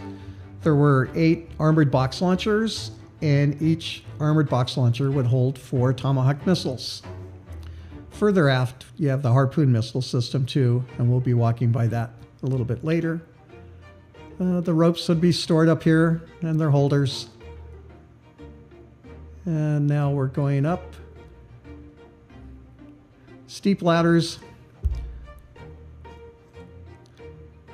And you can see the air inlet we're going to be walking right next to. This is where the air would be brought down for the boilers, one of the intakes. There were others along the superstructure route. The Iowa-class battleships were the fastest of any class battleship. They basically had an aircraft carrier propulsion plant. There were 8 M-class boilers, 2 in each of the 4 what they called fire rooms that would feed the 4 engines.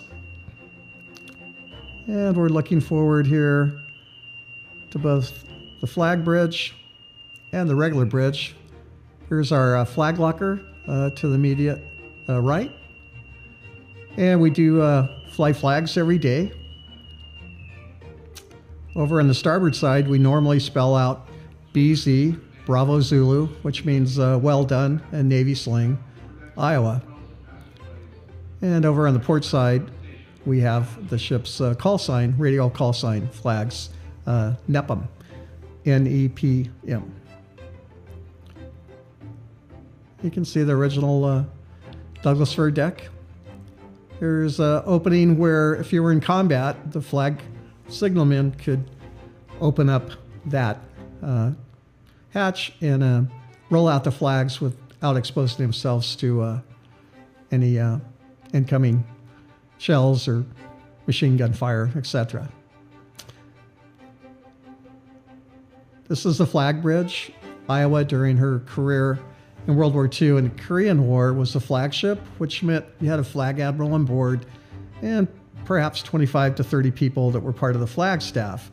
They had separate quarters and separate administrative areas, and they were not responsible for day-to-day activities on board Iowa, but they were responsible for either a strategic action or a task force group, maybe that involved several warships.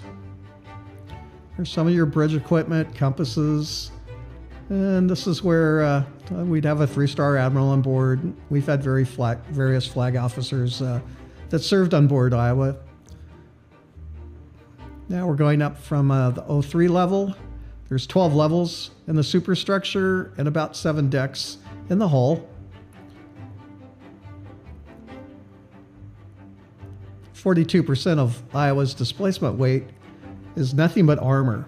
She's somewhat of a floating tank. And there's some amazing statistics on her protection.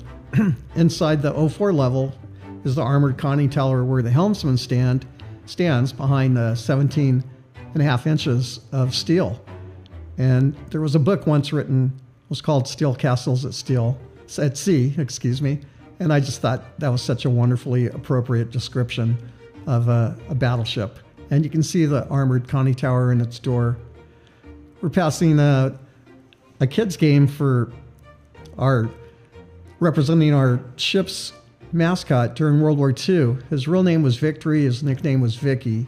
And the kids game, we give them a card and they draw a line and match the location. And at the end of the tour, they get a little small award. But Vicky stayed with President Roosevelt and was on board the ship in the whole time period, 7 years of the World War II commissioning. We're seeing a picture of the Mark 38 optical rangefinder for the secondary battery, the 5-inch guns. There's 4 of those, 1 forward, 1 aft, 1 port and starboard. And here's the top of the armored conning tower on the 05 level. Forward of the armored conning tower is navigation equipment for the officers to con the ship. The one complaint about the Iowa-class battleships was the officers were frustrated with the small space in front of the armored conning tower on the 04 level. There's a plaque discussing or commenting about the electronic warfare gear that was covered on the top of the superstructure. Those are the SLQ-32s. They're still in service today. They would track cruise missiles, try to spoof them. Also, if need be, turn on either your flak, Serbach launchers with tinfoil or other flares to decoy them away, or also last-ditch effort would be to, of course, have your phalanx guns shoot down the incoming cruise missile. And again, here you can see the different instrumentation that would be assisting the officers on top of the 05 level. Here's our antennas, either receiving or transmitting. On board Iowa, we have an amateur radio club that has fired off some of the original radio gear. And they're here once or twice a week. A nice view of looking down on top of turret 2 and turret 1. And if you look closely, you can see the big bolts that would bolt down the 7.5-inch armor plate on the top of the turrets. The rotating weight of a turret is approximately 2,000 tons. The front facial plate has a total of 19 inches. The sides are 10, and the back plate is 12 inches. Here we're passing the Mark 37, I said Mark 38 earlier. Now up above is the Mark 38. That is a 16-inch optical rangefinder. There's one forward and there's one aft. Now we're passing by just entrances to the superstructure. Although there's 12 levels, as you walk higher and higher up inside the superstructure, it becomes smaller and smaller. And there's Vicky again with the location number 7, one of the phalanx guns on display. Incidentally, that's a decoy, or not a decoy, but a reproduction. The 4 original ones were taken off the ship and used on other warships. We also have harpoons, missiles that are lookalikes, very well made, but those were also removed and placed on another ship after Iowa was decommissioned in 1990. Now we're walking back aft on the port side, passing by another Mark 37 optical rangefinder. Incidentally, in World War II, we were known to have probably the most superior fire control systems on any warship, and that stood apart the United States Navy. Here we're heading down some steep ladders or stairs on the civilian talk. Here's some of your navigation gear again. Compass.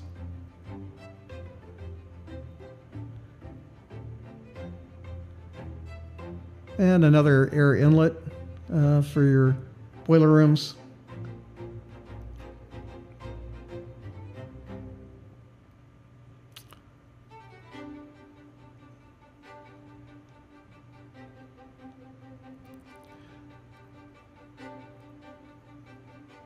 We're heading back down and heading aft, I believe through the missile decks in a moment. That's looking forward again towards the flag box on the port side.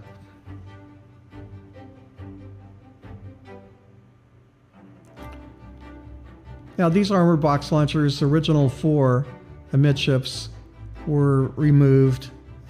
These are duplicates to the best of our ability, and the other 4 possibly were on either cruisers at that time frame in the 90s.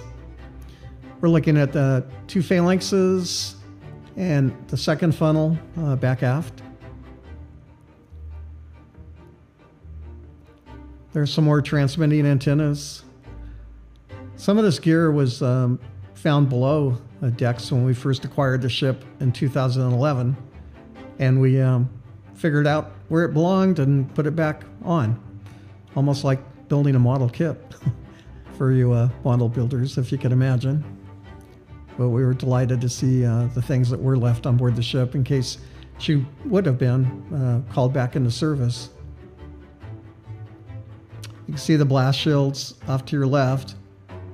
And further aft is the king post for refueling over high wire or bringing on board ammunition or food supplies. And we're approaching the harpoon missile canisters. These are in groups of 4, so there was 8 port and 8 starboard, 16 in total. This is an anti-ship missile. It's still in service today, just as well as the Tomahawk missiles, and both these missile systems have been upgraded, improved, and enhanced. Here's the firing end, you might say, of an armored box launcher. We did have the 4 aft ones left on board the ship, and there's the Mark 38, the aft one, the optical rangefinder for the 16-inch gun system.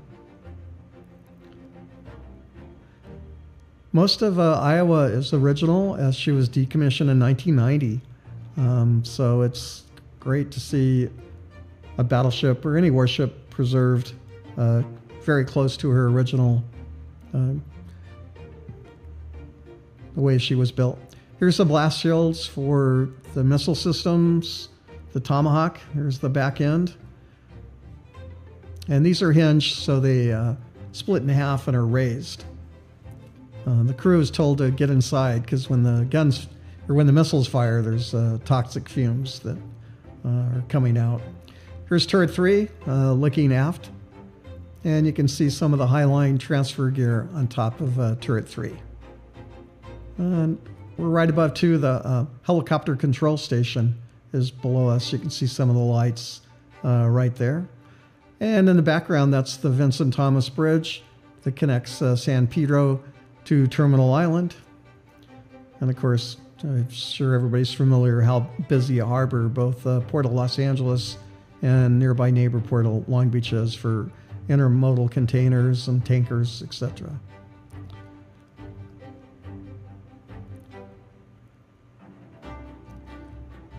We did have Boeing donate a Harpoon cruise missile that they used to use in exhibits. This is an air launch version. The sea launch version would have a additional booster on the back end. And down we go, and more steep ladders.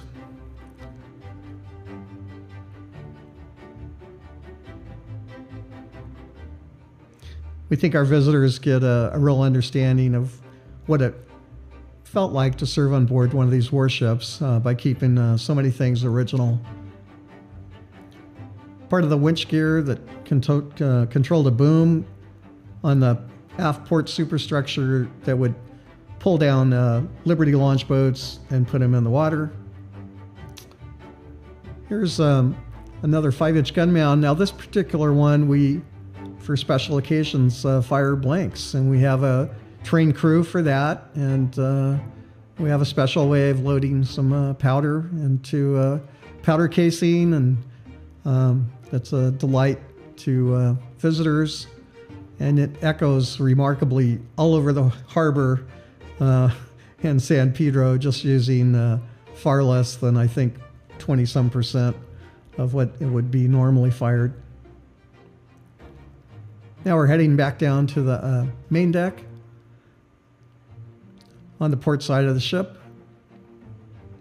We have plywood on some of the original decking just because it needs to be replaced. That's something that'll take us a while to get to. And you see the two large ventilators. Those are called bucket ventilators. There's actually a bucket inside, and if water came on the ship and couldn't be drained out the sides of the bucket ventilator quick enough, the bucket would seal, so therefore you wouldn't pull water into the ventilation system. And there's a bit, as they're called, for tying up the ship, and a chock where you would route the lines through. Now we're coming up in the fantail, and originally in World War II and the Korean War, well, I should say just in World War II, excuse me, there was two catapults back aft, and they would launch the float planes, and there was a center crane also that would pick them up after they landed in the water. The era of float planes ended in 1949, and then by the Korean War, we had helicopters landing on the fantail, and the catapults were removed. We acquired a Paiseki Hup, which is on display. This was during the Korean War era. She was one of the first tandem rotor helicopters. She was really used on aircraft carriers, and that was either to taxi VIPs or also be plane guard to pick up downed naval aviators. Assigned to the battleships were Sikorsky horses. But we do have pictures of Hups that landed on Iowa during the Korean War. Here's the side of turret 3, and that's an optical rangefinder sticking out of the sides. That would be used in case you couldn't use the primary information coming out of the forward or aft optical rangefinders. That information was fed down to the 1940 analog computer battery plot rooms. They used 1940 analog computers. Thank you very much for joining us on our tour of Battleship Iowa.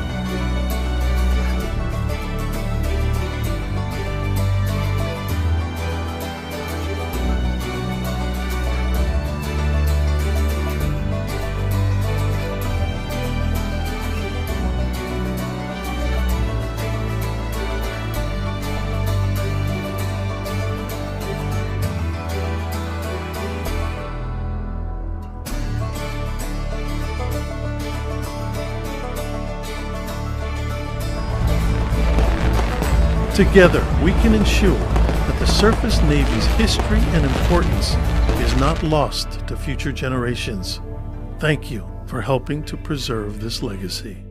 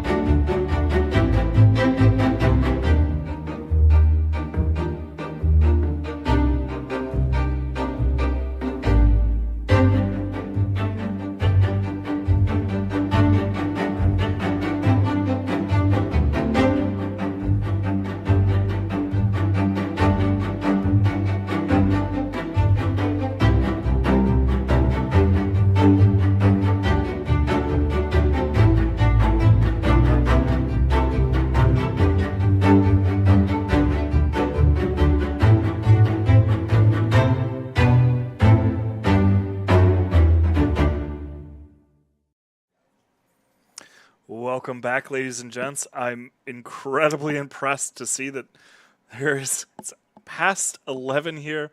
There are still more than 3,200 viewers. Some of you have been with us this entire time. That is wild. Thank you so much. It's been great to be a part of this. I'm going to put one last plug in. If you liked what you saw, come and see it on June 17th for Anchors Away. We've got the ticket sales are up. You can expect to see that stuff surfacing on Portal, Discord forums, all of the usual spots. And you can go and hang out with us. I want to make sure to give some special shout-outs to a whole bunch of stuff as we're now officially at the wrap-up of the stream. Before any of that, I do want to say that Captain, enhance your World of Warships experience with Magellan TV. They have been an incredible sponsor. They've been hanging out with us in chat. Go ahead, give them a check out. They're a perfect streaming companion for lifelong learners and enthusiasts of naval history, especially if you're not interested in pawn shops or aliens. Dive into gripping documentaries about legendary ships, epic battles, and naval warfare. And got a little bit of a bonus because of our cooperation. Claim your 14-day free trial and get 30% off your first year at try.magellantv.com/wows. Again, that's try.magellantv.com. try.magellantv.com/wows. And get some really cool bonuses, including 14-day free trial and 30% off your first year over there. They've been an incredible sponsor. Loved working with them. It's been awesome. They supplied so much great content for this stream. You can even see them. Is this mirrored? I don't know. Nope, other side. Here we go. They've been great. So really a shout out to them on that one.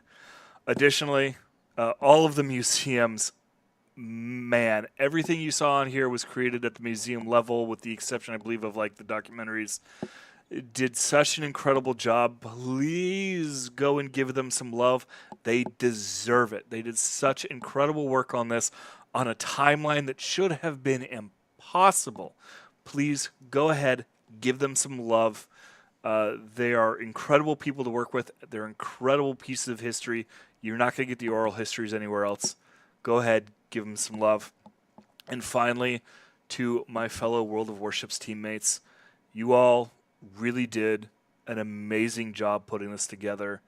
I know it was walking through fire for a lot of it, but we came out the other end and we really made something awesome. Community, I hope you guys enjoyed it. We wouldn't be here without you. Thank you all so much. I think I've kept you waiting long enough, though. I do have, as rumors had it, 5 more items to give away. I have 3 Deruiter commanders with 10 skill points and 2 Frieslands remaining. We are going to give away all 5. The first 3 are going to be 3 for Europeans. Are going to be the commander, 10-point Deruiter. The last 2 will be for the Friesland. They will all have the same key phrase, though. And the key phrase is Magellan TV, no spaces, because I really want to give our excellent sponsors some big love on this one. They definitely deserve a lasting shout out here. We'll go ahead, give everybody some time to put some stuff in there. I saw a toaster in there, and I just remembered now that in my sleep-deprived brain, I was going to tease toaster and then do a bait and switch on y'all. So I guess it's actually lucky I didn't, because all of you would still be typing toaster. Man, that's fast. Yeah, look at that love. Woo! All right, y'all, get it in. We're gonna draw the first one in about a minute and a half. Magellan TV, no spaces. Magellan TV, no spaces. If you want to look how to spell it, it's literally on the screen, right above Legionnaire's head. There it is. Somebody trolled you in there and put "Don't forget the comma" because of the Texas. Now I'm gonna check to make sure I didn't add one. That's amazing. No, I did this one right. Well remembered on that one. That's wonderful.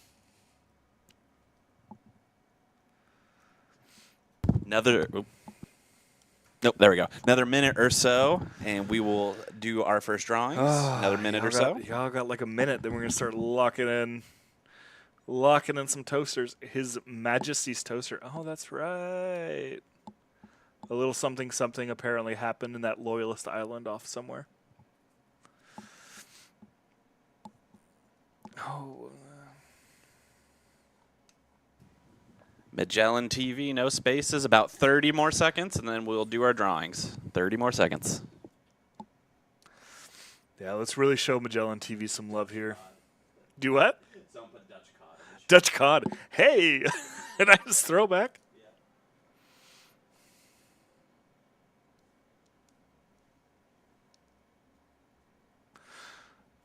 10 more seconds. All right, well, we got 10. Do we have anybody to raid tonight? Is anybody on? I'll look who is online, if anybody right now. See what lucky animal streaming at 11:13 p.m. All right, let's do some Might drawing. get a big dump. Let's do some drawing. First winner is Gore Theron HD. Gore Theron HD. I gotta write this down. Congrats on your 10-point commander. Yep, this is, again, the first three. The first three are the 10-point De Ruyter commanders. The last two are the Friesland. So If Gore, you are our resident Dutch cruiser lover, salty sea guy, you'll be excited to have a 10-point Dutch commander. That's right. Next one, also for a De Ruyter 10-point commander. Slow but deadly. Slow but deadly. Slow but deadly. That's the story of my life.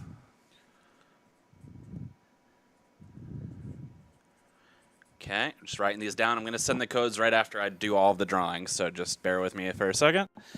Third one, final De Ruyter 10-point commander. Final De Ruyter 10-point commander goes to Jiggly Ducky. Jiggly Ducky.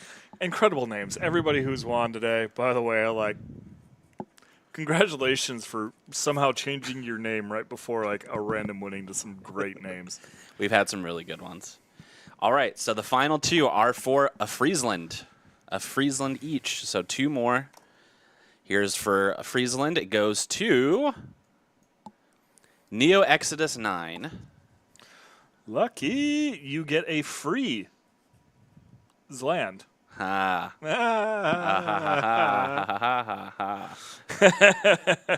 And the final giveaway winner for today is going to be Al Rongel. Al Rongel. I'm going to send your codes now that I have all the drawings done. Yeah. Oh, man, that was a glut of giveaways, a glut of really great historical content. Like I said somewhere in the chat, I want to go ahead and reiterate it.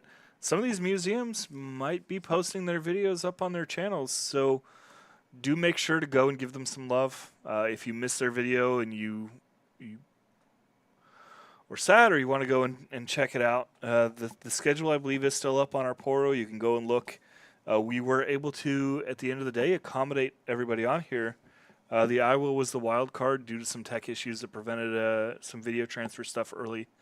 But I'm happy we were able to get them in because, man, they went all out. And really, all the museums are great partners to work with. Magellan's been a good sponsor. And World of Warships team, congratulations. We've done it again. Great job, all.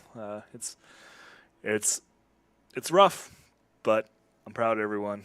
We really pulled through. Almost done with the codes? Yeah. All right. We got to see somebody we can raid too. Yeah, I heard somebody mention Wicked Legends. Yeah, we'll save Wicked Legends on there.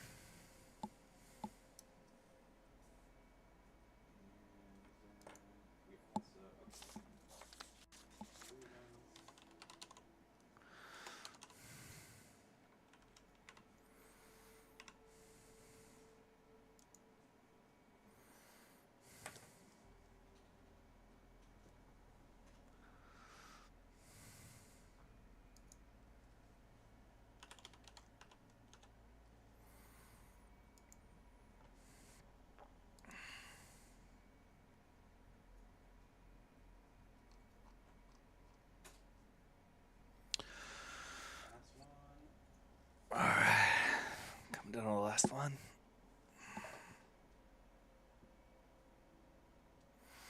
and then I'm going to sleep for like 12 hours. Oh, you're going to Lexington Sunday? Awesome.